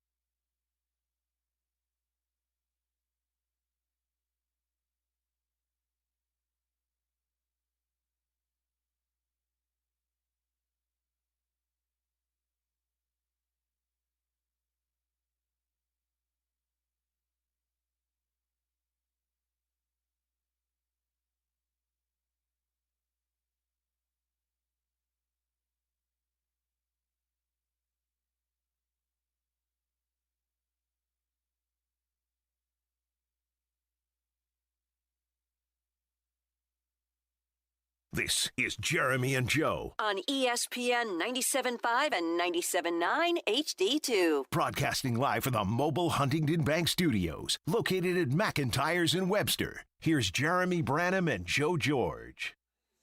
Yeah, Yingling has us up here. They've put us up here at McIntyre's in Webster. Great spot. The thing opens up in 8 minutes here, Joe. Yeah, the Yingling Cruise here, your chance to win a flyaway to see the Dallas Stars take on the Philadelphia Flyers. Flights, hotel, tickets to the game, all included. Games on March 29th. If you missed it today, there'll be other opportunities at this McIntyre's and the one in the Heights that you'll be able to go to throughout the month to register to win. So that'll start up here just a little bit. They'll be here till 7 o'clock. Yeah, get on out here. Business picking up a little bit out here at McIntyre, showing the Olympics. Brian's into it. It's 4-1 now, right? They extended the lead. Yeah, it's 4-1 in the second intermission. Oh, yeah, look at that big, giant graphic that says 4-1 right in front of me. The spread in this was 3.5? 3.5, yeah. I like their chances. I do, too. Herb Brooks they'd be a 5. Probably. We'll see. If not 6. We'll see. There was some good curling on this not morning. 7. Good curling. All right, so the Houston Texans are going to move their facilities to Bridgeland, thanks to Howard Hughes. Who they had this big negotiation, Harris County, the Texans, Howard Hughes, who's like the developer of land. He didn't develop the land, but he's developing, everything on the land. Here are the McNairs today. This was the tweet on the Houston Texans, which I tweeted this. I felt like I was buying my gravesite. Like whenever they had the music's kind of cryptic. Like it's like almost like a bad commercial for like a funeral home. Here are the McNairs announcing the news via their Twitter. H-Town, we have some extremely exciting news to share with you about the future of our team and our community. As you know, we have been working tirelessly to explore all our options when it comes to our headquarters and training facility. Our organization is growing rapidly, and we want something state-of-the-art to match where we are headed. Today, we're thrilled to announce our plans to partner with Howard Hughes to build a world-class headquarters as part of our new mixed-use sports and entertainment destination in Bridgeland on the northwest side of Houston. This will be the new home of the Houston Texans outside of game day, and it's a major development for us in Harris County. It will reshape the way we engage with fans. That's good enough. We can re-rack it here, AJ. Do you think he was reading off a teleprompter? Yes. 100%. Because that's the only reason why it sounds so unnatural. Like Texans fans, get ready. H-Town. A new complex is coming. Like it's so bad. Like doesn't it sound like a bad TV commercial? It's either a teleprompter or it's like old school giant note cards. Just like H-Town. That would be so much better. Like it's SNL. Like it's SNL with the cue cards. Yeah, that's way better. Like that's what I envision. I like that visual way more. Yeah. Just H-Town. Like he's having to pause while they drop the card and put up the new That's one. why he's talking so slow. Yeah, exactly. H-Town pause. they actually wrote out pause. Here's the beginning part again. I find it so funny. H-Town, we have some extremely exciting news to share with H-Town, you. That's good. About Oh man, Does That anyone never changed. exude excitement more than Cal McNair? He inspires me every day. Every day. Never ever quit. Whenever, some people listen to like Tony Robbins or like they listen to like rock and roll to get them fired up. I listen to Cal McNair on repeat. Just the things that just before the show. Never.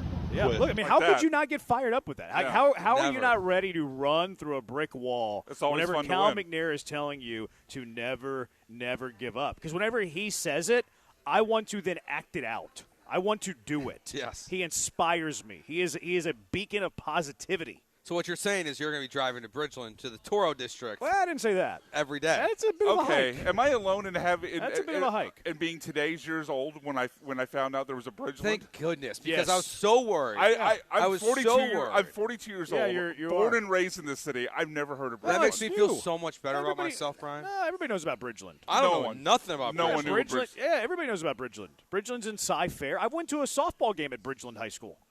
Okay. I've never I been have. out. So I've never been out no, that way. I but have. that's why you know. Of I went to it. watch That's why my you know of cousin it. play a playoff game, probably 8 years ago. It is so 8 far years away. ago. Looking at it on this map. I think they're blue and orange, Bridgeland. I'm pretty sure they are blue and orange. Okay. Bridgeland. That's quite a flex. They hosted Cy Falls. No, I don't even think it was them that they were playing. I think they just hosted a neutral site game at Bridgeland softball facilities between Cy Falls. I forget who Cy Falls were playing. But yeah, but I watched my cousin pitch I'll there. tell you. Pitched to Jim. I ain't Twirl ever- to Jim. I'll never go. No. As long as I live in Webster. It feels like I just it's pulled close- it up right now. it An feels like it's- hour, 44. It feels like it's closer It's to from Webster. This is Webster, though. That's where he lives. Texans fans live out here.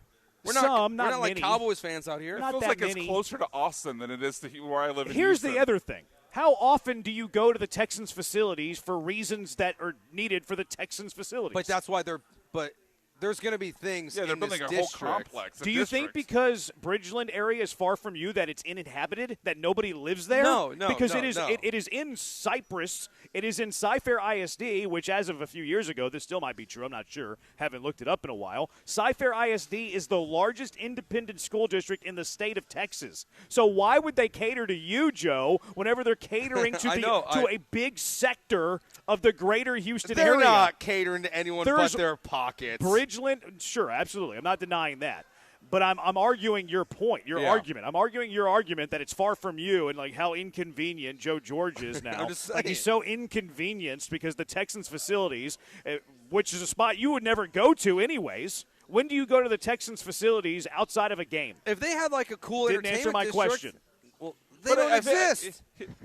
Yeah, they're building There's something new. There's so no it's- facilities. There are facilities. Yeah, but they're building a whole district. Kind of like what? Don't the Mavericks have something Which like? is- I think it's gonna be like like the shops, Star. the restaurants. And, I think it's gonna be like the Star. So they don't have that now. So why will we go?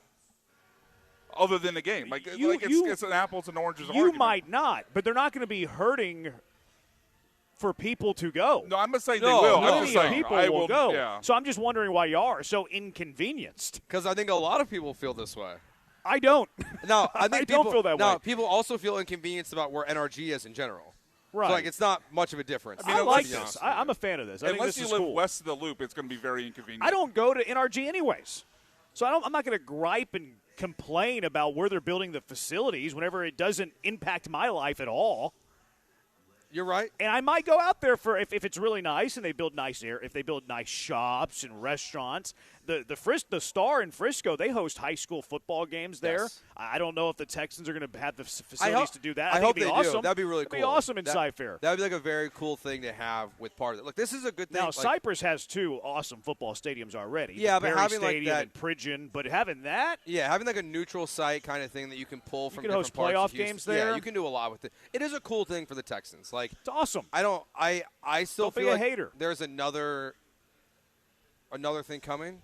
I feel like we're still on stadium watch. All right, let's sit down the other side. Yeah. Do you think that? And how excited are you for the Toro District? Which, by the way, that's what they're calling it. I mean, look, the name. They're going to call it the That's the Toro official District. name? Yeah, They're calling. I kind of like it. I hope there's a Toro Tower. They could have me done too. There needs to be a No, Toro see, Tower.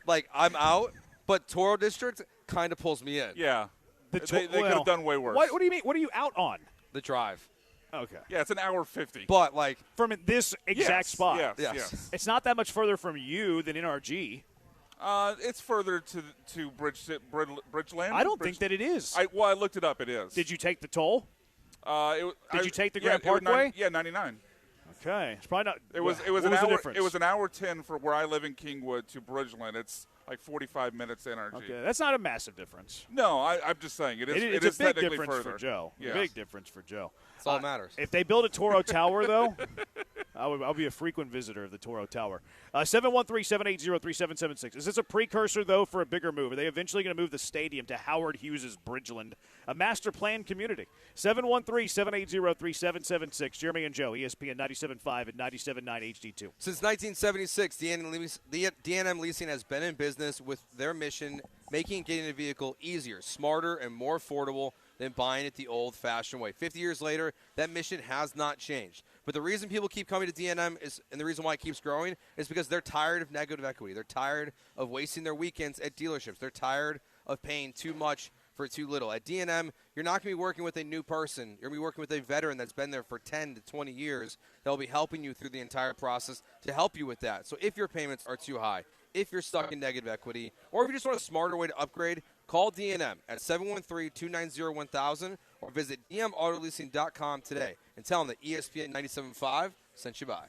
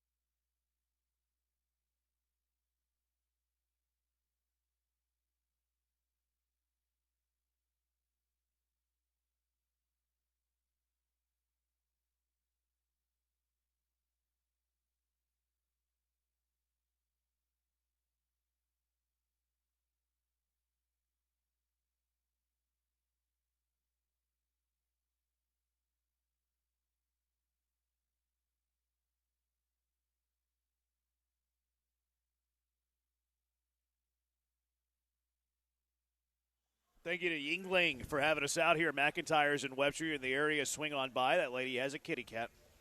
She's got a kitty cat right there in the backpack. Is that what would you call that? Because it's kind of a bowl. Cat carrier? It's like a dome. It's like a back dome. It's kind of sweet. It's the 8th wonder of the world. How do you know it's sweet? It looks cool. Oh, the backpack. Yeah. Huh. That's cool. That's awesome. I like it. It looks like a little kitten, though. It looks very new. That kitten. All right, 713-780 ESPN. Texans U Stadium is the Barry Center in Cyprus, says a junkie. Barry Center is the mecca of high school football. The players should be the ones complaining about the location. You're right. The dudes that are multimillionaires should be complaining that their new facilities are going to be on the outskirts of the greater Houston area, and they have a 3-year forewarning. They should be up in arms about it. I mean, there will be some that are annoyed, but they'll be fine. I'd rather live in Bridgeland than anywhere near an RG. I can't wait for the hot take of this hurting them in free agency. Like, where do you think the players live now? Heights. Like apartments, maybe? I was thinking a lot of athletes seem to live in Pearland. Yeah. Because you just take 288 right, and you're right there. Yeah. They're already living in the burbs a bit. Pearland's a close drive in RG. Yeah. That's 15, 20 minutes unless you catch traffic. But they'll instead of living in Pearland, they'll live in Cyprus. Yeah. Not a huge difference. Yeah. Not a massive difference. It's not. They'll figure it out. But it's I a big promise you. difference for Joe. You're right. And that's what matters but here. I'm referencing this junkie. This junkie that said the players should be the one complaining about the location. No, they can get new places. Poor millionaires are going to have to move from Pearland to Cyprus. Yeah, it just means I can't believe it. When you sign your new lease, don't sign it for 3 years. Sign it for 2 years. Sell your 8-bedroom house in Pearland and buy an 8-bedroom house in Cyprus. Yeah. They're gonna have to build some luxury apartments out there in Toro Town Square or whatever they're calling it, Toro District. Cal needs some more space for paintball. Please. I live in Cyprus. It's such a booming area that it makes sense. Tons of things to do in the area. Also, I think that Howard Hughes might have given them like a pretty sweetheart of a deal. Yes, for sure. So that probably helped a lot. Harris County was part of the negotiation, so I think it's very clear that Harris County didn't want them to leave the county. I don't really know the purpose of that. Maybe, they talked about like the jobs. They're going to create a lot of jobs and business. So I guess the county's looking out for the best interest of the county. So that makes sense there. They probably did get a sweetheart of a deal. As an interlooper, anything outside of Beltway 8 in any direction is too far out of town for me to want to go. See, I'm not an interlooper. I can't relate to that life. Connor Wigman, noted Bridgeland alum. How could I forget? I'm embarrassed that I forgot that. I'm surprised you didn't know that. Go Cougs. I'm embarrassed that I forgot that he was a Bridgeland alum. I never saw him play at Bridgeland, though. That's probably why I forgot. But he played baseball there, too. Two-sport athlete, Connor Wigman. Two-sport athlete. Know what position he played? Just like Kyler Murray. Yeah. Yeah, except very similar. Pitcher. Nah, except where they went in the draft. No. Didn't pitch. Left field. Nope. Second base. You going to say every position till you hit base. it? Nope. Catcher. Nope. Third base. Nope. Shortstop. That's it. You got there it. we go. I knew you were going to get it. Yeah, there's only 9 to go through. Another junkie. Bridgeland is one of the best marching bands in the state of Texas, if you're into that. Brian is. Brian's a big fan of the marching bands. I was in marching band in school. Cal McNair, what'd you play? Trombone. I knew it. How do you mean you knew it? Did you guess? You look like one that would play the trombone. I would have liked you. The joke would be to say I look like I play the tuba. I guess. I don't know instrument joke, sorry. Nerd alert. Cal McNair. I don't know trombone. Trombone. What an accent. Cal McNair saying H-Town needs to be a drop immediately. We can make that happen. Hello, H-Town. Bridgeland is fairly new. How new, though? I think it's been around for like 8 years. Okay. It still feels new. That's a city that's only been around for 8 years. I'll classify that as new. I wouldn't call it a city. Well, God, if it's not even a city, I think that makes Joe's point. It's gonna be a city now. No, it's a community. It's an unincorporated area. No, there's people that live there. You can still be unincorporated and have people live there. No, they're in Cyprus. It's a community in Cyprus. Okay. Just like the Woodlands are a community in Shenandoah. Okay. It's similar to that. I thought it was reversed, but Howard Hughes is the developer for the Woodlands and Bridgeland, by the way. He's the guy who developed both of them. Okay.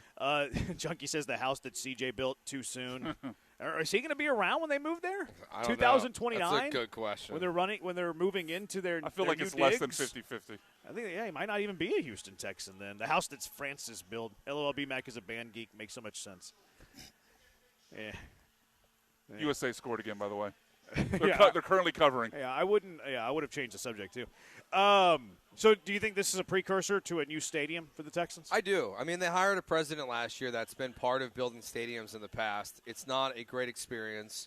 I think for anyone going to NRG, frankly, I don't really know anyone that loves dealing with the parking, the entering, the leaving. It's not fun. It's a nice stadium.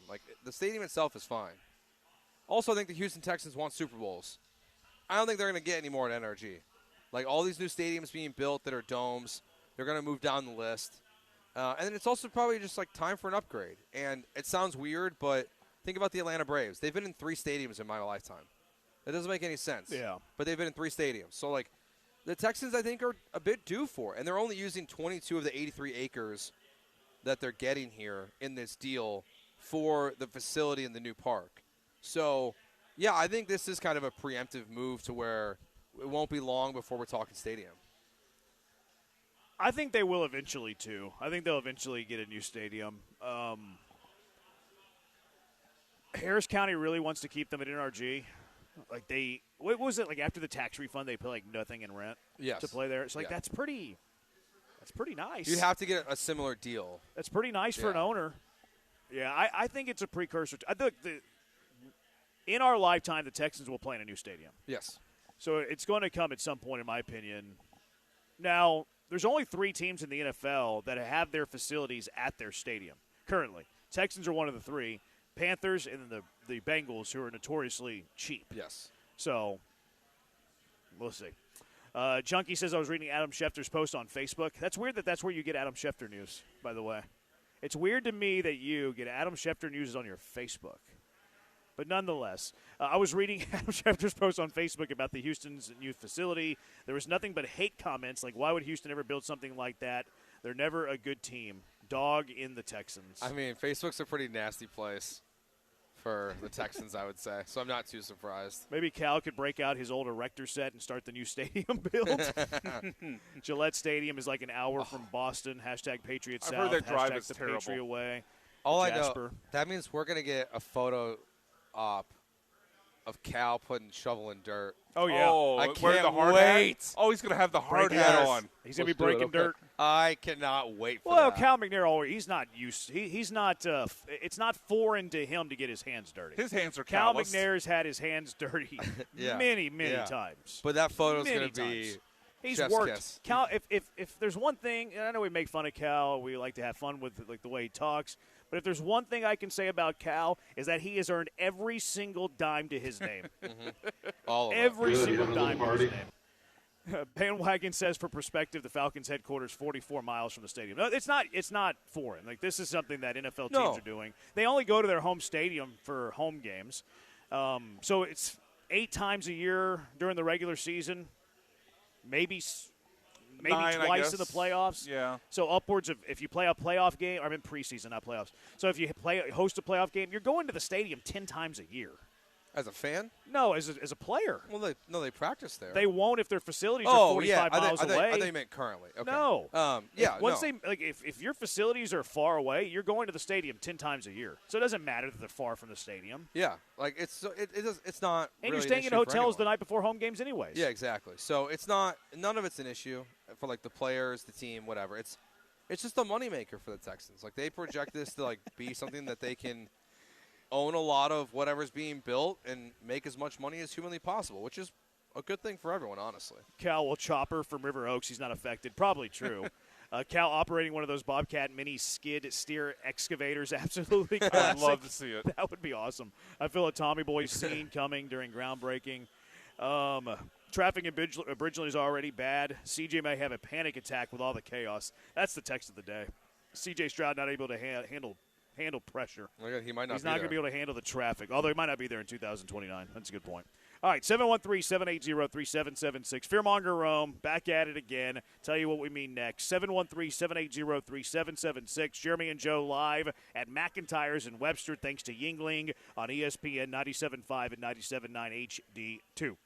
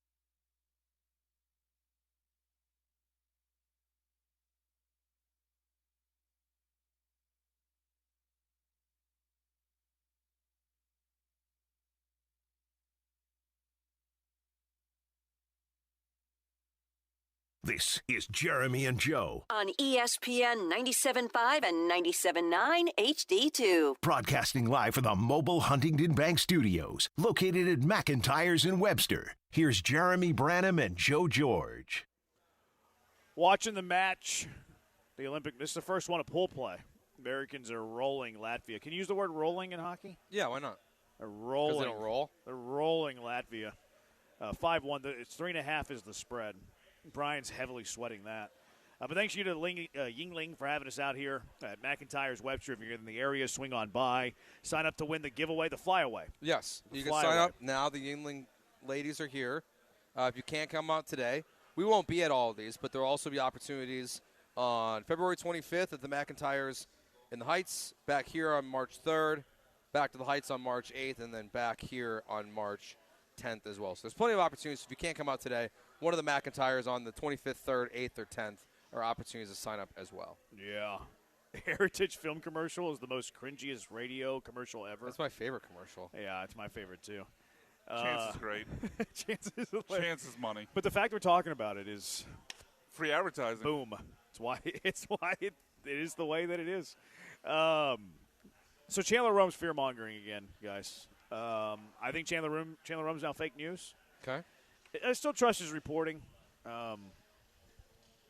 Although was the Justin Verlander there's thing, a hesitation was there. the Justin Verlander thing a report or was that a take? I think it was a take. I do too. See, that's why I do think, too. That's why I hesitated, but I do think that was a take. Well, I think from a big picture journalism question, a lot of times it's confusing now. Oh yeah. Like even hearing Rosenthal on his podcast on Foul Territory as well.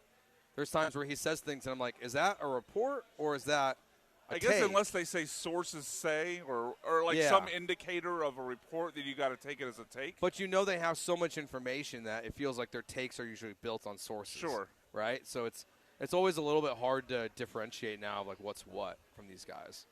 Yeah, I would agree with that. But Chandler's felt like more of a take. About the Verlander thing. Yeah. I would agree. Yeah. And it is a blurry line. But here, and it's always the scope of it's always a little bit different, right, from the three guys.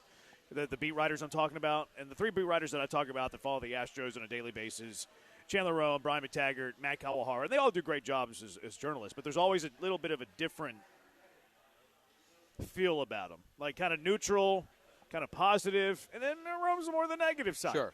Christian Walker talked to the media today. I listened to it. Sports Talk 790 tweeted out the video. Christian Walker talking for 9 minutes to the members of the media. Listen to it. They're doing a good job covering spring training on their Twitter account. But Walker talked, and we'll play a little bit here in a second. But just looking at the tweets from Chandler and Brian McTaggart on what Christian Walker's because they're not going to tweet every single word that he said, right? They're not going to transcribe his 9 minutes talking to the media and then tweet out all of it. So they're going to kind of take the one biggest thing from what he said to this is the story of Christian Walker holding court inside the clubhouse at spring training on the first day of his arrival. McTaggart, Christian Walker, 10 pounds lighter and a dotting father, has brushed aside trade rumors and is committed to turning it around for the Astros. Quote, "I'm here for the team. I'm here to win a World Series." All right? So the quote that McTaggart grabs, "I'm here for the team. I'm here to win a World Series." Chandler grabs the quote where he says, "My goal is to play every day and be the everyday first baseman." Little different we got perspective left there. wing, right wing sports journalism going on in the city. We got one fear mongering and the other talking about how great of a teammate he is. Yeah. So it's fascinating to see the difference between the two. And something that I caught Rome doing the other day was when Joe Espada was talking about Yordan Alvarez, where he's like, Yordan Alvarez is going to play left field. He's going to see time in left field. It is my job to make him the DH, see most of his action at DH. Paraphrasing. Rome left out the part where Yordan's going to play left, which Chandler Rome's lead story the entire offseason has been this infield surplus and what's the word he used? Untenable? Yes. And how it's untenable and the roster construction is so bad. That's the narrative he's pushing, and Yordan being a DH only helps that narrative because if Yordan plays a little bit of left field, it eases some tension and it creates more at-bats for that surplus. So Rome selectively left out the Yordan's going to play left. So this quote that he posted on the internet today, again, is splicing quotes, Joe, and I'll read it again. Then we'll play what Christian Walker said in a minute. My goal is to play every day and be the everyday first baseman. Y'all got it? Christian Walker, my goal is to play every day and be the everyday first baseman. Now let's play what Christian Walker said.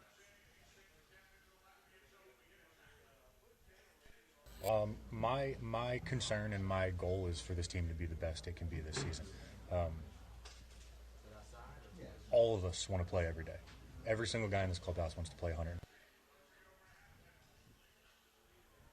All right. Just left out that part, Joe. That all of us want to play every single day? No, you just know the beginning.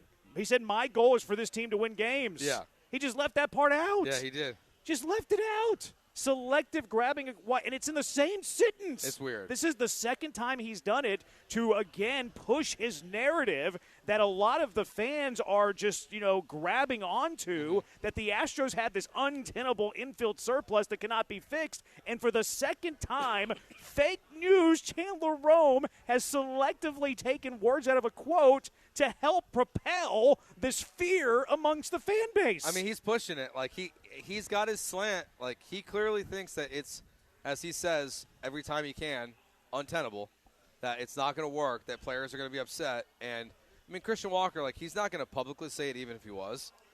But I still think – I don't think the players in general, like, are that concerned right now. I think there's also, like, some self-awareness of what we talked about with the injuries on their roster. And, like, my goal is to be the everyday first baseman. I think that's also, like, in a way, kind of an acknowledgement of, like, I have to play well to be the everyday first baseman. But, yeah, right, it's selective quoting is the way to put it. He's just – That's a nice way to put it. I think it's just it's selectively removing things that people said to propel a narrative. It's intentionally not telling the whole story. Yes. And it's not like he's using, like Jeremy all his characters. Jeremy led with, he's a very good journalist, and I'm not saying he's not. But when you multiple times intentionally tell a partial story to fit your narrative, that loses some journalism points. Yeah, and it does. And that's where it's like, I kind of wish, like, I guess you're going to get more clicks if you're going to tweet it out that way instead of just, like, tweeting out the full video. But it's strange. Like, it doesn't really make any sense of why you wouldn't include everything in it because besides the fact that, like, you have a slant on a story that you're looking at and you're kind of pushing that. Like, there's really no other way to look at it. Like, he has his view of what this infield situation is and how it's going to play out or maybe how he thinks it should play out, and he's kind of pushing that along. I like the 10 pounds lighter, though, for Christian Walker. He said 10 pounds lighter, which I think he just gave them to me, which whatever. I forgot what I was going to say. Oh, the sound, I do want to say the sound was courtesy of Sports Talk 790. Their Twitter, they're doing a good job covering the Astros. Their Twitter doing a fantastic job. I just do want to give the proper what is it, attribution? Yes. What's the word? I think it's attribution. Yeah. I want to just give it, I just wanted to be clear on that. And that's where I pulled the auto. 713-780-ESPN. Chunky says this roster is not good. I think the starting pitching will be okay. The pin-in lineup is not good. Altuve, Jordan, Correa, Walker, another year older. See, I think that the offense has a chance to be good, but maybe I am not putting enough significance on the riddled injury history. Because we ran out the lineup the other day. If you just go around the horn. This is not batting order. This is going to be your most of the time. Not even most of the time, but these are your best 9 offensive players, right? Yiner, Walker, Altuve, Correa, Pena, Sanchez, Jordan, Altuve, combination of them in left. Esak's going to DH and play all over. Myers in center, Cam Smith, Zach Cole factoring in right. Cole Smith might factor in other areas. I don't hate that lineup. I really don't. I don't hate it at all. No, I think good's is the right word to use. Like, can they be good? I think the answer is yes. I think they can be a good lineup. Can they be a great lineup? I don't think they can with the way they're currently constructed. Like, for them to be great, you need Yiner to take a big step up. You need Jordan to play 160-plus games. You need Cam Smith. 160-plus. To be great? Yeah. What did you say? He said 160-plus. To be a great lineup? Jordan? Yeah. Nah.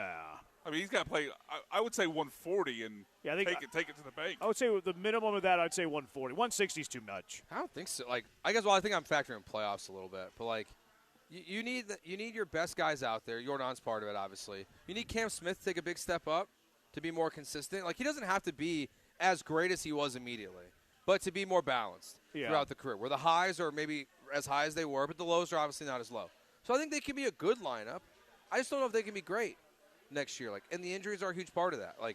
I think you are at your best when you have Paredes in your lineup. Same. You need Christian Walker, second half Christian Walker, to be the entire year Christian Walker, if not incrementally better this year. So I think they can be good. Are they a World Series contender?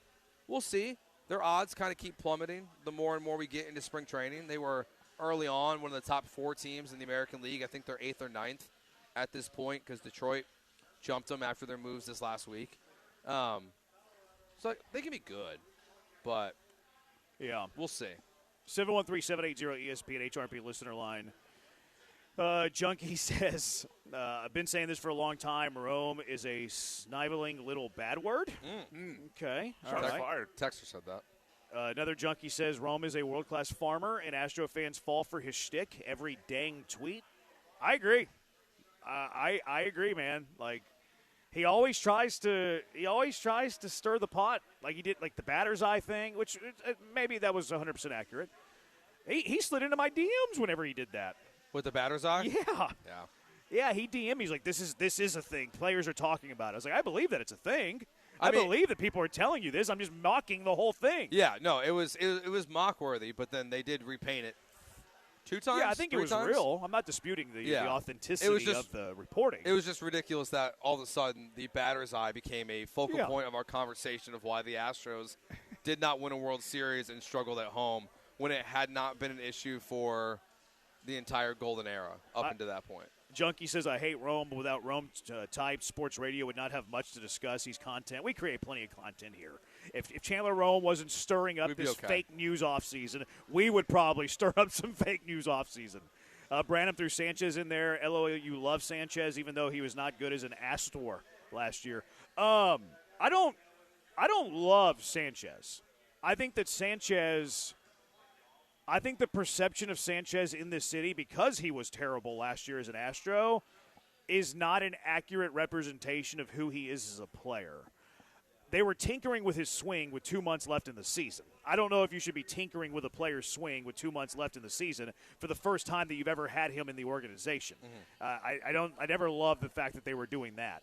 Also, I think 2 months is too small of a sample size to take on a player who does have nearly 1,900 at-bats. Also, he is very good against right-handed pitching. We ignore that because in the 2 months here, he was terrible. But Jesus Sanchez, and he's terrible against lefties. He's unplayable against lefties. Let's be very clear on that. You cannot play him against lefties. If there's a lefty on the mound and it's his turn to bat and it's a game that's still in the balance, he should not step into the batter's box. But against righties, the dude has almost a 775 career OPS and almost 1,700 plate appearances. That's not nothing. You can't ignore that.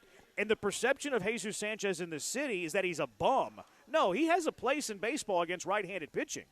And I want to see him with the new hitting coaches. Yeah, my pushback with Sanchez is if I feel like they don't believe in him. Dana doesn't. They want a new lefty bat. They have a lefty bat. They clearly don't like him. You say that, but they didn't non-tender him. That's true. And they easily could have and saved some money that way. Yeah, so they I don't think that you're all the way wrong, but I'm more of an action than words kind of guy. Yeah. And even though Dana we need a lefty, well, he hadn't traded for a lefty. With Sanchez, he did offer them arbitration, which they settled. I don't know if you put any stock into that. I really don't. But they didn't non-tender him. He's still on this team. He hasn't been traded. So it at least tells you that they think that he has some positive value. They non-tendered Chas McCormick. They're saying Chas McCormick has negative value. He is not worth the contract he's going to get in arbitration, or a number that we agree on. They said the opposite about Jesus Sanchez through their actions. They tendered him a contract. They agreed before arbitration on a pre-arbitration number, and he's still currently on this team, which tells you that while they might love him, they might see him as a bench outfield bat, they do think he carries some value at the contract he's on. Yeah, and that's where it's – even if you add a lefty bat, I guess he has a role in this team still, and then Cole doesn't.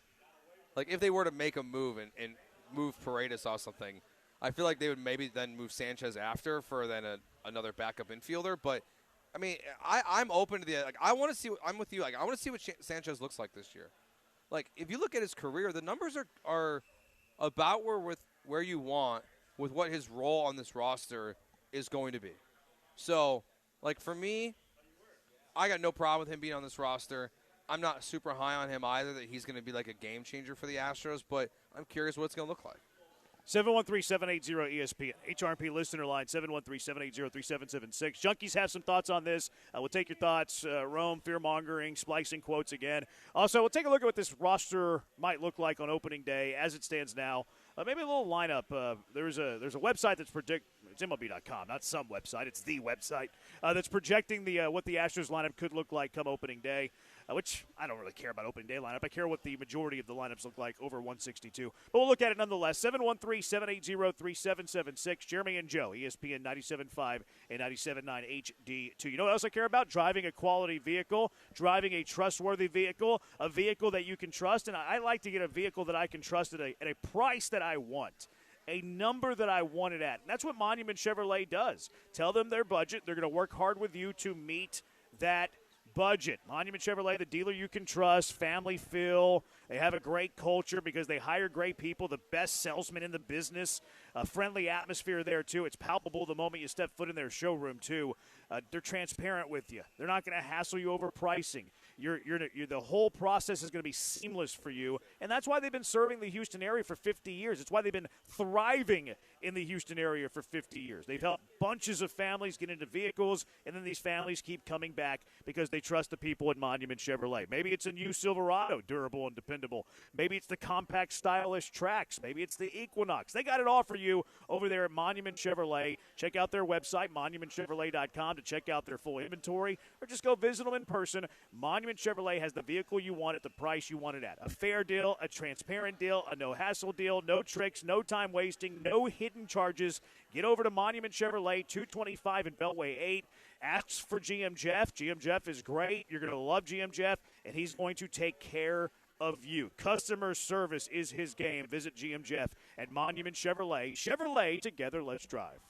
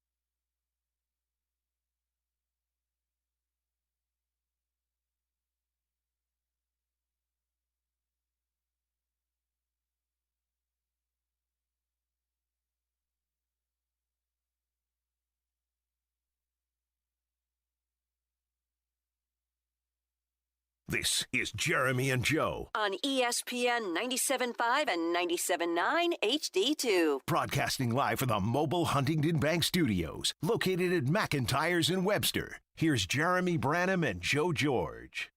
Yeah, you're in the area. Good spot to stop by, have a cold one.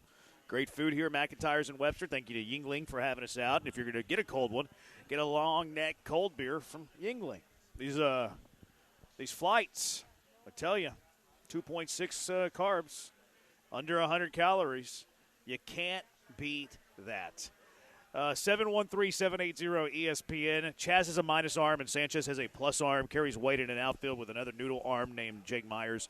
See, I think we overrate outfield arms, especially from left fielder is the least important. Center field is the next least important. You do want an arm in right field because you got to make the throw from right to third when a runner going first to third.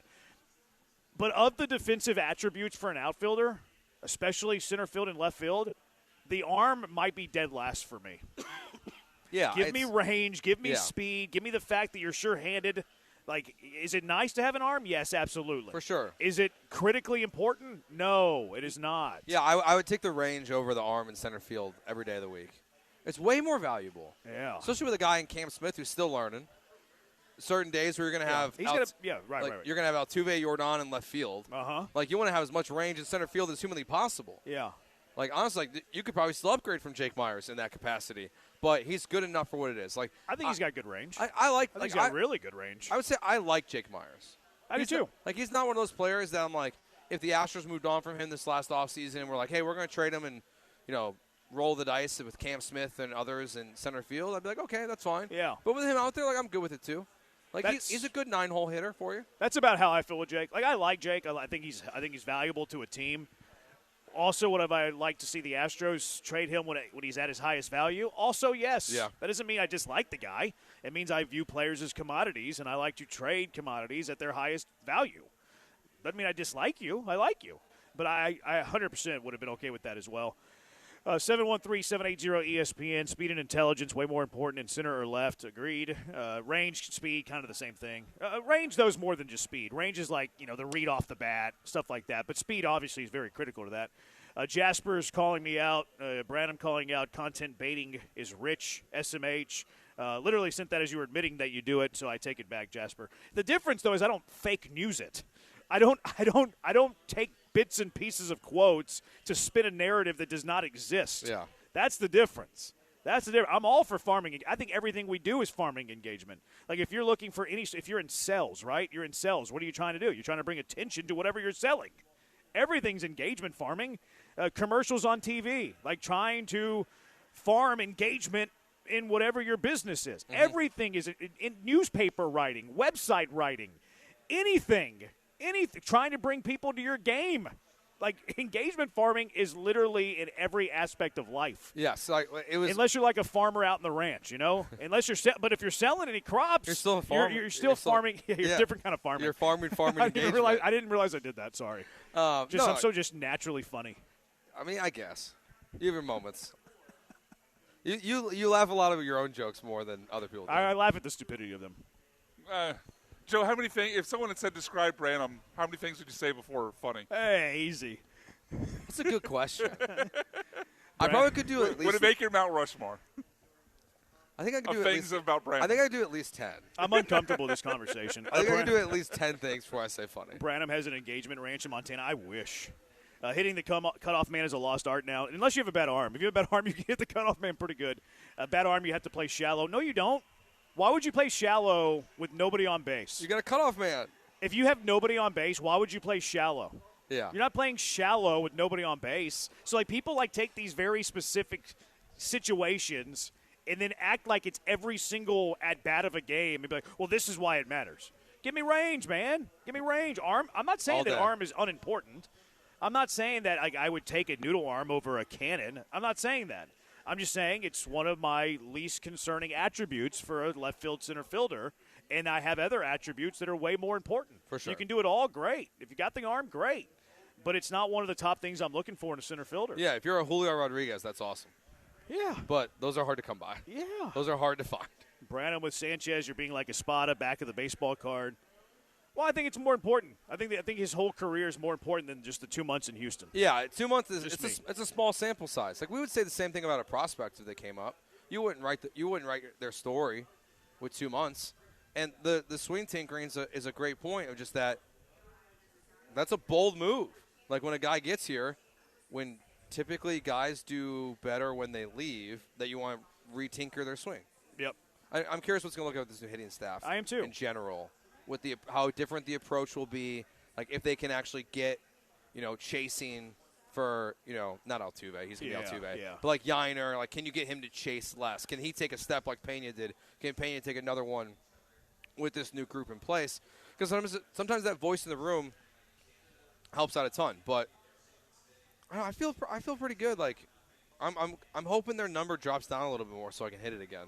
The two guys that I'm most interested to see work with the new hitting coaches are Yiner and Sanchez. Yep. And then like Cam Smith too. Oh, for sure. Zach Cole a little for bit. that reason, I would say I put Cam Smith number 1.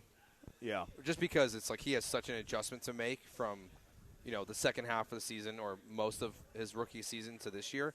I'm really curious what he looks like this year because he feels like to me the difference maker. And I would say Cam Smith has like the most room for upward potential. For sure. Like I think Yiner and like Jake Meyer, some of these other names are closer to their ceiling than what we hope Cam Smith's ceiling is. See, I think Yiner Diaz has an offensive ceiling. I'm not saying he doesn't have any. I just like Cam Smith, what was after that Dodgers series in early July was one of the worst offensive players in baseball. There's so much room from there to where we thought his offensive potential was. Yeah, I don't really have the pushback there. My pushback is more to I think that Yiner actually has a lot of room for his ceiling too. What do you think I don't think it's more than Cam. I mean, if you just go best of Yiner Diaz. He had what, Yiner Diaz 4 home runs that rookie year? 23, same 23? thing. Okay. But if you combine his home runs and his rookie, and it was on 104 games. Yeah. He 23 and 104. He was hitting a home run almost every fourth game. 299 his second year. Exactly. That's where I think his ceiling is. I think his ceiling's a 300 hitter that can hit 30 home runs. Yeah, I mean he could be a top. He's shown it. I mean, he's shown it. He's shown he has the potential to do it. I mean, he'd probably be second best offensive catcher in the American League if he hit that. Outside of the big dumper. I do think that's his upside. Yeah. I do think that's his upside. He's done it. I mean, he hit 23 home runs and 377 plate appearances, so he could be a 30 home run guy. He hit 299 in his sophomore year with regular playing time. He can be a 300 hitter. You just have to find the mesh. Yes. To get it to happen together. Even the year, he kind of lost power that second year for whatever reason, but he had 20 last year. Like, I think there's untapped power there. And he didn't have a good offensive year last year. Last year was his worst offensive year that he's had in the bigs. So I do think that he has that room to grow. Now, I hate his defense. Yeah. I don't think he's a catcher. I think he's Latino Evan Gaddis. 713-780-ESPN. Let's go out to the HRP listener line. Willie, you're in with Jeremy and Joe. What's going on, Willie? Yeah, I called to talk about Sanchez and the lineup, but the thing about Sanchez, even though he went 0 for 25 at one point, and 0 for 29, Dana just kept leaving him out there because he gave up a rookie pitcher for nothing to go get him. He only had 10 home runs when they brought him in 100 games. Even John Coronado, he sucked. If John wouldn't know a baseball player if it bit him in the ass. The only thing he know about is drinking beer. Now, about the lineup, Jeremy, you're always talking about slugging and stuff. Where the power coming from in the outfield and on the corners if Alvarez don't play left? Appreciate it, Willie. They lack power in the outfield if Jordan doesn't get a lot of games in left. That is one of the weaknesses of their offense, no doubt. Unless Cam Smith can come alive, unless Zach Cole final month of the regular season is legit. Yeah. Like that. I mean, there are a lot of ifs to the Astros having power in the outfield. If Jordan plays 40 games in left field, if Cam Smith develops, if Zach Cole is for real. No, and you're right about Sanchez. Sanchez has never been a home run hitting guy. That's why the Astros were tinkering with his swing. They wanted him to lift the ball instead of hitting the ball hard. Who was he insulting there? I didn't. Granado. He was insulting Granado. He said he wouldn't. You wouldn't know baseball if it bit him on the ass. Really? Yeah. He said he only knows beer. I didn't know who I couldn't hear him that great. I thought he was talking about me. So who said about Granado? He said about Granado. I mean, of that show, who knows more? Who knows more baseball? He knows more baseball. Granado. Man, Willie's got an eye on Granado. I mean, at this point, Granado's probably number 2 on the station. Yeah, he's number 1. He's number 1 across the board and everything. He's the Godfather. All right. And I like my job. I was trying to compliment you, but no, I like my job. Yeah, that's the concern, Willie. Their outfield slug is a concern, but like it's the whole Billy Bean thing. Like we can't replace him, but we can replace him in the aggregate. You know, maybe you get that power from the infield. Maybe Yiner has a big home run season. Maybe Walker is second half Walker. Paredes was pacing for 40 home runs. Yeah, like you have plenty of pop in this lineup. I think that's kind of an old school thought, Willie, a little bit of like you got to have power in the corners. I mean, it's nice. It's nice for sure. I would love to have it. But I think, as you said, in the aggregate, I think you can find it. Like Correa still has pop. Altuve still has it. The Crawford boxes obviously helped the Astros a little bit. But like they still got plenty of pop at this point in the lineup. You like a little bit more. I mean, the outfielders are probably going to bat 7, 8, 9. So like you can look at it from two different perspectives. Like the optimistic or the let's go pessimistic first, which I think Willie was the pessimistic. And I think it's fair. I do think it's fair. You're not going to have tons of power left field, center field, right field. Mm-hmm. Don't disagree with you, Willie. I think it's a sound take. The optimistic homer view of it is, well, those guys are going to be batting 7, 8, 9 anyways. You usually don't get power from 7, 8, 9 anyways. Yeah. So like that would be the counterpoint, more of an optimistic look, which I think is also fair. You know, 713-780-ESPN HRP listener line. A Junkie says a 300 batting average, 30 home runs is Hall of Fame. If you do it every year, there's been plenty of players that have a rare 330 home run year that aren't even what we would consider good baseball players. Like Morgan Insberg, I think, had a 330 home run year. He definitely Jason hit Lane 30 plus. flirted with it one year. He got to 27, I think. I'm pretty sure Nick Castellanos had a 300 free agent. Richard Hidalgo had a 40-plus home run season. He might have been pumping a little bit. Yeah, maybe so. Castellanos had a 309 34 homer year in 2021. Is Nick Castellanos a Hall of Famer? Of course not. He just got DFA'd today. He did get DFA'd today. You kicking the tires on that? I'm slightly intrigued. Yeah. Like, if they were to get through, I'm curious how quickly he gets picked up. But I don't think he'll be claimed. That contract's too big. Yeah, I agree.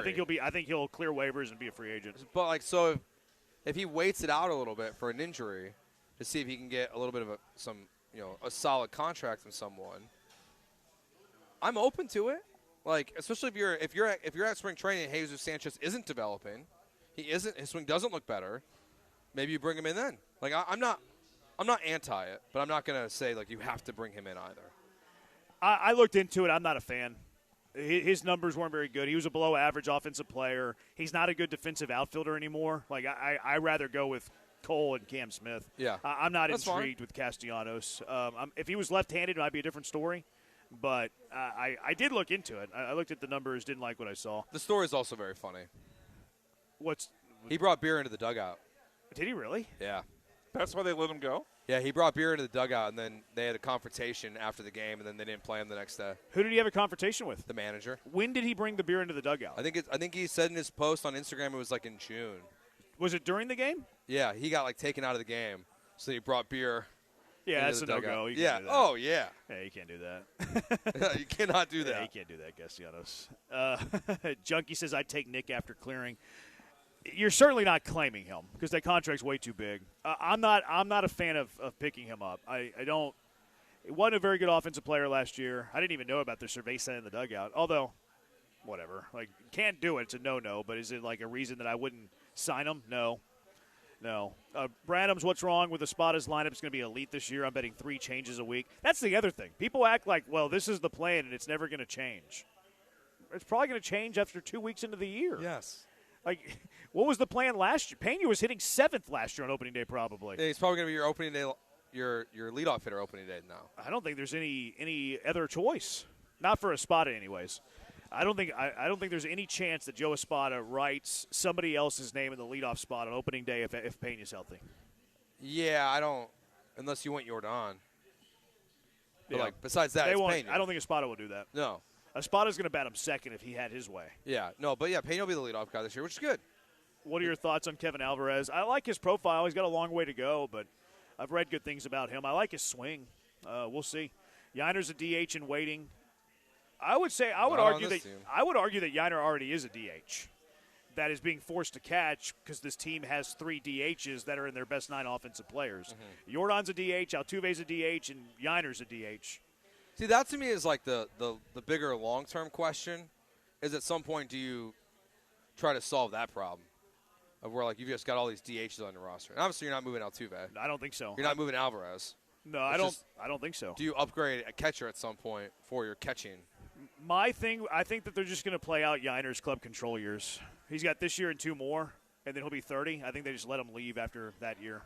And hopefully, from an Astros point of view, and long-term planning, that he's good, so you can slap a qualifying offer on him, and then you get a draft pick compensation in the same vein they did for Fromber. Now, because the Astros were in the competitive balance tax this year, they didn't get a draft pick at the end of the first round. I think it's after the end of the 4th round. So that's the penalty of being over the competitive balance tax, is that if you do slap a qualifying offer on a player, you don't get as good a draft pick. That's such a soft penalty.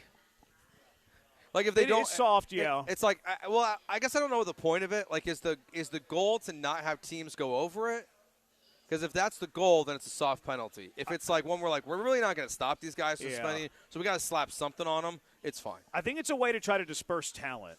Because in theory, if you're going over the competitive balance tax, that means you're getting a good player. Yeah. So in turn, for getting a good player because you're going above the competitive balance tax, we're going to give you a lesser draft pick. Mm-hmm. You know? Yeah, which makes sense. Like, I think you have teams that just don't care. I think the Dodgers gave up. Because you lose picks if you sign a qualifying offer guy. Yeah, the Dodgers lost 2 picks this year. Astros lost a pick last year. Yeah. When they signed Walker. And they also gained a first-round pick this year, too, because of Hunter Brown. Yeah, that's the Cy PPI? Young. For the Cy Young, yeah. Right, I think it's called the PPI. Is that what it's called? Player Program Incentive? I think it's the PPI. Oh, yeah, I think it's part of the, with like the rookies coming up early and things like that. I think the PPI is flawed. Why? Because you have to be a top 100 prospect. Like, you have to be a top 100 prospect in, like, at least 2 of the 3 major publications. So, let's just assume Hunter Brown wasn't a top 100 prospect. He wouldn't be eligible for PPI, which means even though that he finished top 3 in the Cy Young, the Astros would not have gotten a draft pick because he wasn't eligible for the PPI because he wasn't in that player pool. Which is dumb. I wonder if Cam Smith will qualify. He will does. qualify? Yeah, Okay. he does. Because he could have given you a draft pick if he won Rookie of the Year. Now, he still can give you a draft pick. Yeah. If he finishes top 3 in MVP at any point, which that would be awesome. That would be very awesome. That would be neat if he was in the or if he was top 3. If Jordan demands, actually, I don't even know. That's not even a word. I'm just going to pick you up here. If Jordan demands left field playing time, would you trade him? No, I would play him in left. I would play him left. I'd play him in left until he got hurt. That contract's too sweet. Like they got one over on Jordan whenever James Click signed that contract extension. That is the most affordable. Now, he always gets hurt, so it's kind of like why you have to hesitate when you say this. But Jordan's salary for what he can be is – it's one of the best in baseball. Yes. It is one of the best in baseball. Yeah, I mean, Acuna's up there, too. He was 8 years, $100 million when he signed his deal with the Braves, which is a pretty sweet deal for them. Yeah. Also injury-prone a lot, it seems like. But, yeah, the Jordan deal, it's incredible. It's also weird because, like, if you hit the open market, people look at the contract and be like, that's awesome. Yeah. And then they go, yeah, but he doesn't play a lot. I know. But trading Jordan Alvarez would be the last thing I would want to do. I would do it at some point. You know how I feel about this. I like to trade players before they leave you for free. Sure. And even though you can get a competitive balance, or you can get a qualifying offer draft pick, I would still trade him if you can get a greater return than what that compensation draft pick would be. I just believe in that. But Jordan still has too many years left on that contract for it to be anytime soon. He signed through 2028. So, like, the soonest that I would do it is in the offseason of 27. That makes sense.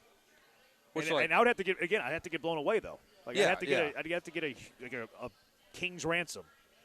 And I mean, way more than you got from Tucker, honestly. Tucker was younger. He is, but the immediate impact of Alvarez, if you were ever go down that path. Yeah, I would trade Jordan, but the time for me is not right. I would do it in the offseason of 27. And I do that with every player. Like, it's not specific to Jordan. I just do that with every player. I want to trade a player before they enter that final year of free agency if I get an offer that is worth more in my mind and more valuable in my mind than what I would get in draft pick compensation if they rejected a qualifying offer and signed with somebody else. But a lot of people hate that theory. A lot of people call me Tampa Bay Branham whenever I say that. But, hey, Brewers are doing pretty good with it. Now, they haven't won a World Series, but they also don't spend money. Yeah. Yeah, they don't spend like the Astros spend. Like, I would do this and then spend money in free agency to have good players bridge for the young players. Those gaps, yeah, like a Brantley totally contract. A short-term pitcher contract. Like, I wouldn't be opposed to a Fromber contract with that sort of model. Not with this team, because this team's kind of pitching rich-ish. A lot of threes, a lot of fours in this rotation. Yeah, they have – it's like they have money, but they're not rich. No. They've got a lot of debt. Yeah, there's a lot of mid to bottom of the rotation starters. They're not top-heavy at all. Yeah, 713-780-ESPN. Take a look at this roster projection I have, what the opening day lineup could be. 713-780-3776. Jeremy and Joe live at McIntyre's in Webster. Swing on by, courtesy of Yingling, live on ESPN 97.5, 97.9 HD2.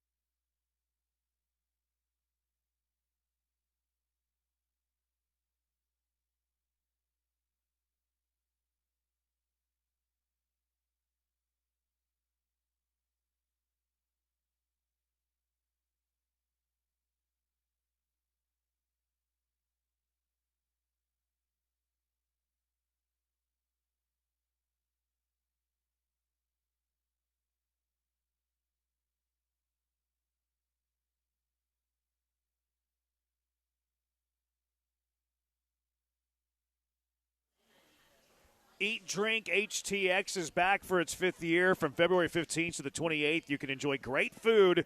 And just like for Houston Restaurant Week, a portion of each meal is donated to the Houston Food Bank. Restaurants participating have brunch or lunch for just $15, dinner for $25.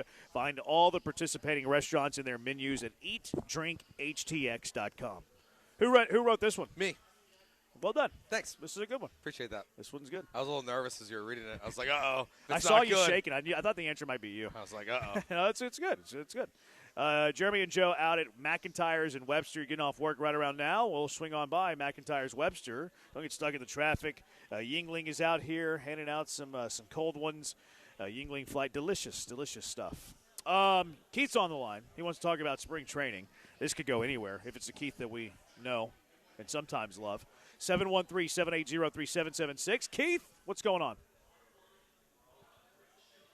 Hey, guys. I'm going to have to disagree with Jeremy. You mentioned you've done your research on Nick Castellanos. I think after he clears waivers, because no one wants to pay that deal, you absolutely bring him in. Because, one, based on your Jordan rules, Jordan can't play in the field, okay? Sanchez last year couldn't hit lefties and was a mystery out there in right field. Zach Coles played 15 MLB games. Cam Smith got fatigued last season. You absolutely bring Castellanos in. He can get you 25 home runs. He's a clutch hitter, an experienced hitter, and he can hit the ball easily into the Crawford boxes, or else the Dodgers are going to get him. And the key is you got to have 9 players that have a potential to beat the Dodgers, because the Dodgers are just going to keep winning it every year. And also, if you don't get him, the Dodgers are going to get him. So I think you absolutely have to bring him in. I disagree with Zach Cole is ready for 162 games. He played 15 games last year, Jeremy. Come on. When did I say 162? Oh, he hung up. Always hangs up so fast. I never said Zach Cole's going to play 162. Ever. I never said that. I'm going to tweet out Nick Castellanos, baseball savant, here in a second when I get time. He said that Nick Castellanos can get you 25 home runs. He hasn't done that since 23. Now, it's not like 7 years ago, but it is 3 years ago. Yeah. He had 17 last year and almost 600 plate appearances. In 2024, he played every single game. That's pretty impressive. He played every single game. Even though he played every single game, he didn't get to 25 home runs 2 years ago. So I don't think that going backwards, 23 home runs in 24, 17 home runs in 25, that all of a sudden it's going to spike to 25 whenever he's 26 years old. He had an OPS plus of 88 last year. He's going to be 34 this year. No thank you on Nick Castellanos. Had a negative WAR last year. And the fact that Keith wants him makes me more convicted in this take. I feel like now I'm on the right side of history. Before I was like, hey, it could be a coin flip. Yeah, now I'm like, I'm secure. It's making me change my take. I'm out. I'm out on Castellanos. I'm also not afraid that the Dodgers are going to get him. Like, that's going to put them over the top. Yeah, they have this guy named Kyle Tucker and Mookie Betts and Ohtani. He's not going to play. And he's going to want to play. And frankly, like if it's like if someone's getting dropped by the Phillies, who are a legit World Series contender this year, if they can somehow get by the Dodgers, then you're okay too by not bringing him in. I'm open to it, but it's not a prevent him from going to the Dodgers kind of a thing. Rocky says that Castellanos did the beer thing because some players could get away with stuff that others couldn't. He said that he was proving a point. He said that's not a winning formula, which, okay, that makes some sense. Kind of a weird way to go about it, but maybe it defends him a little bit. Also, it's not a deal breaker. Like, that's not a deal breaker for me. It's a no-no. You can't do it, but it's not going to – if I really wanted him, it wouldn't prevent me from bringing him in. I just don't want him because of baseball reasons, not because of cold beer in the dugout reasons. That's my kind of party. Who's that great closer for the A's who was blowing everybody away last year? He got traded to the Padres at the deadline last year. Mason Miller is who you're thinking of. You can send me the $5 for doing your research for you at Venmo at Jeremy-Branham. At Jeremy-Branham for doing your research. Those are billable hours. An attorney would charge you $500 for that kind of work. And that's like the easiest one that we've been asked this week. Yeah, I didn't really have to research that. Yeah, you just kind of know it. That's a freebie for the junkies. Okay. Just because I didn't actually have to do some digging, that's a freebie for you, junkie. You don't have to send me the $5 on Venmo unless you're feeling charitable. I got kids. Here's my Astro roster projection because I like to nerd it up from time to time, Joe. My catchers, I'm going Yiner Salazar. Okay. All right. You see these Joey Bart rumors? Yeah, the Astros are interested, but they're not. Yeah. It's not Isak. No, I mean, I think it's possible that he could be in a package with Pittsburgh. Sure. I think it's less likely now because they signed Ozuna. But it wouldn't be Isak for Joey Bart. That's stupid. Yes. That's dumb. Be very stupid. All right, my infielders, Joe. I have Nick the Stick Allen. Okay. Jose Altuve, Carlos Correa, Isak Paredes, Jeremy Pena, Christian Walker. I'm not projecting a trade. McTaggart isn't either. He has Isak on his opening day roster. My outfielders, I have Jordan, Zach Cole, Jake Myers, Jesus Sanchez, Cam Smith, no Castellanos. Okay. My starting pitchers, I'm going with 6. Hunter Brown, Imai, Javier Burrows, Arrighetti, Weiss. Some people push back on that, saying McCullers, which that to me is a coin flip. I mean, if McCullers is healthy, I think that is probably likely he will be the 6th starter early in the year. And then if he pitches poorly in his first 3-4 starts, call it, then they'll move on. I think that is possible. My relievers, I have Abreu, King, Okert, Souza, De Los Santos, which I might feel differently about that today, actually. I might move with him the to injury. IL. Yeah. Blue Ball and Pearson. On the bubble, I have Munoz, the guy they drafted in the Rule 5, Jayden Murray, and then I have 2 IL guys, which I might make this 3, actually. Let's move De Los Santos to the IL and move Munoz to the bullpen. I'll do that. Munoz to the pen. De Los Santos moves to the IL where he joins Lance McCullers and Josh Hader. Okay. That's my projection. What was the hardest decision when you were doing your projection? Probably the 6th starter. Okay. I think the roster's fine. People are griping about Salazar as the backup catcher. So what? I mean, he's going to play 35 games. Yeah, I mean, you want Yanger to be out there as much as humanly possible. Yeah. I mean, it's catcher position, so he's not going to play 150.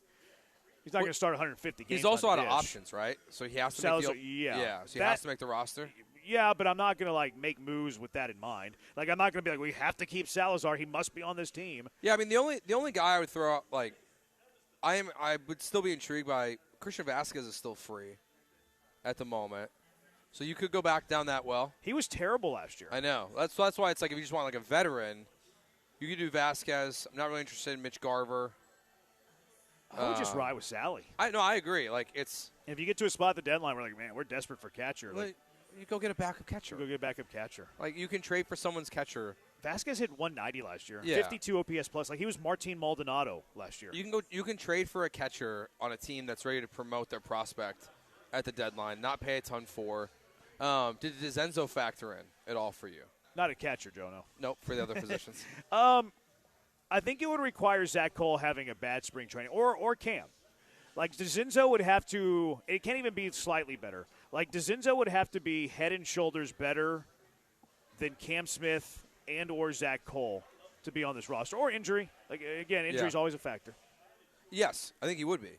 And the only other way I see DeZenzo making the roster at this point is if there was a Paredes trade, he's your backup first baseman, right? Yeah, I could give you corner outfield backup flexibility. That to me is DeZenzo was the one that I was like, man, I still like him a little bit. I mean, I am intrigued by Cole to see what he really is. Yeah.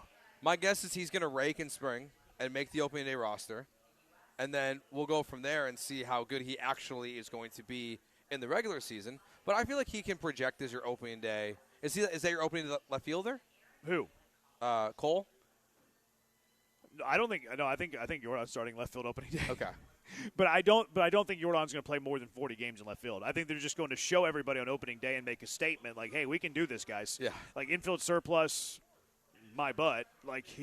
Here's Jordan in left field on opening day. And let me show you how I can get all these guys in the lineup. And that's the day where you have all the player the player intros and everything, and it's kind of a postseason environment in a way. So you get everyone in the lineup. You don't want to be all right, here's bench player Isak Paredes for everyone to cheer for. You put him in the lineup that day at DH.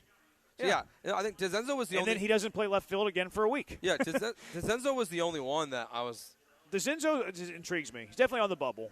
I think it would require. I don't know where there's room for him unless there's trade, injury, or a guy like Cole or Smith just looks so bad in spring training. Yeah, and he has to be good. If Cam Smith is bad in spring training and DeZenzo is bad in spring training, they're gonna go with Cam. Although you can get that extra year of service time back for Cam Smith, by the way. It wasn't only a rookie year thing. It could be at any time while he's under club control. So if you do keep Cam Smith down in Sugarland for a month, you can recoup that extra year of club control. So if he's not performing, I'm not going to sit here and say he must stay on this team. I would like that extra year. I do feel like he's going to have a good spring, though. He was great last year. It's below average pitching for the most part. Yeah. You're playing guys who aren't that good. And there's even going to be a chunk of the spring training where the best players that even if you matched up with them might be on World Baseball Classic teams. And the good players, good pitchers that are not on World Baseball Classic teams that are like secure in their job with the staff, they're not even going to really be trying to get you out. Yeah. They're going to be working on their third pitch to see if they can spot it. They're going to be working on their lousy changeup to see if they can spot it at the knees on the outside corner. It's more so they're not what even going you're- to try to get you out. Yeah, it's more what you're looking at in the other areas. It's re-triggered me. Uh-oh. It just re-triggers me that's the reason they kept Cam Smith on opening days on the opening day roster last year. Is because he's feasting on spring training pitching. They kept him on the team and did something that is extremely rare, where a guy doesn't play AA or AAA before he goes to the bigs. That was drafted the year prior because they want to showcase the centerpiece of the Kyle Tucker trade. That because he feasted on spring training pitching, a bunch of jabronis, a bunch of slappies, a bunch of pitchers who are working on things, because he feasted on them, they just wiped away a year of club control. Which, is his rookie season different because of it? I don't think so. I don't think it's different. I think he comes up, hits in Sugar Land for a little bit, comes up, probably hits well, and then probably league struggles. figures him out, and then struggles. So I still think his rookie year arc would have been the same, but it just annoys me. No, I'm still pro. I was still hoping they were going to get a contract done this offseason, to be honest with you. Just that way they – Really? Yeah. I mean, how much did Singleton cost you in the long run? It was like $10 million a year? It wasn't much. Oh, no. It's 10. I think it was a 10 year, total. 10 million. Yeah, right? Yeah, 10 it was million, 10 total. 10 years. Yeah, so you can find a way to – you can get these low-level deals. Again, Acuna is making – it was $100 million for 8 years. Yeah. You can get these low-level deals, and you can avoid being in the Hunter Brown situation. You can buy out arbitration. I always felt like when you're going to make the decision you make with Cam Smith, it goes with the contract. Yeah, I agree with you. And they didn't do that, so I was still hoping that contract was going to come this offseason. Yeah. Because I'm banking on – you're banking on your evaluation, unless you got him. Yeah. And Dana Brown panicked. This and is what a he great. saw This in is the a regular great season. take. I feel like I've said it before. Probably. No, I'm with you though, and it is more often with Latin players than American players. That is a fact. But I'm with you. I rather if you just take a 5-player sample and you miss on 1 or 2 of the 5, okay. But then if you go the other way where you're not doing it, and then they price themselves out of your range, like Pena, like Hunter Brown. I'm watching these people collide against the Yeah, wall. that was a bobsledding. pretty gnarly crash. This is intense. This is the luge. Yeah, it's the doubles luge, which I don't know why it exists, but how do you get into luge? That's a good question. You got to be into some things. How do you discover you're good at luge? Yeah, I guess it's where you're born. Yeah, where people. Although do an it. American did win a bronze a few days ago. This is like a relay. Yeah, it's a men's single, a men's double, a women's single, and a women's double. That's kind of cool. Yeah. I don't know how they steer it. I don't know how they steer the There's luge. some handles inside the. Oh, really? Yeah. What does it move though? That I don't know. I just remember that from Cool Runnings. Great movie. Great movie. Great movie. What are they? Underrated sports movie. I don't know exactly how Is it moving the skate? I think moves the it whole thing. It must move the skate slightly. I don't know. I would love to ride it. How much would it cost you? I would do it for free. Yeah, I would do it for free on one of these tracks. Would you do it? Would you do a doubles run with Joe? Oh, it goes up to 73 miles per hour. Yeah. Oh my goodness. I think I'd want it domed. Yeah. I don't want the ability to fall off so you don't the course. Yeah. I don't want the ability to fall off the course. They do kind of. It's kind of a water it's slide. not dome, but it's got like a kind of like still. Hard Rock Stadium has a little overhang. They have that there to keep you from flying. I still out. feel like it'd be like a nasty spill. Yes. Oh, you can still take a nasty spill. For sure. It's pretty much a water slide. Yeah, but no, we would not do a double, Brian. It's a faster water slide. Why wouldn't you do it? If we do a double, it might go 15 miles an hour if we would both do that thing. Well, it's not very macho, Brian. We'll just go with that. So you're more macho than these Olympians? No, I'm just saying the position that they're in when they do the doubles is not the most macho thing I've ever seen. I do wonder how they decided that, hey, we've got this luge event. Let's add another person to it. How does that conversation start? I don't know. 713-780. Let's go to break. 713-780-3776. There's too much luge talk. What is the worst month on the sports calendar? Is it February? 713-780-3776. Jeremy and Joe, ESPN 97.5, 97.9 HD2. All right, we are out here at McIntyre's in Webster off NASA Parkway. You can come out today until 7 o'clock. and register your chance to win a flyaway trip to see the Dallas Stars take on the Philadelphia Flyers March 29th. Exclusive Flight by Yingling Dallas Stars gear is here, and Flight by Yingling is a proud partner of the Dallas Stars. But if you can't make it today, you got plenty of opportunities throughout the next month as well. February 25th, they'll be out at the McIntyres in the Heights, back here on March 3rd, back to the Heights on the 8th, and then back out here one last time on March 10th. So 4 more opportunities besides today until 7 o'clock to register your chance to win a flyaway with the Dallas Stars, sponsored by Yingling. Must be 21 or older to enter. Come on out to Webster in McIntyres. Nope, McIntyres in Webster.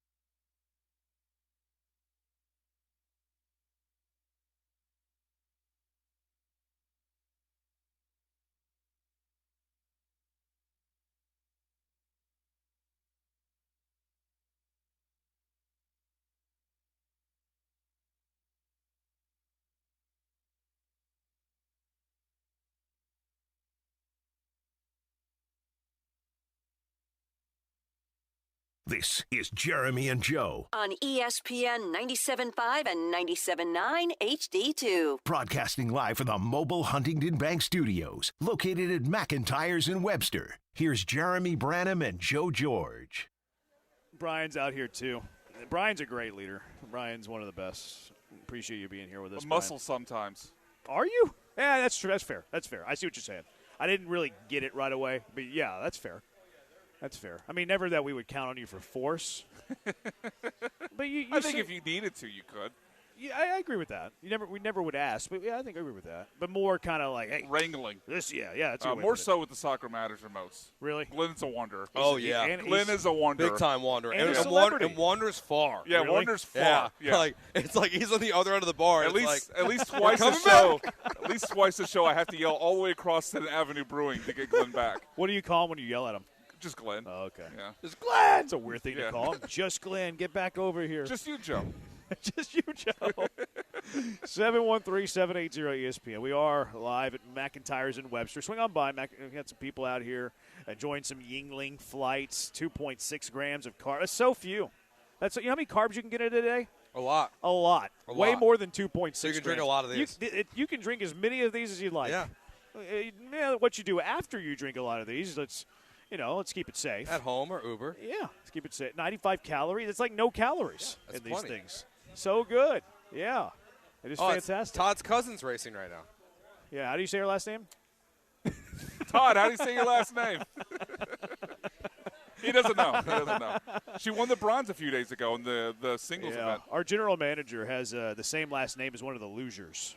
who's apparently good. I think she won a bronze the other day. That's what Silver. Brian. I'm That's hearing what Brian. I'm hearing an echo. Brian I said that. literally just said God. I was just kidding. No, you weren't. I wasn't. I didn't hear you. You're right. I wasn't. BS flag successful. Successful, I admit. Jackie of the Day nomination. Jeremy listening. that. Yeah. I'll write that down right now. I was watching the luge. Jeremy, please, or AJ, please pull that. You have to bring in Castellanos for the meme reasons, not baseball reasons. That's Right. fair. I can listen to that There's argument. going to be a lot of disasters, though, if you sign him. Disaster. It feels like every time he hits a home run, Oh, there's a national disaster. That's a good point. I mean, it's like when there's a big moment. I mean, you could even bet on it last year on certain Yeah. websites where it's like, if there was something happening, Some catastrophe. that you could be like, he's will going Nick to hit a home run that Castellanos hit a night. home run that night? Yeah. Will Costanza make the team? I don't think he's going to. I think he's in the mix for the 6th starter spot. Now, the good news with Costanza is you really don't want him before the summer anyways. And then whenever you need him, the summer at George arrives, and he's your stopper. It is. But he does have options, though. So I don't think he'll make the 26. He'll be in the fight for the 6th starter spot. And, look, injuries happen. So he's certainly in the mix. But I project him off of the big league team starting the year in Sugar Land, but he has options, so he won't be out of the organization. Vasquez is old, dude. I'm ticked we didn't grab Heim. Heim's been regressing too, though.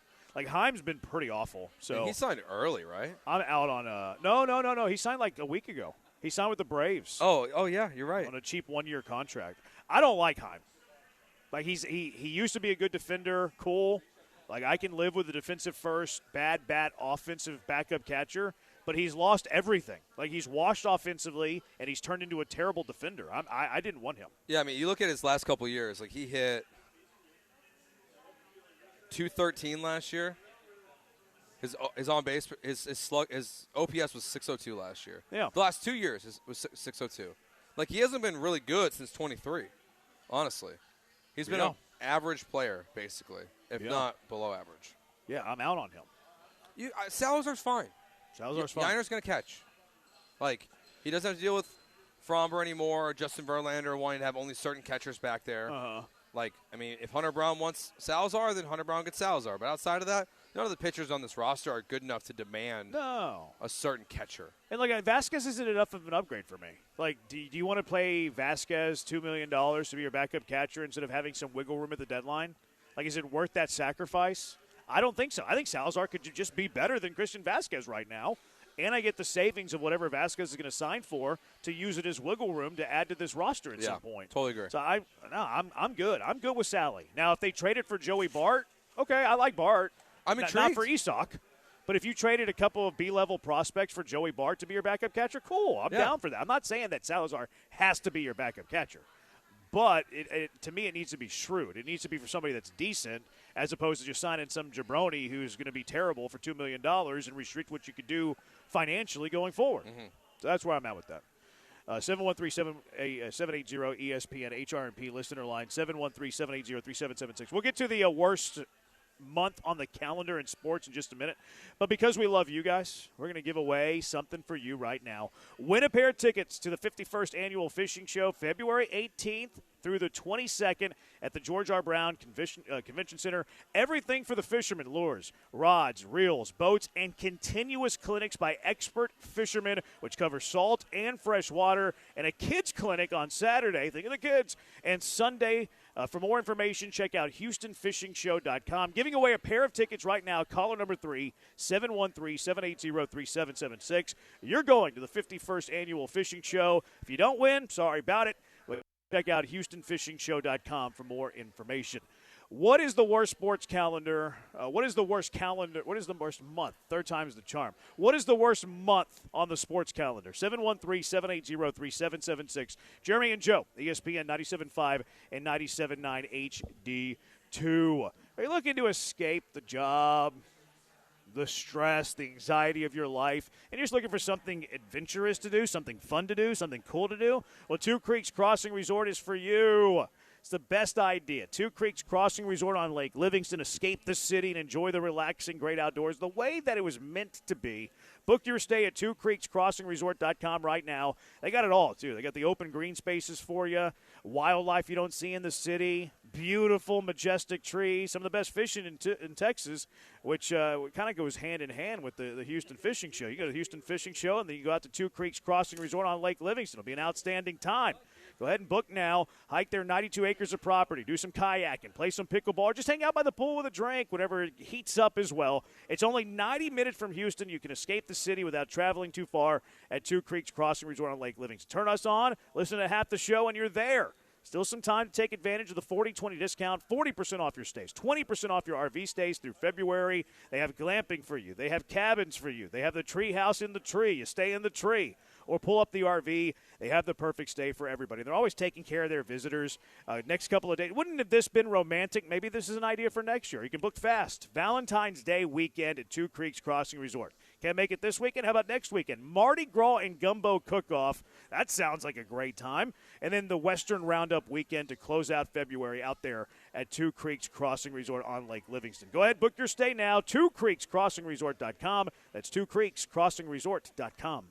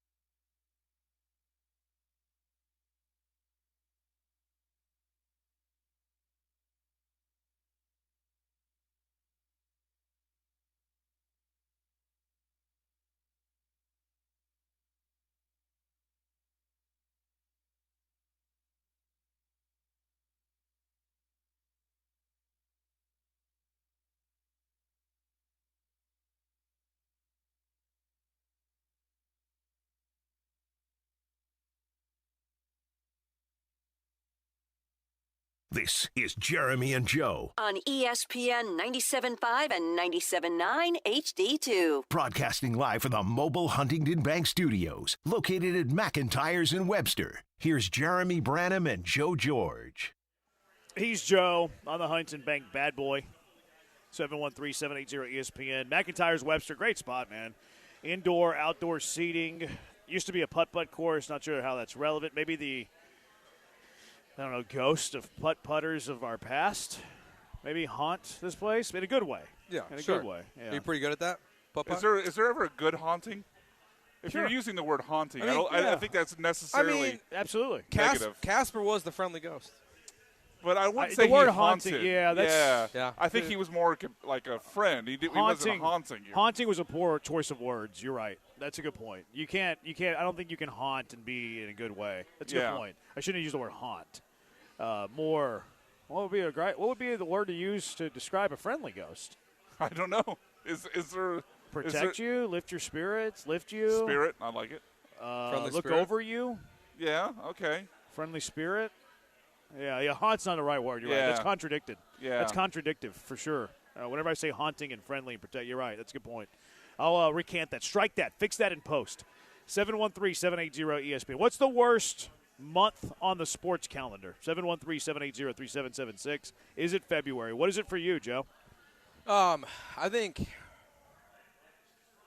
July or August are the two that I have in front of it. Because February, you still have the Super Bowl. Like, it's still like you still have the Super Bowl. You still have we're turning around the NBA season. Like, we're getting to the serious part where like the playoffs are on the horizon. We're getting a good part. We're in spring training, so baseball is on its way back. So that's exciting. We're not far from free agency, so like it's okay. July, you got nothing. Like, you just have baseball with an all-star break. Okay, so what's your answer? August. Your answer? I feel like your answer was July. Like, the reason you gave was screaming July. I know. I and thought he was you going to said say August. July. I was going to argue it. But I think August is worse. Why? Like, Hold on a second. You're actually getting preseason games. Hold on a second. Preseason. Hold on a second. You said July's the worst, but you actually think August is worst. No, I was saying also July is bad. Oh, but so all which the one is reason you which gave one's was the worst? for July. But I was going to get to August. All right. August is the worst. I'm still not sure which one you picked. August. All right, August. Yes. August is your worst month. What is your worst month, Brian? Mine is February. Like, I get that. Like, I guess you have to, if I'm going to make this case, I have to quantify it February post Super Bowl, which maybe is moving the goalpost too much, but especially for next year. It's just, it moves deeper into the calendar, so maybe this becomes a thing of the past. But at least when the Super Bowl was always that first week of February, it just felt like, I know you have regular season NBA, you have regular season college basketball, but it's not the playoffs, it's not March Madness. Baseball's not really back yet because I don't really care about pitchers and catchers reporting. They're not even playing games yet. So I would vote February. July is definitely a close second, though, which is where I thought Joe I don't was even going. believe you. I throw the BS flag on this take. I don't believe you for a second. With July? With February. I don't believe him with February for a second. What do you mean I don't believe I me? don't believe that you believe this take. I think that you're being Nick Wright right now. I think you're Whoa. being. I think you're being Colin Cowherd right now. Wow. I think you're being. Who's the dude that used to be on with Stephen A? The guy who's on Underdog now. Skip Bayless. Bayless. I think you're being Bayless right now. Wow. How could the month that has the Super Bowl be the worst sports month? I know you said that if you take away the first 2 weeks. Off of the last segment, I wasn't sure if you heard me. But how could you? But you can't just delete the first 2 weeks of the calendar and say that this is the worst month. See, I also feel like that's year moving the goalpost. This year, with the way college basketball is going, like that final push into the tournament, in the conference tournaments, feels like it's gonna be a lot of fun. If this is your take, Brian, it should be. Or these are the worst 2 weeks on the sports calendar. Okay, we can Because reframe it. We can reframe it You as can't that. have the Super Bowl in that month, and it's the worst month on the sports calendar. Like that's why I call BS on it. He's football sad. And even look, I think that is that legit is part of it. I think it's fine. But it's not just that it doesn't have a full NFL season like October, November, or whatever. But it's also the come down from, it's finally over. Now I have to wait 6 months for football to return. Yeah, maybe I'm being too technical. But the fact that the Super Bowl is in February, I think strikes February from the conversation. Now, if you wanted to go like the next 3-4 weeks after the Super Bowl being the worst 3-4 weeks on the sports calendar, I would understand that take. We still wouldn't agree with that take. I mean, the worst, but would understand that take. The worst stretch is definitely the All-Star break. Yes. Into the early parts of August. All-Star break is the worst time in sports. Because it's like before preseason starts, even that first preseason game, we all know the guys aren't playing that you care about. Yeah. So like it's football's on, but it's not real. The answer for me is actually August. It's actually Why? August. I mean, you have regular season college football games in August. Barely. Like a day. Barely. And I Still don't. you still got that open week 0. Still August for me. Okay. Still August for me, unless the Cougars are playing. If the Cougars are playing in August, then let's move it Then to July. August is a great month. Then we'll move it to July. The reason that it's not, even if we deleted the Super Bowl out of February, it's still not February for me because I love college basketball too much. Because I love college basketball too much, it eliminates the entire college basketball season for me. So February I delete, even if you had your rules where the Super Bowl doesn't count. So I'm deleting February, and then I like golf. I'm a golf fan. I like to watch golf majors, and there's a major in July. And it's one of my favorite majors. Oh, the Open? The Open Championship, where major championship golf is on in the wee hours of the morning. Love the Open Championship. That strikes July off of this conversation for me. It is That's August. It is August. And if I could get the week argument, not W-E-A-K, W-E-E-K, like the several weeks following an event, I would go the several weeks after the Open Championship because it does die down. It dies down after the Open Championship because now you got, dog days of the summer baseball. Yeah. Still love baseball, but dog days of the summer baseball. You have that, awkward wait for real football to get underway. So if I went the selective weeks, I would go the weeks after the Open Championship up until football. If it gave me the exact calendar month, I have to go August, unless Cougars were playing football in August, which I don't know if that's ever happened. Yeah, because even I look at the schedule right now. Like there's 4 games in August. I think, but North Carolina, TCU, Hawaii, Stanford, NC State, Virginia. I believe Texas, Ohio State was in August this year. I think it was last year. Yeah. The calendar's always a little bit different based on the year. Yeah, this year, it's most of the games are in September this year. Is there a noteworthy game in August if you're looking at the schedule? The best one is probably North Carolina, TCU again. I think it has to do with Labor Day. Yeah. I think Labor Day is what influences the college football schedule. And Labor Day floats around on the calendar. Right. And they start X amount of weeks after Labor Day. So when it's a late Labor Day, I don't think games start. Not Labor Day. Can't be Labor Day. Am I thinking Memorial? What's the. Labor Day's in September. What's the one in August? I don't think there is one in August. Yep. Then what am Labor I Day saying? is the first Monday in September. There's a line of demarcation that moves college football. I think it the is Labor start Day. date. That's because that Labor Day is Monday day. That Monday Labor Day is always the big ESPN national game. Yeah. And the college football open week 1 is always that Saturday before. Yeah. So it's like Saturday is the full day. Sunday this year, September 6th, is Notre Dame, Wisconsin.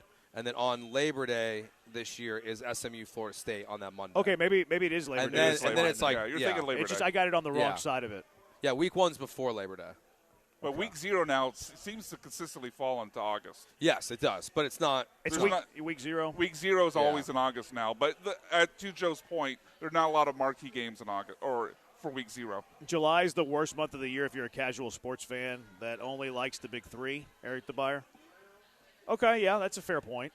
August, no NFL, no NBA, no PGA. MLB slows down. We may have cornhole championships on ESPN.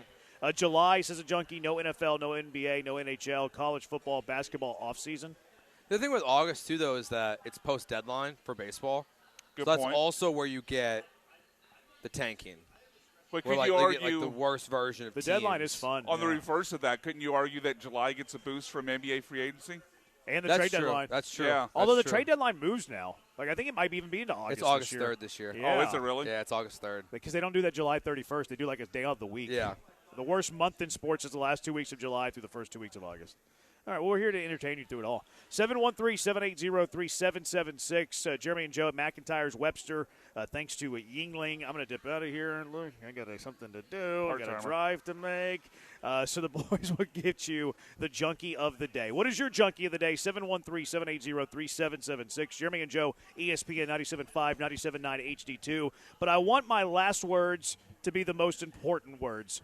You need to be spending your money on Underdog. You're going to spend money to drink water today, eat food today. That's not as important as Underdog.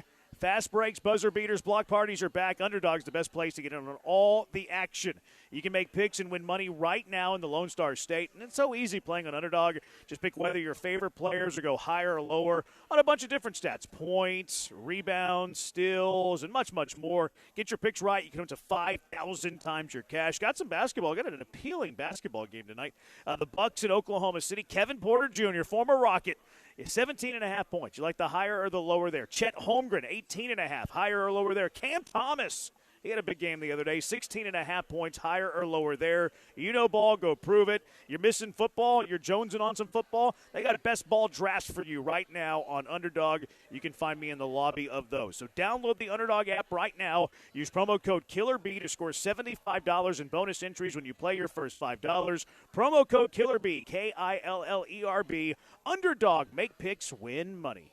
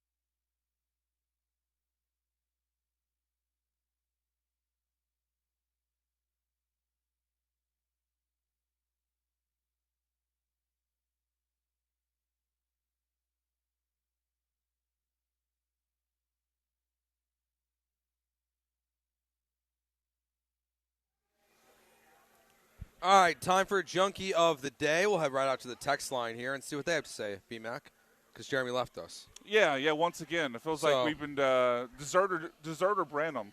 All right, junkie of the day, Jeremy doing more part-time work than Lance McCullers. Good call. Jeremy dipping early 2 days in a row. Is Jeremy part-time now? When was the last time you worked a full show?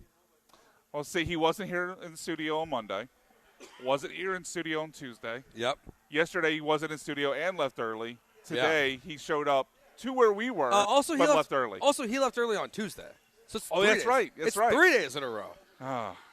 And Tuesday I was struggling. If you could convince somebody to let you do it, I get it. Yeah, Todd's right there. All right, let's see. Brian, you want to go first today? Sure. So I've got a couple of nominations before we get to the audio, AJ. I'll nominate the Rockets. It was kind of a 1-2-3 Cancun performance last night, especially there towards the end.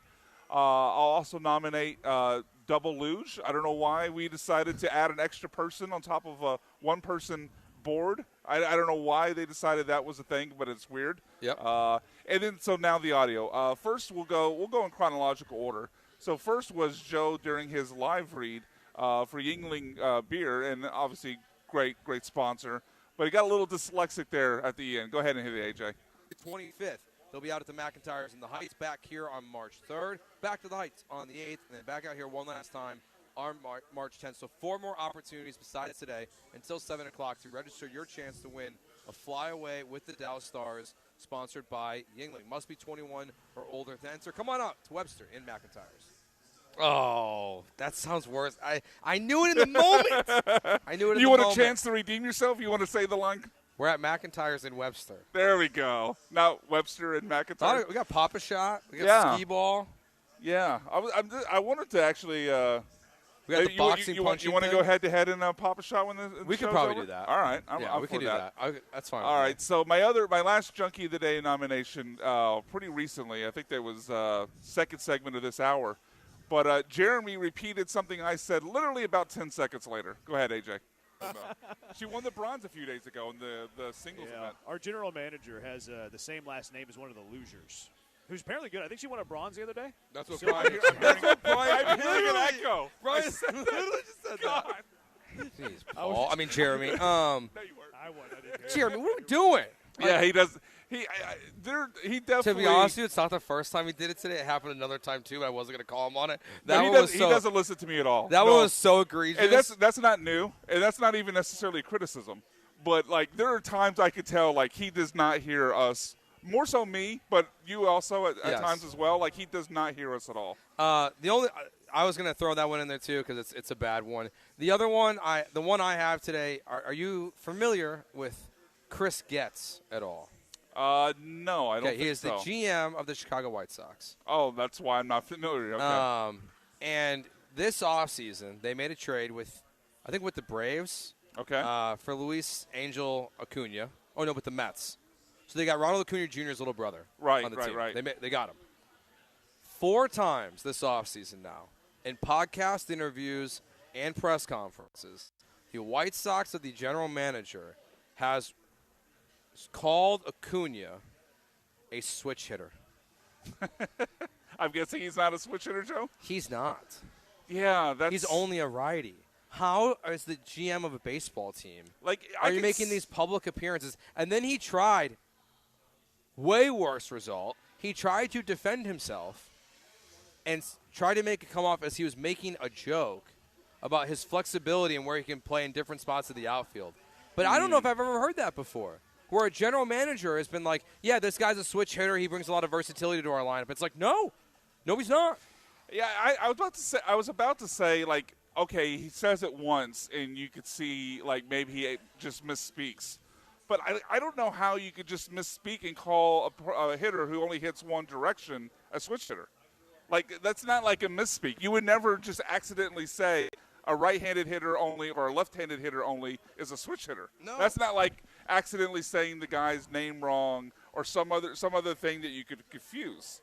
Yeah, so that's a weird one. Like, did he – I guess the takeaway is he really wasn't all that involved in the trade. Like, it must have been his scouts in his ear telling him to get this player in the deal. Let's see. Find someone to love you as much as J-Bone loves going AWOL. He's working, to be fair, but he's also AWOL. Listening. He texted us. I know, which is like, I think that's a first. It is, because he usually criticizes us for listening when we're not on the show. Or texting in. A follow-up from yesterday, Lurs, not Lures. Yeah, I know. I don't think it got fixed. Did he fix it? The spelling on Lures was... See, now this is where I got beef with Branham. And I'm going to make sure he's listening, so... See, yesterday he criticized me and another person about the ad copy for the fishing show giveaway. Right.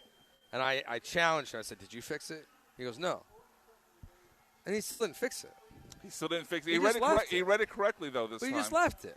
Well, I guess he read it correctly last time. He read it correctly today, yeah. But, like, it's Like, if it's going to be that much of an issue of fixing it, you just got to fix it. Come on, man. I actually I realized I have another nomination. Yes. We talked about some weird stuff at the Olympics yesterday with the Norwegian in his post-ski interview. Yes. Trying to apologize to his ex, who apparently heard the apology and having none of it. There was a follow-up on that. But this is unrelated to that incident. So there's a U.S. downhill skiing champion named Breezy Johnson who already won. Yeah, great name. Although I don't know if it's a great name for a skier, but I digress. So she's already won a medal earlier in the Olympics, but crashed out today. And for some reason, her boyfriend decided, as she's making her way down the hill, she gets to the hill on her own. She's just crashed out in this competition. She's obviously devastated. She can't win another medal. And he decides to pick that moment to propose to her. Oh, no. So he drops down to one knee.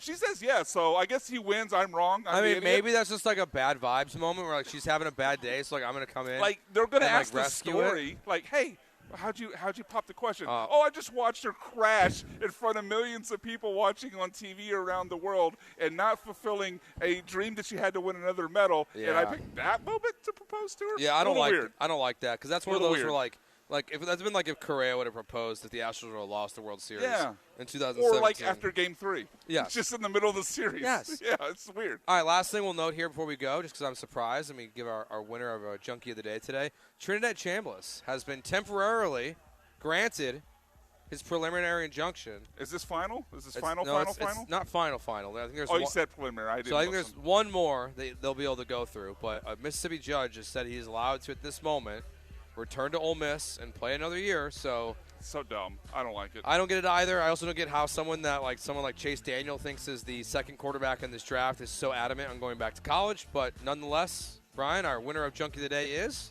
I think it's Brandon not listening, right? Brandon not listening. Congratulations, Jeremy. Thank you for listening to the show on the way home. Thank you to all of you for listening.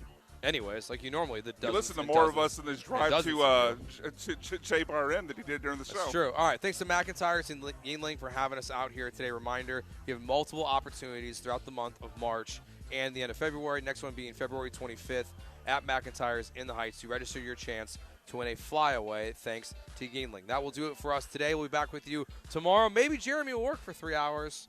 For now, peace.